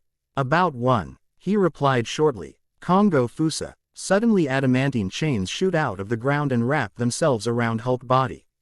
Hulk tried to move, slowly breaking them. Naruto made a single hand seal. Senpo. Mayayanman. Sud. Denly out of the sky fell 10 red gates and landed on Hulk. One on top of the other. Now Hulk couldn't move at all. I'll put him in sleeping genjutsu, Naruto informed, releasing Sage mode. He walks to the Hulk and looks at his furious green eyes. He active his Sharingan and tried to pull the strongest genjutsu. Hulk wasn't falling asleep at all. Wanda got even better at genjutsu. Time for eternal Mangekyo, he thought as his eyes Sharingan evolved to M's. Slowly green humanoid was turning back to Bruce. Good. Let's get rest of the team. Quinjet. Sometime later. Opening square bracket dot dot dot. The news is loving you guys. Nobody else is. There's been no official call for Banner's arrest, but it's in the air. Stark Relief Foundation. Tony asked. Opening square bracket dot dot dot. Already on the scene. How's the team? We took a hit, but's nothing we can't shake off. Naruto replied. Opening square bracket dot dot dot. Well, for now I'd stay in stealth mode, and stay away from here. So, run and hide? Steve inquired with cross arms. Opening square bracket dot dot dot. Until we can find Ultron, I don't have a lot else to offer. Neither do we. Tony switches off the monitor showing Maria ending the call. Hey, you wanna switch out? He asked Barton, who's flying the Quinjet. No, I'm good. If you wanna get some kip, now's a good time, 'cause we're still a few hours out. Clint replied with a smile. A few hours from where? Nar first, but then he gasped in realization. Oi, you don't mean. Yeah, there. Nobody knows about this place beside you, Nat and Fury. Barton replied, glancing at Naruto with a grin. After few hours, morning. The Quinjet lands outside a large farmhouse and they all walk towards the house. What is this place? Thor asked confused. A safe house. Naruto replied shortly. It's not bad, but one of my secret bases would be better. Yeah, maybe, but this place was closer. Clint stated with shrug. They all enter the house. Honey, I'm home, Clint exclaimed with a happy tone. Laura, where are you? Barton's heavily pregnant wife, Laura, walks in from the kitchen. Hi, company. Sorry I didn't call ahead. She rushed to Clint and gave him a kiss and look at the Avengers. My, those must be Avengers. Naru and Nat, it's been such a long time. Yo Laura, long time no see, Naruto greeted with a grin. Hi, Laura, I see you're doing pretty well. Natasha commented. Ooh, incoming. Barton's son and daughter run in. Dad, his daughter exclaims and Barton picks her up. He then huffs his son's hair and smiles at him. These are smaller agents, Tony said surprised to the others. Did you bring Auntie Nat and Uncle Naru? Barton's daughter asked. Why don't you hug them and find out? Lila rushes towards Naruto and Natasha who she hugs. Sorry for barging in on you. Steve apologizes. Yeah, we would have called ahead, but we were busy having no idea that you existed, Tony added. Yeah, well Fury helped me set this up when I joined. He kept it off S.H.I.E.L.D.'s files, I'd like to keep it that way. I figure it's a good place to lay low. Clint explained, embracing his pregnant wife. Honey, I missed you, she said lovingly while kissing his cheek. Both Naruto and Natasha walk toward Laura and hug her too. How's little Natasha? Huh? Natasha asked touching Laura's stomach. She's Naruto. Laura replied with a weak smile. Naruto laughed and pat Natasha back, as she gave him $5. Traitor, she pouted bending towards Laura's pregnant stomach. Could I check on little Naruto? Blonde asked and Natasha moved. He put his hand on the stomach and green light cover her belly. After few seconds, Naruto smiled. Everything looks fantastic. You're gonna have a strong kid. I can bet. Laura chuckled and touched her stomach. Sometime later, if they're sleeping here, some of them are gonna have to double up, Laura stated and Barton laughed. Yeah, that's not gonna sell. Clint retorted. What about Nat and Dr. Banner? How long has that been going on? Laura asked curiously. Has what? He asked back confused. You are so cute, Laura said with a chuckle. I'll explain when you're older. Hawkeye. Oh, okay, he said with shrug. You know I totally support your avenging, I couldn't be prouder. But I see those guys, those gods. He nodded. You don't think they need me? He stated. But still, only Naruto and Thor are real gods on this team. You need to be sure that this team is really a team and that they have your back. Things are changing for us. In a few months' time, you and I are gonna be outnumbered. Just be sure. Laura said, embracing her husband from behind. Yes, ma'am. He kisses her, then as Laura places her arm around his waist she touches his wounded side. I can feel the difference. He laughed again. End of chapter. Chapter 26. Chapter 26 Inches Naruto, Shinobi. Disclaimer. I don't own Naruto or Marvel MCU. Let's get started. Chapter 26. Beginning of End. Yujin Genetic Research Lab, Seoul, Korea. As Cho enters her lab she sees Ultron. She wanted to scream, but Ultron stops her by putting his finger to his own lips. Scream and your entire staff die. He promised. I could have killed you, Helen, the night we met. I didn't. Do you expect a thank you note? Helen retorted. I expect you to know why, Ultron stated with a chuckle. Placing his hand on the cradle. Cradle, she asked confused, before hearing her own recorded voice. This is the next thing, Tony. This is the next me, Ultron explained. The regeneration cradle prints tissue, it can't build a living body. She stated, looking at the inside of cradle. It can, you can. You lack the materials. You're a brilliant woman, Helen. He commented. But we all have room to improve. Ultron uses the scepter to mind control Cho. Barton House. Banner walks out of the bathroom and sees Natasha waiting outside for him. I didn't realize you were waiting. He said, looking at Natasha who was blushing a bit. I would have joined you, but it didn't seem like the right time. She explained, as her blush became more visible. They used up all the hot water. He said, rubbing the back of his head. I should have joined you. She stated with a sigh. Missed our window. Bruce joked and Natasha looks at him sadly. Did we? She asked and Bruce nodded. The world just saw the Hulk. The real Hulk, for the first time. You know I have to leave. He said clenching his fist. For the first time he felt like he found it home, but because of that witch, everything was falling apart. And for the first time, he felt love again. But you assume that I have to stay. I had this, dream. The kind that seems normal at the time, but when you wake. Austin Bruce looks at her with sad eyes. What did you dream? He inquired, fearing the answer.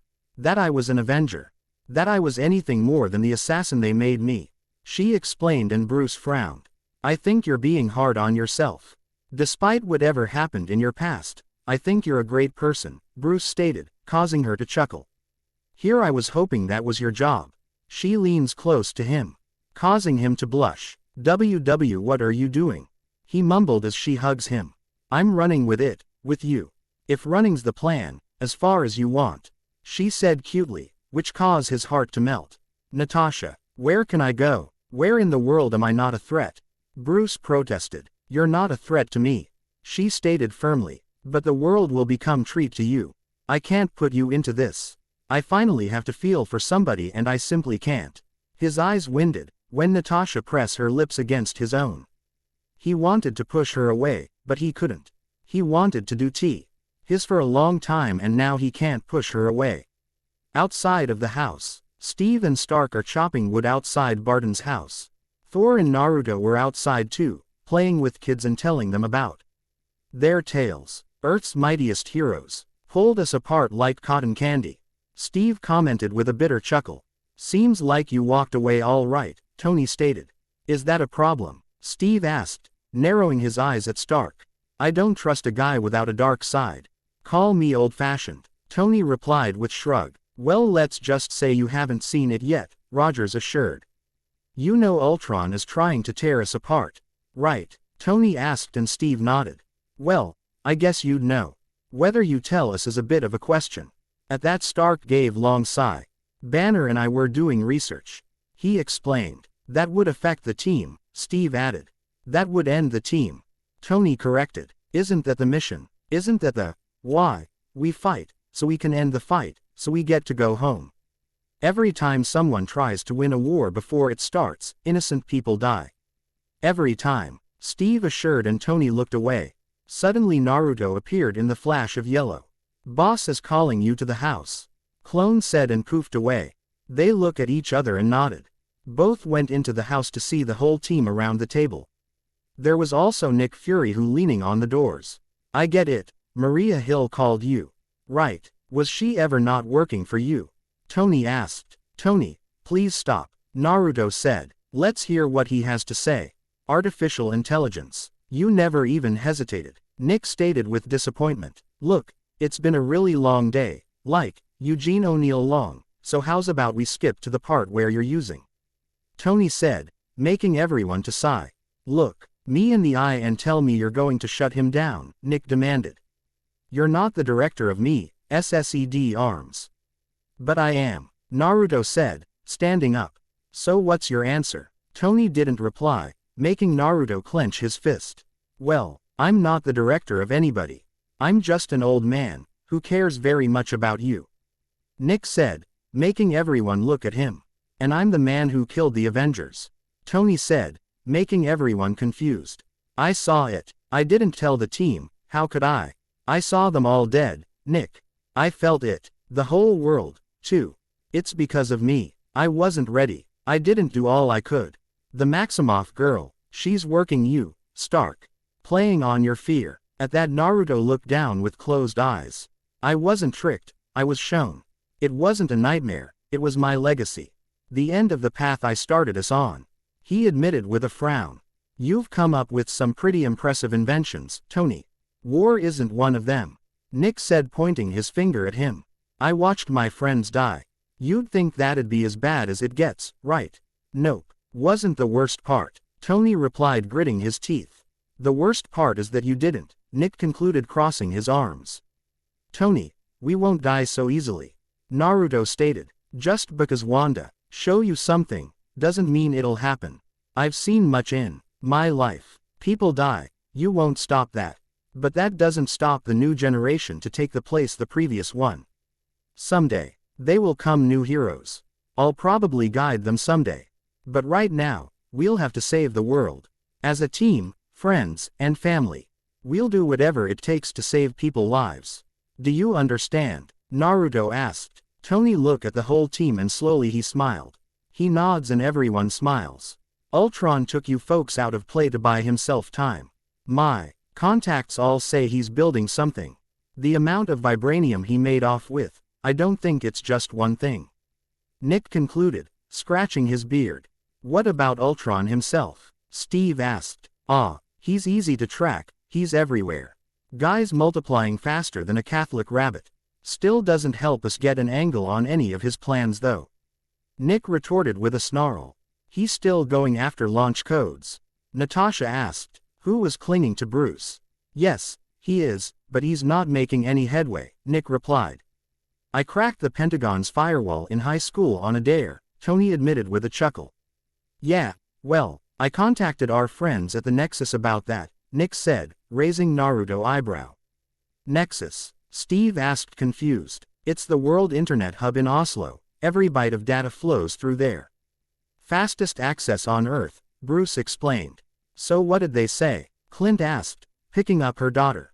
He's fixated on the missiles, but the codes are constantly being changed, Nick replied. By whom? Naruto asked. Parties unknown. Nick replied shortly. Do we have an ally? Thor asked. Ultron's got an enemy, that's not the same thing. Still, I'd pay folding money to know who it is. He explained with a chuckle. I might need to visit Oslo, find our unknown, Tony stated. Well, this is good times, boss, but I was kind of hoping when I saw you, you'd have more than that, Natasha said with a fake pout. I do, I have you. Back in the day, I had eyes everywhere, ears everywhere else.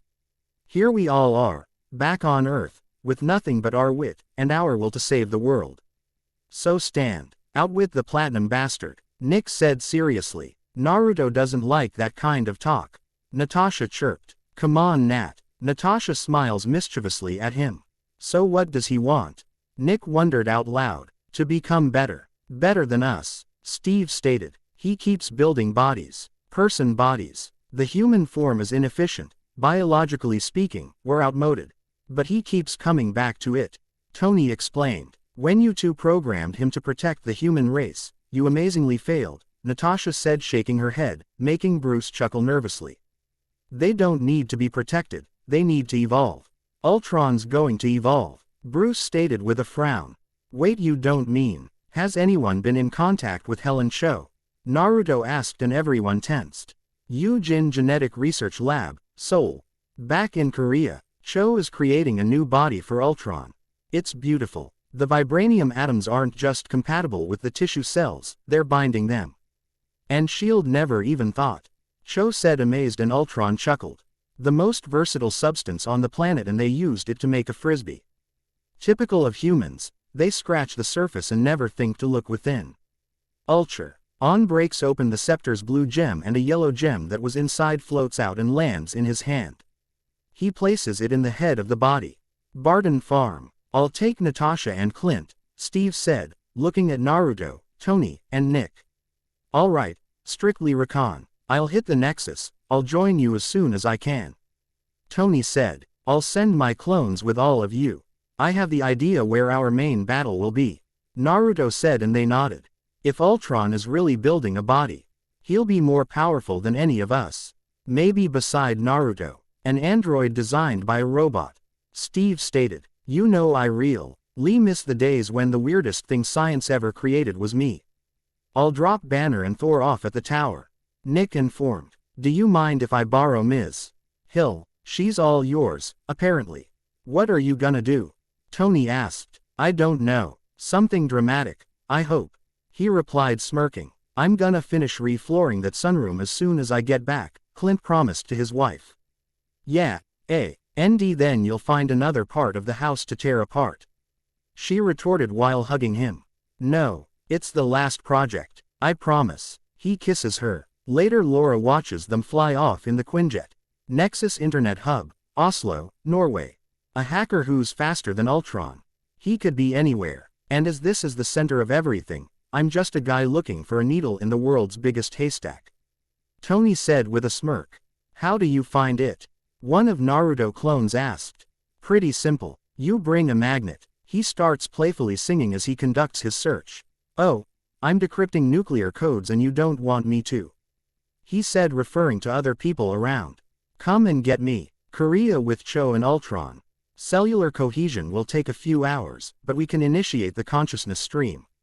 We're uploading your cerebral matrix now," Helen informed, and Ultron noted. "I can read him. He is dreaming," Wanda said as she and Pietro walk into the lab. "I wouldn't call it dreams. It's Ultron's base consciousness, informational noise," Cho corrected. "Soon." "How soon?" "I'm not being pushy," Ultron assured. "We're imprinting a physical brain. There are no shortcuts, even if your magic gem is." Wanda, reading Ultron's mind, sees a vision of global annihilation, which horrifies her and she screams. "How could you? Naruto was right after all," Wanda said, shocking Ultron. "You said that you'll make the world better." "It will be better," he stated, "when everyone is dead," she added, "for him," which caused him to frown. "That is not. The human race will have every opportunity to improve," he promised, but Wanda shook her head. Pietro looks down and gritted his teeth. "And if they don't?" she inquired. "Ask Noah," Ultron said coldly. "You're a madman," she stated with a snarl. There were more than a dozen extinction-level events before even the dinosaurs got theirs. When the Earth starts to settle, God throws a stone at it, and believe me, he's winding up. We have to evolve. There's no room for the weak," Ultron stated with crossed arms. "And who decides who's weak?" Pietro asked as Ultron was distracted. Wanda broke the scepter's hold off of Cho. "Life. Life always decides. There's incoming. The Quinjet. We have to move." Cho cancels the upload to Ultron's consciousness. "That's not a problem." Ultron blasts Cho. Wanda and Pietro run off. "Ah, wait, guys." He blasts Cho's technicians. "They'll understand. When they see, they'll understand. I just need a little more time." He unplugs himself from the cradle. End of chapter. Chapter 27. Chapter 27 Inches Naruto, Shinobi. Disclaimer. I don't own Naruto or Marvel MCU. Let's get started. Chapter 27. Vision. Jin. Naruto clone and Steve flashed inside of the lab to see Cho on the ground. "Dr. Cho," Steve said, worried, while clone was Ulraya. "Die by her side and heal the wound in her chest." "What happened here?" "Let me guess." Ultron. Clone asked, and Helen slowly nodded. "He's uploading himself into the body." She panted and they gasped. "Where?" Steve asked as Naruto finished healing Cho. "The real power is inside the cradle. The gem, its power is uncontainable. You can't just blow it up. You have to get the cradle to Stark," Cho explained as the two help her get up. "First, we have to find it," Steve said, looking at Clone. He grabs him and flashed away. "Quinjet, with Clint and Natasha. Opening square bracket ... Did you copy that?" "We did," Clint replied, pressing few buttons. "I got a private jet taking off, across town, no manifest." "That could be him," Natasha informed. "There," Barton said, noticing a truck leaving the lab. "It's the truck from the lab. Right above you two, on the loop by the bridge. It's them. I got 3 with the cradle, 1 in the cab. I could take out the driver.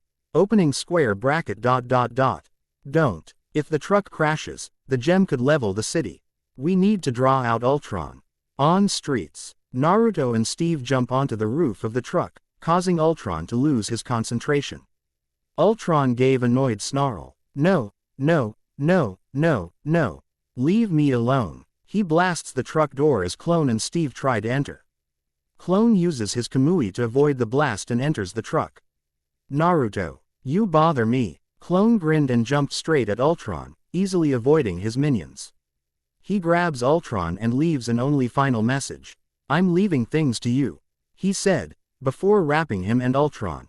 "You heard him," Steve said through his earpiece. "Let's take the cradle." With Naruto, Clone and Ultron. Ultron hit the hard surface, while Naruto landed gracefully. Ultron got up and looked around. He saw the dark sky and Earth cub around him and Naruto Clone. "What is this place?" Ultron demanded while Blonde smirked. "There was nothing in files about this. Because barely anyone knows about this place. Besides, it's not like everybody can access it," Naruto explained. "Welcome to Kamui. In this place, you'll die. For good, he stated while Ultron chuckled. You think? Why so sure? He asked, crossing his arms. Try to contact one of your bodies, Naruto said, and Ultron shrugged. After few seconds, he couldn't get anything. His eyes winded and Blonde smirked again. What did you do? Ultron asked curiously. This place is cut from the world. No internet, no nothing. Any type of running away isn't possible for you at this point. So how about you'll just stay in your spot and I'll destroy you? Naruto said, causing Ultron to laugh. What's so funny? Oh, nothing. Nothing at all. Go ahead. Destroy me, he replied with a grin, causing Naruto to narrow his eyes at him. I smell a trap, Naruto said as a blue light and chirping sound echoed Kamui dimension. Don't worry, I'll admit that was a good idea. You got me, simple. I guess it's over for my plans, Ultron said before his head was cut off by Chidori's spear. It's not really over, Clone added, before poofing away. As Clone poofed away, Ultron head chuckled before shutting down. There are no strings on me, back to Earth. Steve along with help of Wanda and Pietro defeated last Ultron bot. Cap turned toward the twins who look at him. Good that you picked the right side, Steve said with a smile. So you must be Steven Rogers, Wanda stated. You're Naruto old friend, right? At that Steve's sweat dropped. Yeah, but I'm not that old, he stated with a pout. Is that really Captain America? Twin wondered in unison. Anyway, we've secured the cradle, so let's head to Avengers Tower, Street. Eve said, and twins followed him to the Quinjet. Is Naruto there? Wanda asked hopefully, while Pietro looked away. Yeah, along with Banner and Thor, Steve replied, which caused Wanda to gulp. Don't worry, Drive. Banner won't attack you or anything. But he probably hates you. At that, Wanda's shoulder lumped and her head fell down. Right, she agreed while Pietro was patting her back. Avengers Tower. I'm sensing Steve, Clint, and Nat, Naruto informed, getting up the chair. Thor and Bruce walked to the room and waited with Naruto for the rest of the team. Tony is coming too. After few minutes, Naruto saw Tony coming with a smile on his face. Piece of cake, Tony said with thumb up. What do we have here? He asked as both Clint and Steve walk in with Cradle. Ultron new body. He used the gem to mind control Cho to create it for him. Steve explained as Tony pointed where to put the cradle. Suddenly Naruto saw both Wanda and Pietro walking behind Natasha.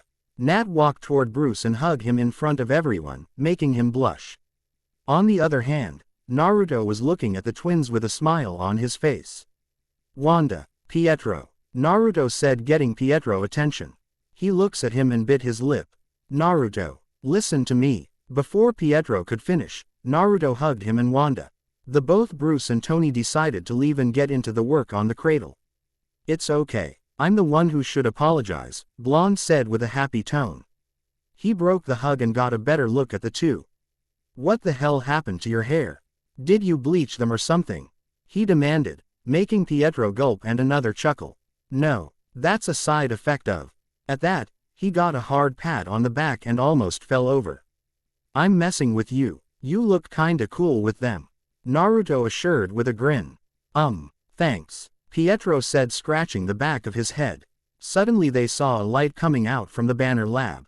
What is that? I think that another mistake, Naruto said, before flashing into the lab. After flashing into the lab, Blonde saw that a red and green humanoid jumped out of the cradle. Oh no, he formed a Rasengan in his hand and dashed at the humanoid. No, stop, Tony shouted, trying to stop Naruto with his repulsor glove. You don't know what you're doing. I can tell, same about you, Naruto retorted, before slamming his Rasengan only to pass the humanoid body and destroy the cradle. What the hell? It was similar to my Kamui. I'm sorry, that was odd, humanoid said, admiring his own body. The rest of the Avengers came to the lab and narrowed their eyes at humanoid. Excuse me, humanoid said, referring to Naruto. Why can I sense a similar energy to mine around you? That's right, I can sense something coming from him too. Sudden memory of orange gem flow into his mind. He then glanced at the humanoid head and saw a gem in his forehead. My parents had very similar gem to yours. Maybe that the reason why we've similar energy around us. I see. Thank you. Humanoid said with a smile. Why does your Vision sound like Jarvis? Steve asked confused. I like the name. Well, we reconfigured Jarvis's matrix to create something new. Tony explained. I think I've had my fill of new. Steve stated, crossing his arms. You think I'm a child of Ultron? Humanoid inquired. You're not, he asked, and Vision looked down at his hands. I'm not Ultron. I'm not Jarvis. I am. He wasn't sure what to say. The word was at the end of his mind. I looked in your head and saw annihilation, Wanda stated. Look again, Vision offered. Are you on our side? Naruto asked seriously, making Vision turn toward him. I don't think it's that simple. Vision replied, clenching his fist. Well, it better get real simple real soon, Clint said with his bow and arrow prepared. I am on the side of life. Ultron isn't. He will end it all. Vision stated. Well, I like his answer. Naruto said with a nod. But, what's he waiting for? For you, Vision replied. Well, mainly for Stark and Naruto, but for the rest too. Where? Bruce asked. In Sokovia. I've checked it, Naruto replied. If we're wrong about you, if you're the monster that Ultron made you be. Bruce treated, and Vision looked at him confused. What will you do? He looks at them all, realizing they will destroy him. I don't want to kill Ultron. He's unique, and he's in pain. But that pain will roll over the earth, so he must be destroyed. Every form he's built, essence on the net, we have to act now, and not one of us can do it without the others. Maybe I am a monster. I don't think I'd know if I were one. I'm not what you are, and not what you intended.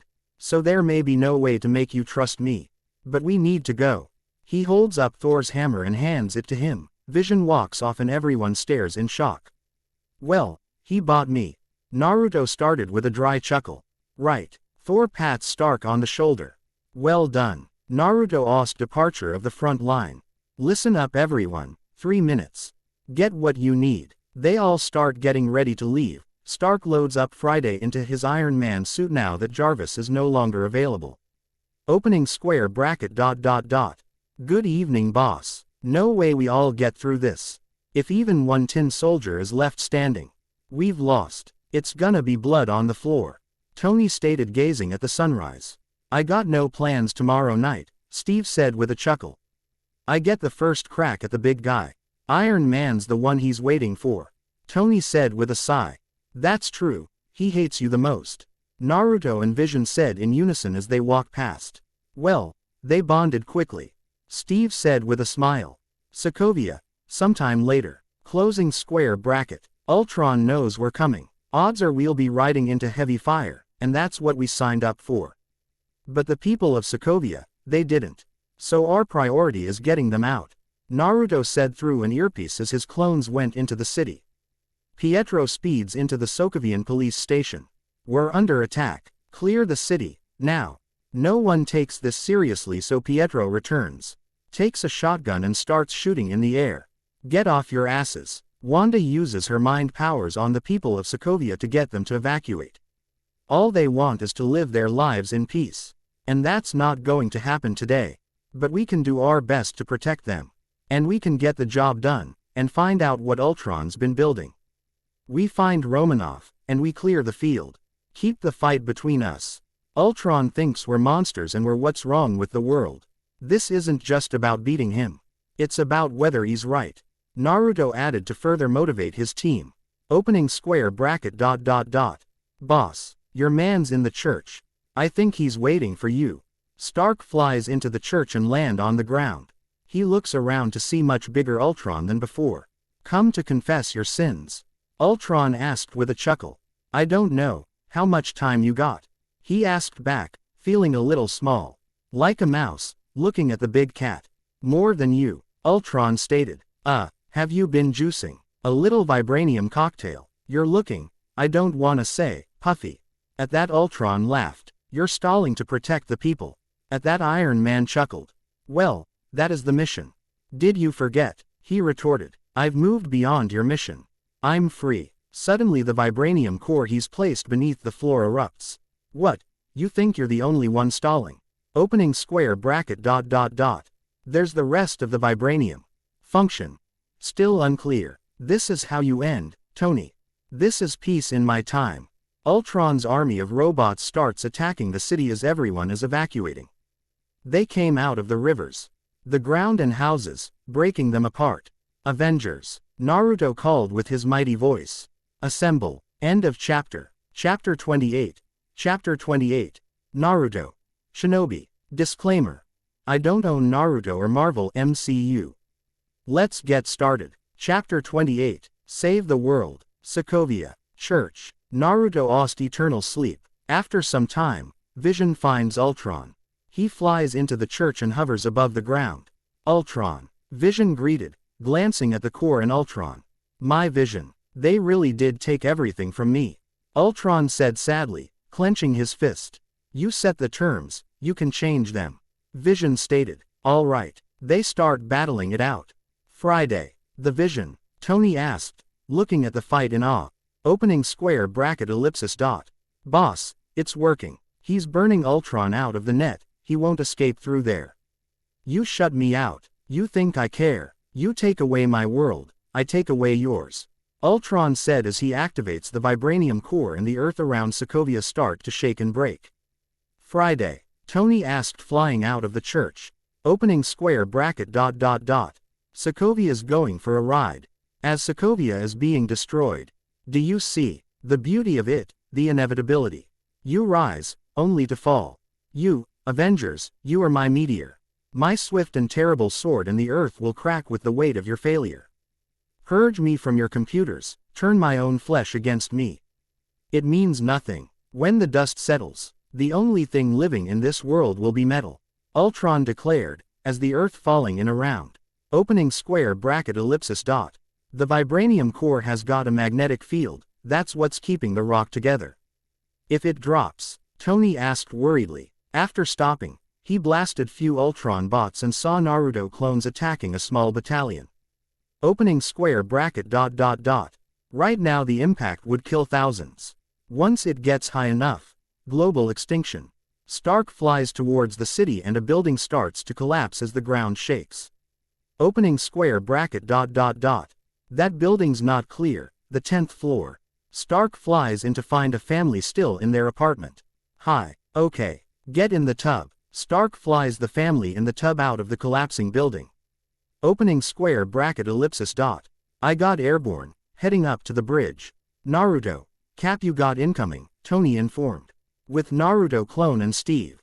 Closing square bracket. The two fight side by side with Thor and blonde clones. The bots are still coming. There is no end of them. Naruto pierces Ultron bot head with his Chidori and waved series of hand seals. Kaden. Gukaku no Jutsu. He spat a large fireball at the group of Ultron bots. Incoming already came in. Tony, you worry about bringing the city back down safely. The Saint of us have one job. Tear these things apart. You get hurt, hurt him back. You get killed, walk it off. End of Ost. With Naruto and Wanda. Naruto gets Wanda out of the way, before she could be blasted with 1,000 blue beams. And into a building as Ultron's robots attach the city. Is there end of those metal cans? Naruto wondered out loud, before sweat dropping. That's an irony. Now I know. Why my enemies think while fighting with me. How could I let this happen? Wanda starts to break down. Naruto looks at her and shakes her a little. Oi Wanda, now it's not really a good time for breakdown. It's not your fault, got it? Like you told me before, things happened. We can't control our actions every time. Sometimes emotions got best of us. Naruto explained, wiping her tears and looking at her deep in the eyes. Hey, look at me, are you up for this? Are you? Look, I just need to know, cause the city is flying. Okay, look, the city is flying, we're fighting an army of robots, and I'm basically a god on Earth. None of this makes sense. But I'm going back out there because it's my job. Okay, and I can't do my job and babysit. I can't babysit you. You are an adult, Wanda. You're a strong, kind and good woman. The best things I saw in my life wasn't seeing my best friends getting married or becoming a great parent or anything like that. You know what was it? It was seeing how you grow up with a beautiful woman you're today. You and my other friends show that everyone, despite their gender or race, can be strong and good. That's why, That's why Before Naruto could finish, he felt Wanda's lips pressing against his. His eyes winded at the sudden pleasure. Wanda broke the kiss and looked at Naruto with blush and warm smile. Me too. Thank you. It's about time. With that, she walks to the doors and opens them with her powers. She walked out of the building and started tearing, crashing and smashing Ultron bots. Naruto was still there, stunned. He shook his head and slapped his cheeks. He rushed out of the building and saw Wanda destroying Ultron bots like they were mere dolls. Well, all is damn, Naruto commented with a chuckle. Opening square bracket ... Naruto. I don't know which is real, but we need a backup. They're still coming and most of your clones are gone. Alright, coming to you. Blonde replies, just as Pietro speeds in, picks up Wanda and leaves. Keep up, old man. Naruto gives a sigh, he then teleports, leaving no traces of him. Back to Tony, opening square bracket ... The anti-gravity is rigged to flip. Touch 'em, they'll go full reverse thrust. The city's not coming down slow. The spire's vibranium. If I get Thor or Naruto to hit it, Tony said with a smirk. Opening square bracket ... It'll crack, but that's not enough, the impact would still be devastating. Maybe if we cap the other end, keep the atomic action doubling back. Tony concluded, flying past the building. That could vaporize the city, and everyone on it. With Steve and Natasha, the two fight side by side, defeating every Ultron bot coming at them. Rogers throws his shield at Natasha so she could use it to protect herself from the attacking robot. The next wave's gonna hit any minute. What have you got, Stark? Stev, he asked as Natasha threw his shield at him. Opening square bracket ...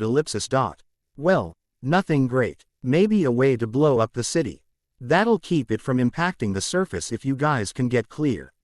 I asked for a solution, not an escape plan. He stated, piercing Ultron bot's head with his shield.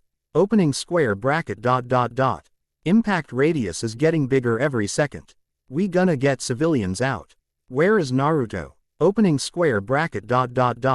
You won't need him. Everything is under control. Suddenly a helicarrier shows up. It was the same model that they met on. It brought old memories. Opening square bracket ... She's dusty, but she'll do. Suddenly Pietro speeds in and looks in awe at the shield helicarrier. Naruto asked Naruto main theme 2016.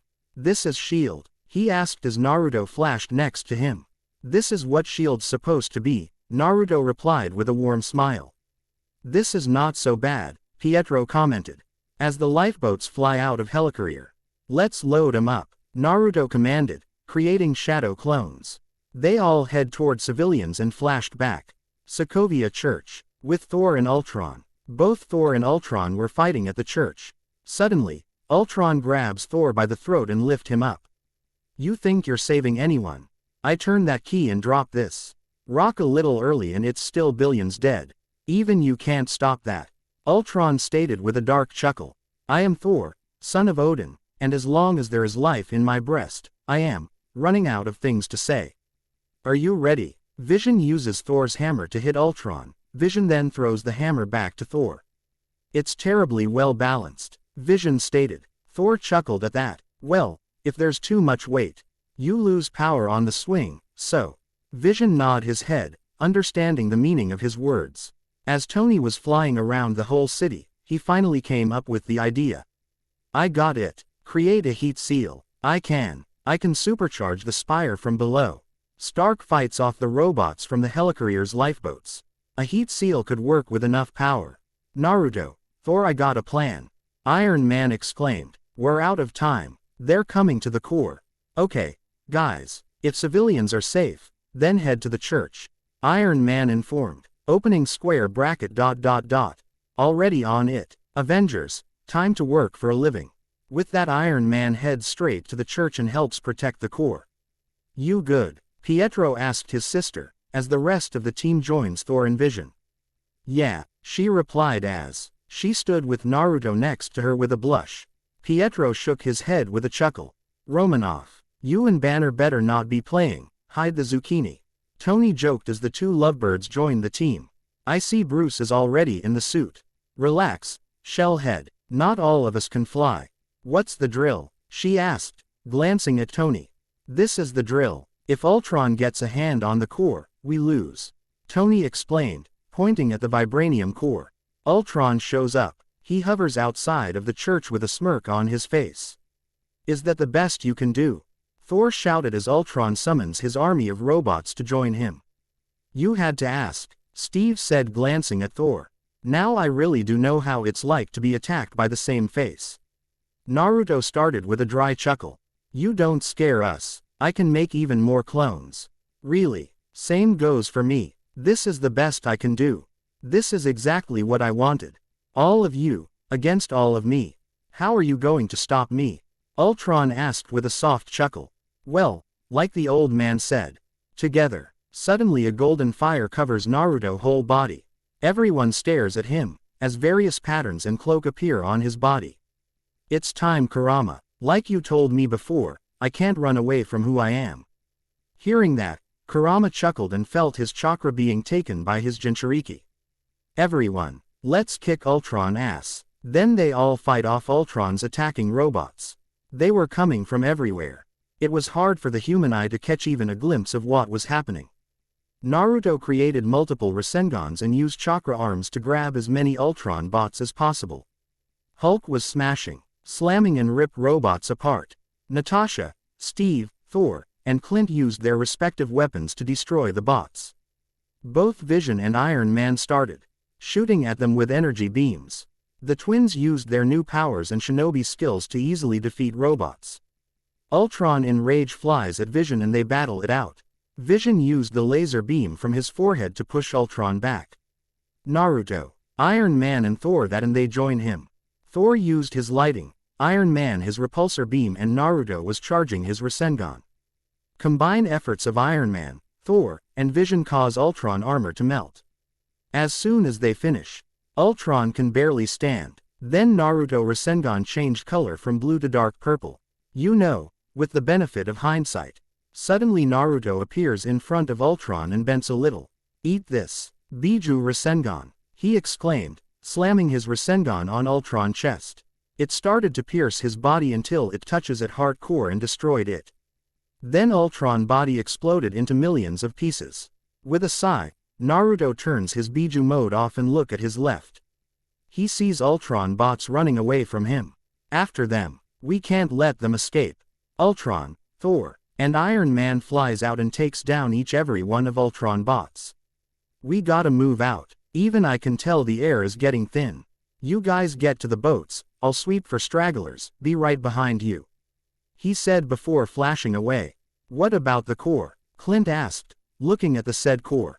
I'll protect it. It's my job, she replied. The Avengers nodded and left the church. But Pietro stayed. Get the people on the boats. I'm not going to leave you here, Pietro stated, crossing his arms. I can handle this. Just then she blasts off an approaching robot. Come back to me when everyone else is off, not before.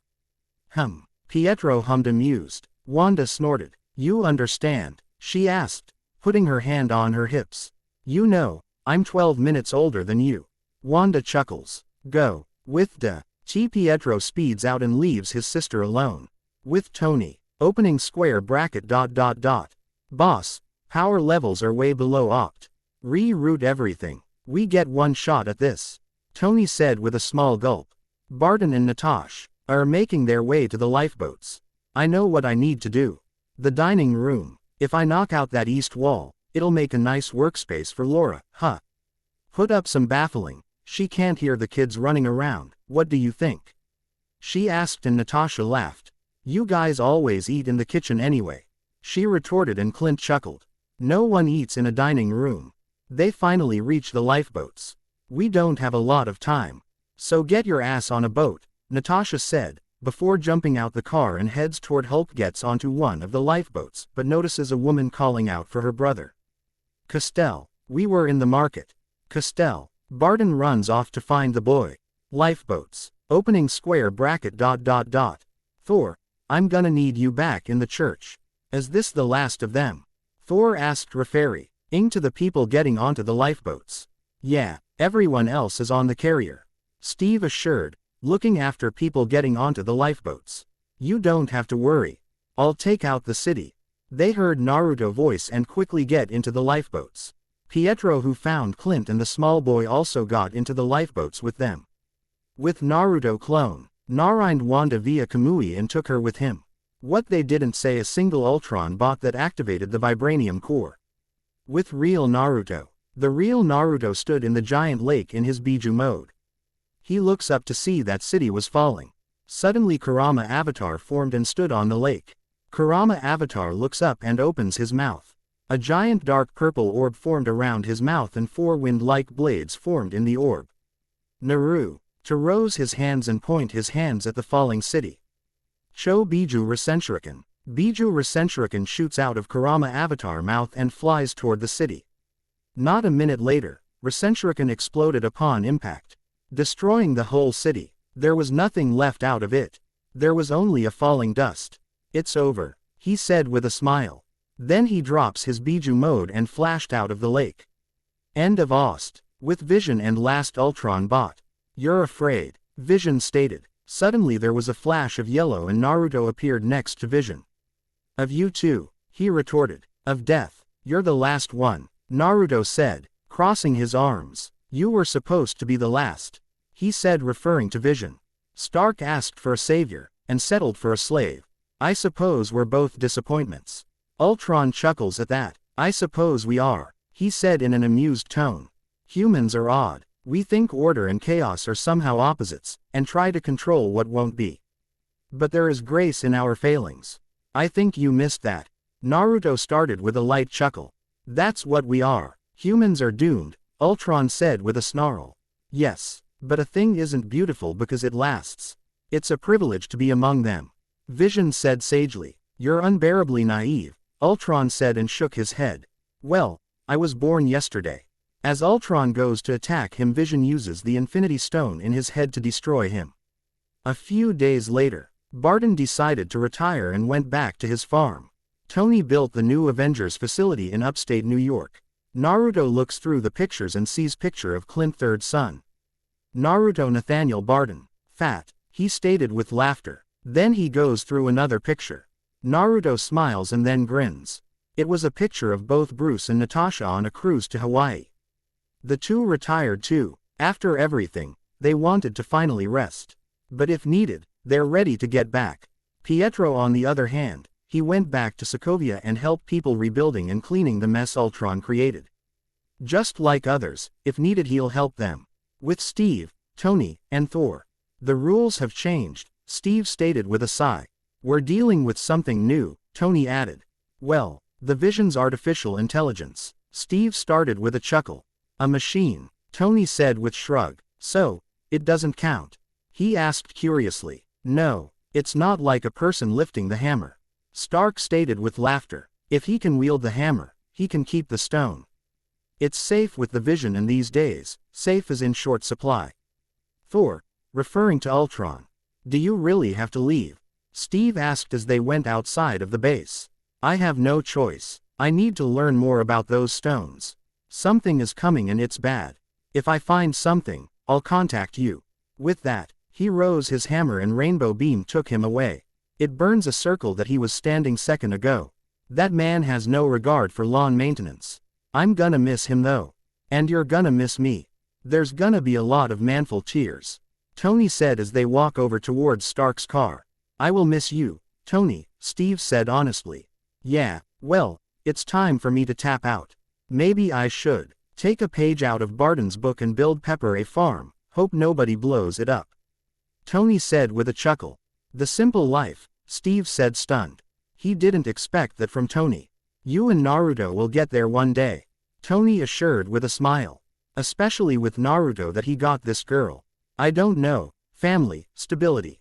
The guy who wanted all that went in the ice 75 years ago. I think someone else came out. Stark turns to get into his car. About Naruto, it's just sad. You know he's immortal. He'll figure something up, Tony stated nodding his head. Are you all right? I'm home, he replied lightly, looking around. Inside of Avengers base, Naruto Ost Road continues. Steve find Naruto staring at the wall. He smiled and shook his head. You want to keep staring at the wall, or do you want to go to work? I mean, it's a pretty interesting wall. Steve stated with a chuckle. I thought you and Tony were still gazing into each other's eyes. He said with a grin. Steve's eye twitched. How do we look? Well, we're not the 27 Yankees. Steve replied, giving Naruto a tablet. We've got some hitters. They're good. They're not a team. Naruto started walking toward the hangar. Steve followed him. Let's beat him into shape. Naruto opens the hangar doors, revealing a new team of Avengers. They gather Rhodes in his War Machine suit, Sam in his Falcon suit, Wanda in her new suit, and Vision. Blonde smiles. As the team looks at him waiting, he takes a breath and Avengers. End of Ost. End of chapter. Chapter 5. Naruto. Shinobi. Disclaimer. I don't own Naruto or Marvel MCU. Let's get started. Chapter 5. America. Howard Private Plane. Night. Asano. Steve's face was twitching as he was looking at the pajamas he had to wear under military jacket. He couldn't believe that, what he would wear on his job to entertain kids. Also this helmet was so bad. It barely fit his head. I'm glad that only you can see this. He winced. People would laugh at me. Don't be sad, Steven, said Howard as he glanced at Rogers with smile. After this mission, I'll get you better one. Even shield. At that Steve looked at the metal shield next to him and smiled. Maybe we should go through your mission again, asked Carter, while looking both at Steve and Naruto. It's simple really. Naruto sighed and looked at Carter. Blonde then gulped as he saw familiar fire in her eyes. Okay, let's go through it again. With Steve, or rather Captain America, we infiltrate the Hydra base, rescue all prisoners, take everything that can help us with destroying Hydra and shred the place to pieces. That everyone's sweat dropped at the simple explanation. Sound easy to me, replied Steve, while scratching back of his head. But it's not, Carter countered. It's not like those bases that Naruto took few months ago. This is the biggest base that we ever encounter. There are more soldiers than before. You have to be careful. Oh, one more thing. Take this transmitter and activate it after you two are done. We'll drag back you from there, Carter explained, while handing Steve the transmitter. Boom. You two should go. They've already spotted us and this plane cost a good amount of money, complained Howard as he was dodging the missiles. Once we'll leave, how about we go for some fondue, Agent Carter?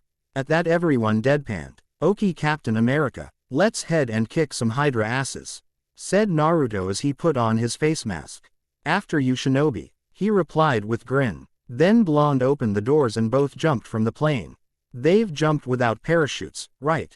Asked Howard with chuckle. Yup, Carter replied with sigh. Hydra base. As you can see, Project Valkyria is going well, said Zola as both he and Schmidt were supervising the whole work around them. We should finish everything by the end of the month. Increase the production by 60% everywhere, said Schmidt in cold voice. I'm not sure if our prisoners can work like this. They getting weaker, sir, replied Zola, with small fear.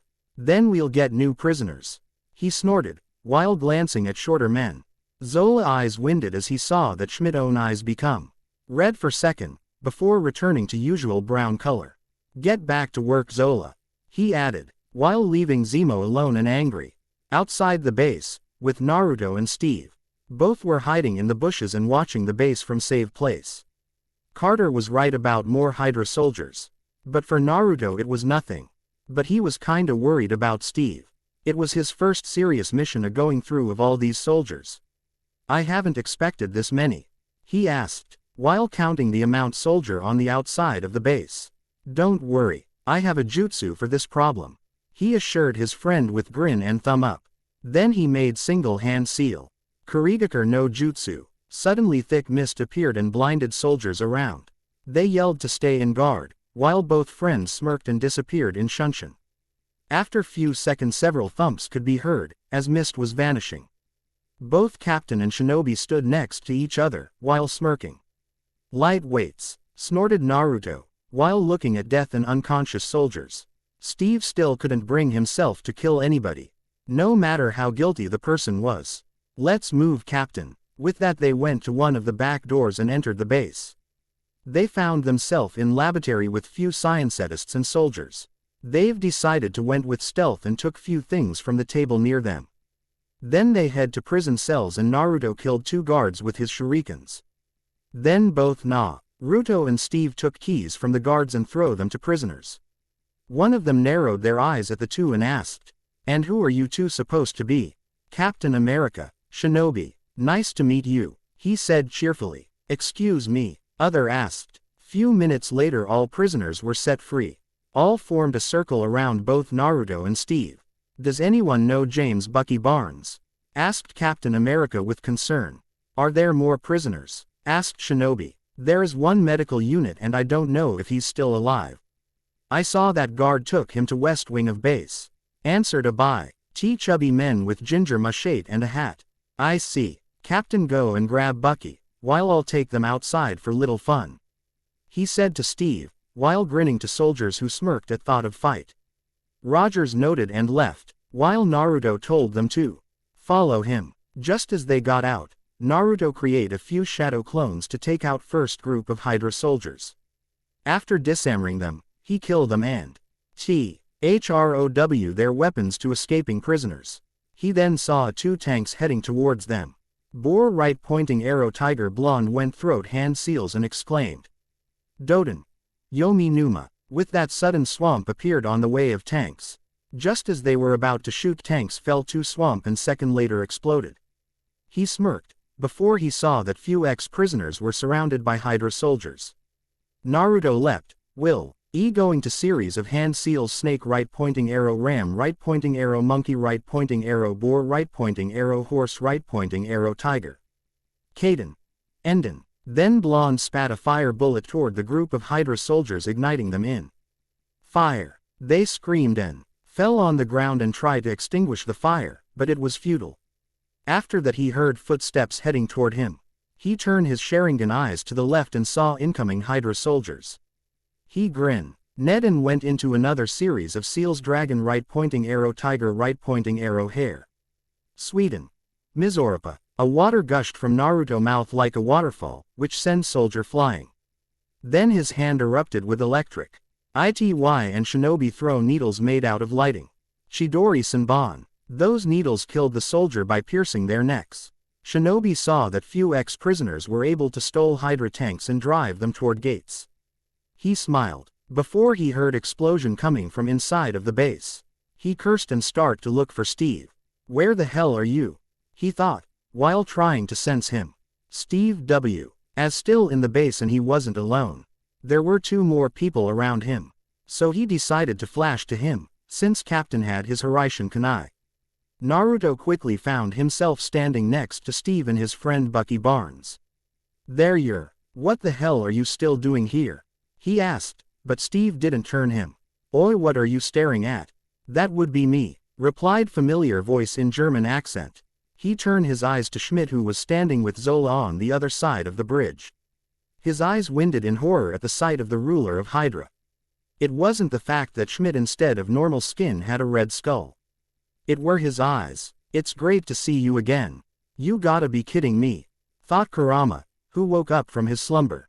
"Also, this chakra. I quest that the circle never ended after all. No way, it's a lie. How do you have those eyes?" Naruto shouted as he narrowed his eyes at Schmidt 3 Tomo Sharingan. "Ah, you mean the Sharingan of the Uchiha clan?" At that Schmidt chuckled, which made Naruto to grit his teeth. "After some time, once I took serum made by Erskine, these eyes awakened and I wanted to find more about them. So for next few months, I've been searching and found something in Japan. There were legends about people with Sharingan-like eyes. I found that there was rich family with these eyes. They explained to me about what He found in the scrolls left by shinobis. And here you are too, an Uchiha like me. Interesting." Suddenly something exploded next to them. "This is out, goodbye. I hope we'll see each other again sometime." With that both Schmidt and Zola left. "Naruto, we have to leave this place right now," shouted Steve, while he poked him. Blonde turned to him revealing Mangekyo, which caused Steve to quickly grab Bucky.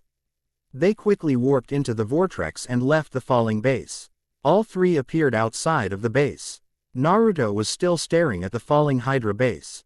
Steve and Bucky decided to leave him alone for a while. Naruto closed his eyes, while clenching his fist. Kurama, how is this possible? I don't understand. How could this happen? Thought Naruto as he opened his eyes, now his usual blue ones. I think there is explanation for this. Remember your mother and father diary? Asked Kurama, while blonde eyes winded. So you mean, he punched near tree, before leaning on it, that you mother erased their memories about chakra, but not their visual prowess. It's appear that some shinobis made copies of scrolls and hide them somewhere around the world. Kurama explained. I just wonder if he's possessing the Mangekyo. At that Naruto shook his head. That's not possible, Kurama. Only Uchiha tablet had information about Mangekyo. Another way to unlock is by killing your friend or by grief. He replied, while reminding himself of how he unlock it. Still there is possibility. That why you should prepare yourself and Steve. Even though his chakra level is barely on Haijunin level. Added Kurama to warn Naruto. Hey, still want to rip this place to shreds? He asked with grin. Naruto replied with his own grin, before he made two hand seals. He used his Jukai Kuden, just like before, and used Doden Jutsu to bury the place into the ground. Let get out of here, he said to himself as he started to walk toward the group with hands on the back of his head. Back at camp, it's been about 3 days since both Steve and Naruto take a mission to rescue prisoners. There was no a single word from them. So it's been 3 days, Carter. Naruto should at least appear and say something. But nothing, said Colonel to Agent Carter, who was sitting on the table. She was kinda worried, not about Naruto or these soldiers. She had feeling that they're okay. It was about Steve, he might have this training with Uzumaki. But was that a not? Some of the people have more experience in battle than he. Maybe she was being paranoid. I believe in them. They'll be back soon. The Sud. NLY, they saw soldiers around going somewhere. What's going on there? Wondered Colonel as both he and Carter went to check where their soldiers were heading. In the distance both Captain America and S. Hinobi were visible, and behind were a bunch of soldiers and tanks that they've stole. There was about 400 soldiers there, and there. The soldiers on the camp made a big circle and were cheering at their return. The job is done, sir, said Captain with salute. Everything went according to the plan, said Naruto cheerfully with salute. Good job then, replied Colonel with one of his rare smiles. Naruto grinned, while Steve smiled. She was Carter, who wanted to see if Rogers was okay. Oh, thank you're okay, Rogers, said Carter in relief, which caused Steve to blush a little. What about me? Nah, Ruto wind as he stood up from the ground. Like anything can happen to you, she snorted, while Naruto deadpanned. Point, he said in defeat. Some of these men still need medical treatment. So I'll be off, added Sharingan user, while making few shadow clones. You're late, Carter complained, while poking Steve's shoulder. Sorry, I couldn't call. He pained, while showing her broken transmitter. Then everyone start to again cheering and clapping, thanks to Bucky. Somehow Steve felt pride, but at the same time sad that Naruto wasn't included. Without his help, he wouldn't be here. End of chapter. Hope you like it. Please leave a lot of reviews, follows and favorites. Yane. Chapter 6. Naruto. Shinobi. Disclaimer. I don't own Naruto or Marvel MCU. Let's get started. Chapter 6. War Never Changed Part 1 Inch. Secret Base. London. Few days later after last mission. Naruto asked Nakama. News spread wide in USA and other countries, about Naruto and Steve saving 400 soldiers. Well, only about Steve, since Naruto wanted to stay in shadows. Steve was angry about it, but after small talk with his teacher friend, he come over it. Currently Steve was marking a Hydra bases around Europe. Next to him was Naruto, who was looking at the map. There were a few bases in Europe he didn't knew about, which confused him. Thanks to his own spy network, similar to the one that Jiraiya the Sannin had, he always was able to find what he wanted. But now blonde Jinchuriki was wondering why his friends never found those bases. Maybe the reason why was the fact that bases were under some town or city. If that was the case, he couldn't blame them. Toads always stayed away from cities or towns just like normal toads and frogs. Besides, some were not the typical looking toads that humans know, so it was savior for them. I'm not sure if I've memorized everything. I'm sorry, he apologized, while Naruto patted his back. You shouldn't apologize. You don't have Sharingan like me, remember? He said knowingly, while Steve smiled weakly. He's right, Rogers. Nobody is perfect, he replied, while glancing at Naruto, who chuckled weakly. Then she took the map and go somewhere, leaving the two alone. I wonder when she'll cut you some slack, Steve said, while Naruto was scratching the back of his head. Don't worry about it, Steve. She's became bossy after earning status of the officer. At that, Steve rose his eyebrow. She's your familiar? Asked Rogers, curious. He didn't know that. Well, you can say that. Thanks to me, she's the officer after all. You know, womes are treated differently than men's these days. At that, Steve noted. But aside from that, I also helped her in material arts. It was her dream to treat it equally like others. Her mother was. Or maybe I shouldn't say that. Anyway, after everything she's been through her life, she wanted to be something more, be important. He explained with smile. So I don't really mind her being rude toward me. It's kinda fun for me. Beside allowing her acting too. The other men like he on the same level makes her feel stronger, proud, and it's pushing her forward. I feel that she has the potential to be strong, just like shinobis long ago. Even if she can't use chakra at all. Steve smiled at Naruto, who was now looking curiously at him. What, do I have something on my face? No, nothing at all. But, you're truly kind person, Naruto. At that, Naruto chuckled. You think, well, before my parents' death. My mom always told to be a good person. No matter what happened, no matter how horrible things will occur. Never seek revenge or vengeance. Don't think that because you have power, you should control everything. That was your great-great-grandfather way of thinking.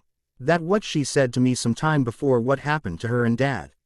So I'm guess you're right. Thanks, he replied, while remembering his mother's words.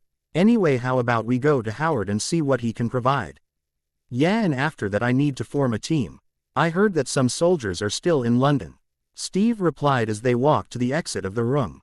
What about you? Will you join us? No, I'll pass. Beside, you should get experience anyway. But before you'll head out, I'll Avenue to show and teach you a few things about Sharingan.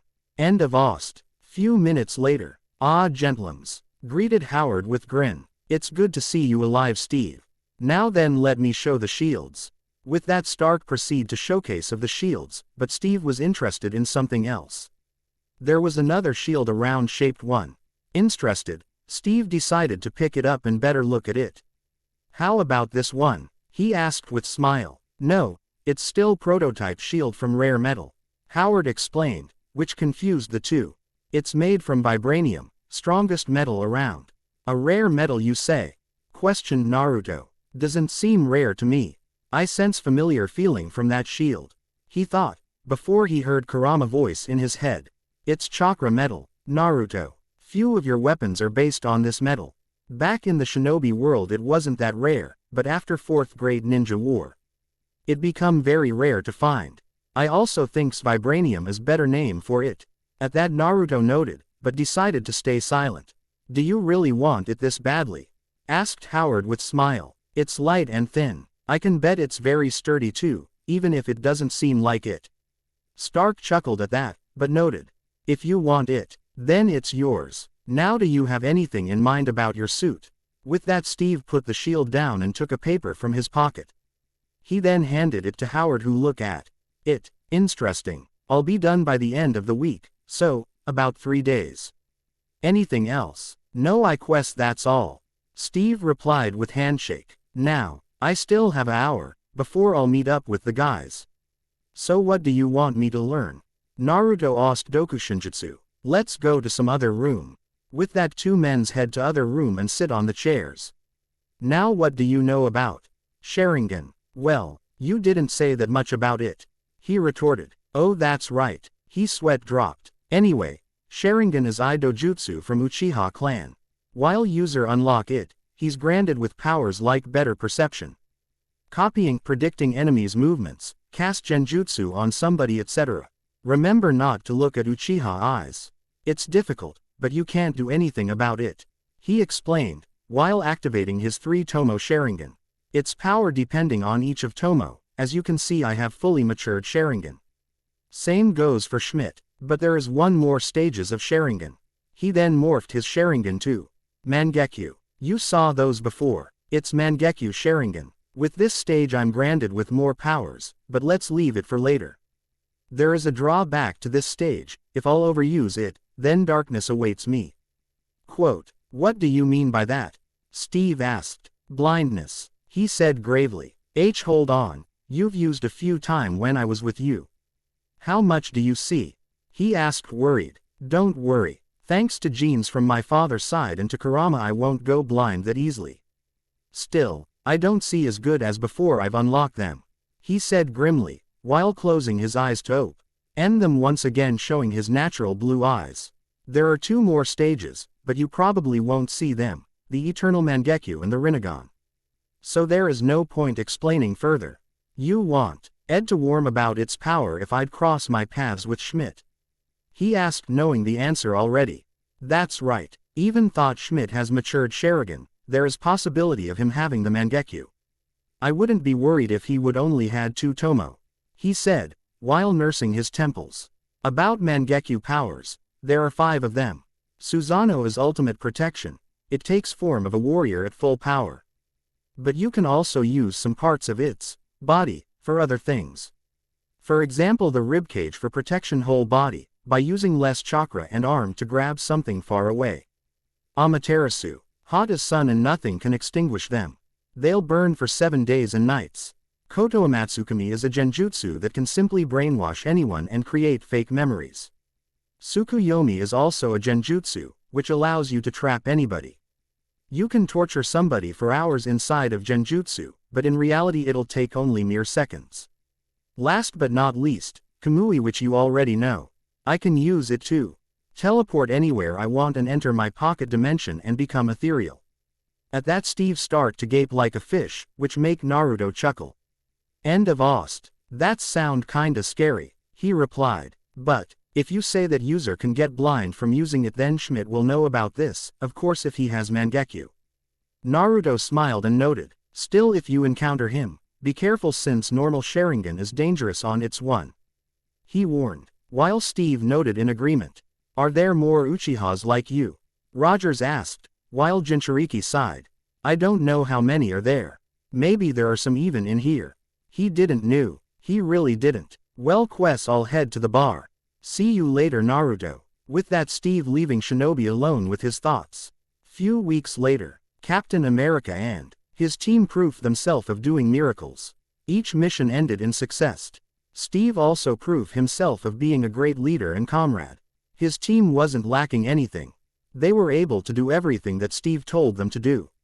One of them was able to place a bomb under Hydra truck without being noticed.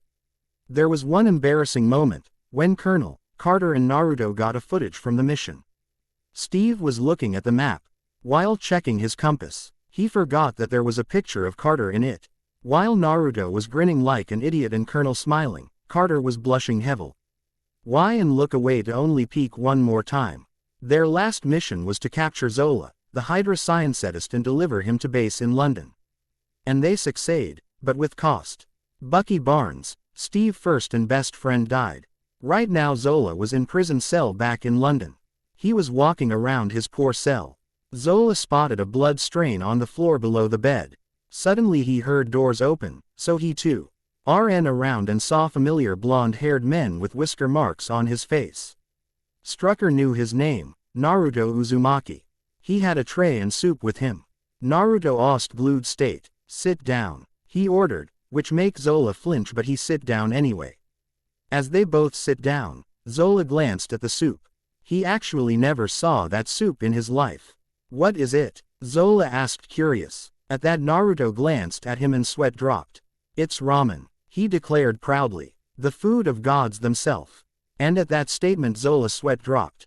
And in it? Strucker questioned. Noodles, he deadpanned. Do you even realize how difficult it is to get ramens these days? I don't eat noodles. At that Naruto grinned. Why? He asked. I'd throw up after them. At that blonde started to eat the ramen with glee. What Abbott cyanide? Also feeling bad after it. He asked, taking a short break with food, which caused Zola to narrow his eyes at he soup. You're not telling me that the soup. In response, Naruto eat some noodles and noted. Are you? I'm feeling great. I can't get sick from almost anything, trust me. With that he finishes his ramen and hands Zola a paper. You know each Hydra agent we caught always cracked the capsule, but you didn't. So, you want to live, right? Are you going to intimidate me? He asked, while finishing reading what was on the paper. For important informations, Armin Zola will be evacuated to Switzerland. HMPF. Like Schmidt is going to believe that he'll kill you anyway. You're dangerous to him, he said, activating his Sharingan, which caused Zola to gulp. No one know about him more that you do, and you've killed Captain Roger's best friend. So you need protection. You or Schmidt, there is no third option. He then allow his eyes to return to normal. Schmidt believes that he's walking in the steps of gods. Zola confessed with snort. Really? That's new one, he retorted with dry chuckle. I don't want to admit it, but I'm much closer to God any Schmidt will ever be. Can't argue with that, said Kurama in his mind. I wonder when he'll unlock those, even without me with these eyes he be a god on earth. Thought Kurama with smirk. He won't be satisfied until he'll take control over the world. Zola said seriously. Not on my or Roger's watch. He replied with smile. Anyway, what's his target? His target is everywhere. Zola answered, which made Naruto snort. I need to get Steve and rest back in here. Blonde thought, as he stood up and left the cell. We need to end this. End of Ost. Meeting room, London secret base. Schmidt is nuts, said Colonel H. He thinks he's the god and want to destroy half of the world. He'll start with USA. He has incredible power in his hands, added Howard from his place. If he'll cross our lines, then in 1 hour there will nothing from East Coast. How much time do we have? Asked Carter with crossed arms. About 20 hours from now. Naruto ASN word, while everyone in the room gasped. Schmidt base is deep inside of Alps Mountains. 150 meters below them. So what, are we just going to knock on the door or something? One of Steve's team members asked. Why not? Asked Thought out loud. That's exactly what we're going to do. Okay Steve, agreed Naruto with smirk. Let's do it your way. Alps, later with Steve. Currently Steve was making his way to Schmidt base. He had small company of Hydra soldier going after him. They're easy to defeat, so he decided to end this quickly. On his way he was almost shot by tank, but he was able to dodge the shoot and destroy it with hidden rocks in his motorcycle. Once he was done with tank, it was time to deal with Hydra soldiers. Steve was able to fight some of them, but ultimately he was overwhelmed by them. Then they disarmed his and took Steve to meet with Schmidt. After few minutes, Steve was brought to large room which was partially a laboratory. Arrogant, came Schmidt voice, as he appeared out of the shadows. Americans isn't new with that term, but you mastered it completely. It was entertained voice that drove Steve to fell even bigger hatred toward the men before him. But your powers are limited, you know. Didn't Erskine mention it? I know from him that you're crazy. That's a not for me, he replied with venom. Oh well, he simply didn't saw my genius, that's all. He said with chuckle. What was so special about you anyway? At that Steve snorted. Nothing. I'm simple boy from Brooklyn. For that Steve got a punch to face in his stomach. He panted a little but chuckled. I can do this all day. Sure you can, he snarled, while trying to put Steve in this so-called genjutsu. But it was futile. But sadly I can't. What's going on? I can put him in illusion, he thought, before he heard something coming from his left. There were 3 soldiers oming toward the window on the grappling hooks. When they bursted through the window, Schmidt tried to shoot Captain, but he used Hydra soldier as a cover. Soldier before him was turned into nothing by ashes. It was time for Schmidt to leave as his minions were dealing with the enemies. Steve's team was able to take all Hydra soldiers, while tossing Captain his shield. He thanked and head right after Schmidt. Then remaining team informed soldiers outside of the base to attack. With Naruto, Colonel and Carter. Okay guys, let's move, yelled Naruto as he jumped from the bushes and started to run in old shinobi style. Everyone went right after him. Blonde Jinchuriki saw about 100 Hydra soldiers ahead thanks to his Sharingan. He made a cross sign and exclaimed, Taju Kage Bunshin no Jutsu. Quote, with about 40 clones poofed out and begin a launch at Hydra soldiers. He led his clones to toy with these soldiers, while he head straight at the closed entry before him. Naruto then stick out his arm and blue swirling orb appeared in his right hand. Orb was still growing until it became bigger than Shinobi head. After orb was fully formed, Blonde leapt and exclaimed, Odama Ront doors were blasted away. Let's go, he repeated to soldiers along with Carter and Colonel. I wonder if Steve is doing fine. Single quote. They're moving throughout the base with fair ease thanks to Naruto and his clones. They've been exploring, while looking for Schmidt and Steve. There was no luck, since base was huge, so Naruto decided to enter Sage mode and search for them. After few seconds, he sensed Steve just a few meters on their left. He said to everyone to follow him and they did. A good minute later they've found themselves in large hangar, where other soldiers were fighting with enemies. They saw as Steve tried to reach Schmidt plane, but it was faster. Next to them was Schmidt car and they knew what they have to do. While Naruto decided to stay and help soldiers, both Colonel and Carter hopped into the car and went after Steve. As Naruto was finishing off, he decided to teleport right to Steve and help defeat Red Skull once and for all. He then quickly flashed only to find himself right next to car with Carter and Colonel. His eyes winded in shock. What the hell? Why am I here? I'm sure that I was teleporting to Steve, he said out loud, before he spot 3-bladed kunai on the ground. Oh no, damn, Naruto, you can't teleport to Rogers, asked Carter in fear, while Colonel noted, even without kunai, I still should be able to get to him. Truth to be told, Naruto still had problem with signing people with Seal. Seal was vanishing after a week or so. Blonde wasn't sure what he was doing wrong. But there still was Kamui. Naruto close his right eye and search for Steve. Naruto slowly start to sweat. I can't. It's like something is blocking me. Kurama, help. I can't sense him either. Whatever is blocking us, it must be something on the plane. He replied. Don't try to do anything, Naruto. Just stay and kill rest of Hydra. Are you telling me that I should abandon him? He yelled at Kurama. You know it's their destiny, right? Fox asked. I don't care if they're Indra and Ashura reincarnations. You know that, he shouted back at Fox. Still there is no point on trying. You should stay and keep save your soldiers. Like your mother told you before. You can't save everyone, I thought you know this already. Kurama said to his hoster, whose eyes softened a little. But it's difficult to leave him like that. I'm not sure if he'll survive this. Then again you're right, I can't do anything at this point. I can't use perfect Susanoo either, since I don't have eternal Mangekyo. Naruto thought while gritting his teeth. Peggy, I can't get to him. I'm sorry. At that Carter looked down. We shouldn't lose hope. Once Captain Rogers will deal with Schmidt, we can help him get back right. He suggested, while Carter looked up to him. So let's just. Suddenly everything start to shake around them. Quickly Naruto got both Carter and Colonel from the car, which was falling down, to the airfield. Then giant metal arm rose from the pit and slammed down near their position. Aft. That another one poop out and like previews one it slam on the airfield. Airfield start to shake even more violently as those arms were helping a giant robot to rose up imagine iron giant with Hydra-shaped head. So that the last project that Zola told us about. Titan, Naruto exclaimed. Maybe you'll deal with this, while we'll head back to base. Asked Colonel. Sure. With that both RTER and Colonel start to run back to base. A Titan, seemed just as tall as you, Kurama. He snapped. Yeah sure. Kurama snarled from the seal. End of chapter. Hope you'll like it. Please leave a lot of reviews. Also this will the last chapter for now, because in Sunday we'll head with family to go on vacations for 6 days. So no updates till my return. Thanks. Yane. Chapter 7. Naruto. Shinobi. Disclaimer.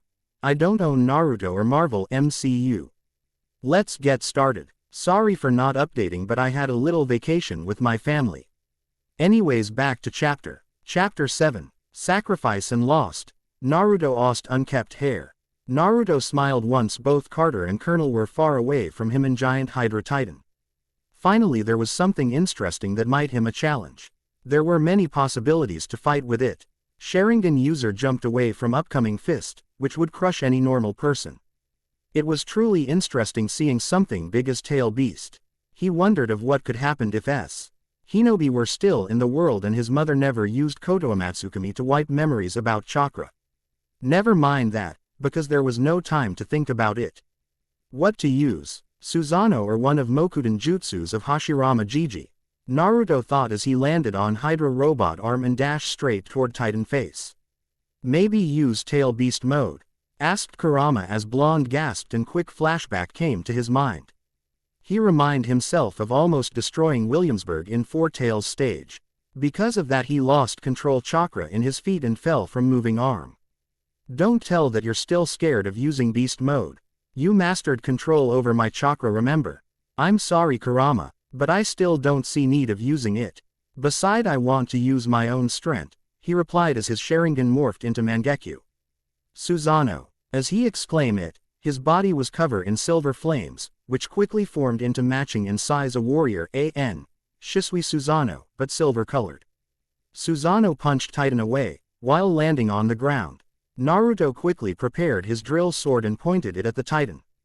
Let us see what you're made of. Then suddenly Titan eyes start to glow, before they shoot blue beam of energy at Naruto Susanoo. Raising his arm, Blonde deflected the beams back at Titan. Robot did nothing as his body wasn't affected by his own attack. Interesting. He wasn't affected at all. Also this feeling, is the armor made of chakra metal? Naruto thought before leaping at Titan with his sword to test if he was right. He decided to go with head. Titan saw that and dodge upcoming sword, but Naruto was fast and used his feet to kick Hydra head away. Too easy. Wait what? Suddenly two Hydra heads pop out from the robot neck. Two heads. They are for real. One cut, two more take its place. He thought, before landing and charging his sword toward Titan's shoulder. Titan turned his heads toward sword and catch with other hand. Blonde eyes winded at that.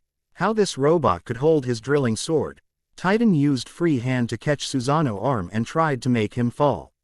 But Susanoo was standing firmly. The two tried to push one another, but in vain. Naruto smirked as Susanoo ribcage opened. Susanoo.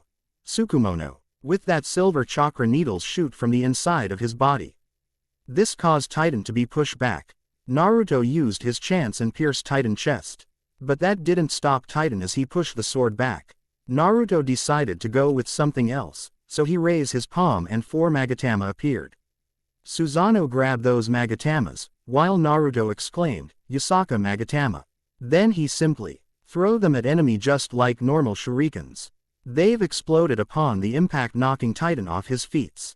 Got you. Now I'll finish you, Blonde exclaimed, while opening his ribcage and preparing Magatamas on his hands. Koraboration. Aim no Osor. With that the rain of needles and Magatamas began to pour on Titan causing large explosion. It was the matter of second before there was nothing left from the Titan. Besides some left of pieces. With sigh he dropped his Susanoo and landed back at the airfield. Now let's head to Carter and Colonel. He said to himself, but burning sensation from his eyes stopped him from teleporting. His vision became blurry before he used simple medical jutsu to healing his eyes. Damn my eyes. They bleeding, he complained, while wiping blood out. Kurama, how my eyes are holding. I've never used full Susanoo beside training. If you could try to use perfect Susanoo, which isn't possible for you. Then you could lost most of your eyesight for a while. Kurama replied, in next few minutes they should be fine. Use Hiraishin instead of Kamui for a while. At that Blonde noted and teleported Awa base. Good you're here, exclaimed Colonel as Naruto appeared next to him. Yeah, what happened? Blonde asked. That plane was only part of whole attack. Schmidt also sent assault boats, explained Carter, while Naruto eyes winded.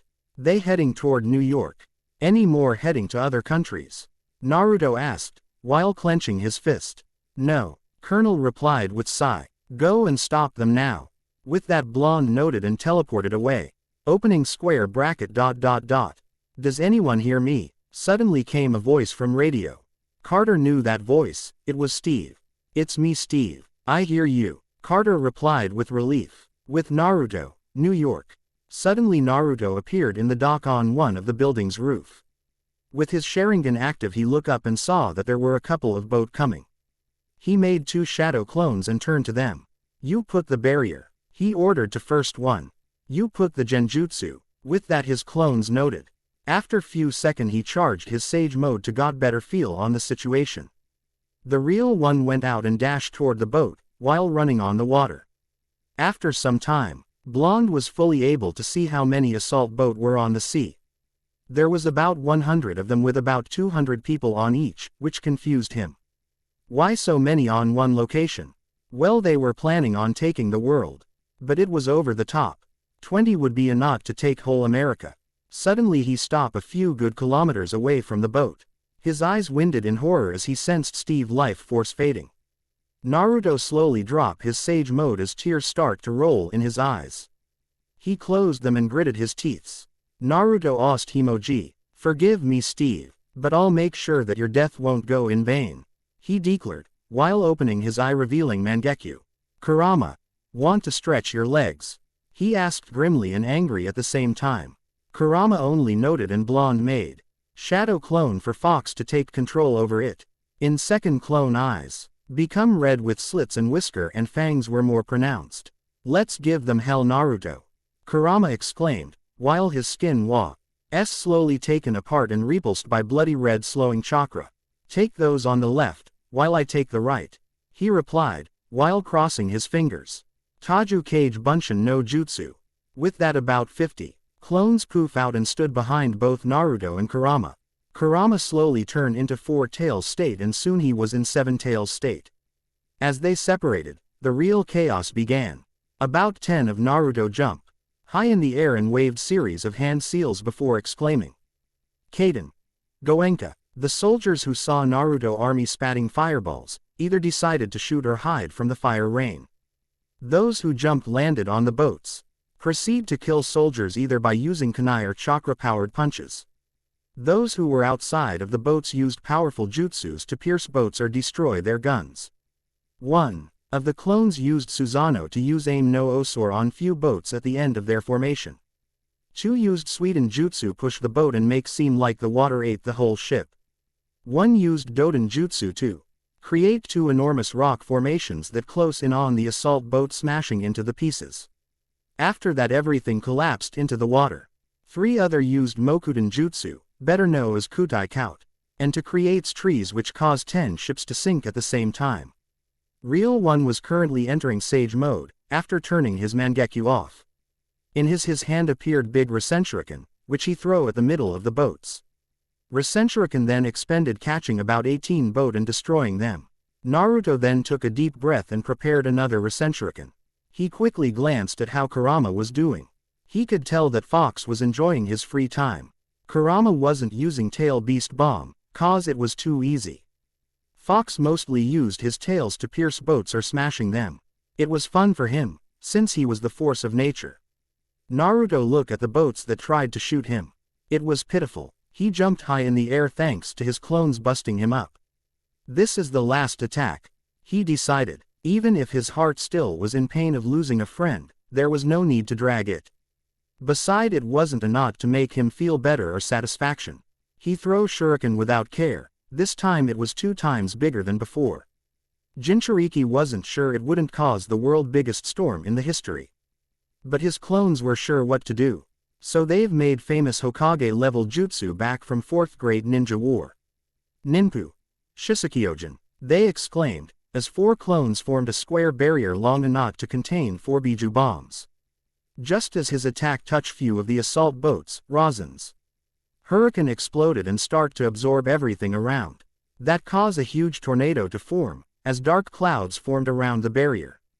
For a second everything went white, while Naruto was slowly falling down. End of Ost. After few minutes everything calmed down. You could see Naruto clones poofing away and original standing alone. Kurama was done with his part and he got back to the seal. "How are you holding up?" asked Kurama in concern. "Well, I'm holding up somehow, but it still hurts," he replied, while looking at the sky. But compare my pain to Peggy's as small. We both knew that there was something between these two. He explained to his fox friend, before adding, let's head back to Peggy and Phillips. 2 days later, Steve funeral. Naruto ost Sengunbanba. At first, I haven't believed in Captain Rogers, said Colonel. But after he rescued those soldiers, everything changed. For the first time I believed that we can destroy Hydra, and we did in fact. But at cost of Rogers' life. He was a good and brave man. One of the tough tests I've met. I hope he's watching over us and will protect us to the end of the war. Thank you. With that, Colonel finished his speech. Next was Peggy. I knew Rogers for a couple of months, but I was able to see him as value comrade. The first time I saw him, I thought he was a joke, that was impossible for someone like him to become soldier. But I was wrong. He paused, taking a deep breath. I remember if that was just yesterday that Colonel threw a false grenade. Everyone run for their life, but Stephen decided to risk his life by covering the grande with his own body. Then I knew, he was something else. He of all men's of meat in my life was stronger. Maybe second strongest, he added, while looking at Naruto, while gave tiny smile. Anyway, Rogers was a very important figure in this war. He was the symbol of peace and always will be. That's why we need to be strong too and end this fight. Thank you. Peggy could barely hold her tears and shaking legs. Next was Naruto. Steve Rogers was a good man and value friend to me. When people get hurt, they learn to hate. When people hurt others, they become hated and racked with guilt. But knowing that pain allows people to be kind. Pain allows people to grow, and how you grow is up to you. That's how Steve became Captain America. At first he hurt by bullies, but he had to hurt other people at the front lines. But he never could bring himself to kill anybody. He was truly a kind soul and strong soldier. He paused and looked at people around with determination in his eyes. He never give in to the hatred. Even I can tell that hatred is spreading. We wanted to do something about it, but we don't know what. But I believe that someday the day will come when people truly understand one another. If we can't find the answer, it will be up to next generation to do it, he declared in strong deep voice. Thank you. With that, Naruto went back to his sit, and after him were a few more people to had something to say. After some time everyone left, leaving Naruto, PG and Phillips. Naruto and Agent Carter, I have something to say to you. Colonel call out. Yes, what is it? Asked Carter, who was wiping her tears. Government want to create a special organization to deal with situations like Hydra. They want you and Carter to join, along with me and Howard. He explained, while handing them some papers. You have to sign them and report in next 2 days. Does this organization have a name? No, not yet. Any idea for the name? At that, Naruto looked at Captain America monument and smiled. How about the shield? He pointed at the monument, which also had a shield. Sounds good to me. Now let's sign those paper. Suddenly Naruto ripped the paper to pieces, shocking both Carter and Colonel. What the hell did you do that for? Sorry, but I have declined it. The war is almost over, so you don't need me that much. But if you need any help, I'll come. Ya nay. With that he flashed away.